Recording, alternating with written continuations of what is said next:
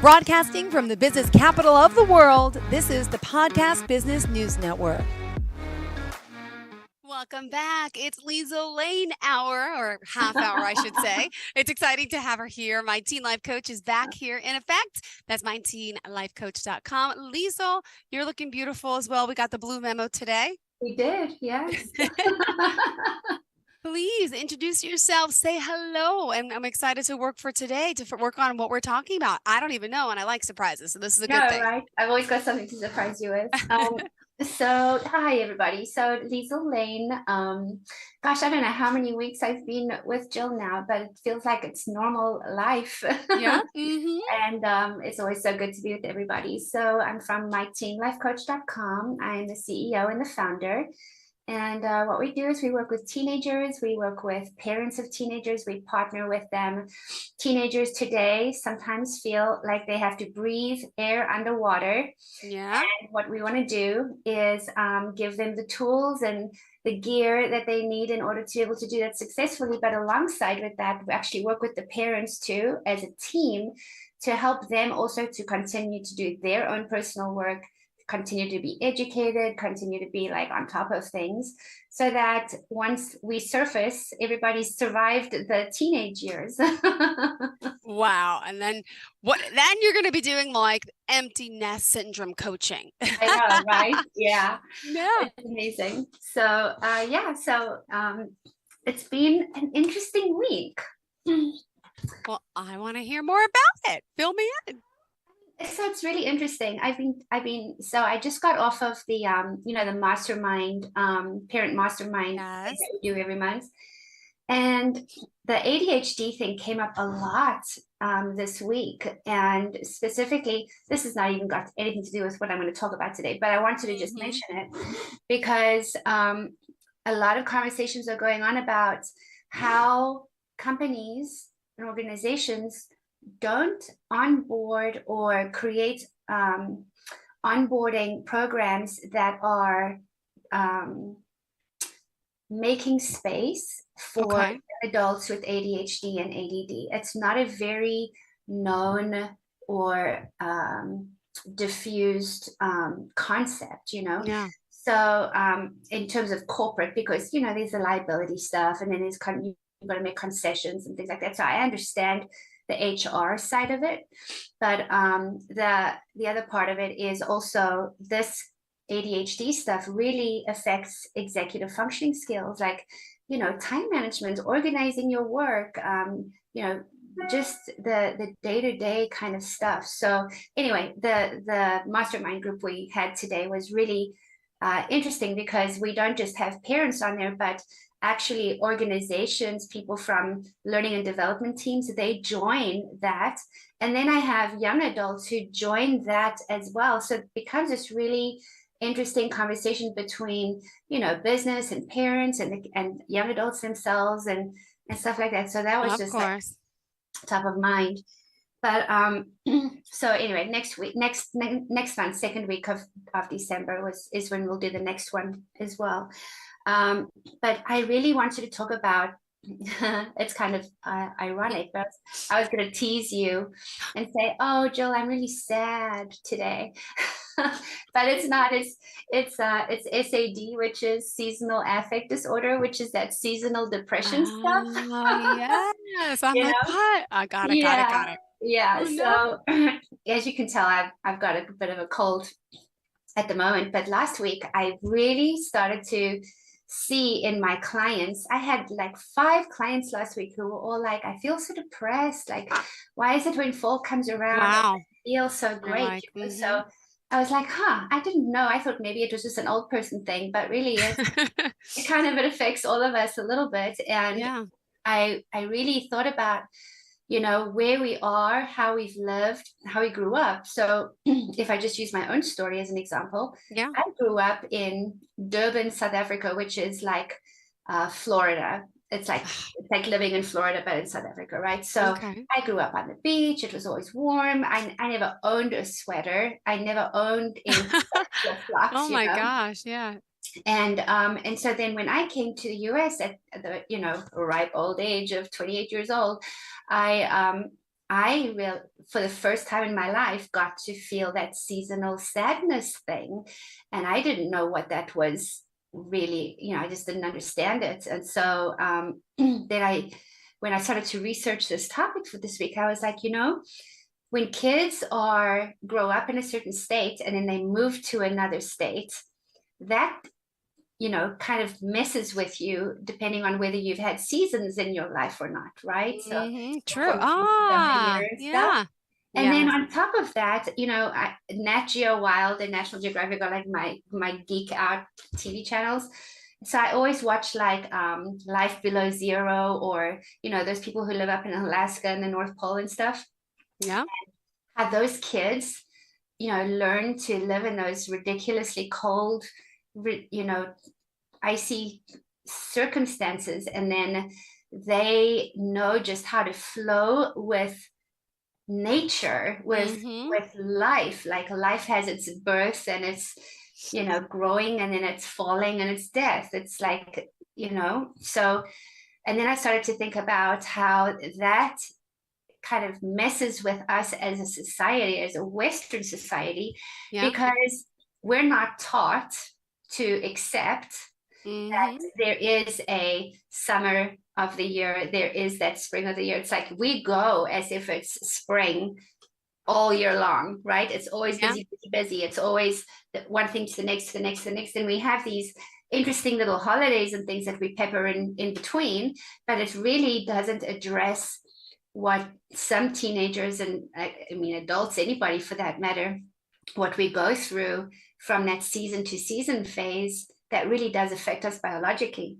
So when I looked this up, it was really interesting because this is an actual depression that is related to seasonal change. I don't know if you've ever had it. Have you ever felt it?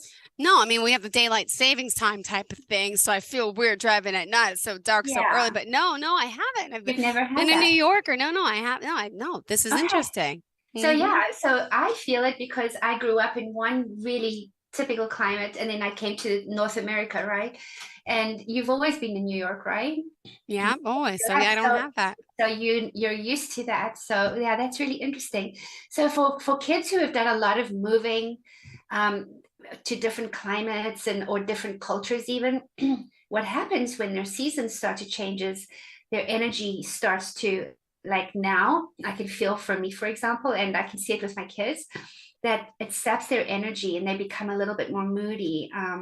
And it's definitely during the fall and winter phases of the year, right? Yeah. And it's like this feeling of, I just want to eat carbs and I don't feel like energetic and I feel sluggish, or Yeah.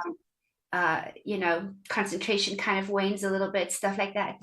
Well, apparently it affects people who have been through these changes, and also whose states or where they live, they get less than 5 hours of sunlight a day. Wow. And you're not used to it, But right? isn't Alaska? Isn't sometimes it's all sunlight Dark all and day, all right? dark, or like Yeah.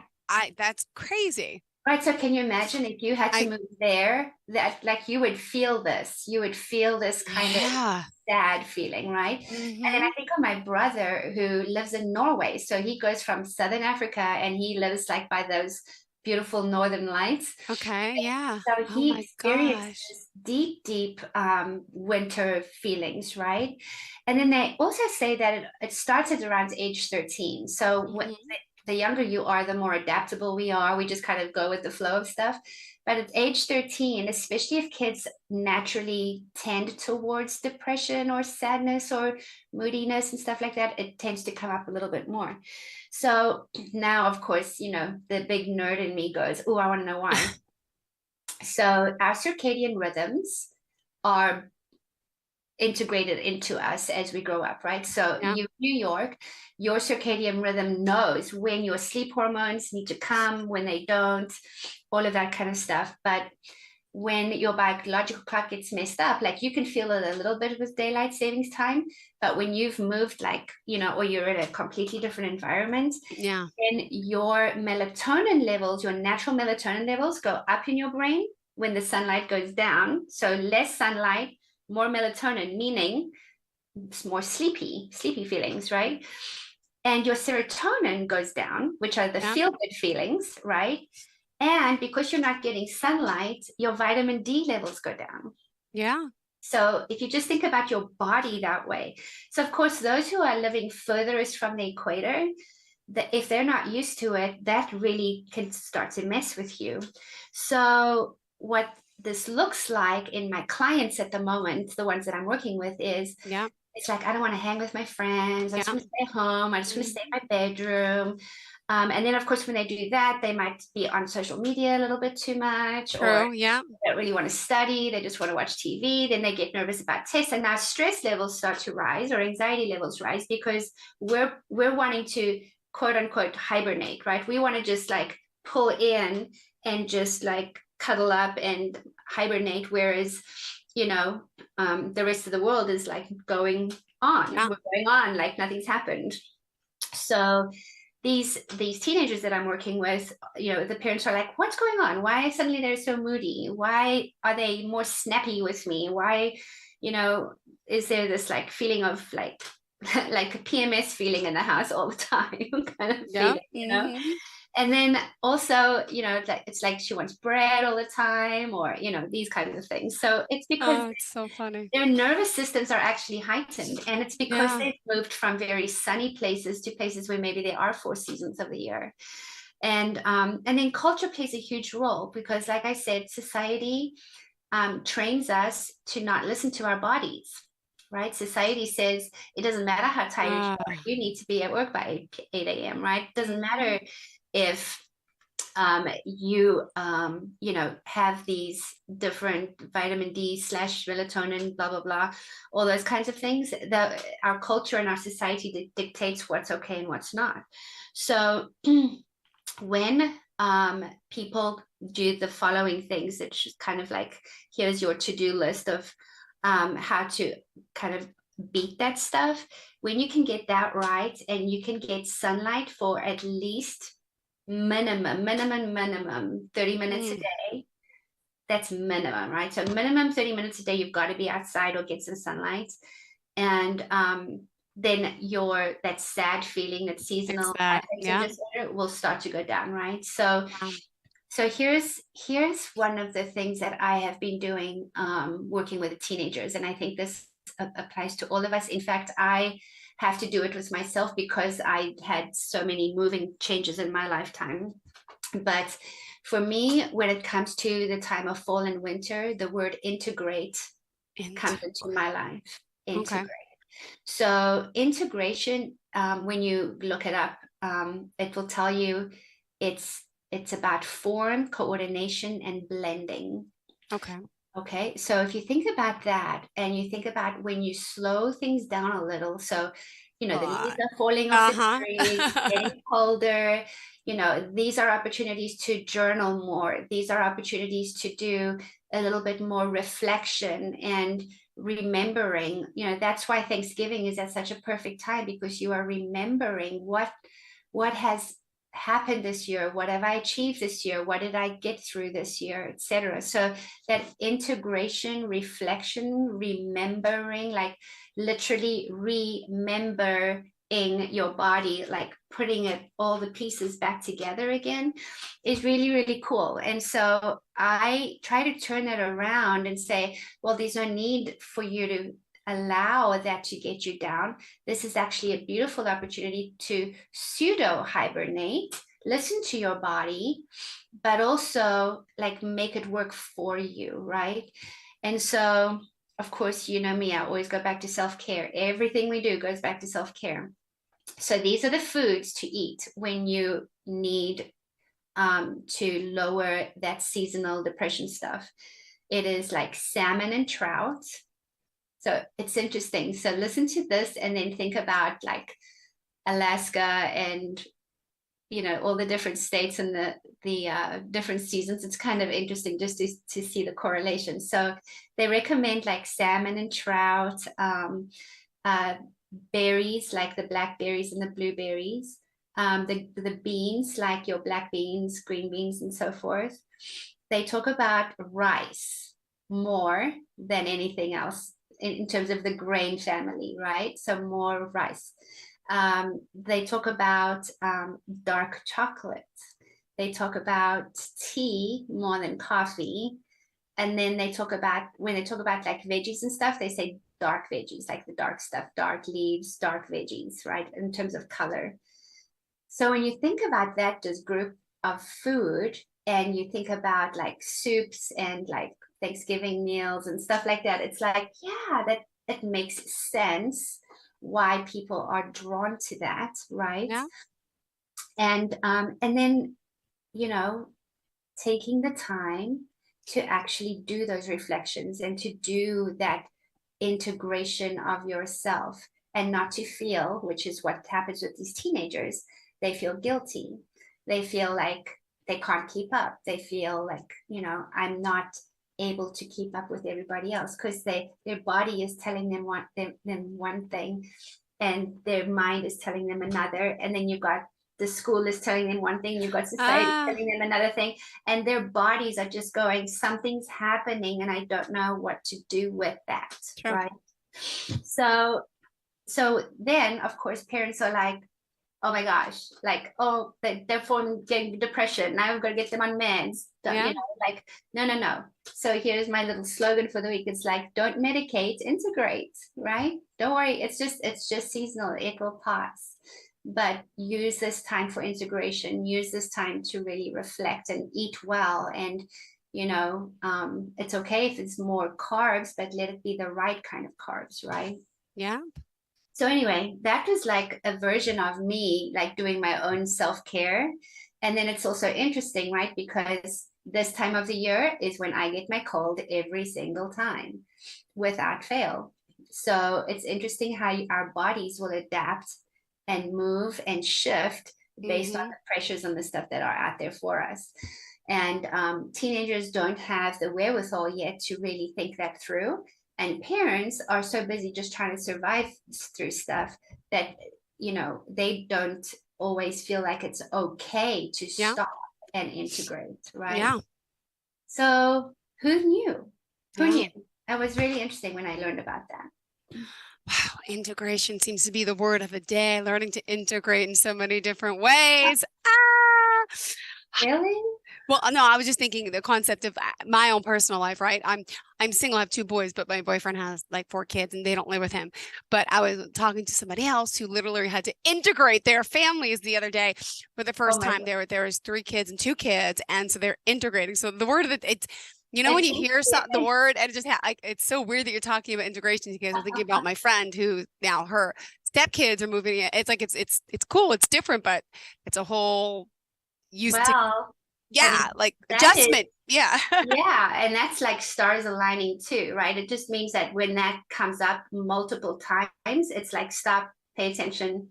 This obviously means something. This is something that pertains to you, Yeah. It's like teenagers nowadays, they love these angel numbers. And so they're like, oh, 777 and 222 and 444. And, and I'm like, what does that even mean? But it's like, they are aware of, attuned to what's going on with inside of them and around them and stuff, right? So I love that you've heard that word integrate multiple times today. It's like, what does that mean for me? A lot of integration happening. Yes. So that was like my thing today. There wasn't like a bombshell of a thing, like in terms of what happened with clients this week. Most of them are really like exactly what I talked about. It's like the midterm stuff as well, lots of midterm stress. But there's also the down, coming, like we had election day yesterday, and we've got, Thanksgiving coming up. So I think everybody's just kind of gearing up and moving into that next phase of the year, which is kind of good. It's nice when it's not so crazy all the time. Can I ask you again, what was the name of the city you're from in South Africa? Oh, Durban. Durban? Durban. So it's Durban. Yes. I want to look it up because I just got a random question, if you don't mind. Never been, but my son is obsessed with penguins and he wants to go to, is it Cape Town or is that where all the penguins are? How close is that to your hometown? So that if you hopped in the car, it would be like a 10 to 12 hour drive along the fun. Yeah. Have you ever been? Have you ever seen that? Just curious. Like, are they really just, are they like friendly? They're, I they're mean, everywhere. Yeah, they're they walk up to you everywhere. like, They would if they could. oh, They do cordon them off because okay. they don't want diseases and people touching them and stuff like that. And it's like a protected nature area. But you do see them in their real living environment. Like it's their wild, they're there. And the boardwalk is really beautiful because it's you can go into all the different aspects of where they are. They are gonna love Oh, it. Yes. And it's right close to where Seal Island is, which is where all the great white sharks are. And it's a beautiful area. sounds like a fun trip. What's the best time of year to see them? Sorry, we're off topic quick, but what's the Oh, best it's time? Because fun. they say they're like a mating season. I think it's from like fall to like spring, but is there like a better time to go? You're like an Well, insider. I don't think it's a perfect time to go. But it's fall because it's spring and summer there now. So that's Hmm. why it would be great to go this time of year because that's our spring and our summertime. Got it. Which So is that's like why I probably get so mating season. confused. Yeah, it's why I get so confused because I'm a spring baby. I'm a September child. So I was Oh, always there was the told hot, warm spring weather. baby. Yeah. Whereas here I'm a fall baby. I'm like, that's not right. That doesn't work. Oh, do you still have a lot of family there? Not anymore so much because both my brothers live overseas. Like I said, I have one in Norway. Another Hmm. one is in London. I have a sister who is still there, and my dad Wow. still lives there. My Oh, uncle good. still lives there, and I have a cousin who still lives there. But that's all. We're not a very big family. All right, but I heard it's a beautiful country. There's so Oh my much to gosh. If see. I you feel ever have an opportunity, you have to. It's a bucket list item for sure. so if I go to South Africa, I wouldn't just go Cape to Town. Cape Town. I'd go elsewhere. You tell me where to go, right? I would totally tell you Okay. exactly where to go. And then Yeah. I got to see the Northern Lights. I got to talk about Norway too. Have you ever I seen know. that? I've never seen that. No, that is a bucket list. Like if my brother is listening right now, he's like, yeah, because he gives me a hard time about it because I we still try to figure out how to get there. But I that is one of the huge bucket lists. My mom is actually going to go be there over Thanksgiving for about 8 weeks, so she'll be close Oh, by. Yeah, but nice. I'm Well, yet to hopefully still you could make it connect over there. soon. Come on, life is too short. You know this. I'm going to coach you. Make Yes, it a point to go see your family. I know it's easier said than done with children. it I get it. it's so hard, I tell you. But awesome. Oh my Yeah. gosh. All So right, sorry yeah, for if he wants to be a penguin, he needs to um, have him watch. I think they have webcams. So if you look never up thought the of penguins in that. Cape Town, yeah, I think they have webcams there. That's Yeah, so cute. yeah, they're All awesome. right. All They're right. beautiful kids, beautiful little things. Oh, good. Right, anyway, back to off the penguins. Sorry to Oh divert. You no, still have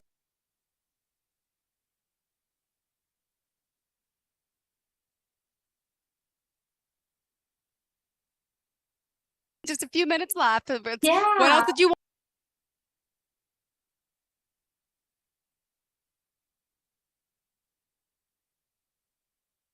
to share, Miss Teen Life Coach? Any other stories? Anything in particular? Not in particular. I think the thing I if let me think for a second. I think with holidays coming up, the tensions Hmm. and the conflicts are definitely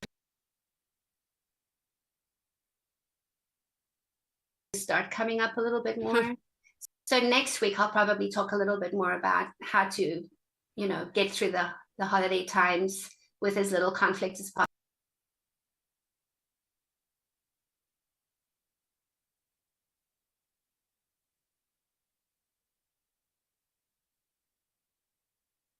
possible, especially with teenagers, because it's not the most favorite time for teenagers, which they have their own reasons for it. But I'll be ready to talk about that next week, and and then I think I feel like I need to do like a call to action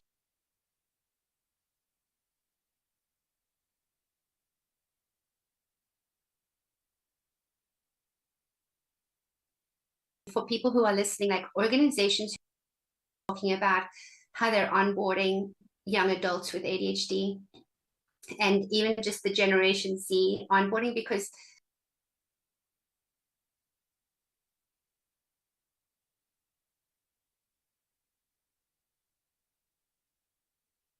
they're the older Gen Z kids are like 21, 22 now. And I kind of want to learn more about that, So yeah, that's kind of got my mind peaked up and interested. Good. All right. Hear my Wonderful. cats crying in the I back. hear your cat. Is it your kids or your kids? I wasn't sure. My cats, they're outside the door going, Mom, why won't you let us in? Aw, that's so cute. Well, thank you so much for being here as always. Always. Lisa Lane, how do we reach you? At myteenlifecoach.com. You can also find me on LinkedIn, just with my name.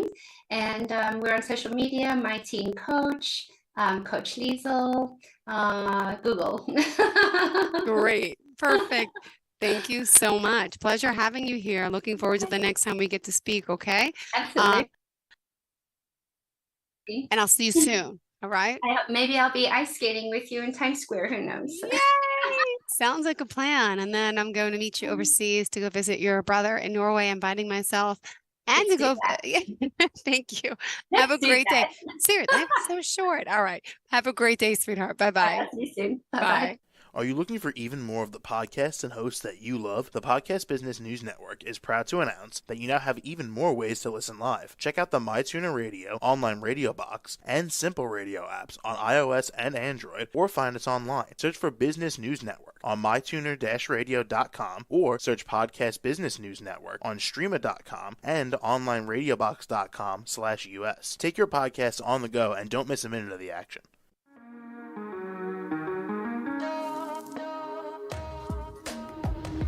Broadcasting from the business capital of the world, this is the Podcast Business News Network. For nearly 2,000 severely injured veterans, everyday life has become filled with barriers. Day-to-day simple tasks can become pretty daunting. I have to carry my chair up 2 flights of steps or have somebody do it for me. What scares me the most is just the falling. When I'm struggling with my house, I think, to have that one great barrier just knocked down, it's crucial. Home for Our Troops is a wonderful nonprofit that builds a mortgage-free, fully adaptive, handicap-accessible house. And there's no catch. It'll be our very first home that we've ever owned. This is a game changer. This is where your life begins again. We need you to join us in completing this important mission. Please visit hfotusa.org and help build homes and rebuild lives. Because of you, everything's going to be okay.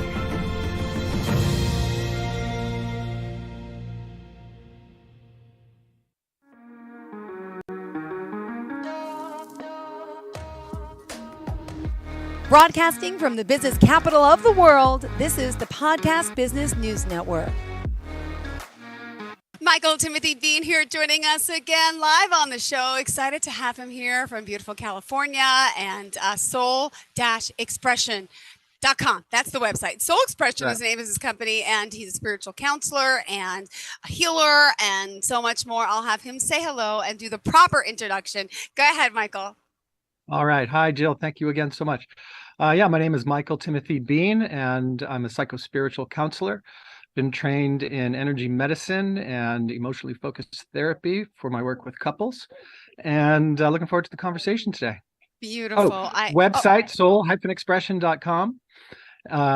Phone number 510-606-8118. And get me by email by michael@soulexpression.com. Hyphen in the middle of the Soul Expression. Thank you. Fantastic. Excited to have you here. And one thing we haven't talked about is a lot of work you do with couples. And I know that was a topic for today. You just briefly mentioned couples counseling. Explain to me a little bit about what you do specifically for people. Yeah, so I offer a combination of emotionally focused therapy, which is a modality researched and created and developed by a psychologist by the name of Sue Johnson. Gone through some training with her and apply that with couples. And as we get into the emotional focused therapy with couples, I look for the opportunity to introduce the energy medicine stuff that I know about. With couples and coming to the energy work, it's a little ways down the line with respect to the introduction of those concepts and ideas. Before we can get into it, we need to get some traction with the couples first and seeing how they contribute to the patterns that they have with each other and get through those first before we can introduce the energy work. Well, let me But ask, before the benefit. Yeah. Okay, go ahead. Well, I just wanted to take a minute to check in with you about last week, just before we get into the couple stuff. I felt like we got going with respect to the physical healing exercise that I wanted to share, and something came up for you, and we didn't really have a chance to really dig into it a lot. No, And I'm just curious and to how you're doing, and if you're all right. I hope we could talk further. I know you offered that, and we'll make that happen soon. But no, I have those serious stomach ailments, intestinal issues my whole life, right? And it's something that I'm suffering with right now. If you could feel me energetically wise, my stomach is out to here. It's a bad morning, day, whatever, afternoon for me, morning for you.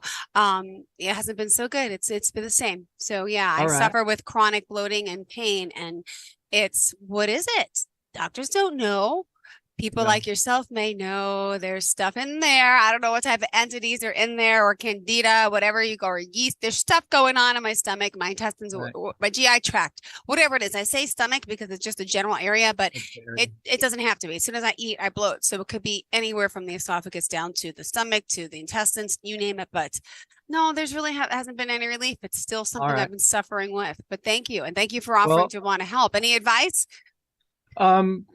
Yeah, well, as always, trying to remain grounded, get present in your moment, take some relaxing breaths, imagine yourself connecting to earth, and let that be the beginning for whatever work you want to do after.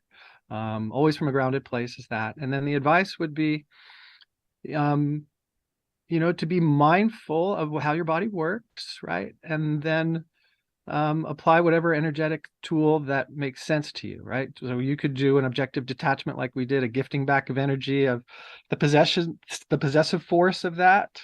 I think you mentioned last week the word possession in there.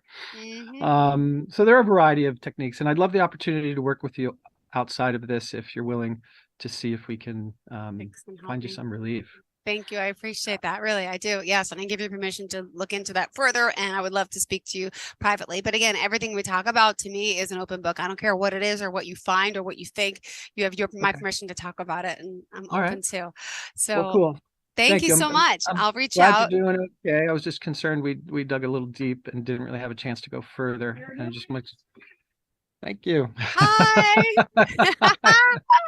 I just had a walker by. I'm sitting in a space that's open to the air. Cool. And we can see it.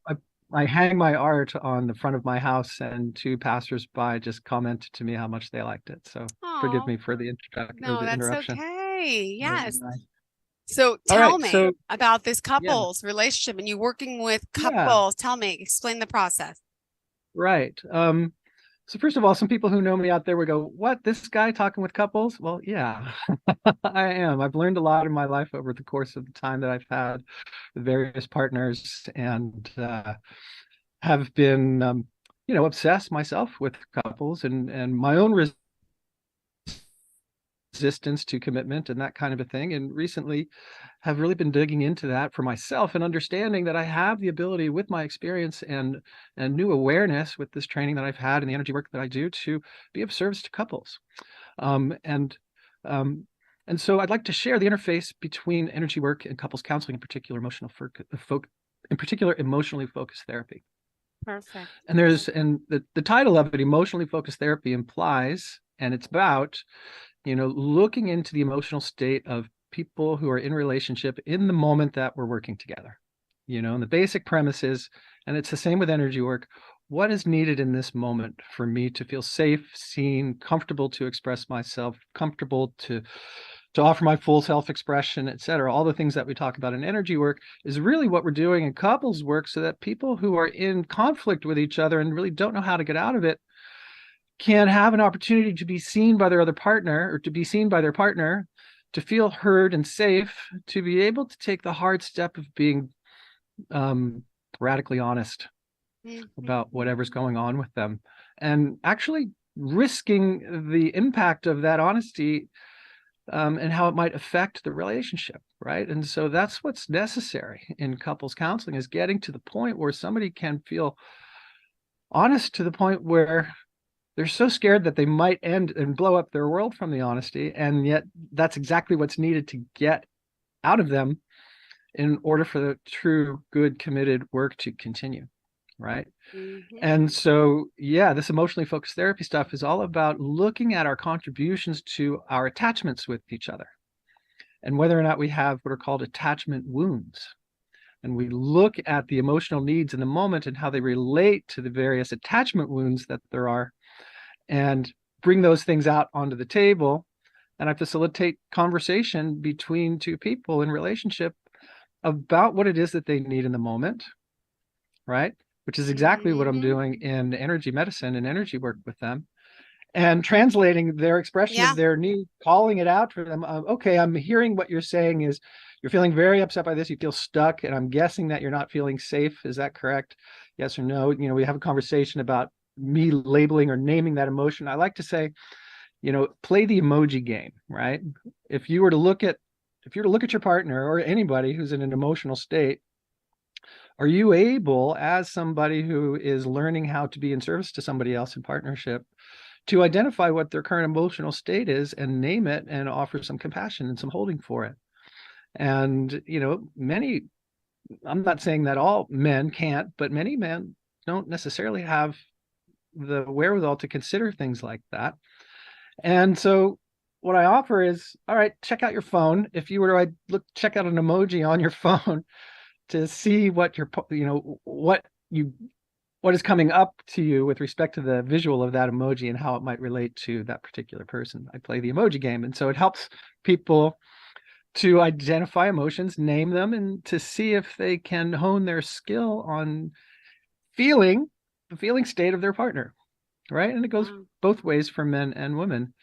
And a lot of times in my experience with working with couples over the past year or so, what I see is a pattern of, or what I've seen is a pattern of a partner who is needing to get resolution now for whatever purpose or whatever the stimulus is. I need to get this now, and they're going to come at the person, right? And then the other person is in a state of shutdown. And so those two behaviors, the state of shutdown triggers the person who is coming at them, and the person who's coming at them is triggering the behavior of the shutdown of the other person, right? There's the run, hide, and then the blamer and the shamer. And it's not the only pattern out there, but it's a pretty prevalent one. And typically the female in the partnership, if it's a heterosexual, relationship, might be the one more likely to be the blamer and shamer. Yeah, I'm like the guy. I'm like the runner. That's me. And the other side of it is, the other partner will shut down and close off and need some time. Yeah. And in those moments, and I'm going to come back to this idea of energy work again, in those moments when the person, those people fall into those roles, they're completely unavailable to each other. They're unavailable to each other. And the ability to see their unavailability is hard. It's almost not there. And so dropping into this programmed behavior, if you will, or this possessive entity of this new identity that's coming in that really isn't them. So here we have a possessive force, like we talked about last week. And the idea with possessions, in relating to couples counseling, is when you can name what's happening with you.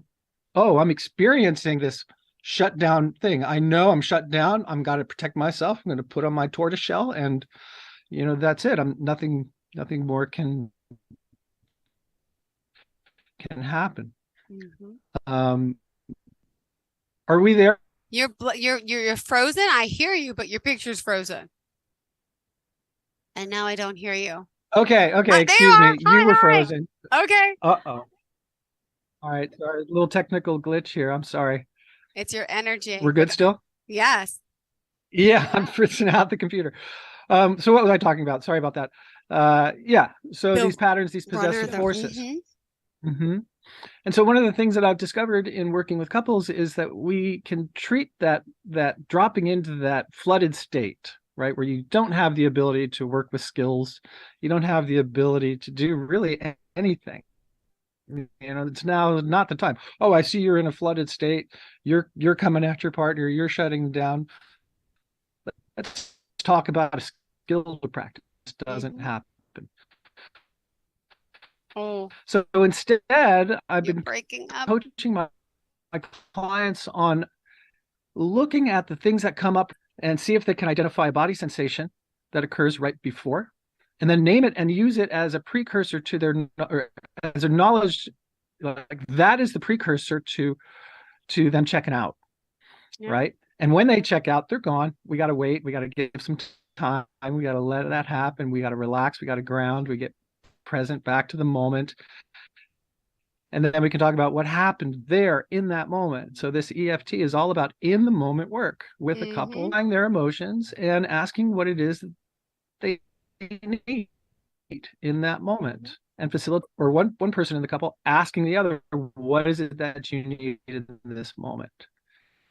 And hopefully they're self-aware enough to know.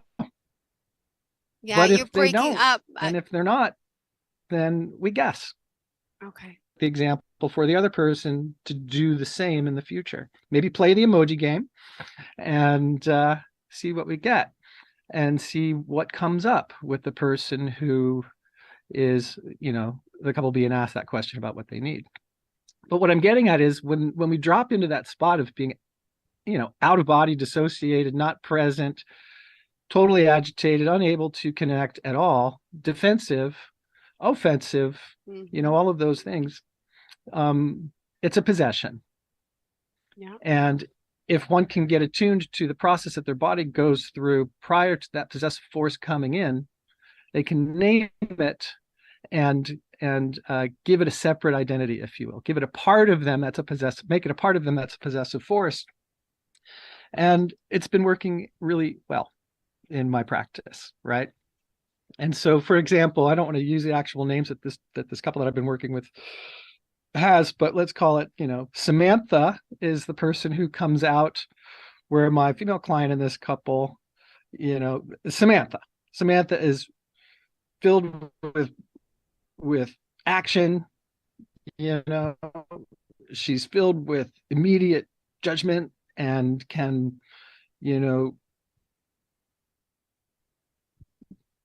argue with you like a pro, right? You're pointing the blame and that kind of thing.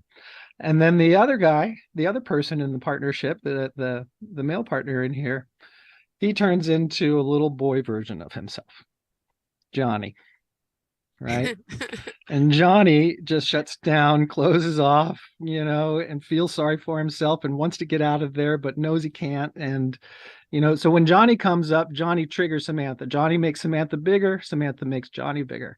And then we talk about, part of the whole process, we might not get to this conversation about the impacts of Johnny and Samantha, but the recognition of them is a key point in this couples work. And we treat it like a possession, where we say, and I'm not doing actual any energy work. I'm talking about their experience. But so what does Johnny need in this moment to be seen, to feel seen? What does Samantha need in this moment to feel like she's getting somewhere with Johnny?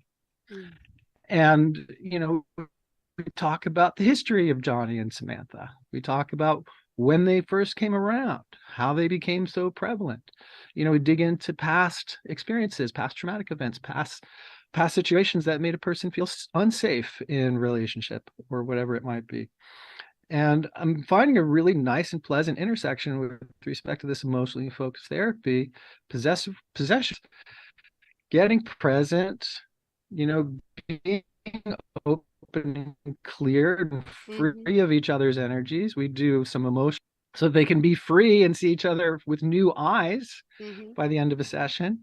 And it's all done not using the energy speak, right? It's done using regular language, conventional language that's more in alignment with people's everyday experience, as opposed to what could be perceived as woo-woo nutty and energy work, right? And then slowly introduce those other ideas as they get to learn about Johnny and Samantha and their impacts, right?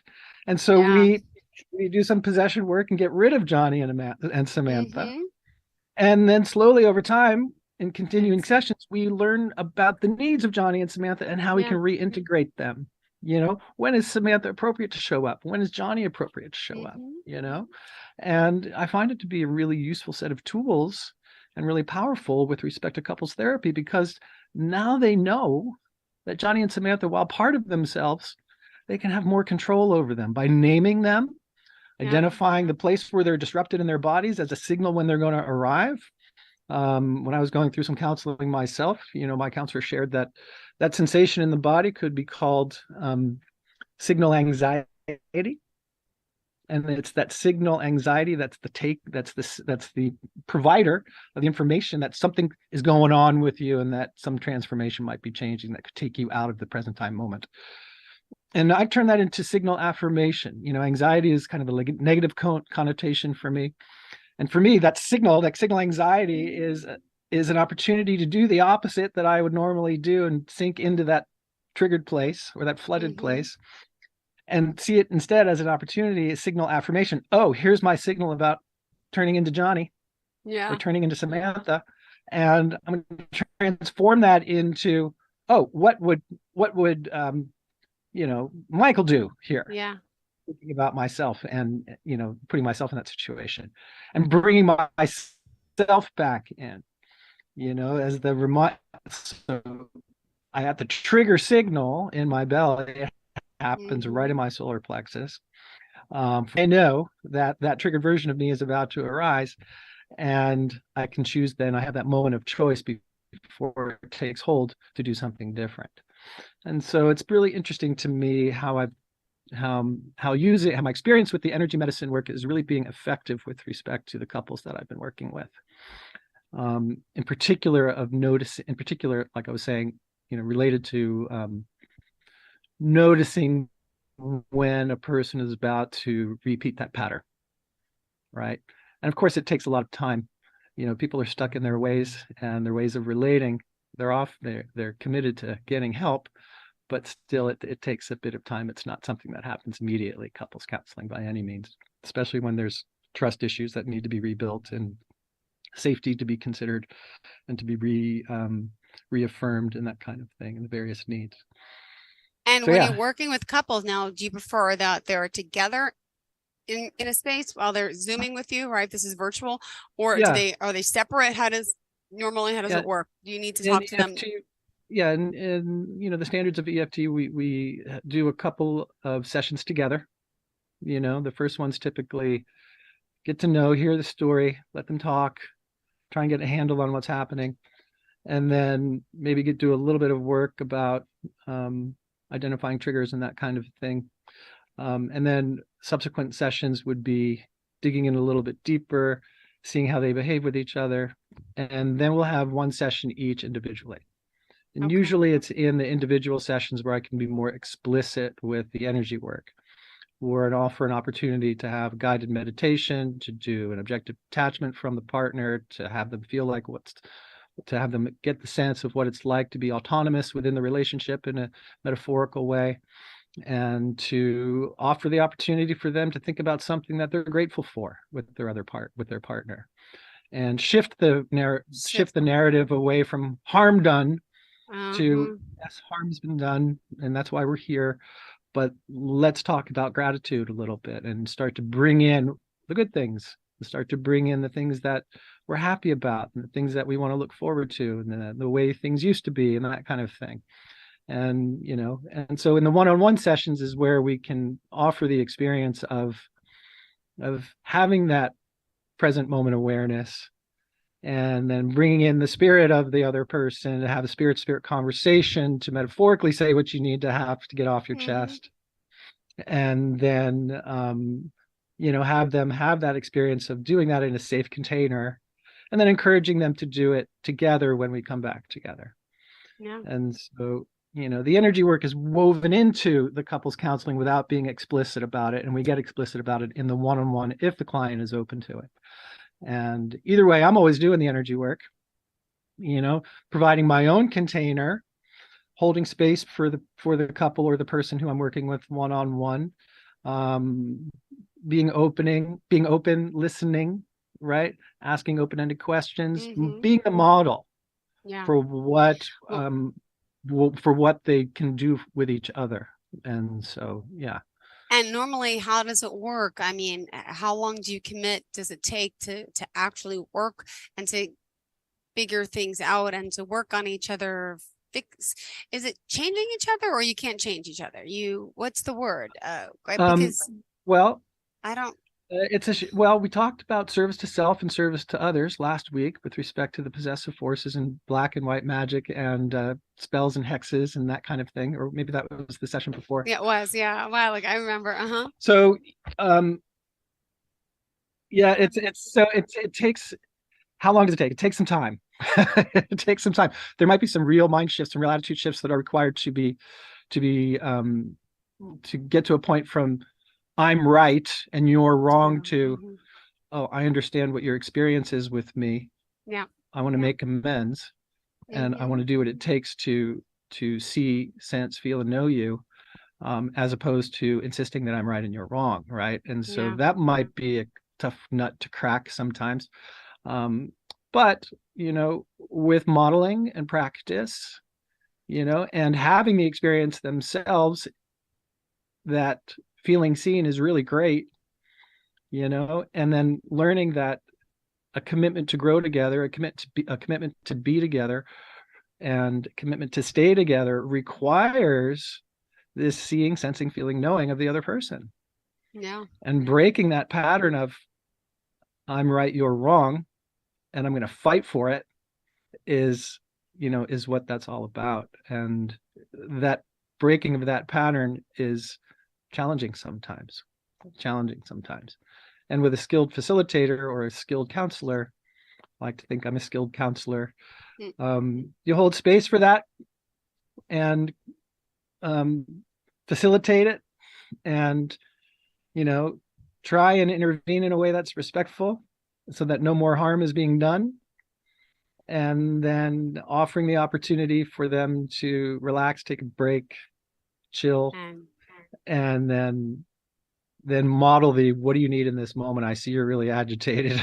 What do you need to tell us? What do you need to share? What can we understand about what's happening with you right now? And if I'm not getting anything, looks like you're not feeling very safe here. It looks like you're under the attack. Yeah. And going along those lines, pulling the threads and seeing what comes out. And how often do you meet? Does it, Oh, typically once a week. Okay. Meet once a week, set schedule, set time, make it part of the routine. We become a team, the three of us. And again, it's all about that commitment to continue to grow together and crack that nut. And when the nut is cracked, then the real work can begin of learning how to be present with each other, learning how to accept each other for who and what they are, learning about the impacts of one's behavior on another person. That's huge. So many people just go through life without understanding their impact on other people. And it takes forever for them to learn, oh my God, my behavior has such an impact on the people around me, especially my family. And that impact can be great, and it could be terrible. And you got to ask, how am I impacting you? What's going on here? What do I need to know in order to make our existence together be better in relation to the impacts that we have on each other? And using the classics, when you freak out on me and point the finger at me and yell at me, it makes me want to run away and hide. Yes. Oh Right? my goodness. And then from there, then clear boundaries can be developed, and talk about the impacts of the boundaries. When boundaries are developed, people who are accustomed to the way it used to be resist the new boundary and come on harder. Yeah. Right. And that often happens with spiritual awakening and energy work, right? When one goes inward to look and see what's happening with themselves in their own lives and how they've been affected by their environment, their training, their education, the other people around them, the other people's energy, the various possessions, etc.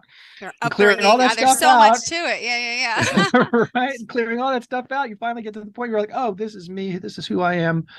Oh my gosh. Now I can choose what's best for me, as opposed to just, being a robotic automaton going through life, expressing through various inputs that are not mine. What's me and what's not me. You shed the what's not you, and then begin to develop the what's you. And in that developing of the more of what's you, the people who are accustomed to the old you react in a way that wants to bring back the old you. Got it. Right. Exactly. Yeah. And so a lot of times in this couples counseling, when real change needs to occur, the actual behavior that the other couple wants to see becomes disruptive. Yeah. Oh, And we have a different, lot to talk and then about. they, Yeah. and then they come back hard at them. And so Oh. it's really interesting. And that's where people give up with energy work. And that's where people Okay. give up with couples counseling, is when the changes become so impactful in the moment, and they're so new, even though they're wanted, they're so different. What we have grown accustomed to becomes more preferable for a little while until they break through that. Got it. And so that's an interesting thing. But that there is happens. light at the end of the tunnel. And Oh, absolutely. would you mind And- sharing, if someone does want to reach out, how we can contact you? Yes, exactly. Sorry, yeah. but we're out of time. Out of time already? Oh my Yeah. gosh. I talked. Okay. Yes. Michael, soulexpression.com. With the hyphen in the middle. Okay. 510-606-8118 Perfect. is my number. And Michael at soulexpression.com is the way you can reach out to me. And I want to share one last thing with a couple that I'm working with recently. They've come so far. I'm so proud of them. Aw. That they're now able to take what they've learned about each other and how to interact with each other in such a way that's both affirming of their ongoing relationship and in honor and in service to each other. They're now able to take what they're learning with each other and putting it into practice, and seeing how it's used in their application in relationships outside of their own relationship. They're now being models for others just by their own behavior with each other. And it's been a beautiful thing to witness. Anyway, thank you so much. Thank you so much for being here. And we'll talk soon. Looking forward to it. I don't know if we'll be able to connect before the holiday. I mean, next week. I hope we can. If not, definitely soon. And thank you again for the offer. And looking forward to speaking with you next week. I'll be here.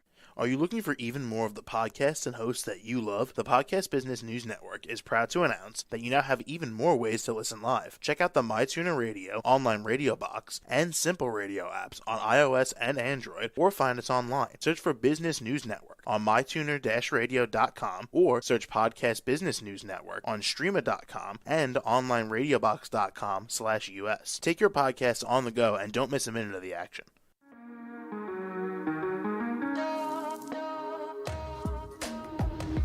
Broadcasting from the business capital of the world, this is the Podcast Business News Network. For nearly 2,000 severely injured veterans, everyday life has become filled with barriers. Day-to-day simple tasks can become pretty daunting. I have to carry my chair up 2 flights of steps or have somebody do it for me. What scares me the most is just the falling. When I'm struggling with my house, I think, to have that one great barrier just knocked down, I mean, it's crucial. Home for Our Troops is a wonderful nonprofit that builds a Mortgage-free, fully adaptive, handicap-accessible house. And there's no catch. It'll be our very first home that we've ever owned. This is a game changer. This is where your life begins again. We need you to join us in completing this important mission. Please visit hfotusa.org and help build homes and rebuild lives. Because of you, everything's going to be okay.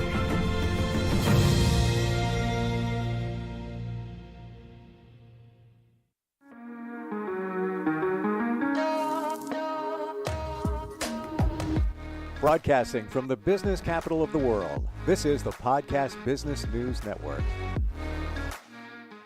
Hey, welcome back, everybody. It is a brand new year. We have those goals. Many of us do anyway, and those resolutions, but how do we achieve those goals? We're going to help you with that. She is a certified mental health coach, a Christian life coach, and so much more. And Cheryl Hines is back with us. Hey, Cheryl, how you doing today? I'm great, Steve. Happy New Year. Yeah, Happy New Year.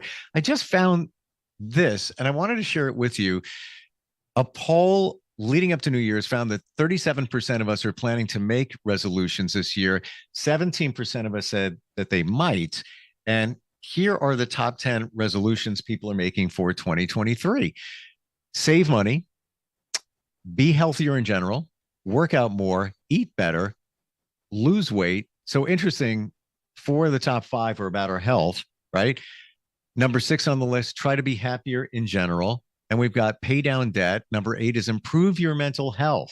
How fantastic is that we're talking about that? Yeah. Number 9, spend more time with your family. And number 10, learn something new. So why do many of us not achieve our goals? We set those resolutions, but we don't get there. Why do you think that is? Last week we talked about expectations and in what do we expect from ourselves.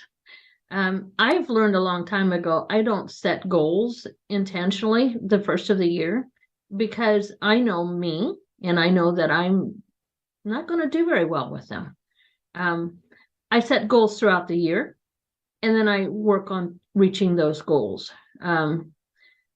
Part of I think it is we set these goals and then we don't know how to follow through with them. We don't have a plan. We don't have somebody that we're accountable to help us hold us accountable to what we want to do. So I think we have great thoughts and we can't think of the word I'm looking for. We have great goals. We have a great mindset. We think we're going to do this. We want to achieve this, and then life happens. And Funny then you said that because this is the first year in a long time that I didn't set those resolutions. I have one. I gained a little bit of weight, minimal, but you have a certain spot where you feel more comfortable in, in terms of just feeling more healthier. So that's one of them, but it's not like I'm looking, okay, by February 1st, I got to be dropping X amount. It's going to be a work in progress. But in the back of my mind, I know what I want to do. I know what I want to do. You have a plan. I have a plan and how I'm going to execute it in some regards, but I haven't, if I were more serious about some of these things, probably would be better to set the intention and come up with a framework and probably put it on paper. That's so impactful as well. Right. I think creating a plan, we can have goals, but how are we going to accomplish those goals? What do we have to do? 1, 2, 3, and 4. What do we? Okay, so you mentioned weight, and that's on the top 10. So losing weight, how are we going to do that? I know myself personally. I lost over 40 pounds, but I had to figure out that I was going to do this. I was determined I was going to do this. I was accountable to other people. And I used a program. I'll just say it. I used Weight Watchers. Sure.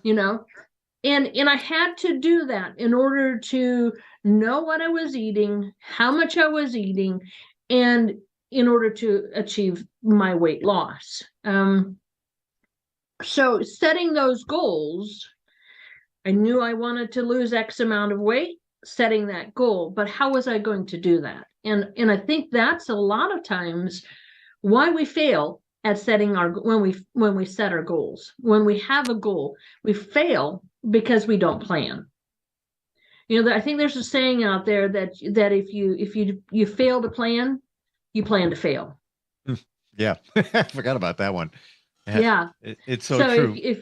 If we fail to plan, we're going to plan to fail. And it's the same way with goal setting. And even the intention and the expectation.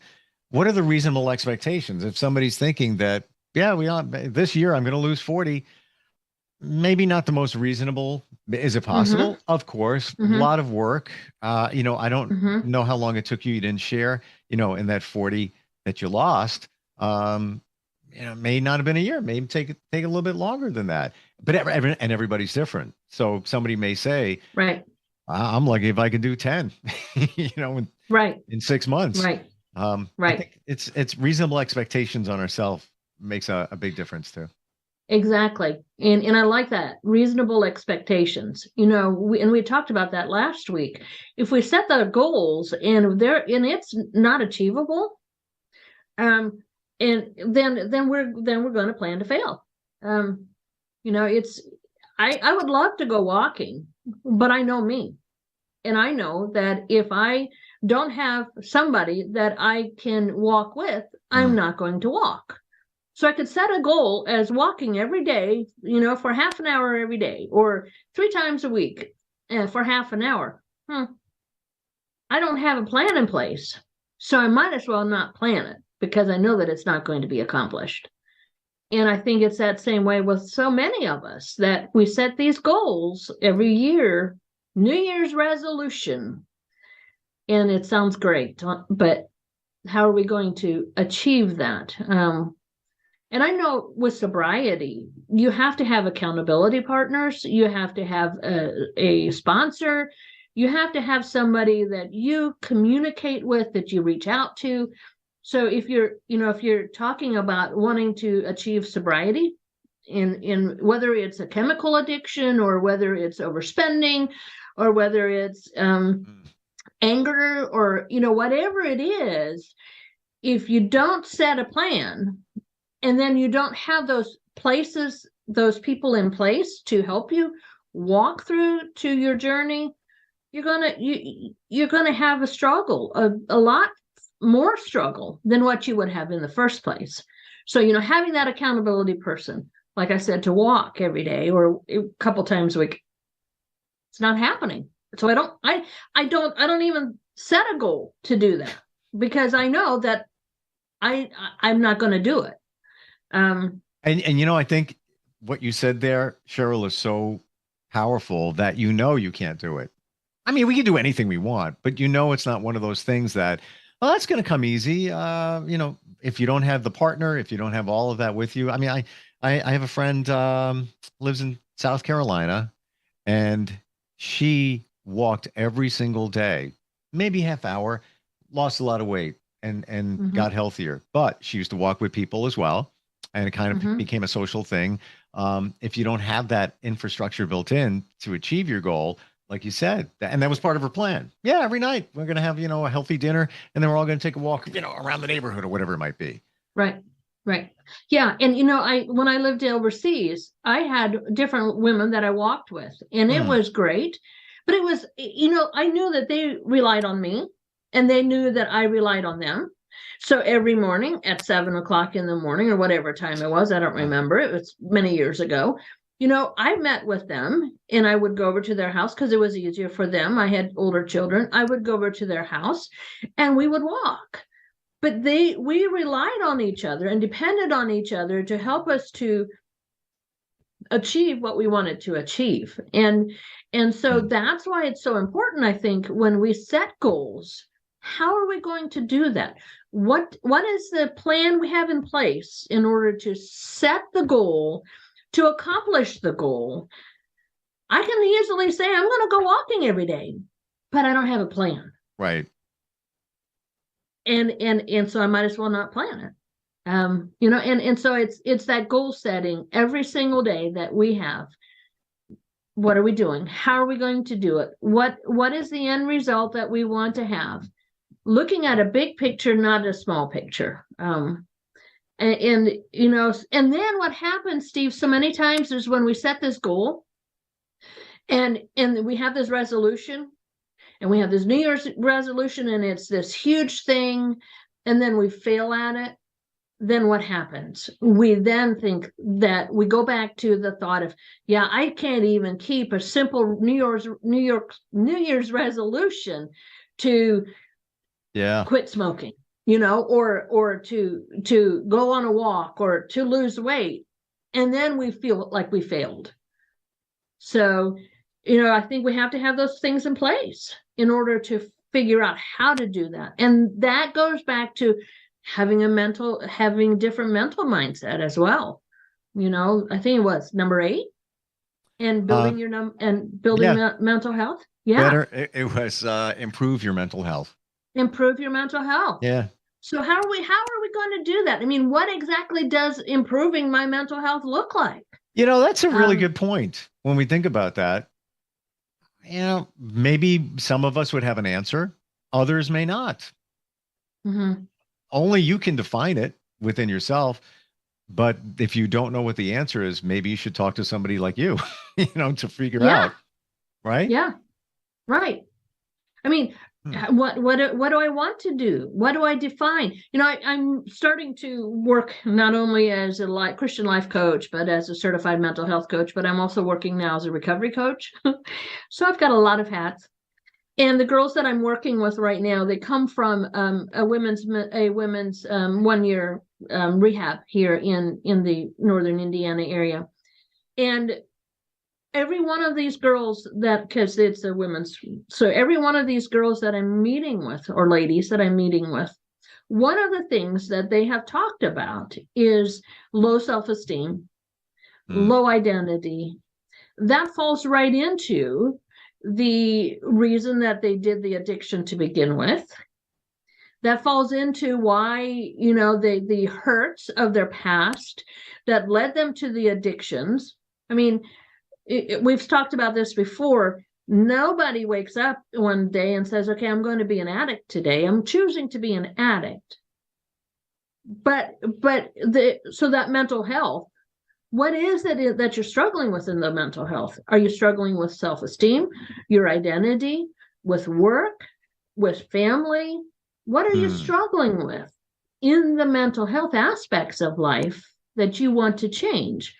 And until you figure out that piece of mental health that you want to work on, you can say it all day long. But until you really know what it is, it sounds good on paper. But what are we working towards? What are we going to accomplish? Now, you just mentioned, Cheryl, and I want to go back on this for just a moment, because I hear it all the time, that, and especially with women that resort to substance abuse to cope, all usually say the same thing: low self-esteem, have low confidence. Why does that happen? And it seems to be a common theme, like you just said. You hear that all the time. Why did it? I'm trying to get my arms around it because it seems to be so prevalent. Why does it happen that they use? No, why is they speak so much about low self-esteem, lack of confidence, and of course, then they resort to using something to cope with that. But that seems to be the center, at least when I'm hearing, of why the addiction takes place. So many different reasons why you would have low self-esteem. I'll use me as an example. I've shared some of my story. I grew up in a good Christian home. I had great parents. I have a great story, family-wise. But yet I was a typical middle child. And I didn't know where I fit into this middle child.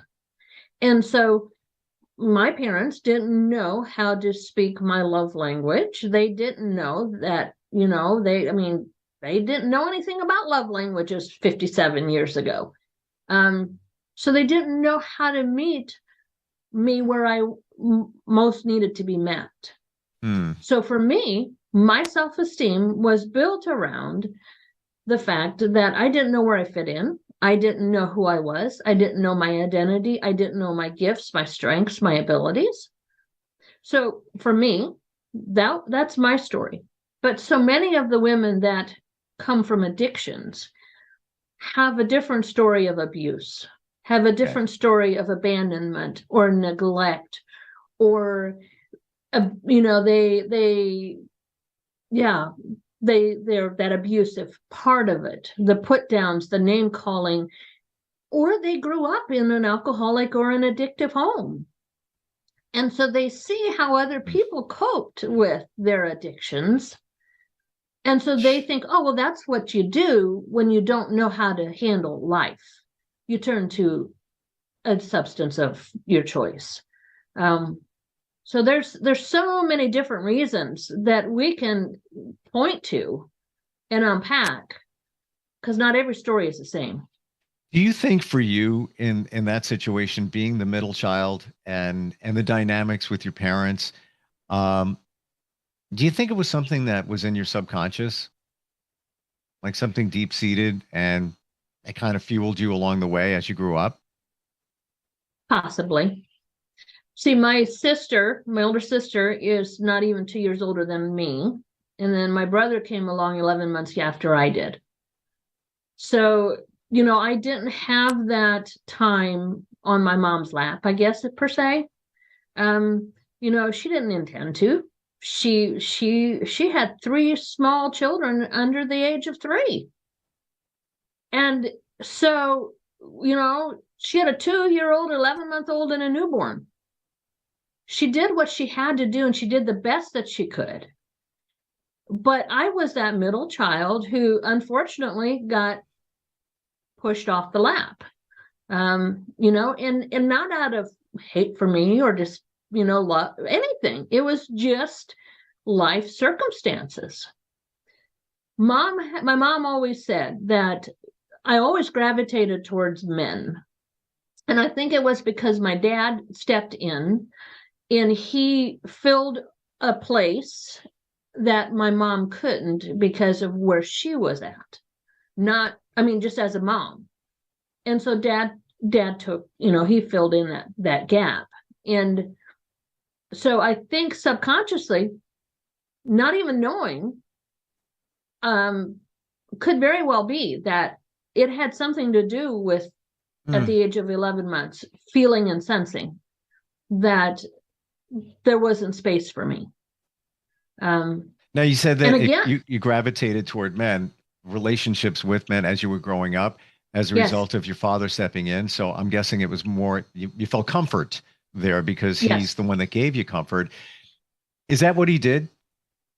My dad? Yeah. Yeah. Okay. My dad's a great dad. He is an amazing dad. I mean, if I wanted a glass of water in the middle of the night, you know, I don't know how old I was, but I remember clearly calling for my dad. I'm thirsty, I want water. And dad would get up and go get me a glass of water. Or if I had a leg cramp, dad would get up and he would put liniment oil on my leg. And that was dad. Now, I asked later on, years later, why he did that. And he said that my mom would get up and she would do that as well. But he found a long time ago, she couldn't go right back to sleep. And so she'd wake him up and she'd want to talk until she was ready to go back to sleep. And so dad just decided, it was just easier. I can get up. I can do this and I can, but that was my dad. My dad taught us how to work. My dad taught us, I mean, I had a great dad. I still do. I mean, they're both still living.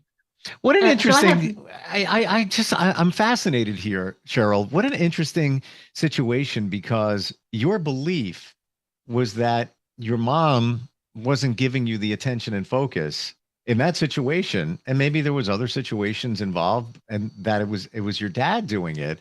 But then you later learned in life that, no, your mom just didn't want to get up, you know, and tough to go back to sleep. And then she would want to talk and he just wants to go back to sleep. But it's funny as kids, what we internalize, right? That what we think is true, true. Right. And so, you know, then when I married my children's dad, I thought that is how all men, all fathers responded to their children.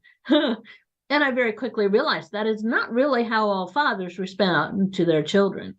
So, you know, it's just, you just don't ever know why we respond how we respond. Yeah. I can have two women that might have the very same story, and one of them works hard. One of them is an overachiever. She goes to college. She works. And then you have another one who turns to a substance abuse or turns to substance to medicate, to cope. So what is that inner drive? And I think part of it also goes back to the personalities of how God has made us, you know, going back to the real you personality. What is that inner drive? For me, I'm a red blue. I know how to do it. I can see it. I can do it. You know, and then there's other people that they're intimidated. They're quiet. They're that yellow green. They're that peacekeeper. They don't want to make waves. And so they stuff it. And as they stuff it, then they don't know how to cope. And then if they don't know how to cope, then they turn to medicating because they don't know how to cope. So lots of different pieces to unpack and understand, and, you know, the whole picture of who the person is. As a coach, I can't just focus on, okay, they're an addict. Now, why are you an addict? Stop it. Get over it. don't do that anymore. I have to look at the whole picture. What's your childhood like? Where are you at in the flow of your family dynamic? What is your personality like? What do you like to, what do you like about yourself? What don't you like about yourself? So unpacking everything, getting to the root, getting to the core of what it is that caused them to turn to the addiction, and then start unpacking that, and then really allowing God to bring healing to that place, to that broken place, and then from that broken place of healing, then they can start growing. It seems like everything is important when you work with somebody.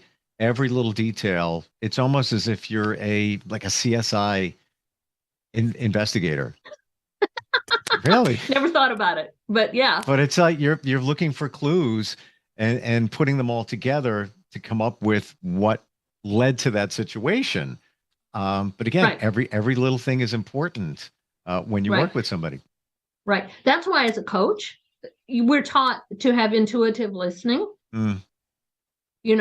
I mean, I used to always, when somebody was telling me a story, oh yeah, well, I remember that, and I can relate to that because this is my story, and I can, now that intuitive listening. Okay, I see. What I'm hearing, and we're taught we're not even supposed to use the word I, but so what you're saying is that you don't know how to set boundaries.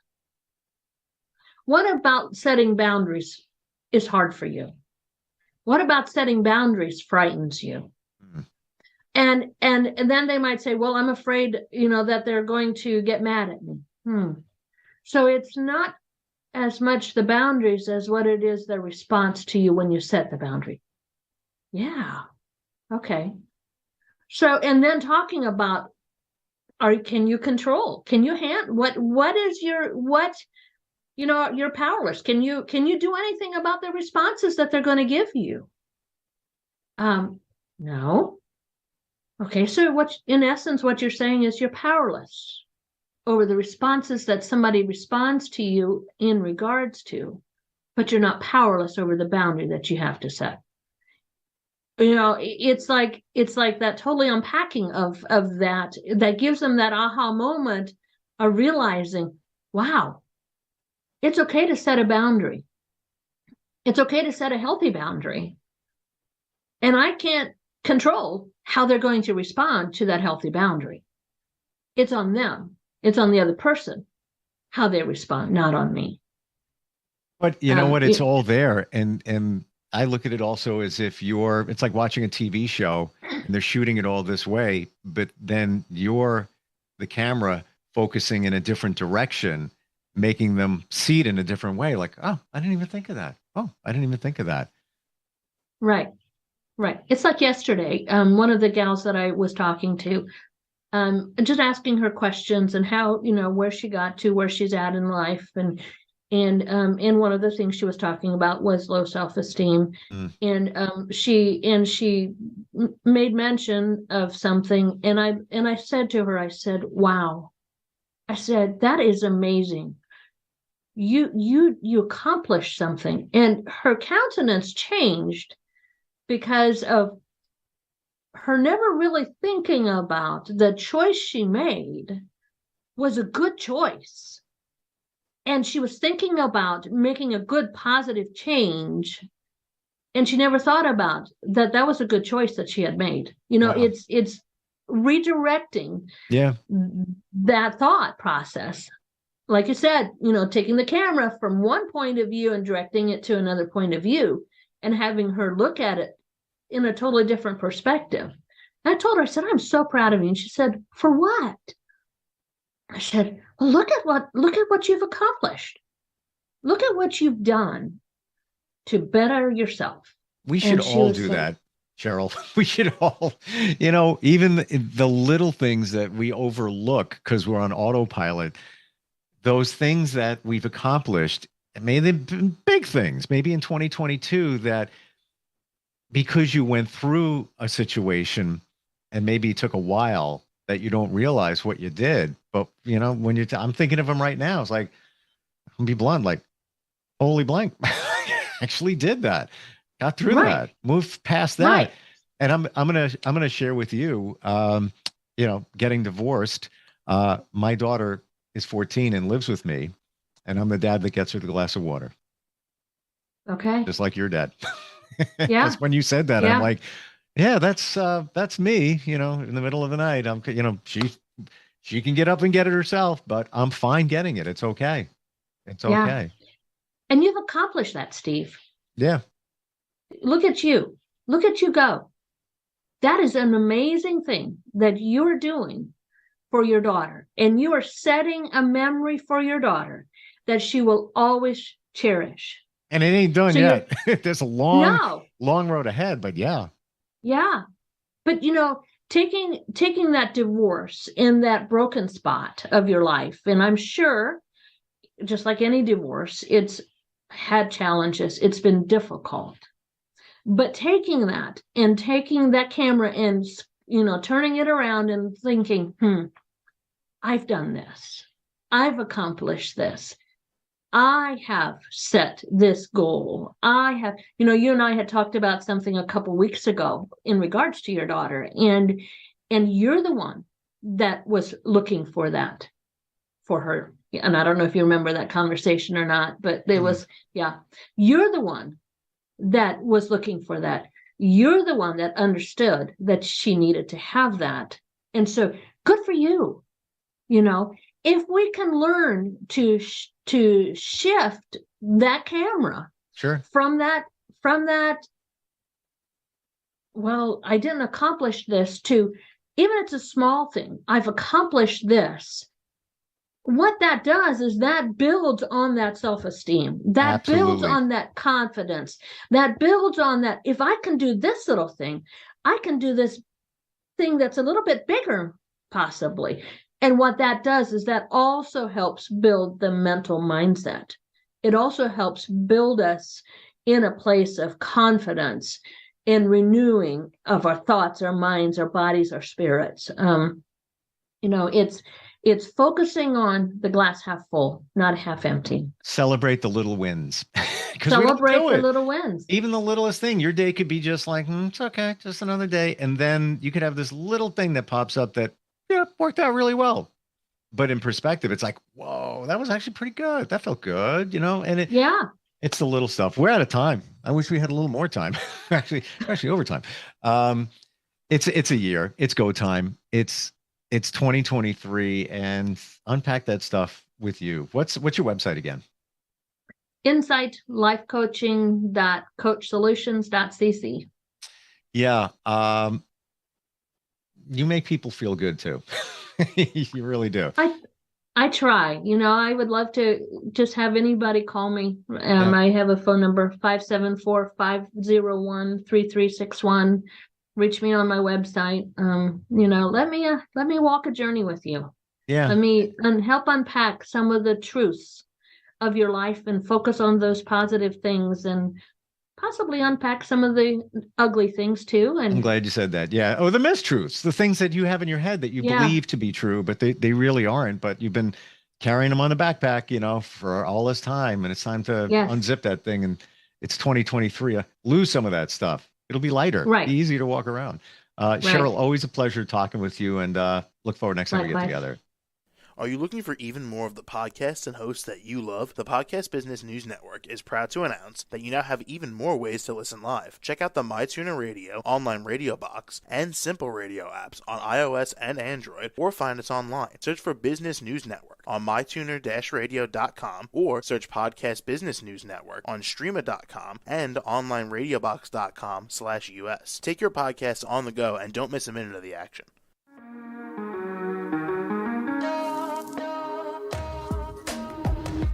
Broadcasting from the business capital of the world, this is the Podcast Business News Network.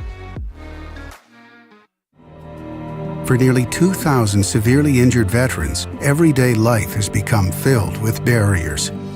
day-to-day simple tasks can become pretty daunting. I have to carry my chair up 2 flights of steps or have somebody do it for me. What scares me the most is just the falling. When I'm struggling with my house, I think, to have that one great barrier just knocked down, I mean, it's crucial. Home for Our Troops is a wonderful nonprofit that builds a Mortgage-free, fully adaptive, handicap-accessible house, and there's no catch. It'll be our very first home that we've ever owned. This is a game changer. This is where your life begins again. We need you to join us in completing this important mission. Please visit hfotusa.org and help build homes and rebuild lives. Because of you, everything's just going to be okay.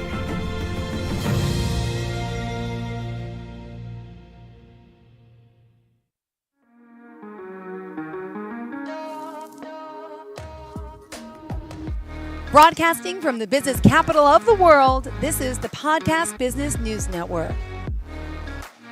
We are back with the Healing Fawn. Oh, yes, we are. Serena Francini joining us here once again. Excited to have her here. She's from the Philadelphia area. It's Royersford, Pennsylvania, but she's working with people all over the world. So the Healing Fawn inner child work, she's a coach, does somatic therapy, you name it, she does it. Go to heal.me/the Healing Fawn. There's so much to her. I'll let her do her introduction. Go ahead, sweetheart. Hi, I'm so glad to be back. Thank you for having me. And I'm so glad you're feeling better too. Thank you so much. I really appreciate that. Yeah.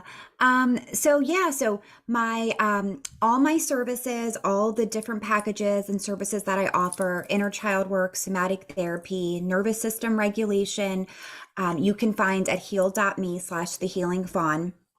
I always offer like a call with a client, new client, existing client first, because sometimes you're not sure what is the best fit for you as far as these services. And like we talked about last week, a lot of this is kind of just now becoming mainstream. People don't really know. They know they need the work. They just don't know where to go with it. So I'm totally here to help anyone with that. So we can schedule a call and just kind of figure out what's best. Beautiful. We've talked about trauma, relationships. There's a lot today. You sent me a cool little diagram about this drama triangle, the drama triangle. I know it's one of our discussions today, but also just to point out, you're also a nurse. Yes. I've been a nurse for 15 years. So I have that like medical background, which is so unique. Yeah. Because you can see both sides of it, the Western and Eastern side of medicine in a sense, and the benefits of both. Exactly. Yeah. So a lot of what I do, and really you can look at it like the somatic approach is like a neuroscience model. So it's like the medical, like sciencey model. And then the inner child work aspects, a lot of that is more from like a holistic approach too. So it's all intertwined. One thing I was thinking, and this happened yesterday, I was at like a shop getting like a shake, and I was talking to the owner about my business, and we were just chatting, and they had said something about my when I mentioned inner child work, her thought initially went to thinking I work with children. Okay. And it was really like this aha moment that I'm like, wow, when I say the word inner child work, like a lot of people still don't really know what that means. Yeah. Mm-hmm. And you might see that and think, oh, she works with kids. And it's just, it actually was a learning experience for me that it really needs to be thoroughly explained, for people to really understand, because, even though my world, it's a common topic and it's not for the general population. And by the way, as we continue the show today, if anyone has any questions, we're going to open up the phone lines, 631-317-1291. That's 631-317-1291. If you have any questions as we continue, feel free to give a call in and ask anything you'd like. To start today, you want to talk about boundaries, right? Is that the first topic on our agenda today? Could you share a little bit more about that? Yeah. So, last week we talked about awareness, which in like my model is like the first step. We have to kind of break through those molds of, denial, those old programs, and just be aware, be curious. And so once we can be curious and kind of break that awareness or break that denial, the next step is really to set boundaries. And this is for the foundation to really heal and to really see change in your life. So, and I think we touched on it a little bit last week when I was giving a little bit of my background and history with boundaries in my own personal life with my mom. And so boundaries are so important. And the diagram that we'll talk about is really just a tool that you can use to assess your role and where boundaries. You okay? Oh, yeah, it just clicked my Something video. click? Oh, you're like, wait, what happened? I'm like, is there an audio issue? It happens, right? Live television. Yeah. Okay. So the diagram really does help to discern, like, okay, do I have anyone in my life, in my circle, that I need to reevaluate boundaries, set boundaries, because you cannot really truly heal and do this inner work if you have these toxic connections that are kind of entangled with you. Got it. Got it. Did you want to share that diagram on our screen today? Is that the issue? Or no, we don't have to. I can okay. explain it. Yeah. Okay. So this model it's the Cartman's drama triangle, Cartman's, and he is a psychologist, and this came out like years and years ago in the 60s. But I think it's so helpful to understand these three roles and to like see, oh, does this person in my family fall into this role? Does this really close friend of mine or significant other? Because it shows that boundaries probably need to be set. Yeah. And so there's three sides of the triangle. So it's the victim kind of mentality, it's the persecutor mentality, and then the rescuer. Yeah. So, they can fall into, you can switch roles, but really people kind of have a definitive kind of role. Like for me, like the rescuer was kind of where I fell a lot. And the thing that's really cool about this diagram is that all three sides are equivalently, like just as equally as that aren't healthy, if that makes sense. Yeah. So, the rescuer, you don't think that that's so bad, right? Like I'm helping people, I'm that go-to person for people, but it takes the focus off of you and you're just constantly focused on other people. And it's actually very unhealthy way to be. So well, I agree. I mean, clearly it's good to be that way, but also when we talk about the word boundaries, right? It gets me like boundaries, the good, the bad, the boundaries, the what. And in like today, there's in society, things are changed. Everyone's very sensitive about everything. We have to open up our boundaries more, be more open. And I feel like my parents, like old school, like not that way. Right. Our generation, you're younger than me, but I feel like we are all a little more open in a sense, and that helps everyone, whether it's a personal boundary in our bodies or just boundaries in general. I just feel that there's been a big change, and it's a good thing. Yes, I agree. We're definitely more open and receptive. Yeah. And curious as a generation, but we have this baggage or these things from our childhood, from our parents who didn't have all the tools and resources that we have, that still linger and creep in. Yeah, exactly. And also in regards to boundaries, I know, did you want to move on to the next topic yet, or is there still more that you want to cover with that?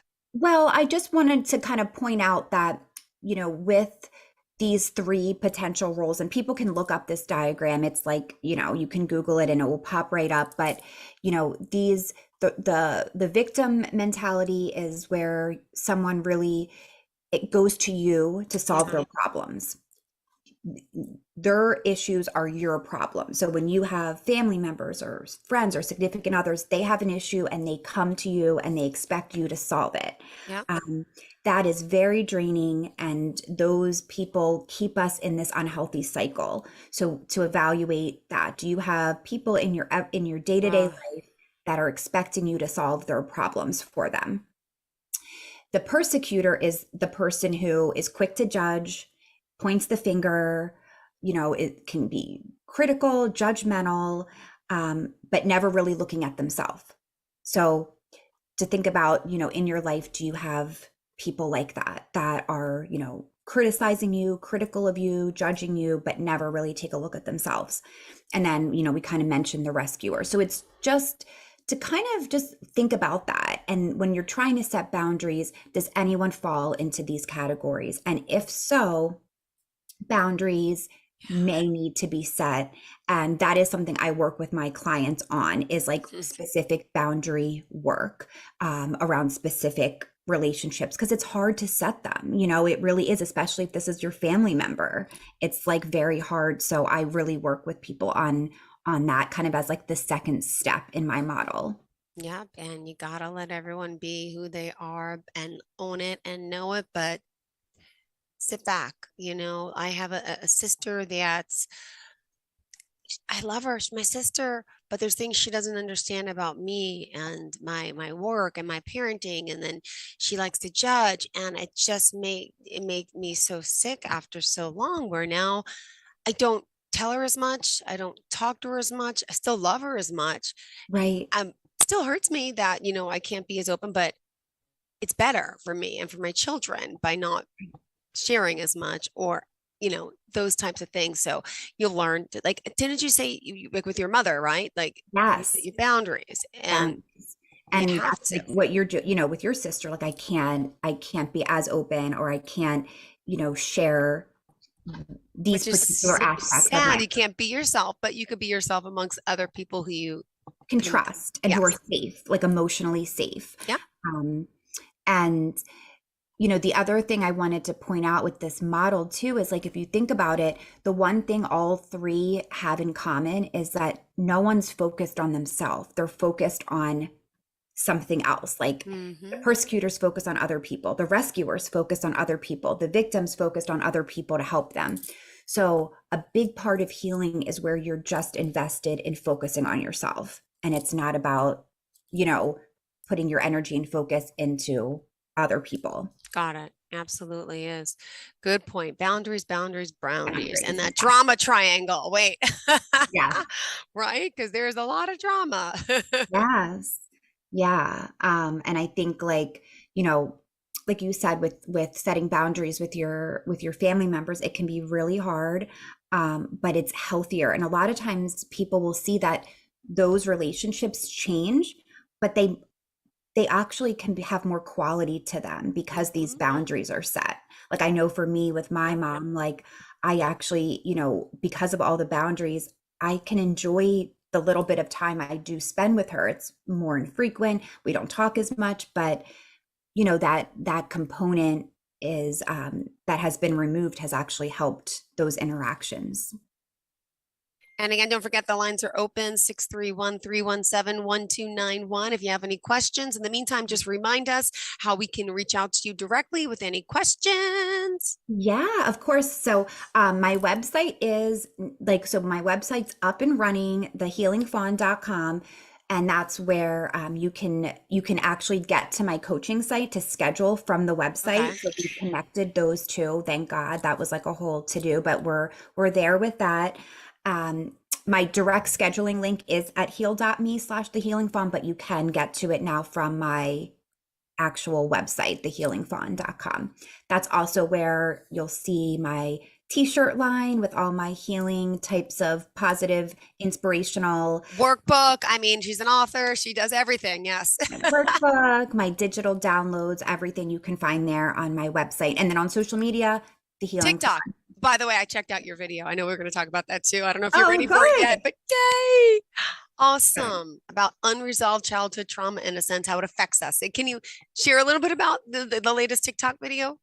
Yeah. So I think the one that I shared with you was the one about relationships, right? How it's like, are you thriving in every area of your life? Like as a parent, as, in your business and your career, but the one area that you're struggling with is a romantic relationship. And then it kind of switches to, did you know that, it's now showing that unresolved childhood trauma can be linked to having unsuccessful relationships as adults.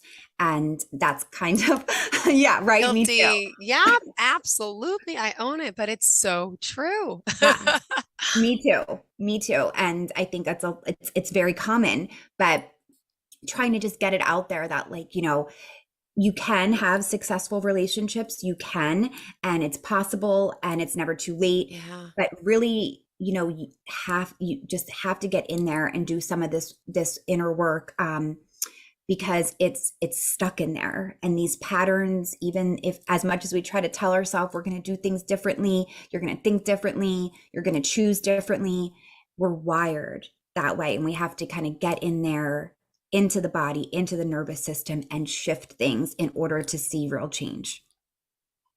Beautifully said, really. Thank you so much. And by the way, on TikTok, how do we find you? What is it? It's The Healing Fawn, at The Healing Fawn. Yep. Underscore?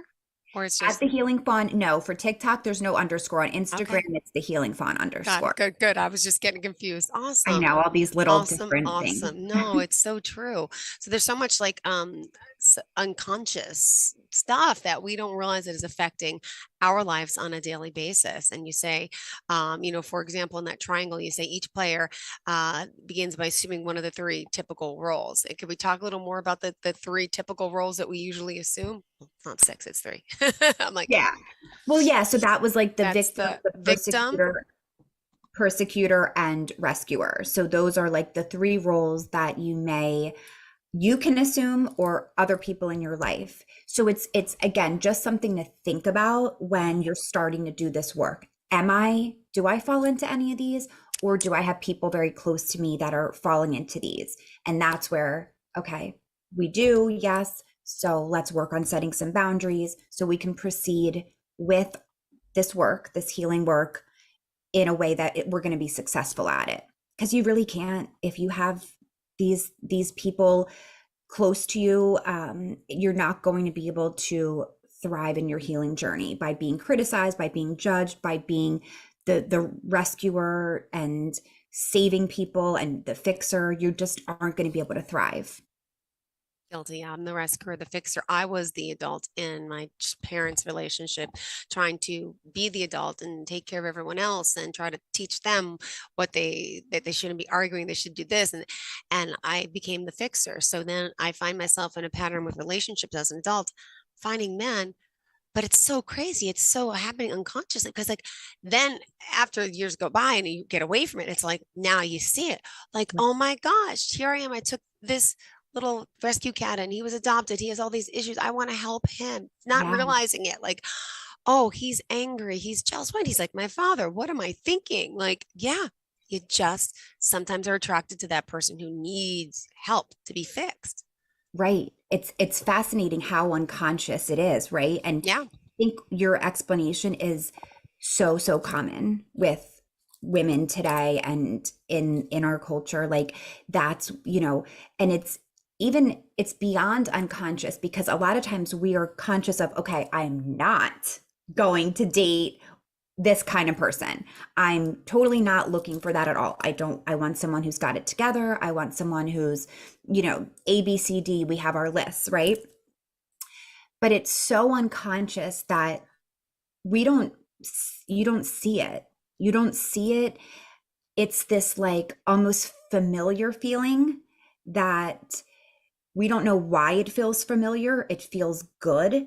Yeah. And it's like, oh, like I feel so comfortable with this guy, and it's so like easy compared to like the other, dates. It just felt, it's this like body sensation of like a familiar feeling and a connection, and that's it. And then it's like off to the races because we feel this connection, and then it proceeds, and it is familiar. It's something from our childhood that person is familiar. And even deeper, and it just gets crazier, is that in a way we're trying to restructure the things that happened in our childhood. So like, oh, if I can get this person to whatever, A, B, C, D, then like these childhood stories can make sense. I know it sounds crazy, but like these things are all happening behind the scenes. And so again, eliminate all of that, to kind of be free of all of that. Because like so many people are like, well, how, like, I want to date, I want to find someone, I want a healthy relationship, but I'm scared because I keep making these patterns. Just, the best thing is to do your inner work with me, work with someone who does this type of thing, so we can get to the root of it. And once you do that work, these types of unhealthy people, one, won't be attracted to you. You won't feel that familiar feeling towards them, and it just becomes a non-factor. It just goes away after you really do your inner work. Love it, love it, love it. Thank you for sharing that. Wow. Yeah.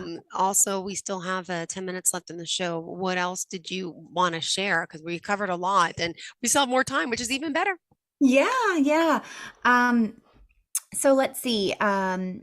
We talked about relationships, but how about, the fact that these relationships that we're in are our biggest mirror and our biggest trigger.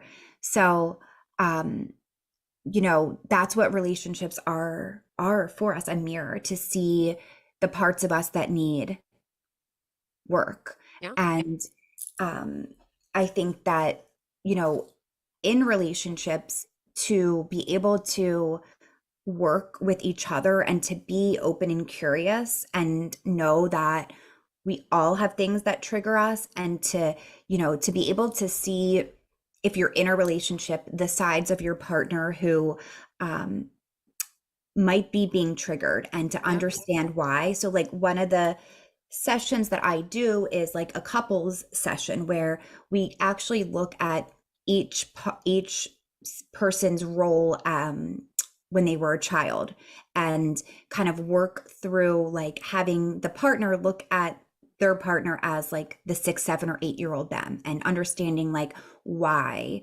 and the things that they experienced, and then understanding, oh well, that's why they get triggered with this certain thing, and how can we in a healthy way navigate that. But it brings compassion to the relationship by being able to understand. But both people have to be willing to work on it. It can't be one-sided. Yeah, no, absolutely. Amazing, amazing. And just a little bit about your background for, new listeners each and every week. And by the way, the lines are open 631-317-1291, 631-317-1291. I know all the years still as a nurse, and you clearly have a passion to help people. Anything else about yourself that you wanted to share? Yeah. So aside from being a nurse, having all those years of background in lots of different settings, so I am a mind-body therapy practitioner. So that's where like all the somatic pieces come in. I'm also a coach, inner child and like relationship coaching. And this is really my like passion, or my like purpose, I think. I think becoming a nurse was like, yes, I want to help. I want to, it's a healing profession. But once I went through my own personal, journey of healing and kind of waking up to all of these things, I saw the change it made in my life. And it was huge. And it's not easy. It doesn't happen overnight, but I saw what it did for me, and I wanted to be able to share that with others. And we have a caller right now. Hold on. Hi, welcome to the show. You're live on the line. Who's this? How's it going? This is Alan. Hi, Alan. It's Jill. Hi. And of course, you're here today talking to our woman of many talents. I can't even describe you one word. How are you doing? I'm doing well. Thank you guys so much for taking my question. Great. Thank you so much. Please, what's the question? So I was just curious, can somatic therapy be helpful for someone who's struggling with addiction? And just curious how that works. Yeah, that's an amazing question. And absolutely. So, again, with the addiction piece, we really look at that, like in my world, as like a symptom, and that what's the root, and kind of follows the same model of some, childhood trauma, wounds that went unresolved, that are being stored in the nervous system. And the addiction is coping strategy of not feeling dysregulated, feeling all of those kind of uncomfortable feelings, and it becomes this, again, an unhealthy pattern. But 100%, this model, inner child work and somatic therapy, can so help with people struggling with addiction. Absolutely. And, with I'm a firm believer in the 12 steps, the fellowships, I love all of that, but it only can take you so far, because what's the root of it is in your body. So we need to get to that. We need to be able to calm your nervous system, to connect your mind and body, to really be able to get off to a place of true healing, of true change.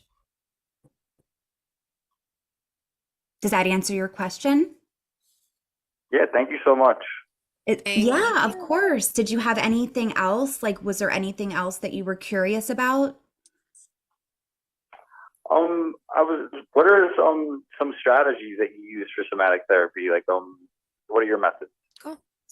Yeah. So when doing somatic therapy, we really are kind of sitting with a particular memory, a particular situation, and trying to just find what's going on in the body. And guided with me, we follow that sensation. We sit with uncomfortable feelings and we kind of work with them in a step-by-step model. Now, at home, on your own, what can you do to regulate your nervous system? There's tons of things. Yeah. Let me just think. So a couple of things you can work on at home that can help get your nervous system in a regulated place are hip releases, which is really just laying flat on the ground, feet on the floor, open your kind of legs out to the side, let them fall, and then slowly bringing them back up, and feeling there's going to be some shaking. Shaking is good. We want to see movement, because there are things that are stuck in there. So doing that a few times a day, a couple times a week.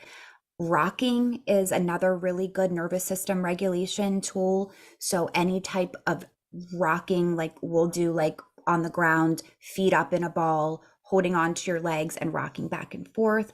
That's a good one. Believe it or not, something as simple as facial expression. So if you just stop and okay, where am I at right now? You have a grumpy or unhappy face on. Why do I have this? Where is this coming from? And then shift it to a time that you felt proud, empowered, strong, loved. See the change in your facial expression. It changes your posture. And believe it or not, that is a polyvagal tool to help regulate, just shifting that facial expression. And breath work, of course, we do a lot of techniques for breathing. And that is the quickest way to get your nervous system to kind of regulate, is through breath work. Perfect. Thank you so much. And thank you for the call. We are out of time right now. So why don't you share with our caller, with our listeners, the best forms of contact. And thank you again for calling, sir. Yeah. Thank you so much for your question. Have a great day. All right, listen up. So tell us how we can reach out to you. Yes. www.thehealingfawn.com is my website. You can get to my links there for scheduling as well, for all my sessions, all of my coaching, and on social media, The Healing Fawn. Perfect. Simple. Perfect. And on TikTok, you got to check out that video. Absolutely. Yes, yes. A lot of good videos there. Absolutely. Thank you so much. You have a fantastic day. And to all of our listeners and viewers, the same. Great to see you too. Thank you for the conversation. Have a great day. You too. Bye-bye. Are you looking for even more of the podcasts and hosts that you love? The Podcast Business News Network is proud to announce that you can now listen live on the MyTuner Radio and online Radio Box apps for iOS, Android, and the Amazon App Store. Or check us out online. Search for Business News Network on mytuner-radio.com or search Podcast Business News Network on onlineradiobox.com/US so you don't miss a minute of the action.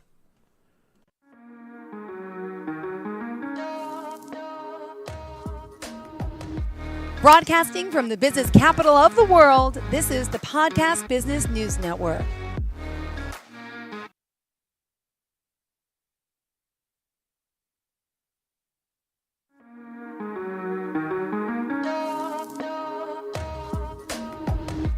Broadcasting from the business capital of the world, this is the Podcast Business News Network.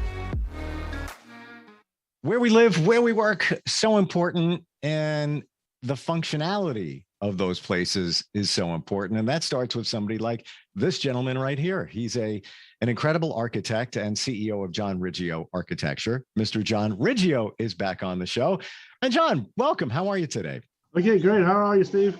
Doing fantastic. I'd like to dig in, if we would, about architecture trends for 2022, because it's always moving. There's a lot of different things going on, things people are asking for, things that are getting popular. You okay with that? Can we talk about some of those trends? Yeah, okay, yeah, sure. Let's go over some of them. Excellent. What about, I'm hearing a lot about prefabricated architecture. And I know we skimmed the surface a couple of podcasts back, but is that being done a lot where things are prefab and then put together? Yes, there's a lot of prefabricated architecture, and it seems to be increasing. I think it started off with some residential houses. People were having the whole houses pre-manufactured, and then the architect will put a foundation down, and they could take the pieces of the house and assemble them on the foundation. That's one of them. And now a lot of that technology is going into the construction, the residential, the commercial. I think one of them is in the residential. I had already talked about the superior walls. These are walls that are pre-manufactured. They have insulation, concrete, and metal, and then they are taken from the manufacturing company, put on trucks, brought to the site, and then assembled with a crane. So Wow. This is that is new. It's going really good. People like it. It seems like it's cost effective, and it's working very good. A new trend that's also happened is two of them. One is the commercial buildings, particularly like industrial warehouses. Instead of building the old-fashioned I-beams with standard I-beams for the roof, what's happening is that whole design is going to a manufacturing company now. And they are doing something very similar like Superior Walls. They are pre-manufacturing the whole steel frame. They take the whole steel frame, it's designed at a factory. They take the pieces, put it on a truck, bring it to the site, and then the whole thing is assembled with a crane. This is something new, and it's really taking, I think it's the same idea. It's really cost effective, and people like the finished product. Wow. I think as far as those buildings, there's a couple types of exterior finishes. Sometimes they could put like a concrete panel, or they could put not a concrete, but a corrugated metal on the upper part of the building, and then you might see like a wainscot of like stone or brick on the bottom. So a lot of those buildings are really pre-manufactured steel frames that are brought on site and then assembled. So essentially, it is somewhat custom, even though it's prefab, where you're telling the manufacturer what you want, and they're putting it together, getting it ready, and then it's sent, and then it just makes the construction a lot faster. Yes, it makes it faster, and it seems to be cost saving. It's somewhat standardized, which a lot of people like, the standardized construction. And from that, it seems to be working good. People like the idea, and I'm working on some projects like that, and it's working okay. What about solar powered architecture? Now we know, solar panels been around for a long time, but what's the newest trend in that? Yes, with solar power, it has been around. They've had different kinds of solar panels over the years, and now most of them are the ones that are gaining electric power, and from that, the electric power is then going back into the lines, going back to the electric company, and that type of electric panel is really taking. Many people have those on their house. Really, an architect doesn't design the solar panels, but they're usually something that's discussed with the client.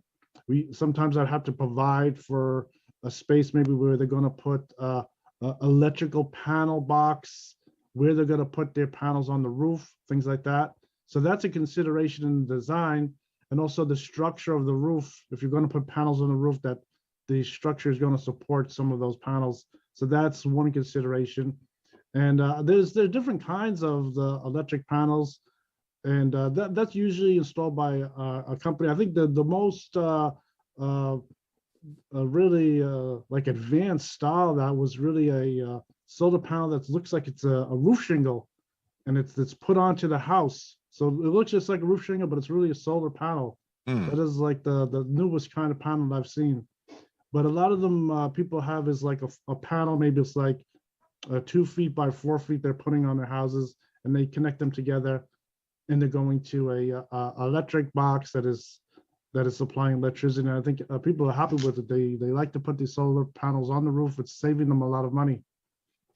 I heard something about tiny homes being a trend now. I don't know what that means, but have you seen, are homes getting smaller in terms of requests for architecture? No, I think the smallest house I've seen is just a 1-bedroom house. I mean, that's the smallest house I've seen. Almost all houses are always like a detached house is always a 2-bedroom house, but a small tiny house is built. I've only seen some articles about having an idea of having like a modular house that might be more like a 1-bedroom or studio bedroom, but I haven't really seen too many houses that are really very small, like a 1-bedroom house. Most people want to add on the square footage right now. I haven't seen them really want to make a really small 1-bedroom house. Yeah, I don't know why I heard about that, and maybe it's not in this country, but it was one of the trends that I saw online. How about designing homes that are extremely energy efficient and green? I know the word green has been around for a lot of years now, but are there things that are being requested or things that you do to make homes extremely environmental friendly? Yes, I think each house that we're building now is already very, very energy efficient. We're using the newest technologies. I think all of the heating systems are called direct vent. They no longer use any chimney. And the water heaters are also even going from tankless. A lot of people are going with just the electric coil heaters. It's very high efficient. That's some of the newest things. And then as far as insulation goes, some people, to get really the highest energy efficiency, some houses have the spray insulation. That's really to get the tightest envelope. So yeah, I think on each project I work on, I of course do the energy check with res check to make sure it's going to meet the state requirements. That's for one. So it's always going to meet the state requirements. And then as far as the technology is concerned, we're always using the newest technology as far as the heating systems and like say the hot water heater and the mechanical unit are always high efficiency units. The new units, like really you want to get a high efficiency unit of a minimum 92%. And I think a lot of people are installing a unit that's approximately about 95, 96%. That's like the usual unit people are installing. You can go as high as like a 98%. That's like the top of the line heating system is like a 98%. Some of them are 98% that we put in. And with that also, you can also get things like extra things with the dehumidifier. You can get the extra filtration of the air, things like that. So that's the whole thing is really much more efficient and better for your health. My last house, the hot water heater went, and I installed an on-demand. And what a game changer that was. Took up, literally that much space. And yes, you turn the water on, you wait a couple of seconds, bam, it heats up. Interesting idea. Didn't even know it existed. And this is probably 7, 8, 9, 10 years ago. I can't imagine how much better they are now, right? Yes. I think the first unit that I worked on that was really high efficient was a Boxy Luna unit in New York City. And that is like the first thing that took hold, and many more projects. Now every project is a high efficiency unit. They have all the different brands are making them. It's easy to get the high efficiency units. Everyone is installing a unit that's somewhere at least over 92% or more. So it's all the units are much more high efficient now. The old 80% efficient units, they're not really being installed anymore. You would need an old-fashioned chimney for an 80% unit. How about radiant heat, where there's some tile and then there's coils underneath it or hot water pipes to heat that up in, let's say, a kitchen or a bathroom? Do you get requests for that? Yes, we're still using that. I think that is a heating system that they had. I think like in say for instance, the Levitt houses had all the slabs heated and things like that. We're still using that. I'm still using that on a lot of projects or residential projects in some locations. I think in each area there's a variety of places that either have like crawl spaces, basements, or slabs. And so a lot of times we're using the heated slab. Commercial was still doing some, I'm specifying some heated floors a lot of times. And the heated floor technology has, of course, become high efficiency units. And they're using all kinds of new piping, new plexi piping and things like that with the heating system. So that whole technology has advanced forward. We're still using the radiant heat in the floor. I heard that it's also used on driveways to melt snow and ice. Is that so? Do you get involved with any of the outside planning of a house when you do the architecture? Yeah, I think the only problem with the ice on the ground outside is I think they have some ordinances that you're not really allowed to melt the ice in the other house. I think that's the only problem. So maybe they'll develop a technology where they can get around that where it isn't a problem. But it's I think that's the only consideration. I think knowing about past years, yeah, you weren't allowed to melt the ice in front of your house years ago, but yeah, maybe it's going to change. Yeah, I've heard of that technology of melting the outside. You would think that it would be proactive that you melt the ice outside and minimize the chance of somebody falling and getting hurt and lawsuits and things like that. Yeah, I think what happened with that is was I think just the opposite was a problem. People used to melt the ice in front of the house, and then people when it started to freeze again, then you had a big sheet of ice there. Okay. Yeah, I think yeah, if they perfect that, that would work good. It's a possibility. Sure. I think that's probably an idea they had to work on, where the ground would have to be completely dry, and so no one could hurt themselves. And then because usually I think with any ice situation, you would have to put on some salt or sand, so any ice would stay melted. I mean, that's how it usually works. When you do the design of a house, how involved do you get with the outside architecture or the yard and things like that, or is that something you usually don't get involved in?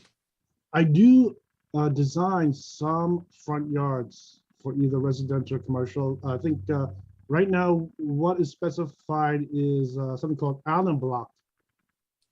And we usually use Allen block, or there's another company called Cambridge that we're also using. Sure. But there's usually what's called Allen block is usually what's been specified usually in any kind of landscape situation.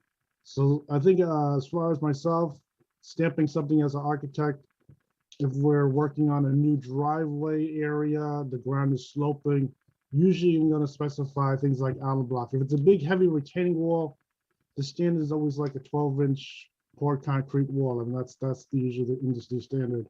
But anything that's going to look really good as far as like a landscape, I usually go with the Allen block. That is the best thing. Gotcha. And Cambridge is paving stone, right? Similar to Nico Lock. That's another. Yes, those are all different brands of the same kind of interlocking retaining wall system, and it usually has a drainage system involved with that, and you have to design the drainage system. So I usually would specify that kind of look on a retaining wall system. Got that in my backyard. Sorry, right on point. There is a drainage system sort of in the middle of where it is, so that the water kind of, you don't even see the slope, but it's just enough to make sure that the water that drains off and the drain is only this wide. I mean, it's hardly even detectable. Yes, that's a new technology that's coming out from the late 80s, 90s, and that has taken hold. It seems to have been successful. It works really good. So with the outside, let's talk residential for a second. What's popular on the outside of houses? Is it some form of brick, some form of siding, just siding? What are you getting requests for now? Yeah, I think the industry trend is still using a thin brick or thin stone. This is good. It's saving a lot of money. You can use a real authentic brick or authentic stone, but you can put it right on the outside surface of the sheathing. And that has still been good. Another system that's a perfected system, which is the insulation for Drive It. That's the name being Drive It. It's exterior insulation finish system, and this is another system we still use on a lot of houses. It gives like a stucco finish, but it has a lot of insulation, and it works really good to insulate the house, and you get a nice look. For that system, you really need a certified installer and system to install, so it looks really good. That's another newer system that's been coming out of say 1980s and 90s, and that has really taken hold.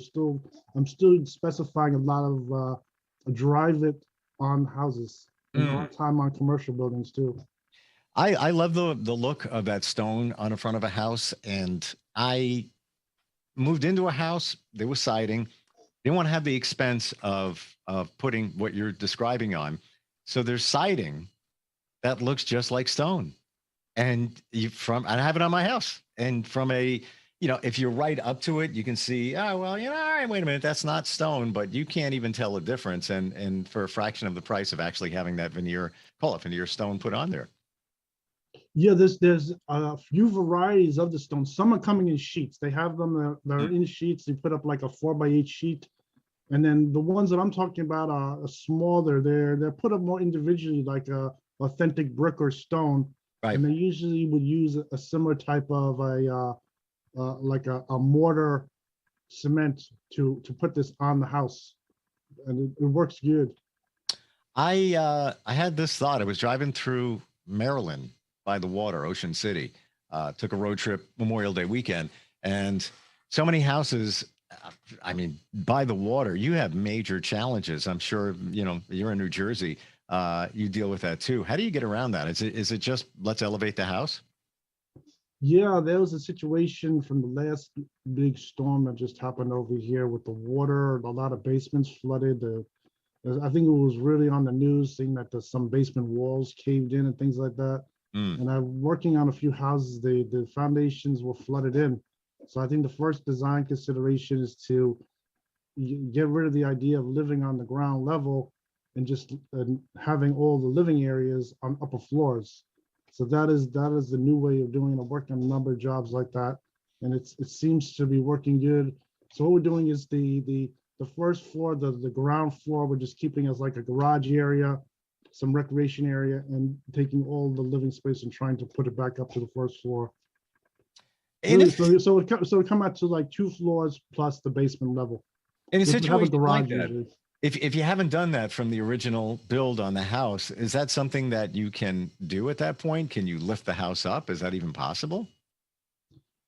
I think, yeah, there's some situations where you would take the existing house and you would try to lift it. They have a system of using hydraulic jacks, and some people might lift it up a couple of feet depending on the floodplain, and then they would construct a foundation under that.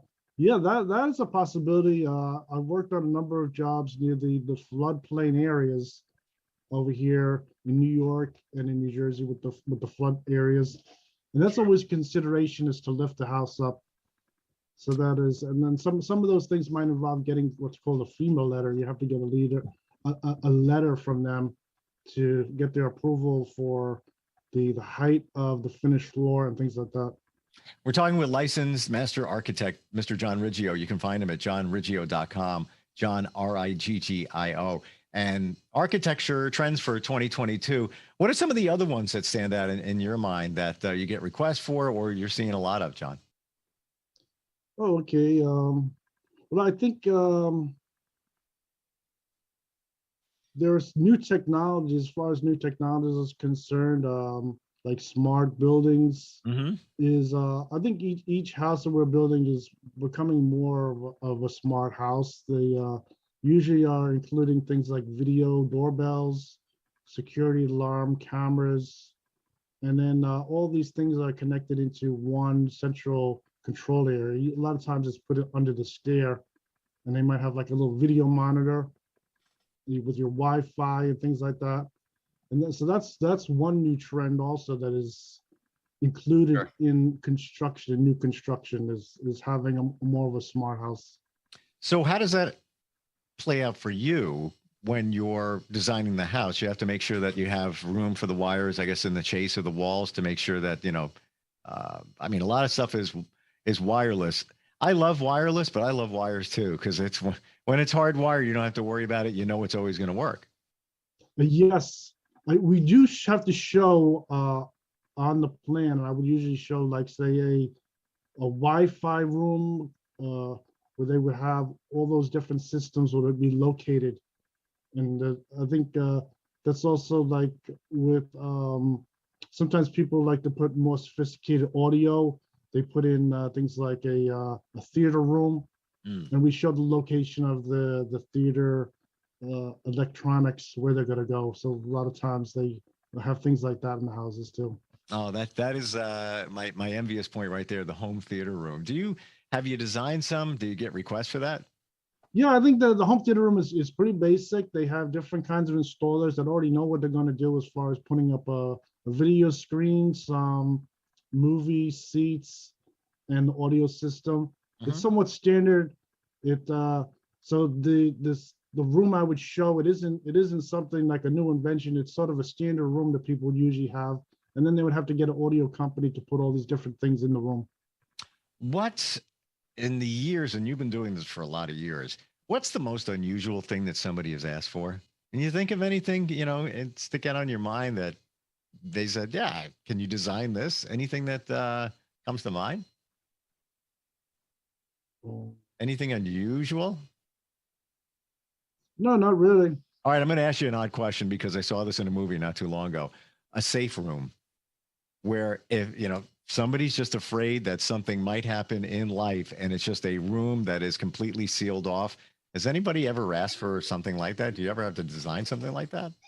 But I haven't had to design anything like that for a safe room. I've seen, like, on television and things like that people design things like fallout shelters and things like that, but I haven't really had to design any for anyone's project. They haven't had any concern for things like that. Yeah, I guess that's a good thing. That we're not worried about stuff like that at this point.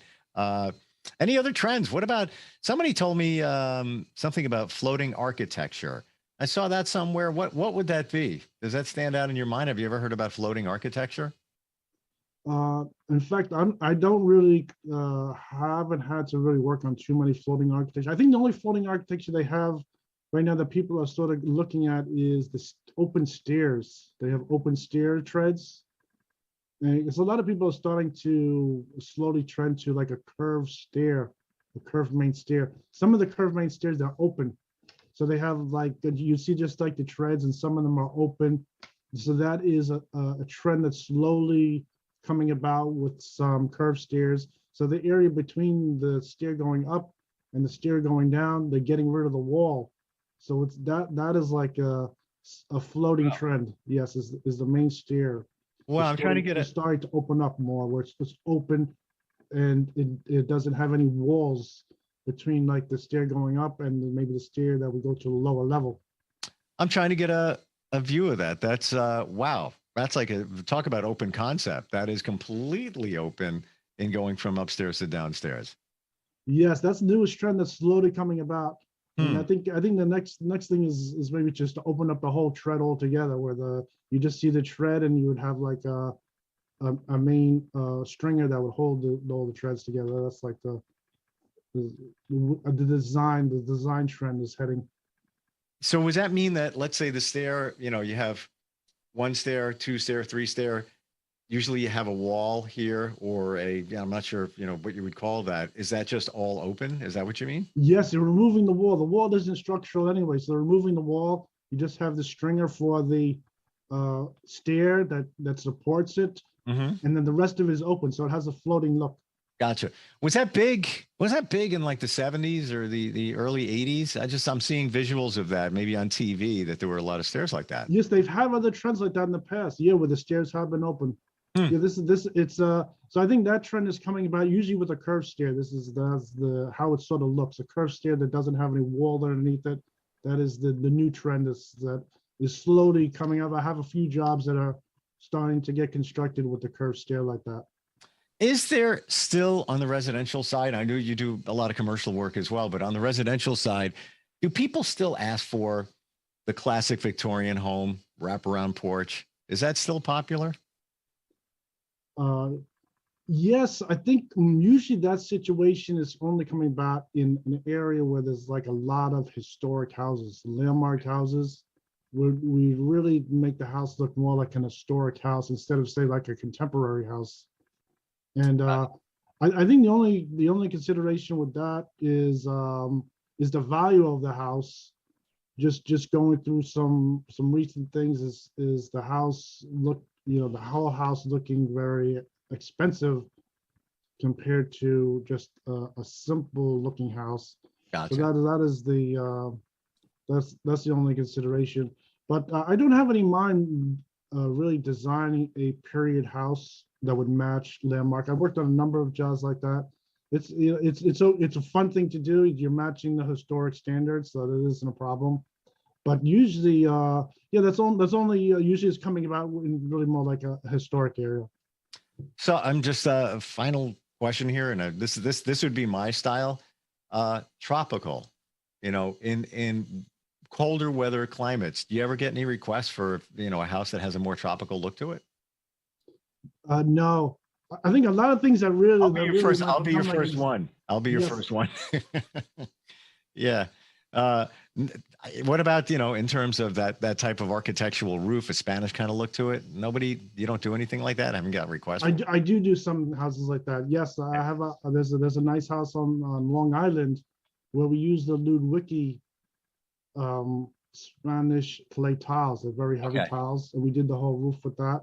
And then there was we even took a lot of that at that time. We took some tiles and we put it on one of the apartment buildings. So it's I have used those before. Yes. So out of curiosity, here's the geek in me. When you do that kind of call it Spanish tile, is it a regular roof underneath that, and that's just a facade that's on there just for decoration? It is. It's a standard roof that's underneath it, and really for a heavy roof, it just has to have a strong roof rafters under there. It's going to support a heavy roof like that. And is it really tile that you're putting up there? Yeah, they make a couple of varieties of that. One, they make authentic clay, and I've seen some synthetic ones. They're making them out of like a plastic material that are much lighter. And if it is clay, and I've always wondered, so these are questions I'd only get to get answered by an architect, but how do they affix them to the roof? How do they? I mean, you can't put a screw through or a nail through clay. So how do they do that? Well, yeah, that kind of clay roof is a system that's been around many years. They have a standard installation system of fastening to the roof. It's a very standard roof.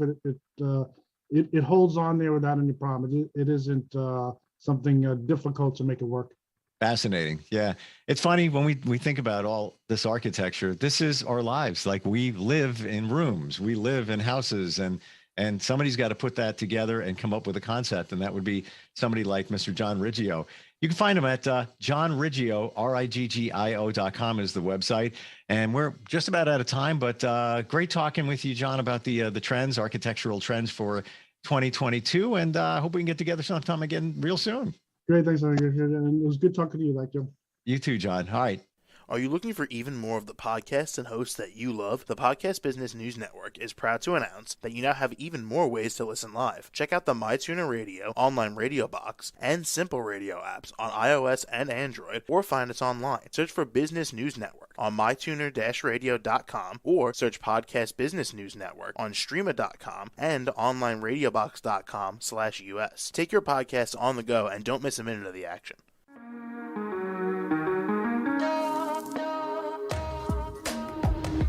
Broadcasting from the business capital of the world, this is the Podcast Business News Network. For nearly 2,000 severely injured veterans, everyday life has become filled with barriers. day-to-day simple tasks can become pretty daunting. I have to carry my chair up 2 flights of steps or have somebody do it for me. What scares me the most is just the falling. When I'm struggling with my house, I think, to have that one great barrier just knocked down, I mean, it's crucial. Home for Our Troops is a wonderful nonprofit that builds a Mortgage-free, fully adaptive, handicap-accessible house, and there's no catch. It'll be our very first home that we've ever owned. This is a game changer. This is where your life begins again. We need you to join us in completing this important mission. Please visit hfotusa.org and help build homes and rebuild lives. Because of you, everything's going to be okay.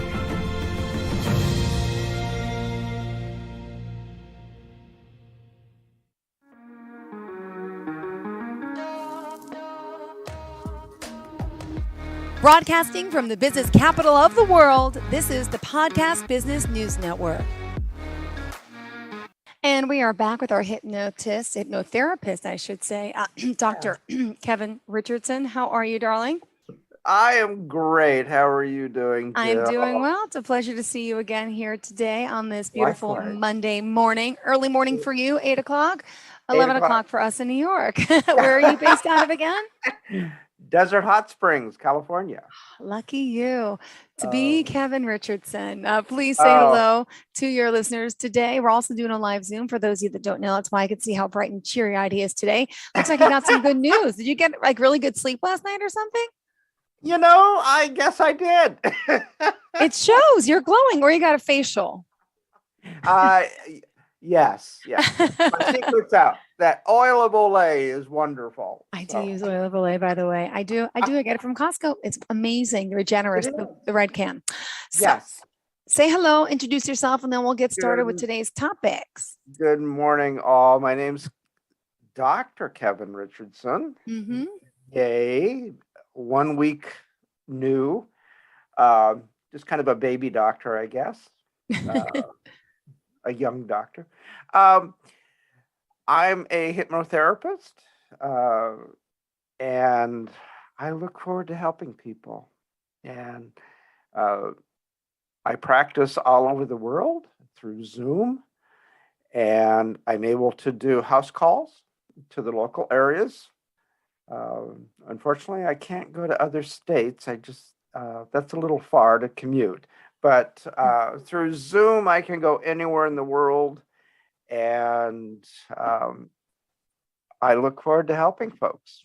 You can contact me at kevinrichardsontherapy.com, or you can call me at 760-902-2274. Again, that's 760-902-2274. And that's Pacific time. So 3 hours behind Eastern time, 2 hours behind Central time, and 1 hour behind Mountain time. Great. Now, today, I think we want to discuss a little about the holidays and maybe who can benefit from a hypnotherapist. I'm sure a lot of us could.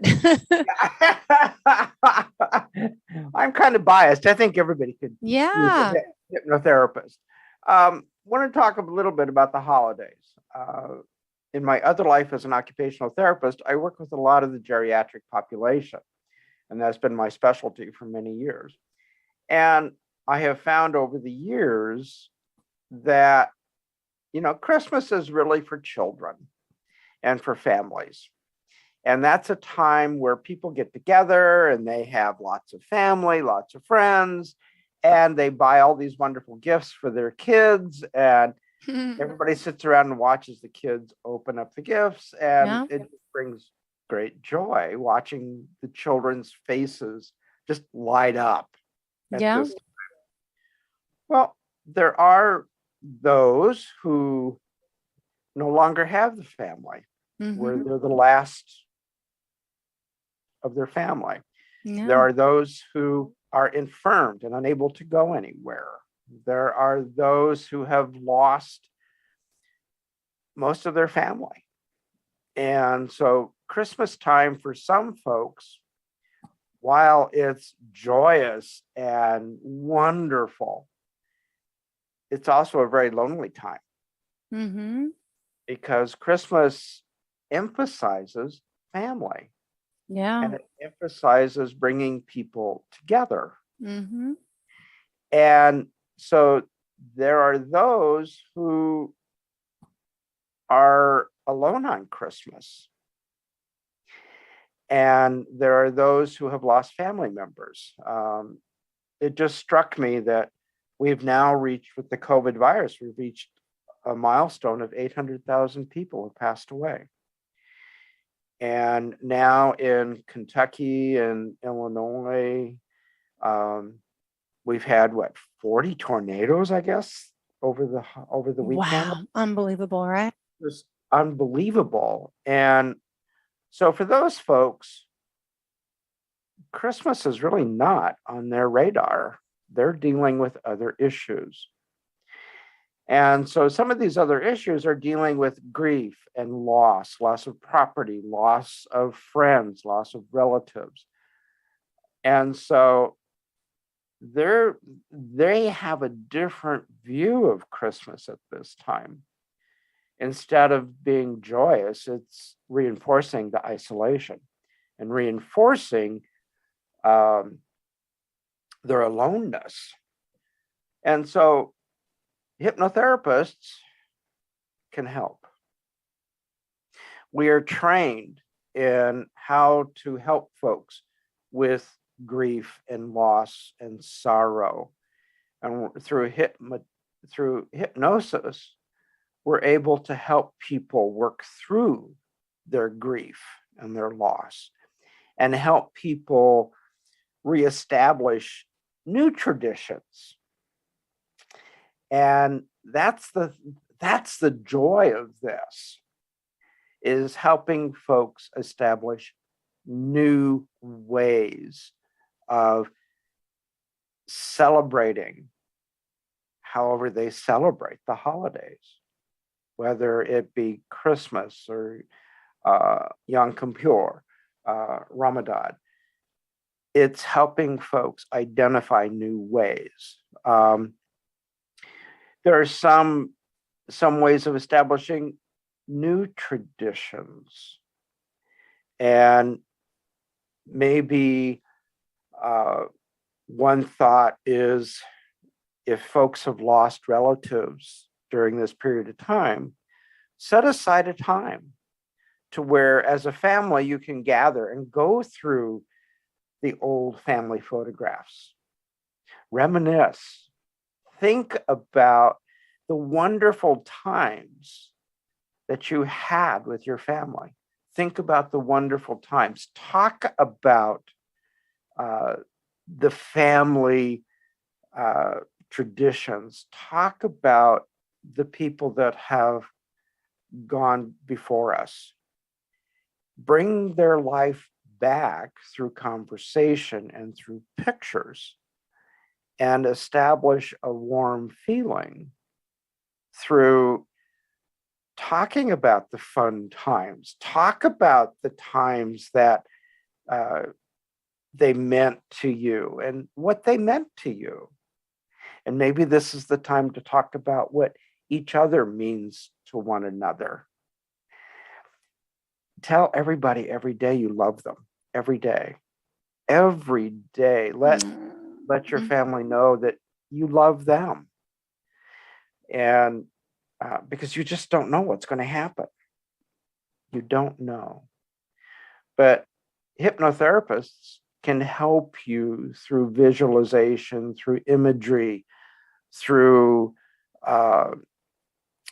different techniques, help you reduce the pain that is in grief. I kind of look at grief like a gift. It comes in a beautifully wrapped box. Beautiful paper, beautiful bows. It's all wrapped up.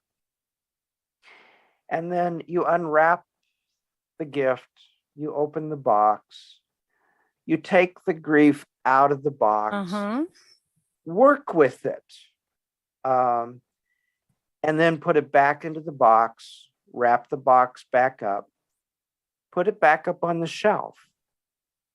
And then when you're ready to work with the gift again, bring it down and work with it again. Everybody goes through grief in different ways.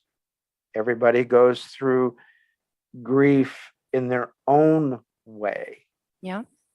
And everybody goes through grief at different times, different speeds, and they handle it in different ways. But I find just by sitting down as a family and talking about how family members are important to you and sharing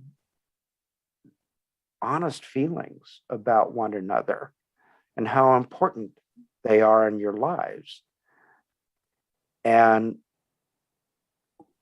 just continue on with new traditions. Like I was saying, maybe sit down before Christmas dinner and pull out the pictures. Yeah, that's always a good one. I love that. I love that. The old Polaroids. The old Polaroids. Yay! Polaroids. Yay. The old black and whites. Sit down and look at them, go through them, identify the people in those pictures, and rather than going, oh my God, they're gone. Yeah, they're gone. But look at their life that they had and look at how they brought life to you and how they were important in your life and still important in your life. And by doing that, you're bringing honor and memory and you're honoring them.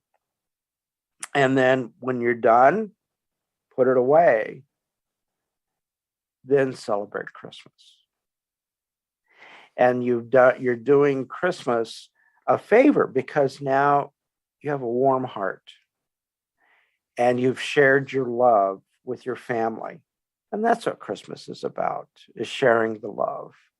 We did some Christmas cookie baking yesterday. I love that. Just my boys.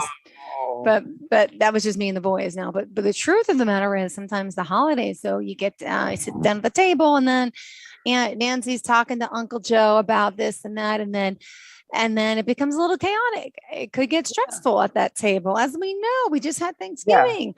How do we stay positive and focus on the positive when there are some of those negative Debbie Downer Nancy's at the table? Let's be honest. I'd be like, Kevin, can you make me disappear? Can you hypnotize me enough to make me disappear? Okay, good. I can make you forget. That's where I'm going with this. We all have those folks in the family where it's like, just be quiet. You almost just want to take their washcloth and stick it in their mouth. We all have those friends and we all have those family members. And what you can do is you can establish a happy place in your mind, a safe place in your mind. And you take 3 deep breaths. You just close your eyes for a couple of minutes and go to your favorite place. You don't have to say anything. You don't have to do anything. All you got to do is just close your eyes and then say, are you going to sleep? Nope. I'm just enjoying my happy place. And you go to your favorite place, the place that is your sanctuary, the place where life is beautiful, and you fill in the details. What color are the flowers? What color is the paint on the walls? What color is the carpet? What does it smell like? What does it feel like? Are there any tastes, any flavors that come to your mind? And just construct your safe, happy place.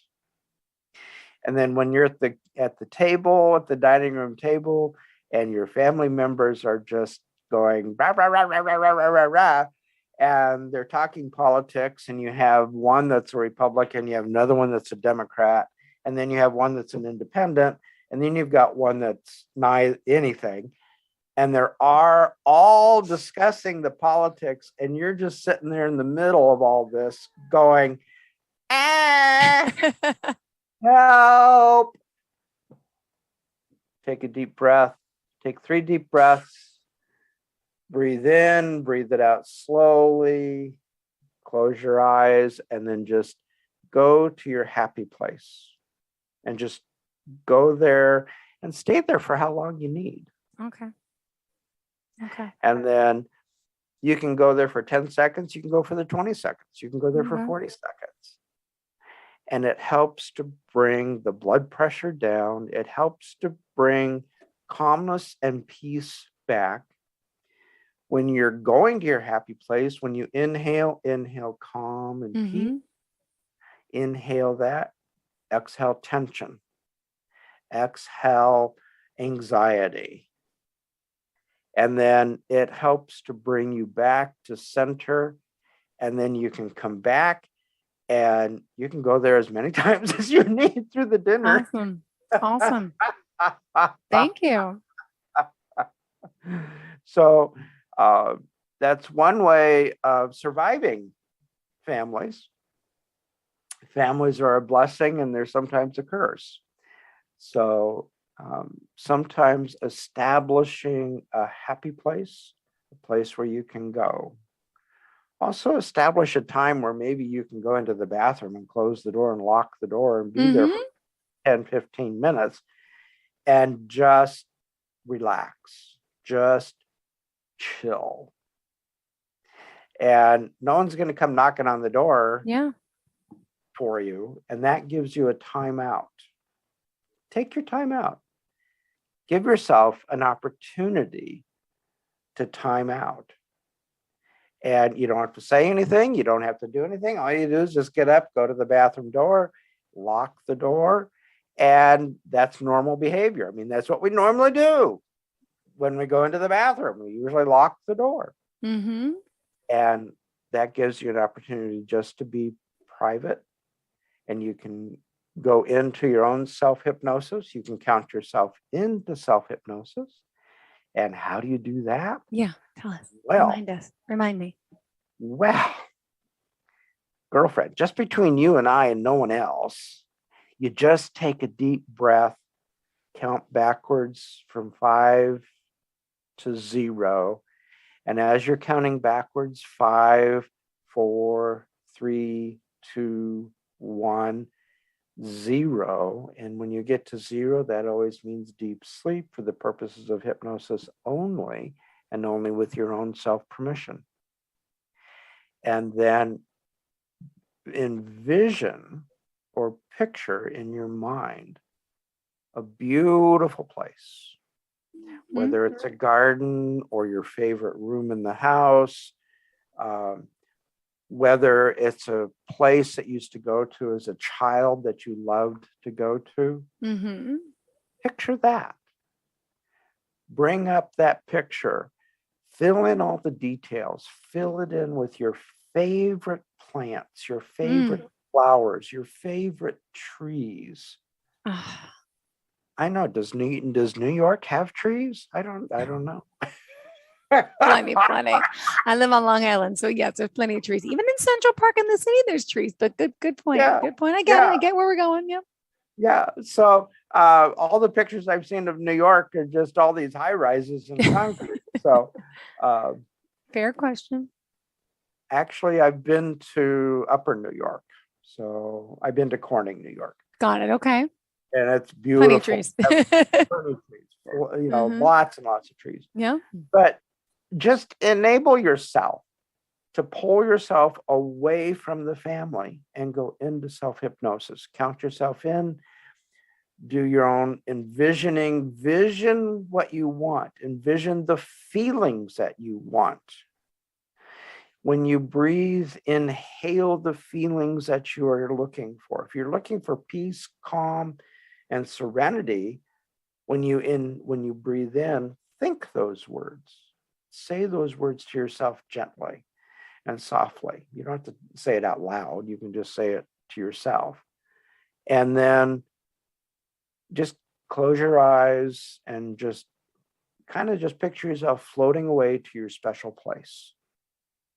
And that is your own oasis. And that gives you an opportunity to separate yourself from the chaos of the holidays. Good point. You know, they're fun, they're laughing, but it's a lot of work. It's a lot of work. And that will give you an opportunity just to calm down, just to relax, just to refresh. Even if you're there for 10 minutes, you'll come out feeling refreshed like you've had an hour-long nap. I'm loving this. So Great advice, because I think everyone needs a hypnotherapist at this point. Talking about the holidays, you really have me sold on this, because it's like stressful for me. It's stressful for so many people, but it shouldn't have to be, and it doesn't have to be. it doesn't have to be, and it is. And I think probably one of the more stressful things is going to the stores and trying to find Christmas gifts. And today, with all the shipping issues that are going on, the counters are bare. Yeah. And it's difficult to find things. And so a lot of people are going to shipping and going to online shopping. But it's okay to take a holiday from gift giving. Mm-hmm. What we did in my family is we just sent our Christmas letters out and said, sorry, guys, no gifts this year. Yeah. We're not sending out gifts this year. And just because of all the hassles with things being out of order, I mean, and the whole warehouse went down and with the tornadoes and the hurricanes and all that. It's like, what? The whole Amazon shipping, it was in Kansas. Yeah. Yeah. So that whole warehouse, major warehouse, astounding, a football size area, the White House of the warehouse was wiped out. So, so we just said, sorry, guys, no gifts. Yeah. We're just sending out Christmas cards, and that's all we're sending out. Mm-hmm. And the feedback that we've gotten from the other family is like, oh, thank God. This takes a lot of burden off. That's why I became the gift card person. I'm just like, easy for me. Order gift card online. Amazon ships to my house. I'm done. I can't stand the hustle and bustle. It makes me too anxious. I get too much anxiety. I've done all my shopping so far for my children online. It gives me anxiety to find a parking spot, to handle impatient people and mean people in the parking lot. I just get anxious about those things. I do. Yeah.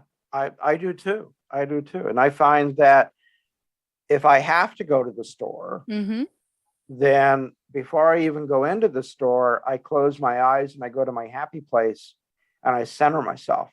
Okay. Before even going into the store. Even going into grocery stores these days, with all the shortages that we have and with the shipping issues that we have, so much of the stock is just not available. And so it's stressful. And so I find if you just do your own self-hypnosis before you go into the store, it makes life a lot better, because then you're in a better mood. Correct. And you're able to kind of go, oh, she's having a bad day. Yeah. And you can just say, love you, God bless you. And you don't have to participate in it. And you separate yourself from it. And you can do that with self-hypnosis. Awesome. I'm loving to learn. This is awesome, because I think everyone needs a little dose of Kevin Richardson. By the way, we're not out of time yet, but how do we get in touch with you? Tell us. Well, there's a couple of ways you can get in touch with me. My website is Kevin Richardson Therapy, all one word, .com. You can reach me through that. My website also identifies all 145 areas in which we work and all 145 areas that we can help.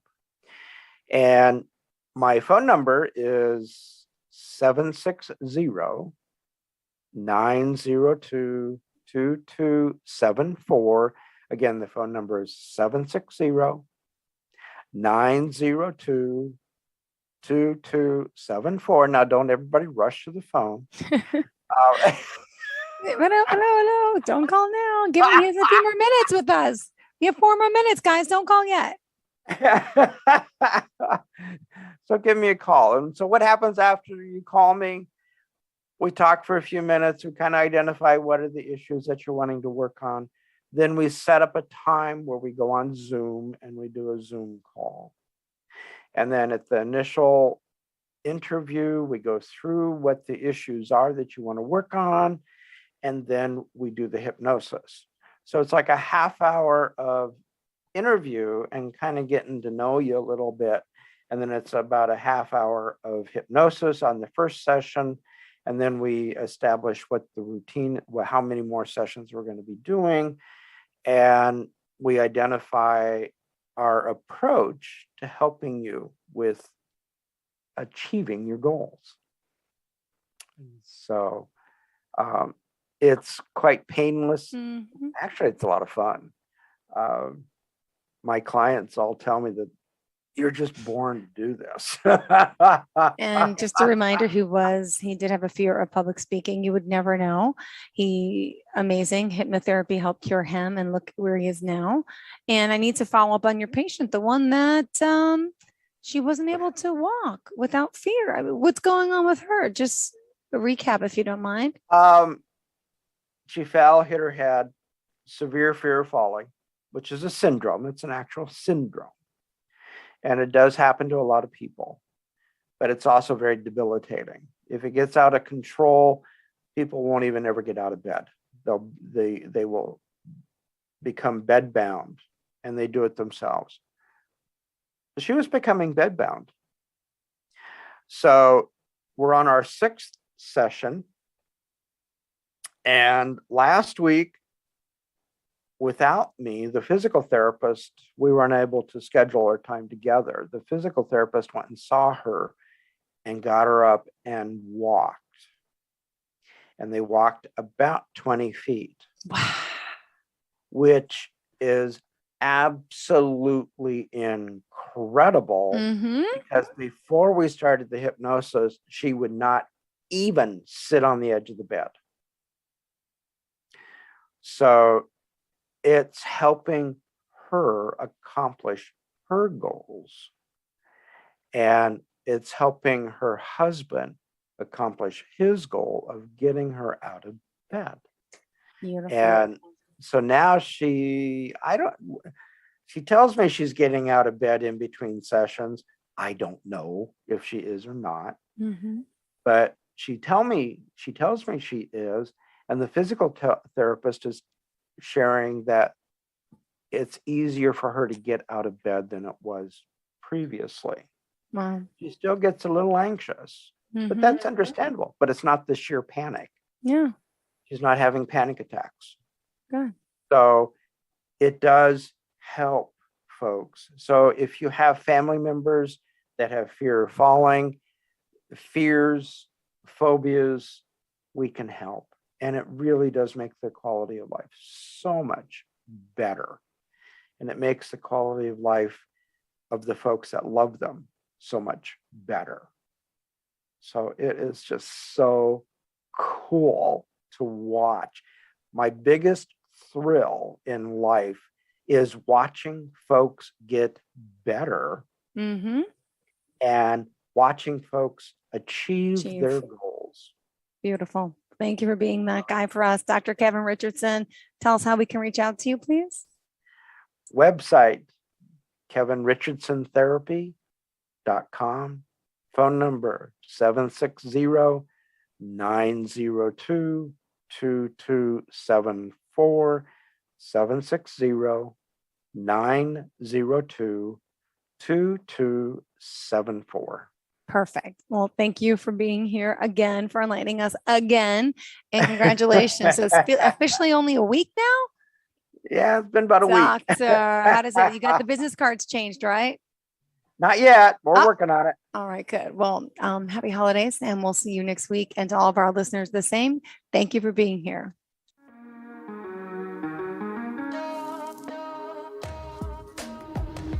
Broadcasting from the business capital of the world, this is the Podcast Business News Network. For nearly 2,000 severely injured veterans, everyday life has become filled with barriers. Day-to-day simple tasks can become pretty daunting. I have to carry my chair up 2 flights of steps or have somebody do it for me. What scares me the most is just the falling. When I'm struggling with my house, I think, to have that one great barrier just knocked down, I mean, it's crucial. Home for Our Troops is a wonderful nonprofit that builds a Mortgage-free, fully adaptive, handicap-accessible house. And there's no catch. It'll be our very first home that we've ever owned. This is a game changer. This is where your life begins again. We need you to join us in completing this important mission. Please visit hfotusa.org and help build homes and rebuild lives. Because of you, everything's just going to be okay.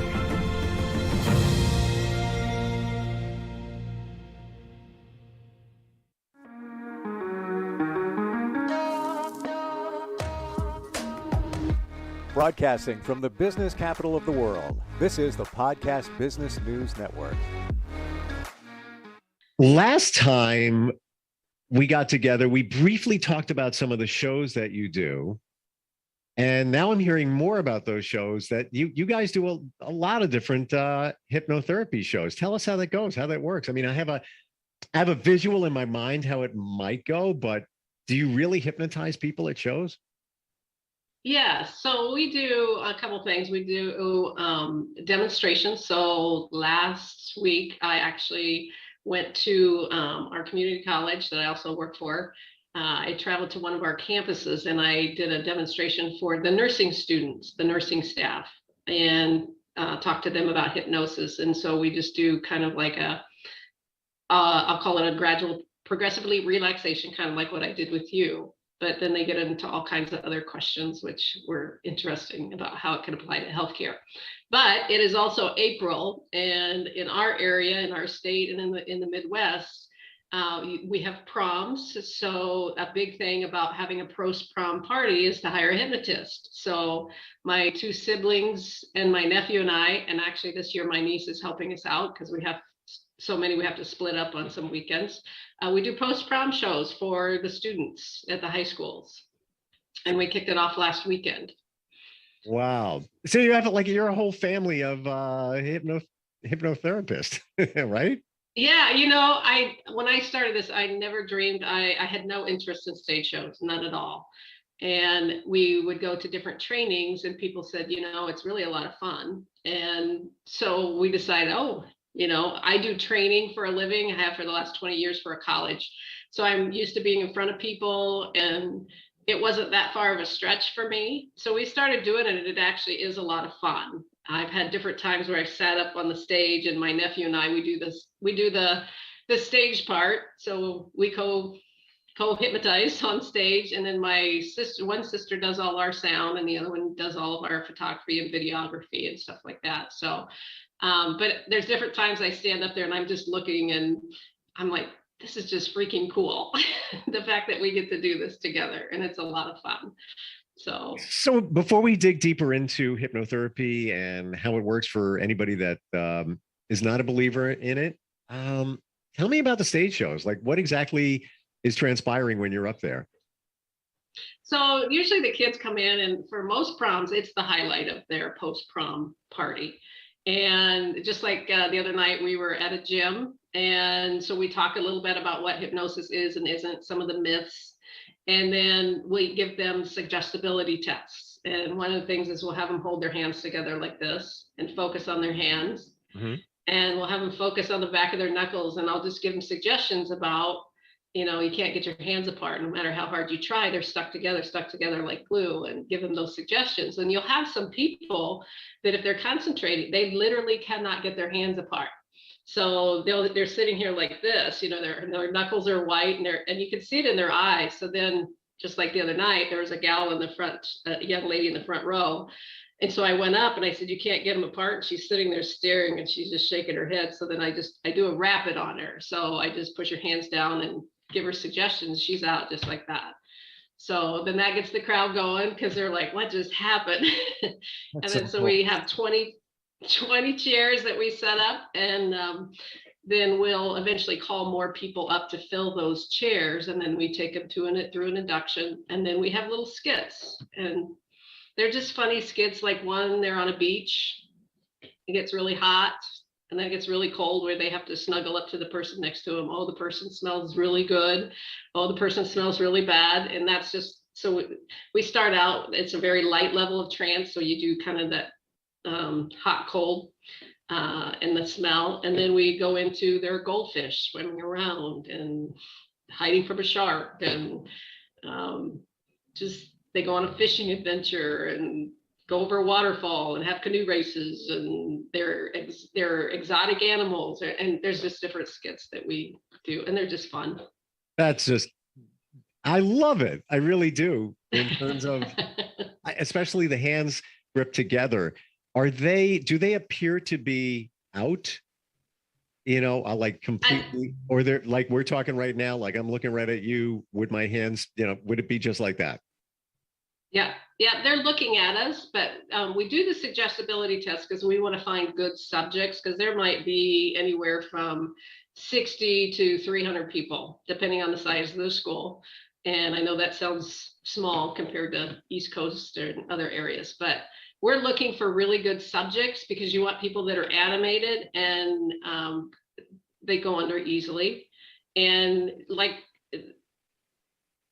if there's we have a bunch of people in a chair and some of them don't go under, then we'll switch them out. We'll send them back to the audience. We might hypnotize some other people in the audience and bring them up. So yeah, they'll be looking at you, and they literally will not get their hands apart. And those are the ones we're looking for. And we always like to do 1 or 2 rapid inductions right off the bat, because people don't know what's going on. And it was funny because the guy that booked us, he was sitting off of the side, and he was an EMT, and he thought that maybe he had a medical emergency on his hands when I put the gal under. But it wasn't. He's like, well, then I realized that, you know, you had control of the situation, and it wasn't what I thought, but she was a really good subject. So yeah. Is that so, Bonnie? Do you find the subject that is easy to work with, and then you further work with them? Yeah, well, for those, they're under, and for her, she just sat up there, and then when we woke her up, I wouldn't say wake her up, but we brought them up and introduced them. You know, you can just tell, because they'll open their eyes and they're just got this distant glazed look. So you can tell the ones that are under or not. And then those that are not, you want to return to the audience, because they could actually bring the other people out. But they feel great. We give them positive suggestions. We don't do anything that's embarrassing to anybody. And before we bring them up, we give them suggestions of, you know, being better friend, being better at a sport. They get to pick something in their mind, and that they feel very proud of, you know, providing entertainment for the group tonight. And then sometimes I'll give them a suggestion like, your favorite beverage is now water. And I had last year we did a show, and at the end of the show, I gave that suggestion. This gal that was in the audience, this young lady was in the audience, she brought her friend up. She's like, there's something wrong with my friend. She was up there and you guys hypnotized her. I'm like, okay, what's wrong? She's like, well, she says her favorite beverage is water, but I know it's Mountain Dew. And I said, well, but that's okay, right? Yeah, but her favorite beverage is Mountain Dew. I know it's not water. I said, well, isn't water good for you? And she's like, yeah. I said, well, she can keep that one. That's funny. But I know we spent a little bit of time on this, but it just totally illustrates what can be done with the power of suggestion. Now think of somebody that's trying to stop smoking, somebody who's trying to control their weight, somebody that has anxiety, and how easy it is. And there's no harm done. It's not like we're doing anything bad or harmful to somebody. Right. And look at the end result.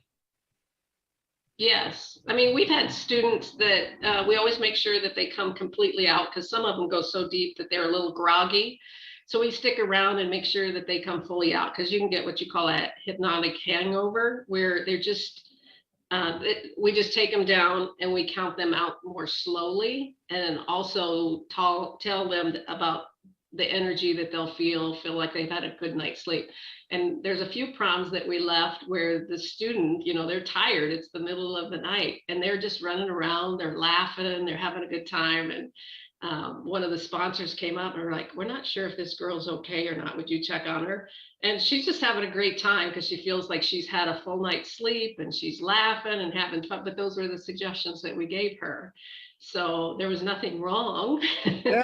But so it's that it's one good. time I mean, you put me under for a very short period of time, and it was the best relaxation, meditation, however you want to phrase it, I felt in a long time, and I still see it in my mind. I can feel the relaxation going back, and this was, probably a month and change ago.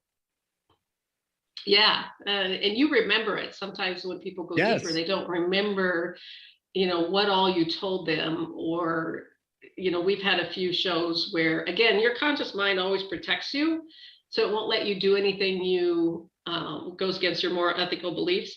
But we do get people that go under so deep that they are so relaxed that they might not remember anything about the show. It's usually a young man that sits in the middle of the row of chairs, and he'll sit there and he'll say, so when's the show going to start? We're like, the show is over. No, really, when's it going to start? And it's like, no, really, it's over. And his friends will come up with their cameras and show him that, hey, you were an elephant in this exotic animal skit or something like that. So That's fantastic. So the other thing that you do as a certified hypnotherapist is past life regression. Now, we've skimmed over that a little bit. You said you have one coming up very soon that you're excited about. Why is that? This individual, she does a lot of spiritual work and does a lot of meditation and things like that. So she has done some before, but not with me. And I just know that what's going to come out is going to be, because she already knows kind of the process, and she just allows her mind to go and experience things that are beyond, let's say, just the typical, I was a farmer in this past life, or I was a merchant, or, I don't know what's going to happen, but she's also very animated. So a lot of people you have to keep questioning because they're going to see a whole lot more than they tell you. And I know with this individual, I won't have that problem because she'll talk a lot and she'll tell you everything that she sees and feels. And so there's no filter there. She knows what's going to happen, and she'll be great. And based on her personality, you just got a good vibe that she's got a lot to offer and probably has a very interesting past. Yeah, and just knowing that she does a lot of meditation and spiritual work, and she's very, very intuitive as well. So most people, they're like, I'm not sure about this, and I don't know if what I'm seeing is true. That's the way she lives her life, by listening to her inner instinct and picking up on things that you and I would like, how'd you get that information? She's in, I'll call it in tune. Yep. So basically what you're saying is she's an easy target. Yes. And actually I hypnotized her friend for this. Yes, absolutely. I did a session with her friend that is a lot along the same lines, and hers was fascinating because there was a point in time where we were doing a body scan of the higher self. Basically, it's your higher consciousness. And when we were doing that, the information that came through, was phenomenal. All right. We don't know who these people are, so their identity is it's still protected. Tell me about the interesting thing that you found when you went back to the other side. With those two, with her? Yeah, with her friend.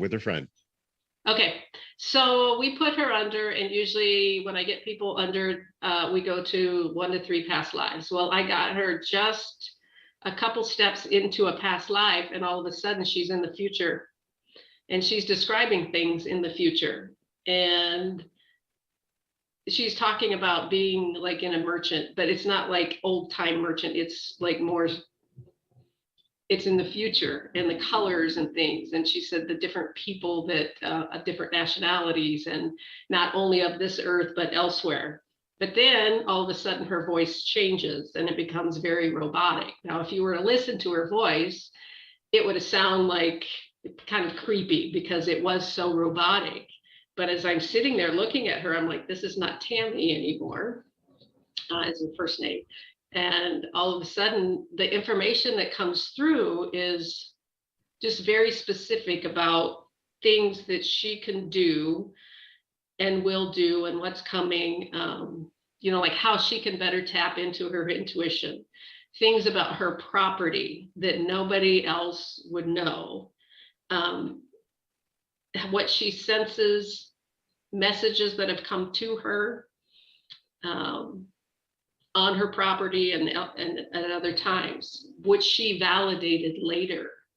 And so I was getting to the point where I was asking questions too, like one of the questions was about portals. They kept talking about portals. Well, how do you create a portal? So they were giving instructions about how you create and maintain a portal, and how we're in a huge shift at this time with the earth. And there's a lot of different vibrations happening. And it was just very fascinating but there, again, when I think I alluded to this before, we didn't have a lot of filler words. This person, or they called themselves the collective, was very direct, very precise in the words they used and the messages they gave. And she didn't know anything. So at the point this voice came in, she doesn't remember anything. Like it was almost like she stepped aside and this voice came in, but it was all, so she has a list of questions that she gave me that I worked through the list of questions with this collective, and they answered them for her. Then when she went back and listened to the audio, it was things that she had never told anybody and that nobody else would know. And, different things again about her property, what she sensed, what she, some experiences she had, was able to put context to it, like her grandma coming through and things like that. So it's really hard to explain. I typed it up and it was like 8 pages long of the transcript. So. And she actually gave you questions leading into it as well? Yeah, so when we do the past life regression, I have a shorter one that I do where I don't do the body scan, but the longer one, we do a body scan, but I have people come in with a list of up to 20 questions that they might have. And it could be absolutely anything. Why do I have pain in my back? Why do my brother and I not get along? What is my purpose in life? So it could be absolutely anything. I wasn't even aware of that. So somebody's providing you with questions that they want answers to, and they're hoping that during the past life regression that the answers will come out. Yes. Wow. And oh, that's awesome. Yeah. I just thought, well, let's take somebody back. Let's see what we get, and maybe that could connect the dots. We do have a question. Bill is in Detroit. And by the way, you can reach us instantfeedbacksteve@gmail.com. He says, when doing a past life regression, what's the furthest back you've experienced with a client? So I guess he's referring to in a time period, the furthest back. Sometimes it's hard to tell time period because I always ask, do you know what era, time period? Do you get a sense? And sometimes they cannot tell me, but I can tell it's a long time ago. I did some here recently where Atlantis, Lemuria, there's other times that I know were pretty ancient just by what they were describing, but I can't put it when that was, just because if you think about it, they might not understand that there's a time period or that it has a name or a year or something like that. So I always try to get that, but I don't always get that. It's almost like you're CSI Bonnie. Like you're the detective. It is. To put the pieces together. Would you say that you have a strong desire or a good background in, say, history, social studies to identify those different time periods when somebody gives you a little bit of a clue? History was my least favorite in school. Okay, interesting. Because you seem like you're very plugged into that. This fascinates me because, when I get them to describe their surroundings, like I had one not too long ago, they were describing the carts. There were carts that like the donkeys or the mules would pull, and they were solid wooden carts that they would haul hay in or something like that. They were very small. Sure. And, also based on the clothing that they wear, or the jobs, or how do they, I don't say job, I say, how do you earn a living, or how do you, it depends on what they tell me. I might say, yeah, how do you support yourself? Because I try not to categorize it as a job, you know, how do you support yourself? What's your day look like? What activities do you do? Because it's so true. We don't know what time period it is, and we don't know what they were getting paid in, or were they just doing something for somebody else, sort of a, you know, on a trade basis, we don't know. Yes. There's a lot of them that are a trade basis. And a lot of times when they're telling you about their clothing, they might use different terminology. And I had somebody that was describing their sandals, but they didn't use that word of the sandals. They used it as another term. Or they might talk about their clothing, and based on their description, you can tell that it's, you know, like, I want to say like gunny sack type. You know, that's my description for it. That's not their description, but very plain. And based on the foods that they eat, or how they travel about, or even sometimes the names. Just fascinating. Yeah. And we're talking past life regression right now. Would they say something specific to the period? Like, instead of sandals, maybe sandals back in the day, you know, centuries ago, were called freebastatics. Yes. I'm hypothetical. Yeah. Yeah. I was just wearing my freebastatics, and you're like, what's a freebastatic, Google? Right. And it's interesting because they'll say that, and I might have to ask them what they mean by that, or they'll go ahead and tell me. Like, there's an individual one time that she was a he in a past life, and describing the clothing got up to around the belt, and she called it something else, but then she went ahead and said, you would know it as a belt, which I thought was very interesting. But, you know, when I asked her when she woke up if she knew what that was, she looked at me like, where did you get that word? I love this. You know? I think it's fascinating. And there's, again, no harm in doing a past life regression. You wake up, everything is fine like it was before. You've just pulled some pieces of information from somebody's past that could help them presently, or even with their future.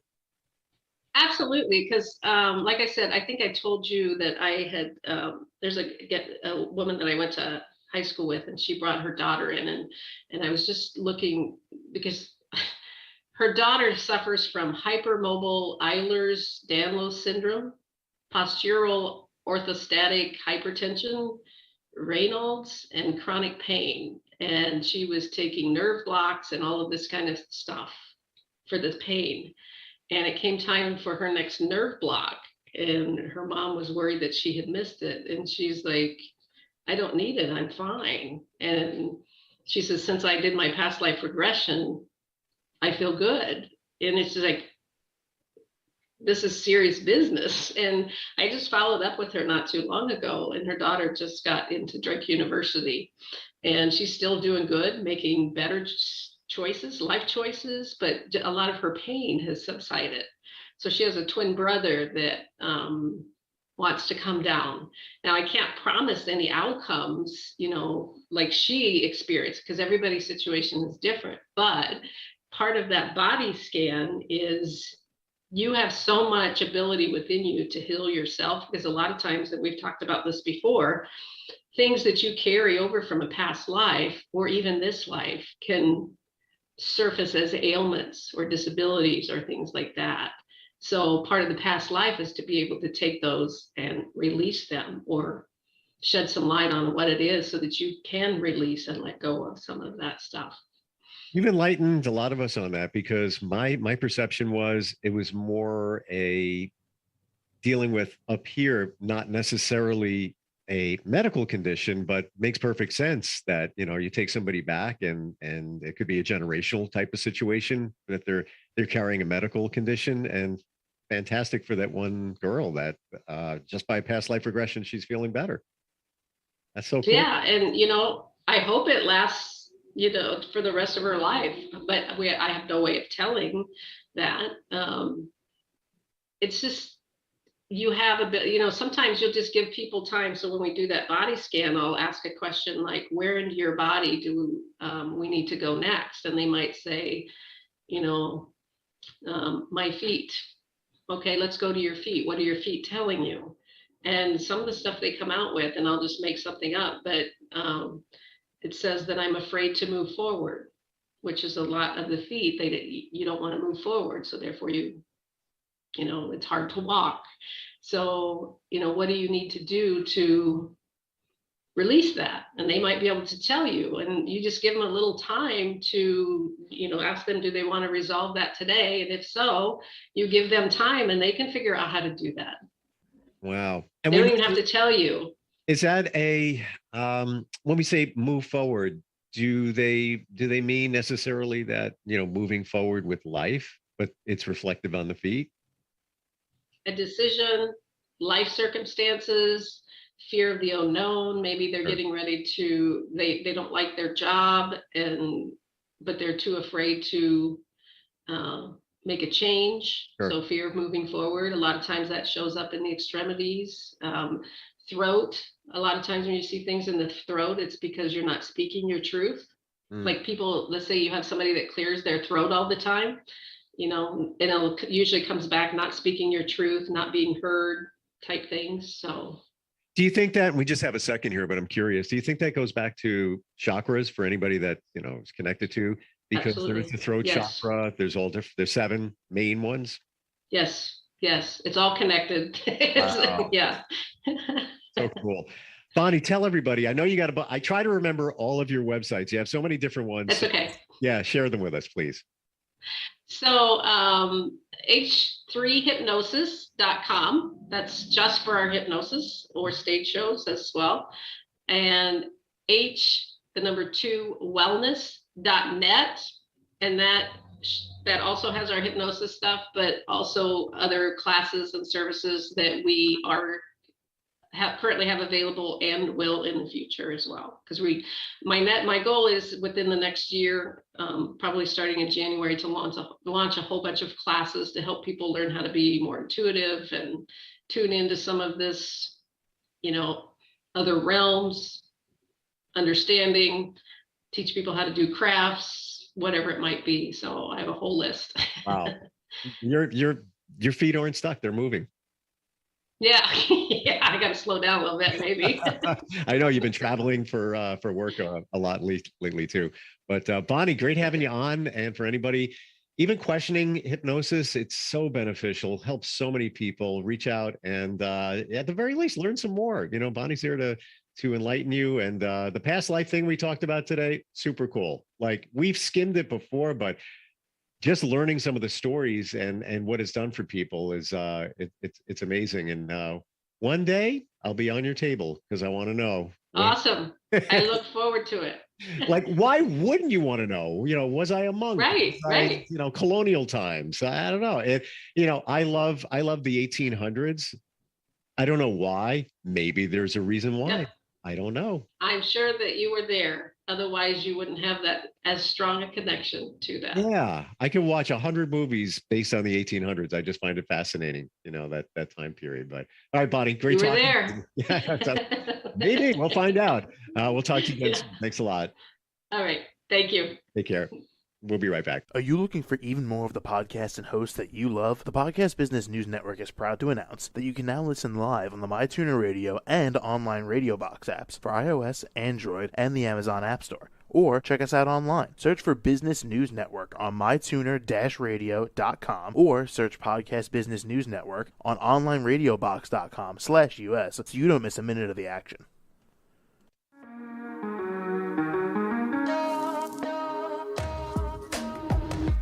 Broadcasting from the business capital of the world, this is the Podcast Business News Network.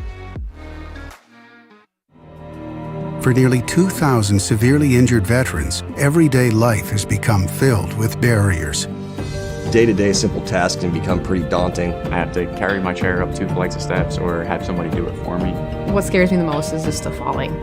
When I'm struggling with my house, I think, to have that one great barrier just knocked down, it's crucial. Home for Our Troops is a wonderful nonprofit that builds a mortgage-free, fully adaptive, handicap-accessible house. And there's no catch. It'll be our very first home that we've ever owned. This is a game changer. This is where your life begins again. We need you to join us in completing this important mission. Please visit hfotusa.org and help build homes and rebuild lives. Because of you, everything's going to be okay.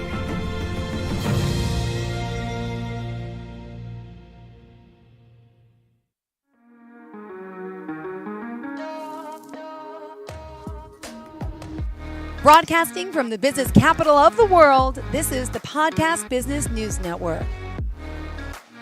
We are back with Cherry Home Designs and, of course, the owner, Christine. I can give her many last names. Do you want me to pronounce it Escribano? Or do you want me to add the whole Maggiore, Pizzi? There's so much. So how should I introduce you? I get confused. I know. Right now, it's still Escribano. Okay. I haven't legally changed my name yet, Jill. So it's going to be Pizzi soon. Well, I know you're the owner of Cherry Home Designs. I met with you and your husband last week. We got to discuss the work that you collaborate on together. Now there's a new face on the screen for those of you that are just on the radio cast. I get to see. Now, is it Uncle Jeff? It is Uncle Jeff. Okay, I have an Uncle Jeff, and I thought you said Jack first. So yeah, I have an Uncle Jeff myself. Nice to meet you, Uncle Jeff. Would you mind? Thank you. Saying hello and introduce yourselves, please. Sure. I'm Christine Escribano, soon to be Pizzi, from Cherry Home Designs. And we help our clients live their story. And that is the premise behind our design and construction business. This is Uncle Jeff. Hello, everyone. Say your name. Yes. Hi, I'm Jeff Mazzola, and I am Christine's uncle. Beautiful. And partner. Congratulations. I love this. Now, Jersey Shore beach homes. I mean, is that what you're into? Because there's so many beautiful ones down there. Yep. Yeah. Wow. We, Jill, like Jeff's parents. So it's interesting. Jeff's one of 5. Okay. My mom and him are brother and sister. Okay. But Jeff and I are only 7 years apart because he's one of 5. Wow. I was going to say, because he looks so young, it's really not there. Yep. Good for you. It's really interesting. And I moved to Westfield to be near Jeff and his family. Yep. Unfortunately, Jeff's wife passed away. And I was getting divorced around the same time. So we sort of patchworked our family together. Aww. And then we always had this dream, right? Tell them about the dream that we had with the dream. My parents had a vacation home in the Poconos, and from when we were kids, and we've always gotten together and had big family gatherings, and it was a 4-bedroom home, but there was like 40 of us there, and everybody was like spread out like all over the living room and in the mud room, who was sleeping in the garage. It was just like wherever you could find a spot. Mm-hmm. So we always had that experience growing up, and it was really so much fun and so many memories with the family and all that. And we kind of when my parents passed, and we sold the house and whatnot, and Christine and I have always spoke about, we're like, the two of us, we should really go out and find a vacation home. You mentioned that for 50 family members, like for family reunions and holidays, must not be easy, right? Exactly. Yeah. So, oh my goodness. So that was the whole thing behind it, was to, we were kind of just like, we should really kind of rekindle this and get the family back together and have that, have those same experiences for our children, growing up that we had. And COVID made us really kind of accelerate that dream, because we would normally be together for all the holidays, and because of COVID, we couldn't. Right. Yep. We were totally broken apart. Like those 2 years were like lost. So we'd never had the family gatherings and all that. But during COVID, that's when Christine and I really like kind of said, let's go and do this. Let's go find it. And so the reason I met John was because of Uncle Jeff. Oh my gosh. They met at the Italian club. Oh. So he was at that party then too? This is before the party. They met 6 months before John and I met. Oh my gosh. So John and Jeff became friends. Like the year before, And they then invited your friend Gary invited all of us to this pirate party, and that's where everything just sort of blew up. And John and Jeff get along really well, like brothers for the most part. Of course. No, until we don't. So that's the story, Jill. That's the background of the story, and now we have 2 vacation homes. The first one really was about what Jeff said. Us bringing our family together. Yeah, how did you do it? It wasn't always so easy, right? Because I think you made a bid on one house. didn't get it, right? So we got to let our listeners know that happens sometimes. You got to set yourself up for failure sometimes and disappointment. But then again, it was meant to be, because tell us then what happened in the end. What did you find? Where? I want to know all about it. Yeah, no, absolutely. It was a blessing in disguise that we lost the other home, because this home we have now is absolutely, fantastic. And we went into, we kind of went looking around the shore. We're trying to figure out, we want to be closer, to North New Jersey. Do we want to be that far south? So that was kind of a thing that Chris and I were going through. I'm like, oh no, I want to be in Lavalette, or I want to be, I don't want to drive 2 hours and blah, blah, blah. Anyway, but Christine really kicked up the Wildwood idea, and she kind of got me on board with it, because it was, looking at Wildwood, it's on a very big upswing right now, with the redevelopment and the boardwalk and bringing. And my apologies, I'm not even sure where Wildwood is, to be honest with you. What township is it in? It's all the way down lower township, which is like, it's just before Cape May. So God, it's that far. Okay, thank you. Thank you so much. Okay, I just Googled it. Okay, I could see it. Okay. I see a big roller coaster. Is there stuff for kids there too? Yeah. Oh my God. I got a 5 and 7-year-old. So okay. Wow. Okay. Awesome. You would love it, Jill. If you have a little, some young kids, like there's zoo, there's the boardwalk, roller coasters, there's the water park. Mini golf. I mean, like there's so much. Love it. All right, great. So much for the kids to do. And so that was, Christine got me on board with that. And I kind of was looking around. I'm like, yeah, this is kind of more affordable, of course, than like, further north, the homes and the lots are small, the homes are expensive. And, and again, we were trying to look for that home that could fit everyone. And we found it down in Wildwood. And like Christine was saying, we did have that, we were looking at that one home that we put a bid on, and, we liked it. We, kind of was like, yeah, this could work and all that. And then we started getting into, they accepted our bid. And then it was like a few days later, they're like, oh, you got to come back with a stronger offer. And I was like, well, we're already bidding like close to asking. And they're like, oh no, it needs to be stronger. And then the broker came back. It's like, oh no, it needs to be 50,000 more. So to me, that was like, I never heard of a broker actually telling you how much more to bid. Yeah. That's, they shouldn't do that, first of all. So right there, that kind of made me like, I don't know if I want to deal with this. Yeah. So that's when we decided to like back out of that deal and say, go ahead, go take your other offer. We're out. Yeah. And that was a blessing. Like I said, a blessing in disguise, because there was this one house that we were always looking at, and the broker we were dealing with kept saying, oh, we can't get in to see it and this and that. And I'm like, well, why? It's listed. Like, we want to go see this house. Yeah. So what did we found another broker or something, right? Yeah. So we called, actually, John, this listing kept coming up in John's Zillow, and it kept popping up and popping up. So he's like, big yellow Victorian house. We were like, okay, that's, my house here is 1880s. And actually, Uncle Jeff helped me buy this house and renovate it. So that was our first kind of project together. Yep. He was doing house flips and things like that. So we collaborated a lot on that as well. But then when we got, we sort of said, okay, yellow house in Wildwood, that's an old house. What kind of condition is it in? So we went in the middle of winter. This was like what, January or February that we went to see it. So the three of us went down and we roll up to this house, and it's like literally takes your breath away on the outside. But then we walked in the door, and all we smelled was cat and dog.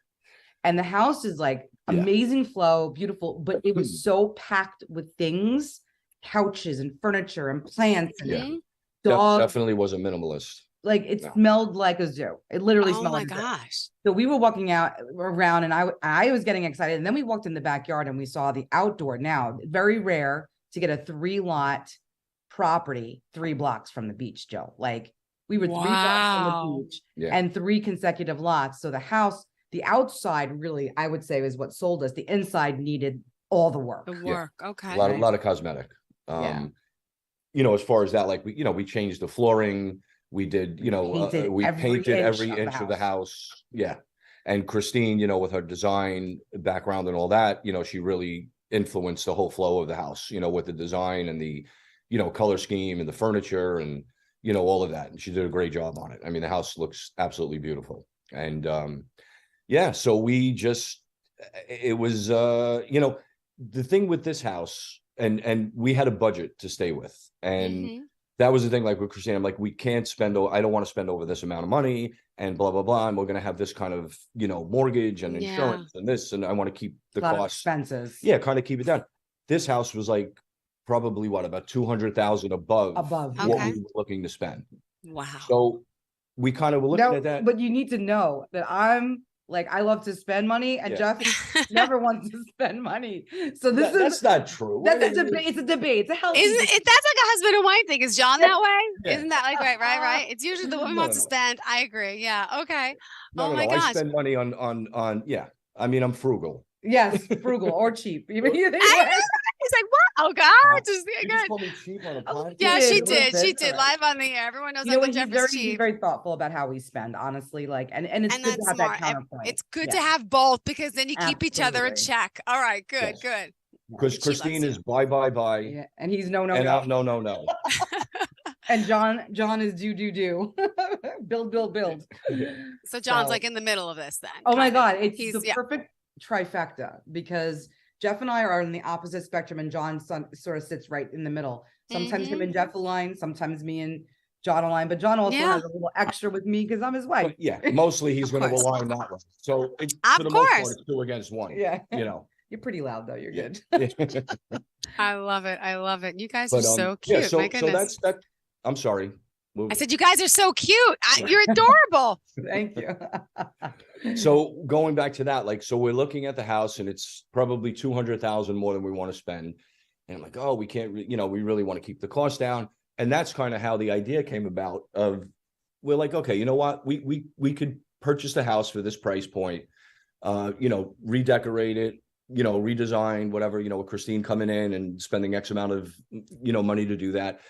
And we said, you know what, why don't we look to kind of like Airbnb a couple of few weeks and kind of help us offset the costs a little bit. Why not? And that kind of thing. And we're like, yeah, let's do that. And so we did, and it just blew up. And that's kind of how we got into the short-term rental business. And we're making it a business now. And we're really, and we listed it, in June, and booked the whole season out. Well, except for the weeks that we had. Yeah, except we wanted to keep a few weeks. Wow, what an investment, right? Yeah.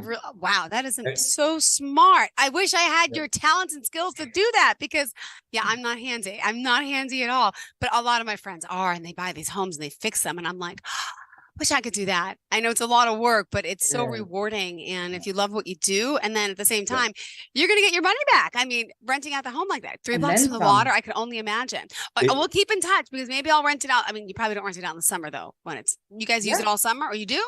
We'll talk. We take this year we're going to Italy, but we take 2 weeks. We take 2 weeks of the summer, and the rest of it is rented. Well, I want to go to Wildwood. I'm going to contact you. Maybe me and my kids can rent the house. Seriously. I would love it. Yes. All right. Yeah, I'm gonna email you. Show me the link. I want to see it. That'd be so cool. Definitely. All right, good. You got a next customer here too. I love it. That's all. That wasn't even the intent. I know. Look, we got another one. Yeah. Nice. Well, see, the wild. Oh my gosh, so cool. All right, so go ahead, guys. Where do we leave off? We still have lots to talk about.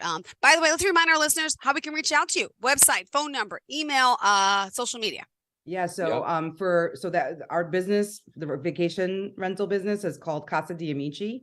So it's casadiamici143.com, and then at Casa di Amici 143 on social.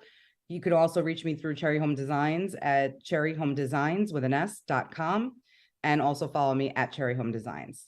Perfect. Thank you so much. All right. Just got to establish that, because people tune in at all times. So we got to keep repeating that. All right. So what's next on our agenda today, talking about our business here? So, I mean, I think, what Jeff was saying is once we saw the opportunity, we were like, you know what? Jeff was in the movie business. I was working for a media company. We were both looking for, passive income. And this is a great way to do it. But as we started to realize what was happening, kind of what we built for our family and what our nonna and papa, his dad and mom and my grandparents sort of created for our family, actually a lot of families wanted. And in the midst of the pandemic, so many people wanted a place that they could reunite. Wow. Yep. So we built Casa di Amici, and that was really the way we came up. That's how it was brainstormed. born. We were first doing Casa di Familia. We were like, for people, that's going to be a little tough. Yeah. And then Jeff was the one that said Amici. And I was like, we love it. Jeff and I were like, wow, that's great. So then I built the brand, and, we really try to be true to the home and the design and really bring in the beach. And we really love the whole idea of, That's me. Did you get a text? Did you hit yeah, your phone? I'm sorry. That was me. No, I got a don't phone sorry. call. Yeah. Oh, no, because at that moment I hit follow on Instagram. Oh, I love it. Amici 143. I found it. I went like this, like trying not to look down. So I saw you go like that. I'm like, oh my gosh, I messed her up. But No, I'm not at following you. all. I'm gonna look at the page later. Okay, sorry. Yeah, it's really, and the thing is, we build a concierge service. We said, how do we make this feel like you walked into your house? So every detail, and between the three of us, really brought the sensibility of this is a home you walk in with your toiletries and your clothes, and then everything else is taken care of. Right. From the welcome gift, where we give you a bottle of wine, a pound of pasta, and a jar of fresh homemade sauce, to get, providing linens and towels. So it's like we actually positioned it like a private resort. Yeah. So you way get to much be better with than those other companies. I won't say their names, but yes. Yeah. Oh my goodness. You get to be with your family and friends safely, right? COVID friendly, in a place that you're spread out. You got 8 bedrooms, 4 bathrooms. You got a massive backyard with a built-in pool, a hot tub, outdoor showers, How a bar. big is the house?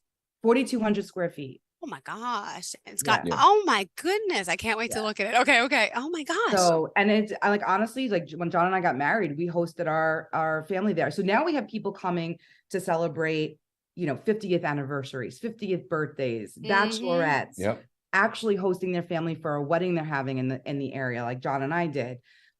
We have family reunions. We have people coming to visit, their servicemen and women in Cape May, because there's a Navy station there. We actually just gave away, last year and this year on Veterans Day, we give away a free weekend to veterans because John is a veteran. So we really genuinely try to make this a place where you feel special just walking in. And a lot of people have said in our reviews, like, it's like walking into a reveal point of an HGTV show. Yeah. Right. So you put that out in the universe. And I guess, that's been honestly between the design and the love and all the unique elements. Like, this is where the furniture business was born, which is I'm sorry for those of you not on the Zoomcast. That's the house. Yes. Oh, I don't think I can afford the house. Oh my God. I get a lot of couples or some people to come down or something. Yeah. Oh my, no, beautiful. You definitely need my a bigger group. Look at that pool. Yeah. Yeah. It's really a special home. Oh. And it's great that we're able to share it with other people. Again, so that's kind of cool. CasaDiamici143.com, CasaDiamici143.com. You got to check it out. And there's a video. I'm going to watch it later. Bring down the whole tour. You can see exactly what you're getting. Oh my goodness. Yeah. Beautiful. It's really beautiful. And and it's 143 years old, by the way, this year. You would never know. I know. And the address is, we want to hear something funny. The address is 143. Do you know what 143 means? Yes, I love you. Okay, I don't remember. Okay, I remember. Do you guys remember having a beeper like 20-something years ago? The 143 code. And 831 was 831. I miss you. Well, it's all coming back to me. 143 was I love you. I don't know what 831 was, but 143. I don't know, but 143. That's how it came up. Exactly. That's how Is that great? That is so amazing. We felt like it was like I love you. This beautiful old home that just needed love. It just needed love and good memories. And now we share all these memories with our guests who have come back. We're booked out for all next summer too. Yeah.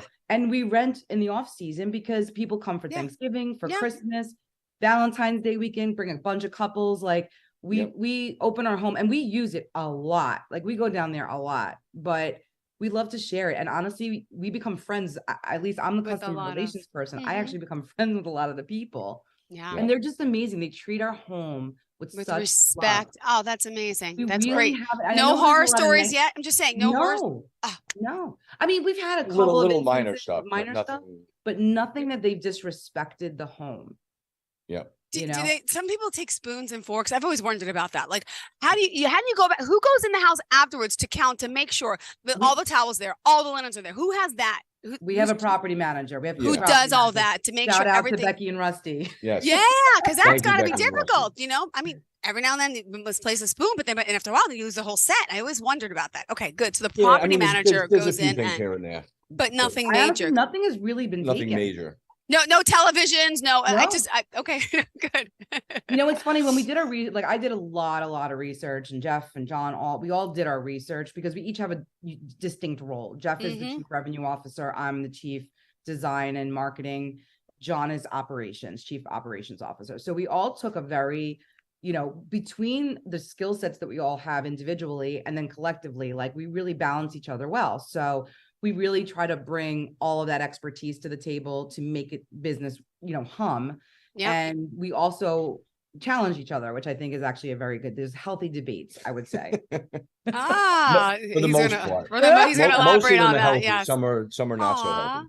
And the design, they were so supportive, but we had to do it cheaply. We had not cheap, but we were investing a lot of money. Economically that's the right word. Frugal. Or cheap. No, not you, Uncle Jeff. And that's where the business. You're never going to let that down. I know. Yeah, exactly. I'll never live it down now. Of course not. So I converted a lot of antique furniture that I bought. I was going to ask. That's what we talked about. That's one of your specialties. Beautiful. Yeah. And that's how that evolved. And that's how that really kicked up. I found my love of doing this, and I'd done, little things here and there, but I had to do an entire house. And I had met this incredible furniture artist who I bought like 9 pieces from, but she couldn't do it as fast as we needed to. We needed to kick up the, the rental. Like we wanted to be ready for summer. Yeah. So we had like an 8-week turnaround from when we closed on the house. We showed up at the house, Jill. How big was that truck with all the stuff in it? Oh my God. And I drove it. Yeah. And that was scary. It was a 24-foot box truck that I drove from North Jersey 2 hours. Well, no, with the truck, it was 3 hours. Okay. Yeah, I was white knuckle like all the way. And it was literally filled with all the furniture we had already renovated. Right up to the door. Yeah. Yeah. So our house here was our Amazon warehouse, and we literally kept everything here until we were ready to move and convert. Amazing. And by the way, when was the house finished and ready, by the way? So it was ready by the end of June. 2021. Okay. Yeah. Wow. Yeah. So it was really fast. So we closed April 18th. And that's when we showed up with the box truck. Yep. So, and honestly, like the house, we're about to renovate the kitchen. So you guys can follow us in that renovation. We're actually going to be an episode of a Magnolia Network show that's going to follow us doing that renovation. Yeah. Awesome. So it's exciting. We're going to start next month on that. Yeah. That's going to Great. be on, now, how does that affect how does that affect the people staying there? I guess you're doing it on an off. You have time blocked out. People can't stay at the house at that time, or you. Yeah. How quick do you? Well, with you guys, all your knowledge and skills, how quick does it take to redo a kitchen? Are you gutting all the cabinets and doing everything? Everything, yeah. And we're redoing the family room floor. We're redoing the dining room floor and the kitchen. Yeah. The kitchen fully, right? It's a full gut. Yeah. So we're counting on at least 6 to 8 weeks. Okay. Because we got to run gas lines and do things like that. It's quite a bit of work. We're converting some of that, so some of the rough is going to take time. Yep. Exactly. Yeah. Wow. Okay. And let me just ask, where are y'all from in Italy? Because you're going to Italy. Do you have family there? We do. So Jeff and I are Sicilian mostly. Okay. John actually has family and a home, his great grandfather's home in Sila, Sassano, Italy, which is right south of Naples. Okay. We are Sicilian, and there's a bit of competition where Sicilians never say they're Italian. They say they're Sicilian. Yeah. Oh, okay. I don't know. I'm Italian too, Nicolini, but my grandpa I know is from Bari, Bari, B-A-R-I. Yeah, I can't say it. I've been to Italy, but not to those areas where I want to go, like where it's real beautiful. I done the tourist things like Rome. Right. Yeah. Which is beautiful. Don't get me wrong. But so this Italian it's a different experience in the South. Yeah, I'm sure. And when are you guys going on the vacation there to visit everyone? We're going to Castelbuono as well in Sicily in July. So beautiful. And I'm sorry, you also mentioned you're a veteran. Can you share your experience? Tell me what you did for our country. No, John is a veteran. Oh, I thought you said you were too. Okay. I was like, oh, that's important to talk about. I know John was. We talked about that. All right. Yeah. So what else do you want to share about? Obviously, the prop. What? We only have 5 minutes left.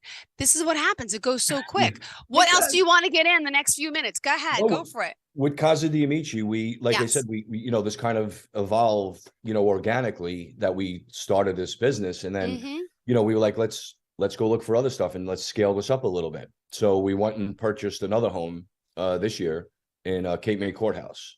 Wow. And that home it's absolutely stunning. It's beautiful. I mean, we have a big, beautiful finished basement with a media room. We added extra bedrooms. We have 4.5 baths in that house.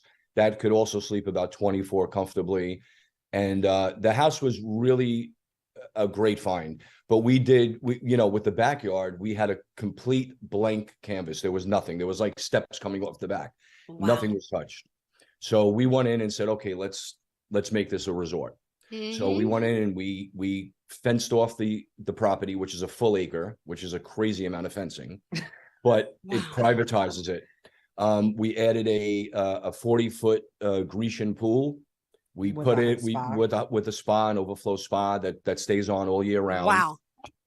We put in a beautiful patio for the dining area. We built out a beautiful deck, massive deck off of the kitchen that steps down into the pool area. I mean, so we really like that house. We did a lot of work to. And that house inspiration, because we're very close to the Cape May Zoo.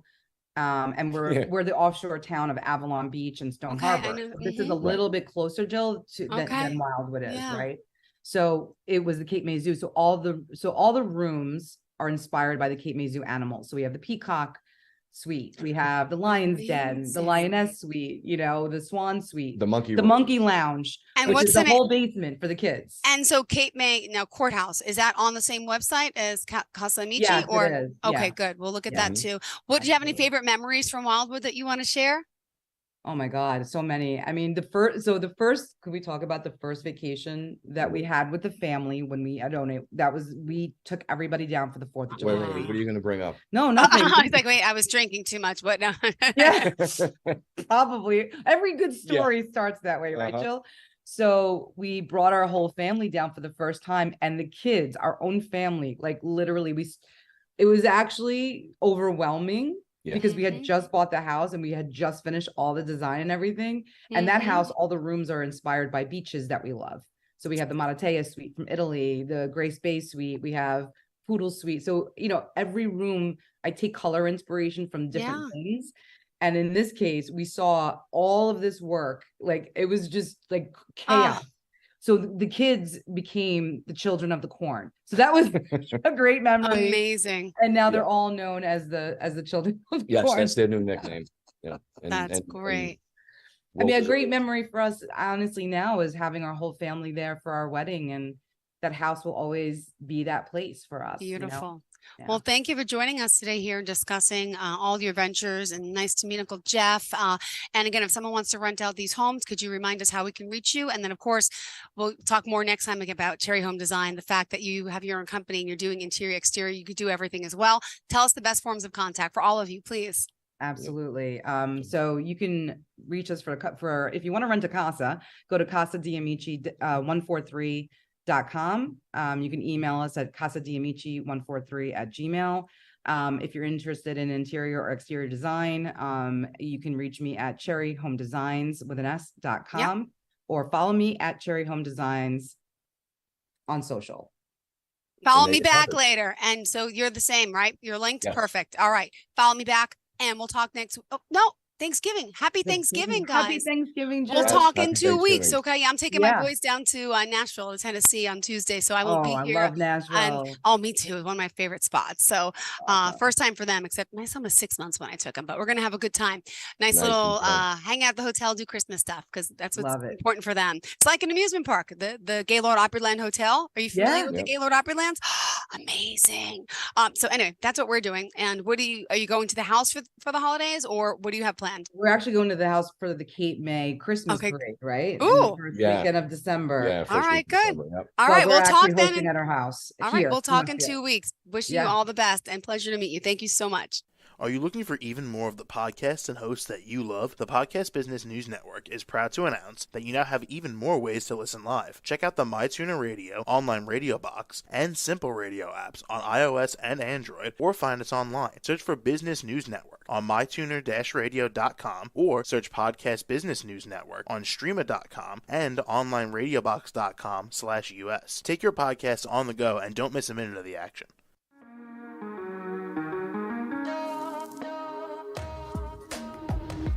Broadcasting from the business capital of the world, this is the Podcast Business News Network.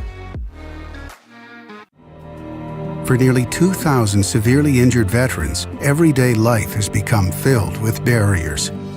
Day-to-day simple tasks can become pretty daunting. I have to carry my chair up 2 flights of steps or have somebody do it for me. What scares me the most is just the falling. When I'm struggling with my house, I think, to have that one great barrier just knocked down, I mean, it's crucial. Home for Our Troops is a wonderful nonprofit that builds a Mortgage-free, fully adaptive, handicap-accessible house. And there's no catch. It'll be our very first home that we've ever owned. This is a game changer. This is where your life begins again. We need you to join us in completing this important mission. Please visit hfotusa.org and help build homes and rebuild lives. Because of you, everything's just going to be okay.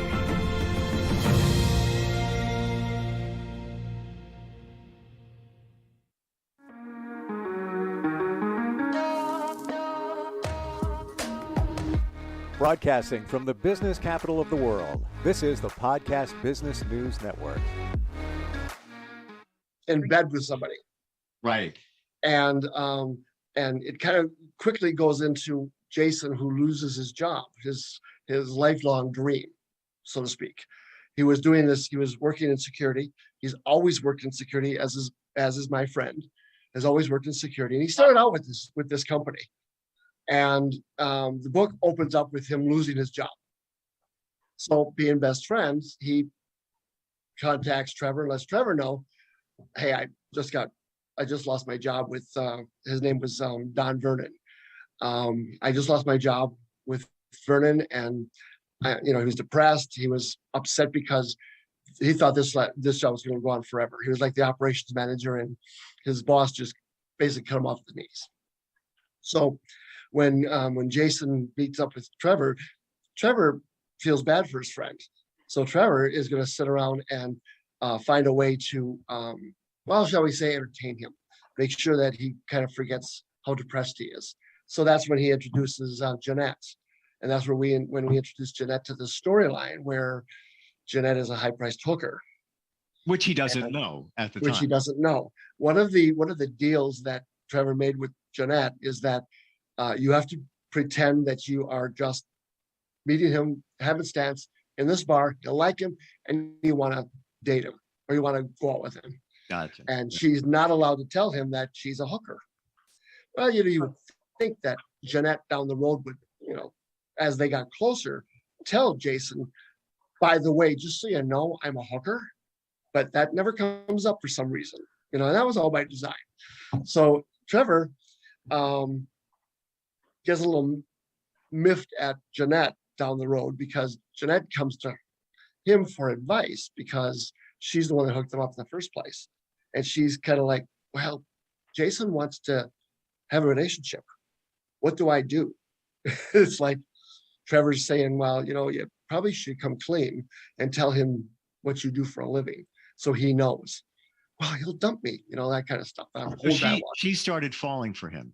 She started falling for him. And then, after their first night together, which was like passionate sex, or I should say steamy sex, he decides, well, I really like this girl. So he wants to pursue her too. So it's kind of like a mutual thing. Right. So they start dating unbeknownst to Trevor, and Trevor just kind of like, okay, well, they're just having fun. Well, towards the middle of the book, it gets a little more serious than that. And towards, when we get towards the end of the book, without giving anything away, it becomes a lot more serious than Trevor ever thought it would be, and Jason also. So they end up, kind of in a tangled web on how does Trevor, or how does Jeanette let Trevor know, or I should say, Jason know that she's a hooker now that they've been dating for a while. It's not exactly something you bring up month after months of dating, oh, by the way, So look at the favor I did for you. By the way, I've lost jobs before. None of my friends have ever done that for me. I'm just saying. But I think we have a call here. Hello, can you hear us? Yes, I can hear you. Oh, we're talking with author Larry Diamond. Who's this? Hi, my name is Christina. Hey, Christina. Say hi to Larry. Hi, Larry. Hi, Christina. How are you today? I'm good. How are you? I am great. I am great. I'm sitting in Arizona in 81-degree weather. Oh, must be nice. Do you have a question for Larry, Christina? Yes, I just wanted to know, do Larry offer any type of mentorship for aspiring writers? Like, it seems like he likes what he does. So I want to know, is he mentoring people into writing also? I would love to. Nobody has asked me that yet, but I would love to. Christina, when I started writing, it was kind of like a happenstance thing. I got this idea in my head and I thought, well, I could turn this into a book. Well, I really, 5 years ago, I didn't think I could write a book. Well, 3 years later, I have a book and it's pretty darn good. So I've talked to people about my writing and how I write and how I come up with my ideas. I would love to mentor someone or anyone that is interested in writing, because I've learned a lot in the last few years about writing a book, and I'd love to talk to you about that. That's super cool. Yeah, definitely. Because it seems like you love what you're doing. And, the people that love what they're doing, especially with writing, it is kind of hard. Even when it starts off with what should I write about, it seems like you have it down pat just from your own experience. So yeah, I actually do. I didn't think I didn't think that a few years back, but when as the story develops, a lot of the story is made up in my mind, but it's coming from experiences that I've had in the past. I've done a lot of things in my 40 plus years of working. I was a bounty hunter at one point. I repossessed cars at one point. I did a lot of things that were scary and sketchy, but I've taken away from those experiences and put a lot of that into my book, but just in a different form, like in a story instead of fact, So if Christina wanted to connect with you and communicate on a mentorship level, would she just go to your website to find you? Yeah, you can find me on my website, Christine. If you go into trevorsadventure.com, you will find my phone number in the upper right-hand corner of the first screen, and you'll find my books in book 1 and book 2 in there, and eventually you'll see book 3 in there. The website is going to expand as I write more books, but you'll see everything you need to know, and you can buy my books or order my books from a number of different places and links within the website. Okay. Well, thank you, Larry. I appreciate everything that you just answered for me. And I hope you guys have a great day. You are very welcome. Have a great day as well. Thanks, Christina. Yeah, that's really cool. That and you know what? I had mentors back in the day too when I began, and I think I shared with you, I almost became a syndicated cartoonist. Yeah, you did. When I was early 20s, and what did I do? I reached out to cartoonists, and not to sell them. I wanted the original artwork. I wanted to study them. I would, for hours, I would just look and see what kind of pen they used. I could see the little pencil lines that were erased and how the whole thing was put together. And for me, that was just like heaven. When I opened up the mailbox and got another actual comic strip, and they were reduced for the newspaper. They usually, that big. Nice. Nice. And when the bigger ones would send me, they'd be like, wow, he actually believes me. I'm not trying to sell. I just want to look. And it's, it was inspiration for sure. I think that's a lot of it when they realize, a lot of people, especially nowadays, they think that somebody wants something from you. Yeah. And some people are not willing to do that. I guess there are just so many scams out there these days that you have to really be careful these days. But I watch out for that. I'm an IT engineer in real life. And when it comes to my writing, I like to bury myself into my stories. When it comes to like Trevor is me, but not like Jason is my friend, my friend. Trevor is who I would have preferred to be when I was his age. These guys are like 30 years old. In the book, and Trevor is willing to take a risk. He's willing to risk it all to do his dream job, or to get into his dream job. That's not something that I did when I was that age. I mean, I was more, I want to say more safe. I had a job, I had a career job, and I didn't risk anything. I stayed with the safe side. Okay. And, So question, Larry. Yeah. Looking back to, let's say, when you were 30, do you wish you did it differently? Yeah, sometimes I do. Yeah. There are opportunities in the last 4 decades. I've probably had a lot of opportunities that I let pass because I was afraid to take the chance. Yep. I was afraid to take that risk. And what that ended up doing is I made decent money, but who knows what I could have done if I had taken a couple of risks. Yeah. And some of those risks meant giving up this job for an unknown over here, something I wasn't willing to do. Trevor did that. So see, I can put what I'm not or what I wasn't into Trevor, and turn Trevor into me, or what I wanted to be me. Yep. You know, and because if you look at the storyline in my first book, Jason, I define Jason. I define his background, and that's my friend's background. But you don't see that in Trevor. I don't really put in a background for Trevor. Trevor is more moving forward. This is what I wanted to be, but I'm not, or I couldn't. I wasn't. You know, I took a hell of a chance to start writing a book. Oh, for sure. And I have to imagine that you're, to the core, Trevor's you. You know, just the core, but then, you know, the outer fringes, you know, maybe the wild and crazy side, if you want to call it that. And you know what? Taking chances is, you know, sometimes a little wild and crazy. Hey, I'm going to quit my job. Let me see what I can do. You know, a lot of us are just going to do that, you know, and I'm the same exact way, you know. Yeah, I'm not going to do that because regardless of what I want to do, I'm not going to, I've got a paycheck that I rely on. Yeah. You know, I have rent to pay. I've got bills to pay. I mean, I can't just chuck it all to try something that may or may not work. Yeah. You know, doing what I'm doing now. I mean, I'm writing a series of books, and it's something I really love to do, but it's something I could do while I'm still working.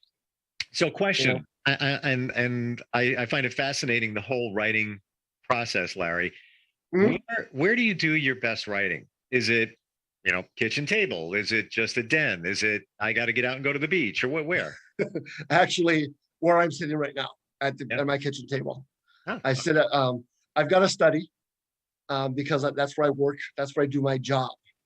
And when I started writing, one of my steadfast rules to myself was, I'm not going to write in there because that's where I work.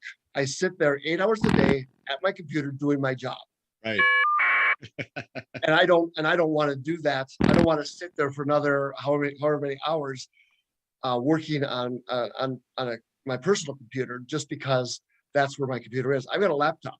I did all my writing on this laptop, and it sits on my kitchen table, and that's where I do my writing.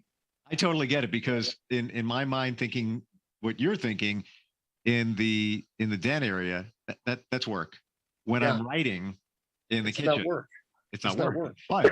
It's rewarding. Not to say your work isn't rewarding, but it's a different whole different type of rewarding. And you might not be able to get in that zone if you were on the work computer. Exactly.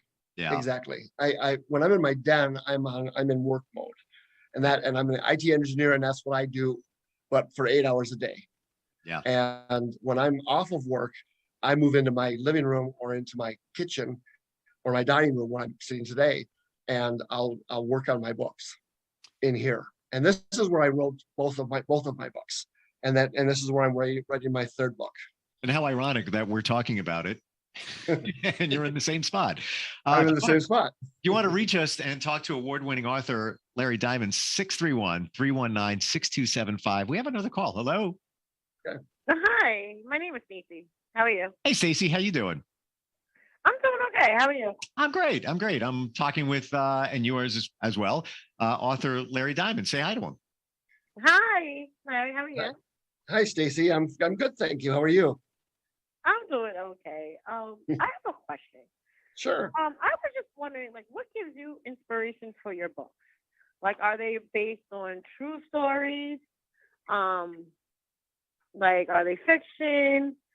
And I was just like wondering how long it took you to write them. Well, I'll tell you, my first book, it took me 3 years to write.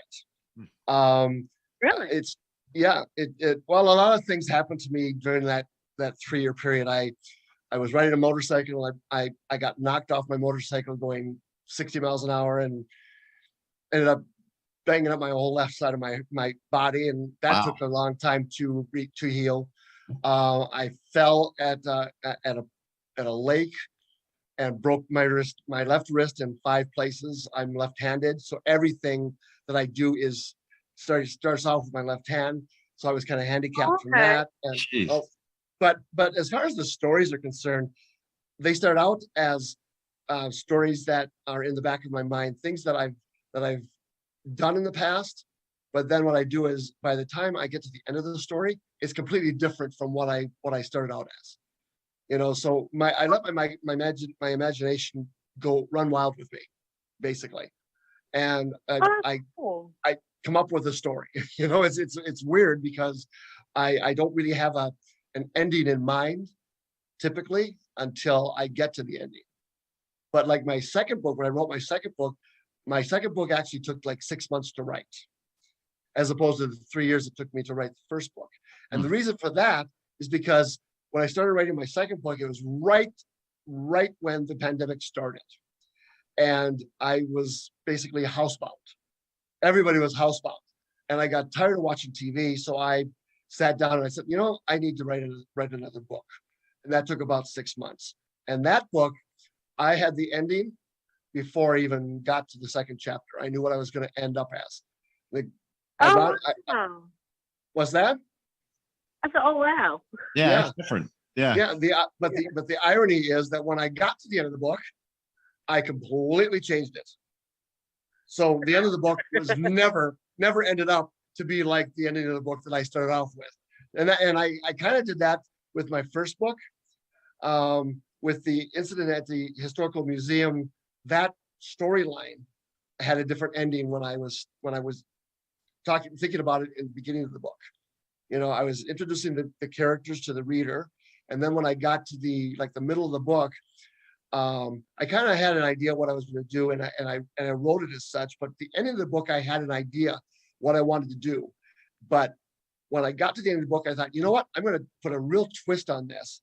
So the ending of the first book has a really unexpected twist to it that nobody expects when they read the book. They're completely taken by surprise. Yeah, I'm going to give it up. You know what happens? Trevor meets somebody named Stacy. There you go. Good one. And they fall in love. And then that's the greatest ending. And actually where they fell in love was at a lake, and then Trevor fell and then he broke his wrist. There you go. There you go. Stacy, thanks for calling. We really appreciate it. Okay. Thank you, Stacy. Great rest of your day. You too. Bye-bye. Bye-bye now. We talked before about you living vicariously through Trevor, but then you're on a motorcycle doing 60 something miles an hour and you crash. Whoa. They're not doing that. No, but you know what? I've got more books to write, and that may end up there somewhere at some point. All right. I don't know that it'll be Trevor that does it, because see, Trevor's my hero. I mean, when I developed Trevor, and don't ask me where I got the name Trevor. I probably had a friend or something down way back when that was named Trevor. Sure. But I liked the name Trevor, so Trevor became me. Well, then I never really thought about him as being the hero until I got towards the end of the book. And it's like, no, Trevor needs to be the hero, because he's the star of both my current books, and he's also the star of my third book whenever that comes out. And I need Trevor to stay healthy, So I don't want him to get hurt, but see, Jason can't get hurt either. I mean, I don't know how many books I'm going to end up writing. I mean, I may be the new J.K. Rowling. I don't know, but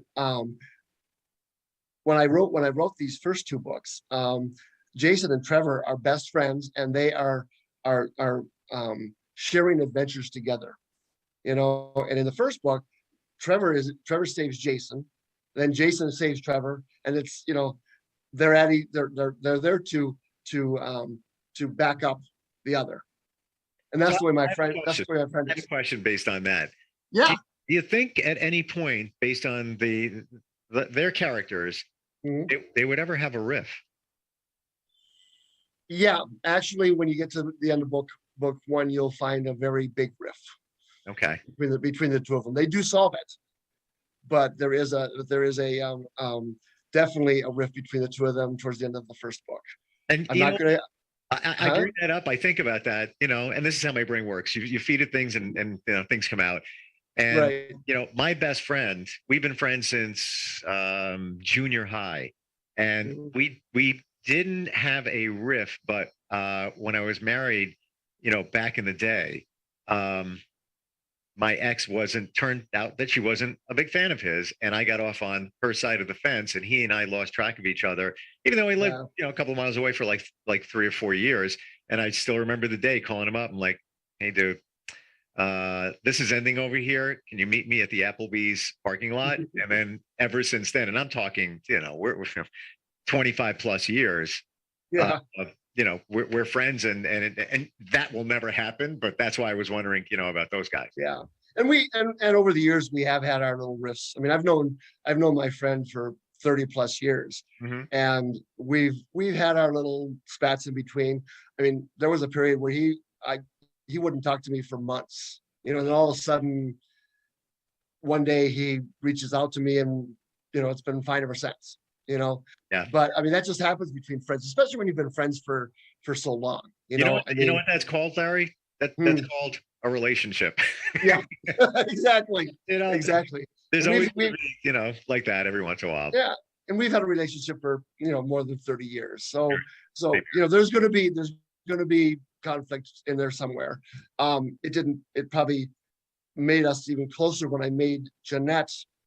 I kind of fashioned her after his ex-wife. So in my did book, he appreciate that? Yeah, he did. I'm not sure she did. Yeah. Okay. Yeah. But he appreciated the fact that I made his ex-wife a high-priced hooker. I never really got her impression about that, but he liked it. He loved it. And by the way, we'll just state the names have been changed to protect the innocent. What was Absolutely, especially me. Especially me. So I especially my innocence. With the museum, how did you pick, and why did you pick the museum as a focal point, if you will, for the first book? Well, one of the things that I was really interested in when I first started writing the first book, was I wanted to have the focal point someplace where everybody knew. I mean, I've got when I'm writing these books, I'm trying to make it like a down home story, not really a down home story, but a story that people can identify with and recognize. And Washington, D.C. is probably the most focal point in our nation. Everybody knows Washington, D.C., whether you've been there or not. Sure. Washington, D.C. is our nation's capital. And one thing that I didn't want it to be a government thing. I really didn't want it to be a government thing, which is pretty much what Washington, D.C. is. Well, what's the other thing that Washington, D.C. is known for? Museums. You can go to any museum in Washington, D.C. and get the history of that city and the nation. And hookers too. And hookers, of course. Yeah. So since I didn't want to make it a government thing, I decided let's make it a museum thing. Yeah. So I had to, and I can't use one of the museums in Washington, D.C. as my focal point. I had to create something, So my publisher and I were kind of brainstorming it a while, and we came up with just the historical museum. I love it. And yeah. I agree with you in that if you made it anything politically connected, even loosely. You know, it might turn people off if you're not into that, or it just might, they might say, that's out of my wheelhouse. But you're right. Everybody knows a museum. We've been to a museum, whether it's once or 20 times. At one point, you were a kid, you went to a museum, you were a school trip, whatever. Yeah, everybody's been to a museum, whether it's been in DC or not. Yeah, everybody's been to a museum. So I figured the focal point of my first book should be a museum, but I wanted it to be in our nation's capital, because everybody in this country can identify with Washington DC. Yep. That's why I thought, okay, well, let's just make it there. So all through the series of my books, the second book, even though the second book actually takes place in a place called Canyon Springs, Texas, the home base is always going to be Washington DC, because that's also the home base for the FBI. Yep. That's where their headquarters is. So so all the way through this series, even in my book 3 now, the focal point is on the road or in a different part of the country than home base.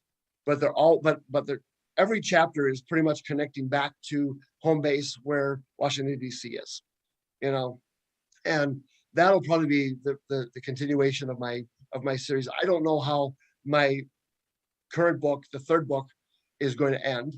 I have an idea how I want it to end, but I'm only in like the 6th or 7th chapter. So I've got a few things to work out yet, but you'll recognize, if you read the first 2 books, you'll recognize characters that just pop up every once in a while in 3. So quick, Larry, we're almost out of time, but it flies by. It flies by so fast. Seriously, doesn't fly as fast as you on that motorcycle, but it's going pretty fast. No. No. So book 3, give us in 5 words or less the real juice of the book. Is there anything that stands out in your mind? What would those words be? Well, book 3 starts out with do you remember probably about 2 or 3 years ago, there was this big scare in the US where there was a threat against governors being abducted. Never happened, but there was a big scare about it about 2 or 3 years ago. Mm-hmm. Well, that's the focal point of the first part of the book. The idea behind that is that an old nemesis of Trevor's is kidnapping governors to get the FBI's attention, specifically Trevor's attention.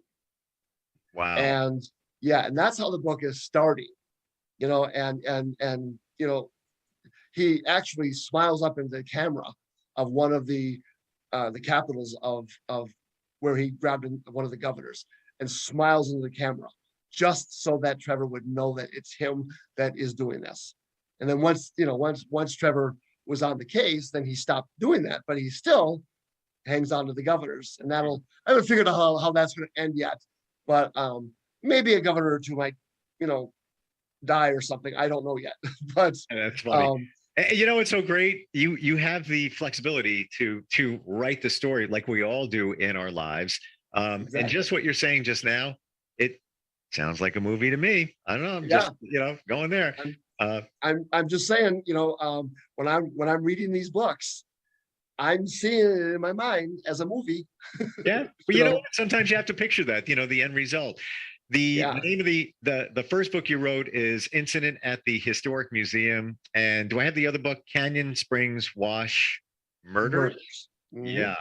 Go to the website. Tell everybody where they can find out more. Okay. The website is Trevor's, that's plural, trevorsadventure.com. And the website is up and running.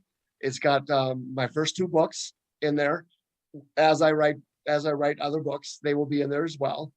You got a contact information on how to get a hold of me. You can write me a message, email me, you can call me.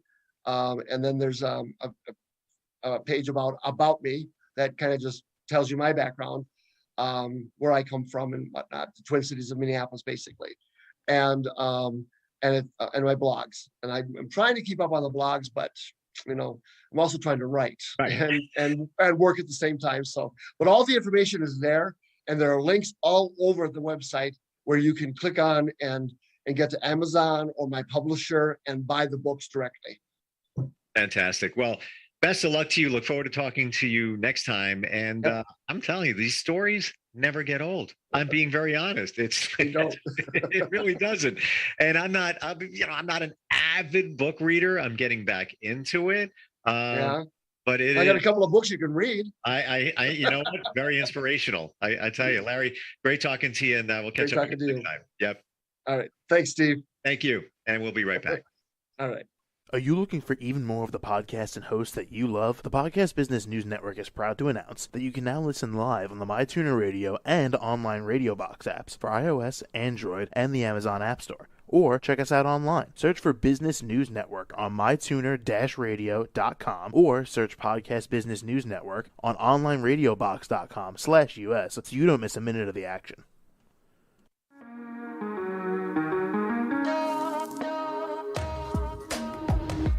Broadcasting from the business capital of the world, this is the Podcast Business News Network. For nearly 2,000 severely injured veterans, everyday life has become filled with barriers. Day-to-day simple tasks can become pretty daunting. I have to carry my chair up 2 flights of steps or have somebody do it for me. What scares me the most is just the falling. When I'm struggling with my house, I think, to have that one great barrier just knocked down, I mean, it's crucial. Home for Our Troops is a wonderful nonprofit that builds a mortgage-free, fully adaptive, handicap-accessible house. And there's no catch. It'll be our very first home that we've ever owned. This is a game changer. This is where your life begins again. We need you to join us in completing this important mission. Please visit hfotusa.org and help build homes and rebuild lives. Because of you, everything's just going to be okay.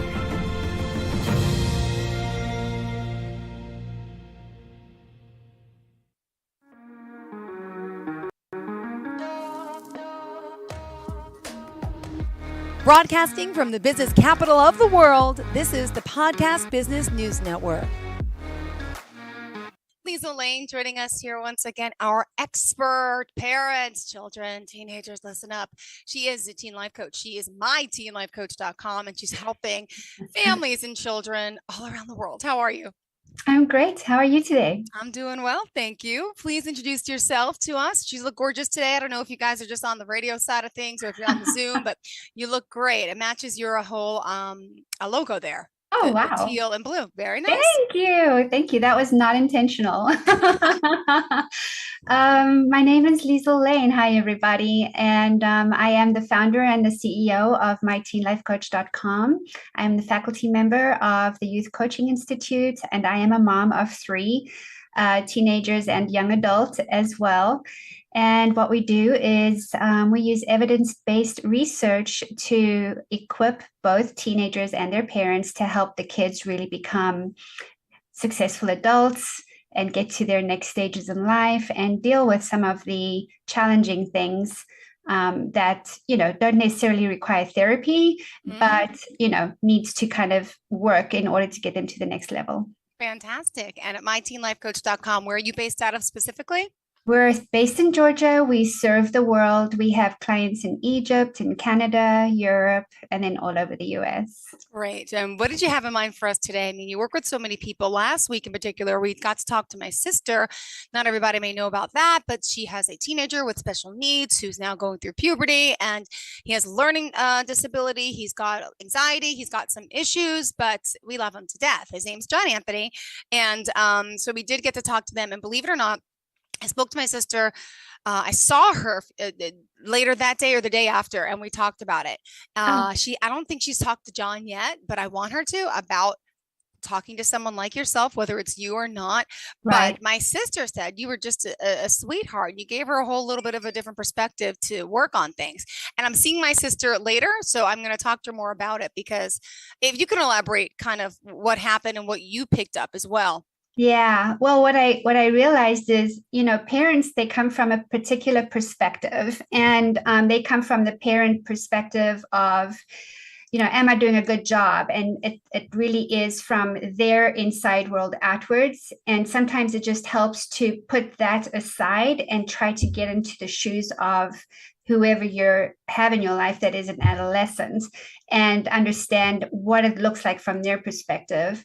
But also, there's so much research and information out there right now that parents don't always know where to go find that. So we help facilitate that so that, for example, I saw the light bulb go off with your sister when I said, even though he has these challenges in his mind, he's also evaluating himself. Who am I? Who do I want to be in the world? What is comfortable for me? How do I want to deal with and talk about this so that I can have control over my life? And they all have those thoughts, no matter where they are on the spectrum or what their challenges are. We're all in humanity and we all have those basic needs. And actually, it was your session last week that made me really think about, as extroverts, you and I are natural extroverts. Otherwise, we wouldn't be on Zoom and on the radio and stuff right now. But a lot of extroverts find it easy to have those social connections. And especially when you are working with kids specifically, and that's what I wanted to talk about today, was children who are introverted, who have what we call SPS, that's sensory processing sensitivity. Those are children that we call high sensitives, and there are adults like that too. And pretty new concept. So, adults may not, or parents may not always be aware of, that this is an actual thing. And then adolescents who are just naturally shy or have trust issues. How do they make social connections? Yeah. So what I wanted to do was just share with parents, there are 5 things, and we can do like a quick quiz here.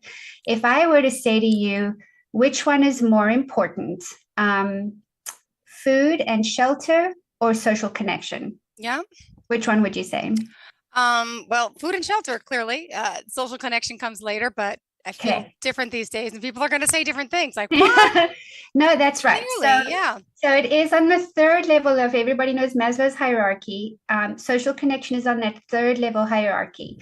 Okay, so now let me ask you this one. Which one do you think is more important? Having a sense of competence and being in control of your life, or social connection? Being in control of my life. Okay, so the actual research shows that they're equally important. Oh, wow. Okay, yeah. Wow. So having a sense of competency and control is as important as having social connection. Okay, here's the 3rd one. Do you think that a sense of belonging is a prerequisite for academic achievement? I missed it. Okay, so do you think that a sense of belonging or like social connection? Got it. Mm-hmm. So do you think that social connection is as important as academic achievement, or do you think it needs to happen before academic achievement? I'm going to say it's as important. All right, so it's actually a prerequisite. They say in the research that having social connection or engagement in social belongingness is as important as academic achievement. So those two go together. Okay. All right, then here's the last one. Do you think that social connection is more or less important than sleep? Less important than sleep. Sleep is more important. It's as important. Whoa. Yeah, it's as important. And then the last thing that they have found is that it's a 50% insurance policy, 50% insurance policy against failing classes, being resilient, having good self-esteem, confidence, and depression. So if you have good social connection, you have a 50% more likelihood of doing better in those areas. So now you think about, okay, for those who do not have enough social connection, what is actually happening to their bodies? So research shows that their actual gray matter in their brains start to decline. So the gray matter in your brain is about brain activity, like actual just your brain working. And so your brain, the gray matter actually starts to decline for adolescents who are not socially connected enough. And also, besides, obviously an increased risk in eating disorders and suicidal ideation and depression and stuff like that, in adulthood, they have proven that it is on par with the mortality rate of smoking and obesity. Wow. So that just kind of gives us a sense of how critical it is for us to feel connected in some way, shape, or form. Now let's add on the layer of being an introvert. So introverts start out in the beginning of the day, their battery pack is nice and full and charged. As they go on through the day, and the more people they're connected with, their energy levels decline. So introverts already struggle with if there's too much social connection around me. So that's the one part. Then you've got those highly sensitive kids. So let me just explain a little bit about that. So highly sensitive kids it's not a disorder, it's not a thing, it's just a personality trait. And if you imagine, like, for example, if I go out to a concert or a show or a theater thing, right? I'll be sitting in the audience and I will be like looking at the lights and the set and all of that stuff. And I'll just kind of feel the general feeling of the stuff around me. I can hear the people talking and all that stuff. So let's say I would be at a sensory level of like 5 out of 10. A highly sensitive person, they will feel the temperature of the air, who's whispering next to them, the actual vibes or the vibration of things around them. They will know much better, if there's too much stimulation going on or too little stimulation going on. They feel and they process awareness of their environment on a whole different level. So those individuals will pick up on things which could trigger other things. So now let's say you're a highly sensitive and you're introverted. It's going to make your battery pack go down even faster. Yeah. If you are a shy person, a shy teenager, so already feeling awkward, already naturally worried, already naturally tense in social settings, and they have this deeper awareness of their environment through sensitivity, that's going to have an additional impact on them. And then you've got kids who've had maybe trauma, so they've got trust issues. So whether they've had bullying experiences, social rejection experiences, any kind of familial or friendship traumas, add that on to being a sensitive person, that's going to add as well. So a lot of my clients, and why I wanted to talk about it today, is because I have a lot of parents calling me right now saying, I have a highly sensitive, introverted kid, and I am so worried about them not making friends at school. Yeah. And so now you've got parents, and we were talking about enabling, who are like forcing these kids to like be part of this and go to that and inviting people over and like forcing these social situations, right? So I had a kid whose mom was called me. Mom is an extrovert. Kid is an introvert. And literally has no friends. Had one friend who then I guess something happened and that was no more. So mom is in tears and she is like, what am I going to do with my kid? Why is it that he can't make friends? Why is he just wanting to be by himself, etc.? And there are probably thousands upon thousands kids who are feeling exactly this, especially at the beginning of the school year, like going to their new grades and things like that. So, I think about myself. I was probably the kid who was very shy and had trust issues. So I was still extroverted though. And, I don't consider myself overly sensitive. Some people might disagree with me, but even, me remembering myself as a teenager, like walking into a room full of people was a nightmare for me. Like I couldn't do it, even though I was a ballerina and stuff. Put me on stage and switch off the lights in the audience and I could do what I needed to. But, if I had to walk into a room full of people, it was so anxiety provoking for me. So what we do is we teach, when I'm coaching these kiddos, I teach a concept called acceptance and commitment. They call it training or therapy. There's different ways to kind of say it, but it's called ACT. And so what we do there is we help the teenager move from inflexible thinking. So the example of that would be that they get stuck in their belief system. I'm an introvert. I can't do this. I don't like people. I don't want to do this. I don't know how to talk to strangers, so I'm not going to go. Yeah. Right. So those are those like they get stuck in that loop, I guess, and we start to help them work through getting to a more flexible thinking state. And that is about, that you still have the ability to learn new things, that you can grow and adapt out of this loop of stuck thinkingness. And so I have a few tips that parents can write down today if they're listening to this. And often, even with introverts, I'll tell you, Jill, like they don't want to be coached, right? Because what the heck? What are they going to do with me on a 45-minute call when they don't want to talk to anybody, right? Yep. So often, like I did with your sister last week, is you talk through the parent, right? You can coach the parent and empower them to coach the children or the teenagers. So here are a couple of tips that I thought would be helpful for everybody today. The first thing is, believe it or not, back to self-care and mindfulness, right? So mindfulness-based skills, it's about activating their safety responses. So kid goes into a room full of people, they especially if they're sensitives, they're going to immediately start to feel their bodies, like I can't breathe, I'm hyperventilating, my heart rate's going up, etc., right? So it's about teaching them the skills of taking a breath, shaking it off, like loosen up a little bit, open up your posture. So it's as simple as that kind of things. Yeah, I can see you. You're like, I'm like, I gotta move my body. So that's the first thing, is just teaching them awareness that nobody's going to notice if they just stand up a little bit more.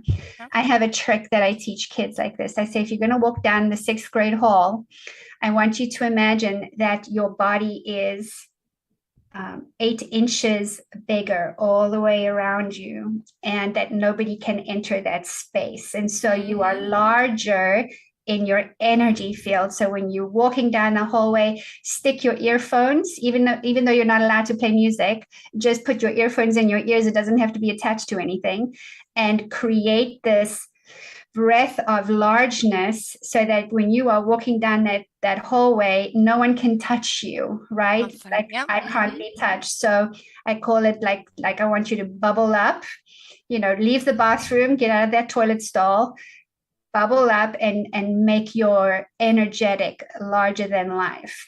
So that's the first one. The second one is, it's so important for us not to assume that we know what their insecurities and what's important to them. So for parents to just sit down and say, what's important to you around social connection? What do you want out of being connected with friends? Some kids might say, I only want 1 or 2 friends, and I only want them to be friends with me in the gaming area, or, through what I'm doing like after school or whatever. But how many times have we actually stopped to ask what's important to you as far as friendship and connection goes? One of the things that I also do with clients is I do concentric circles of friendship with them. I'll say to them, all right, let's draw 3 circles, and who is in the absolute middle circle? Who is the ones that you can tell your secrets to? Maybe it's a cousin, maybe it's a sibling, doesn't matter. You have that inner, like deep circle with that person. Your second circle is, okay, what would I not give them that I would give my first circle? And then your third circle are like acquaintances or people that you would not give what you would give your second circle of people. And that often allows them to get perspective of, okay, well, what's important for me around the first circle, the second circle, and the third circle, right? So that's the second one. The third one is something I call a values-guided action toward your goals. So, for example, I want to make friends. Okay, what is something that you won't negotiate on? Well, I don't want to be around friends who are vaping. Yeah. Okay, that's a value, right? For some kids, it doesn't bother them, right? For some kids, it does. It's important to me that if I tell them something, they're not going to go snitch and go tell the whole school about it. Yeah. Those are all like super important values. So making a list of values, and just as a reminder, your values is what you truly believe in, things that define part of who you are as a person. So not just clarifying what's important to you, but what are your beliefs, right? Do you even want to be around kids around a certain topic or a certain situation, right? Some kids, it's important for them, like, I want to have friends, but they have to be part of my spiritual community even, Then here's an important one. This is number 4, self-compassion to yourself, right? They're so hard on themselves. There must be something wrong with me because I'm an introvert. There must be something wrong with me because I'm too sensitive. I have trust issues, so therefore it's not possible for me to ever have friends. That self-compassion is so important from a mental health perspective because they're not special. There are millions and millions and millions of kids that are just like you, right? So along with the self-compassion then comes that self-trust. If I can't trust other people, I do know that I can't trust myself. What can I trust about myself? Well, I know that if I get that icky feeling in my stomach and something doesn't feel right, I know that I can trust that. I know that if they are talking badly to me about somebody, there's a chance that they're going to talk badly to others about me. So I can trust my intuition and myself that that's probably not somebody that I can feel comfortable with. So, it's amazing how smart kids are when you actually sit down and you talk to them about what do you know you can trust about yourself. And then we start to build on that. So that's what was that, number 5?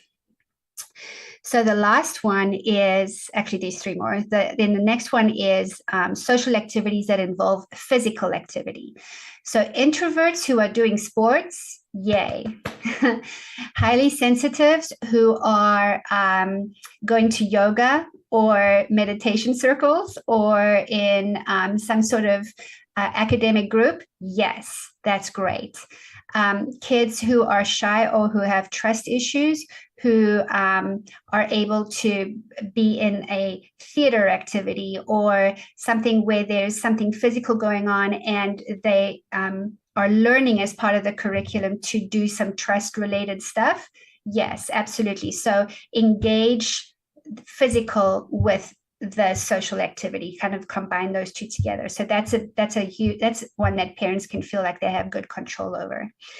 And then that constant self-reflection, Jill, I talked about the self-trust and the self-compassion, but also like knowing that you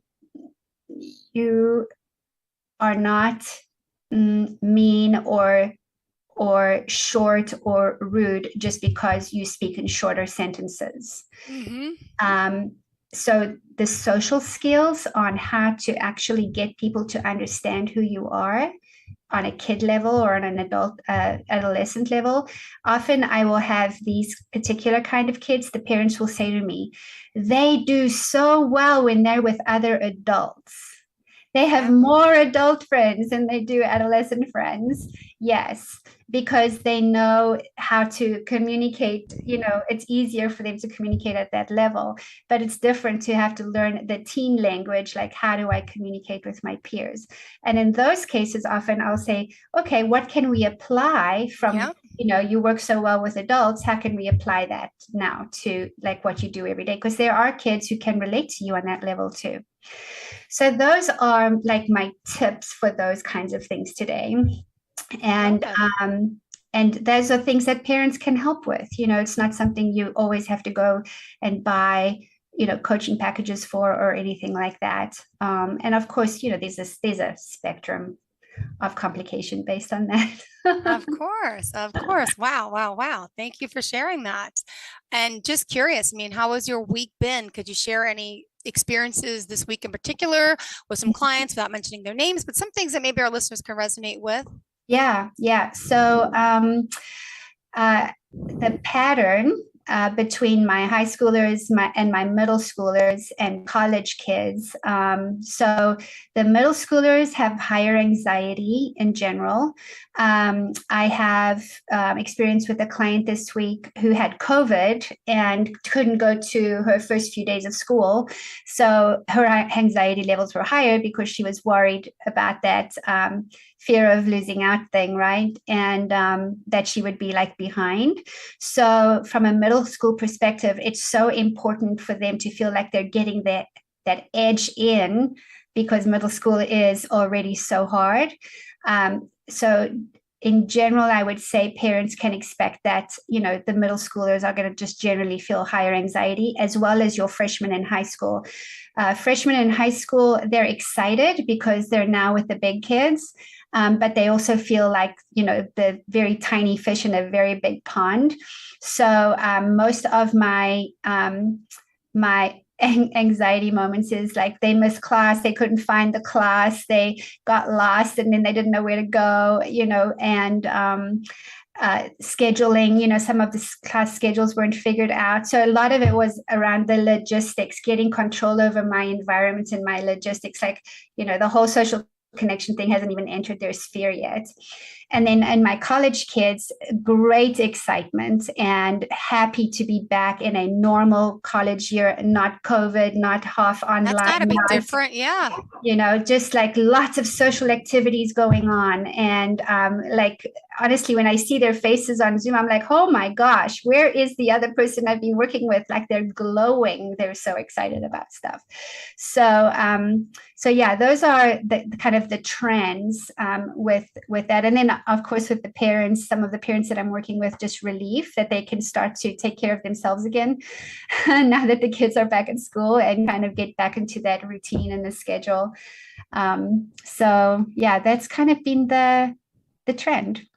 Oh, well, it's a great trend that things are getting back until we figure out what's happening now with the fall, because they're saying everything's going to be up again. But yeah, we've got through a lot the past 2 years, and I'm hoping we could get through this, right?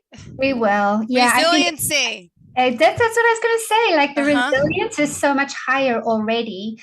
And even when I'm looking at, the school rules and stuff, it's like, no, go get vaccinated, bring a mask, do whatever, but we're going to keep going. It's kind of what it feels like. Perfect. Now, I don't know if I could do this, if it's okay with you. Could I just Yeah. step away 1 second? Yes, of course. Because I might have a surprise. But Oh my, okay. hold on. Here's something. Hey, John. I got John Anthony here. Hey, bud. It's so good to meet you. What a privilege. How was school today? I'm off for summer break. Oh, are you still on summer break? Yep, going into high school next year. I know, I heard. Are you excited? Yes. So what is the thing you're looking forward to the most? What? What are you looking forward to the most? Meeting new students.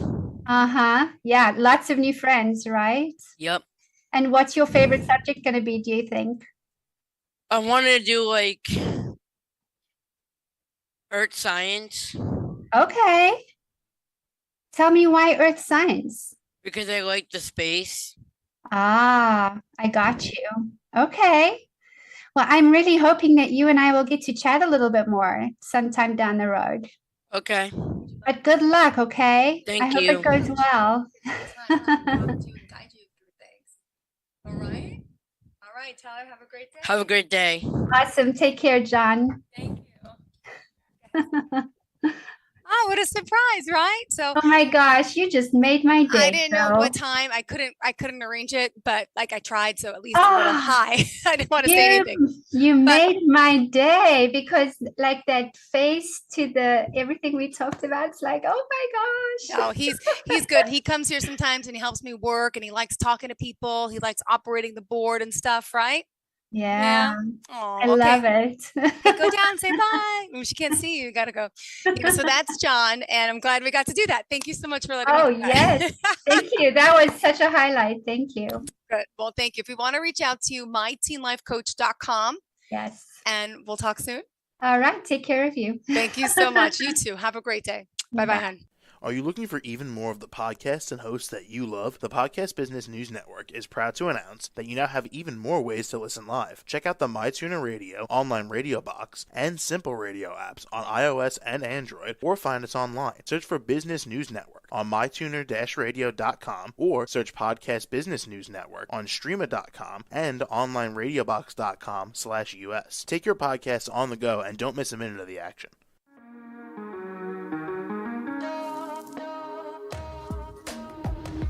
Broadcasting from the business capital of the world, this is the Podcast Business News Network.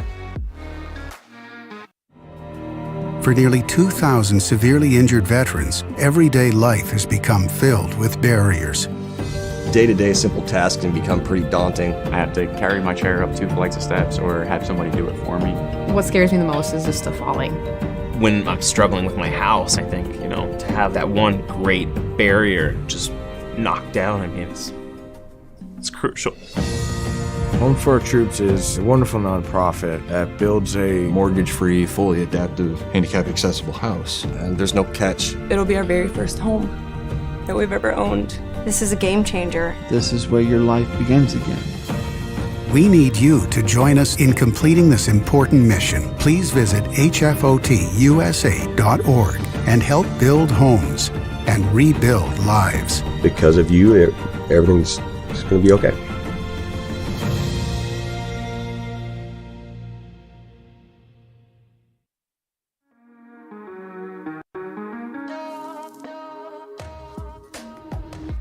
Broadcasting from the business capital of the world, this is the Podcast Business News Network.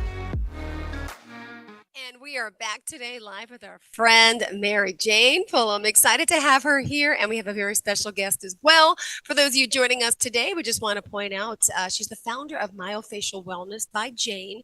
You can go to the website, which is myofacialwellnessbyjane.com for more information. And I'll have Mary Jane introduce herself and her special guest today. Hi. I'm having a little bit of trouble hearing you, Jill. Oh, I'm sorry. The volume seems down a little bit. I heard what you said, but 10987. I said hello. My levels look good here. Please do? introduce Okay. yourself and your guest today. Absolutely. So I am Jane Pullum, and my business is Wellness by Jane. And what I do is my passion. What I do is myofascial release, and my passion is getting people out of pain. So I've invited one of my clients on today. Her name is Gloria Smith. And what I thought I'd do today is go through the presentation.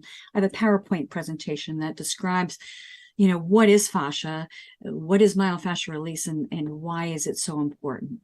Yeah. And then I thought Gloria would be willing, and she has come on so gracefully to share her story with us. So does that sound good, Gloria?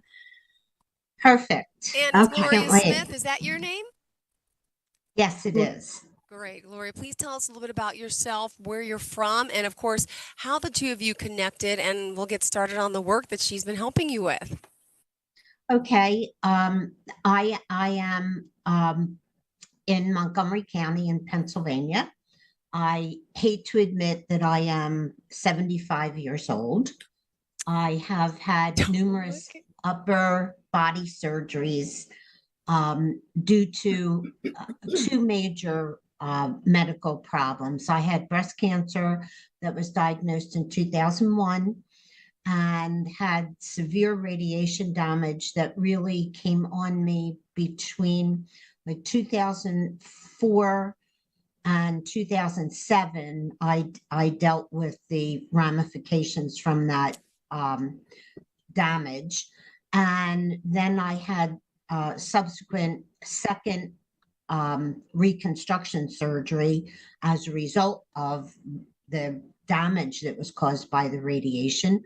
And all the time I was going through breast cancer issues, I had been dealing with cervical spine issues and was supposed to have cervical spine surgery, but then unfortunately I discovered the lump while I was in treatment for the spine surgery to prepare for it, and I had to deal with the breast cancer first. So long story short, since 2001 up until several months ago, when my daughter, who's a natural skincare person, suggested that I try myofascial release. And I found Jane in the internet, thank God. She's very close to me. I was very lucky that she's almost in my backyard. And I have experienced unbelievable change from being in constant pain and discomfort for years and years and years. And this is the first time I can honestly say that it's not in the back of my mind anymore what type of distress I was constantly feeling. It's gone.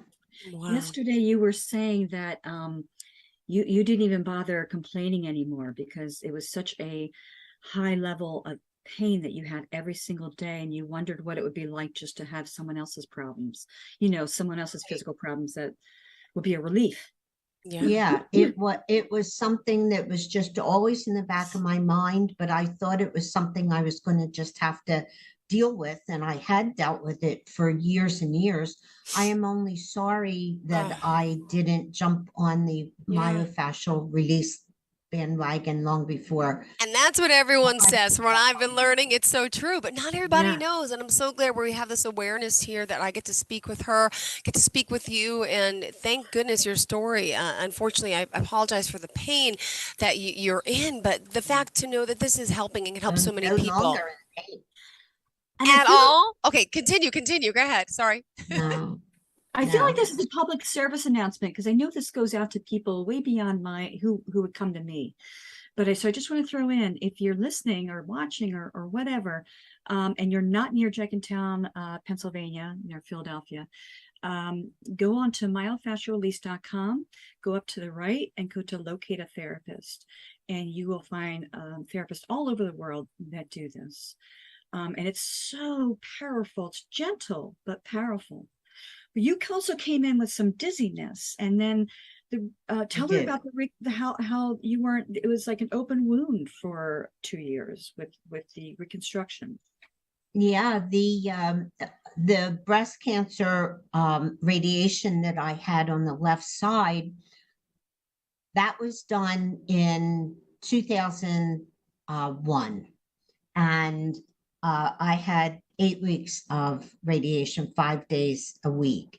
And it started to begin to show problems with the thinning of the tissue over my implant on the left side. And the doctors were very concerned. So they sent me for hyperbaric oxygen treatment down to the University of Penn. And they tried everything that they could to mitigate the damage. But one day over a weekend, I left work Friday afternoon just in the most excruciating pain. And over the weekend, the left side of me just opened up. The tissue and the muscle that was covering the implant that they had put in had disintegrated. This was now 2004. And I had to go immediately to Fox Chase Cancer Center, and they cleaned up what was left of that area. Of course, the implant had to come out because there was nothing holding it in anymore. And I was down to the breastbones.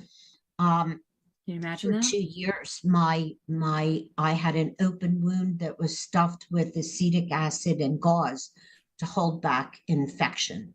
Wow. And it was just a terrible time. It took them 2 years and an infectious disease doctor to finally get rid of to close the hole. But then I was left with nothing but scar tissue on top of bone and the most ugly looking left side of my chest that you could imagine. And it felt like the scar tissue was just cemented to my breastbones, so that any movement of my wrist or shoulder, not my wrist, my shoulder or arm, was just excruciating because I had no mobility or very little mobility on that side. Yeah, so I finally went for a second reconstruction 3 years later, which the oncologist suggested. and they kind of got me back together, but they had to do a latissimus dorsi flap, which meant that they moved muscle from my back all the way around to the front of me, and then took a football shaped piece of skin off my back to cover the front of me. It was ridiculous, but they were wonderful.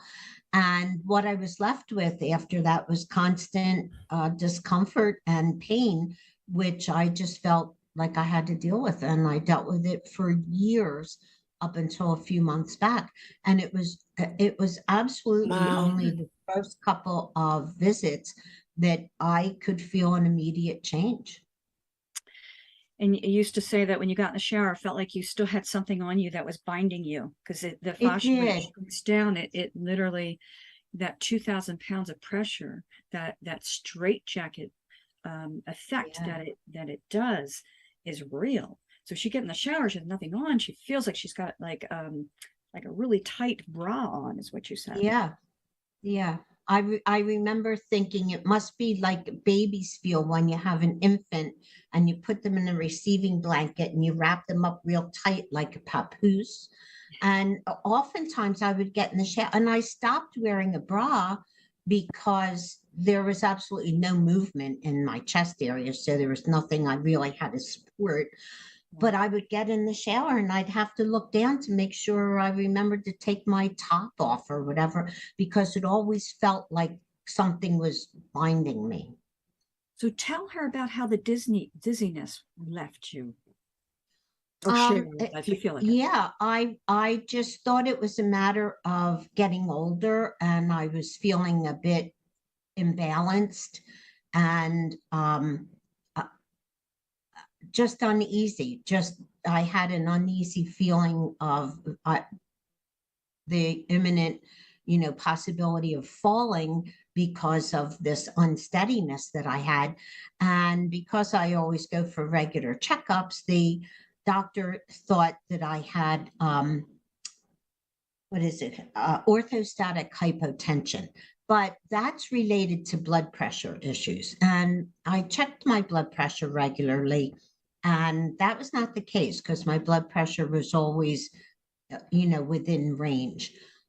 Shortly after I started going to Jane, I also realized that the sense of imbalance was also gone. So I know that what the doctor thought it was, but I don't know what it was being caused from. But whatever it was being caused from, I also don't have that constant feeling of unsteadiness anymore.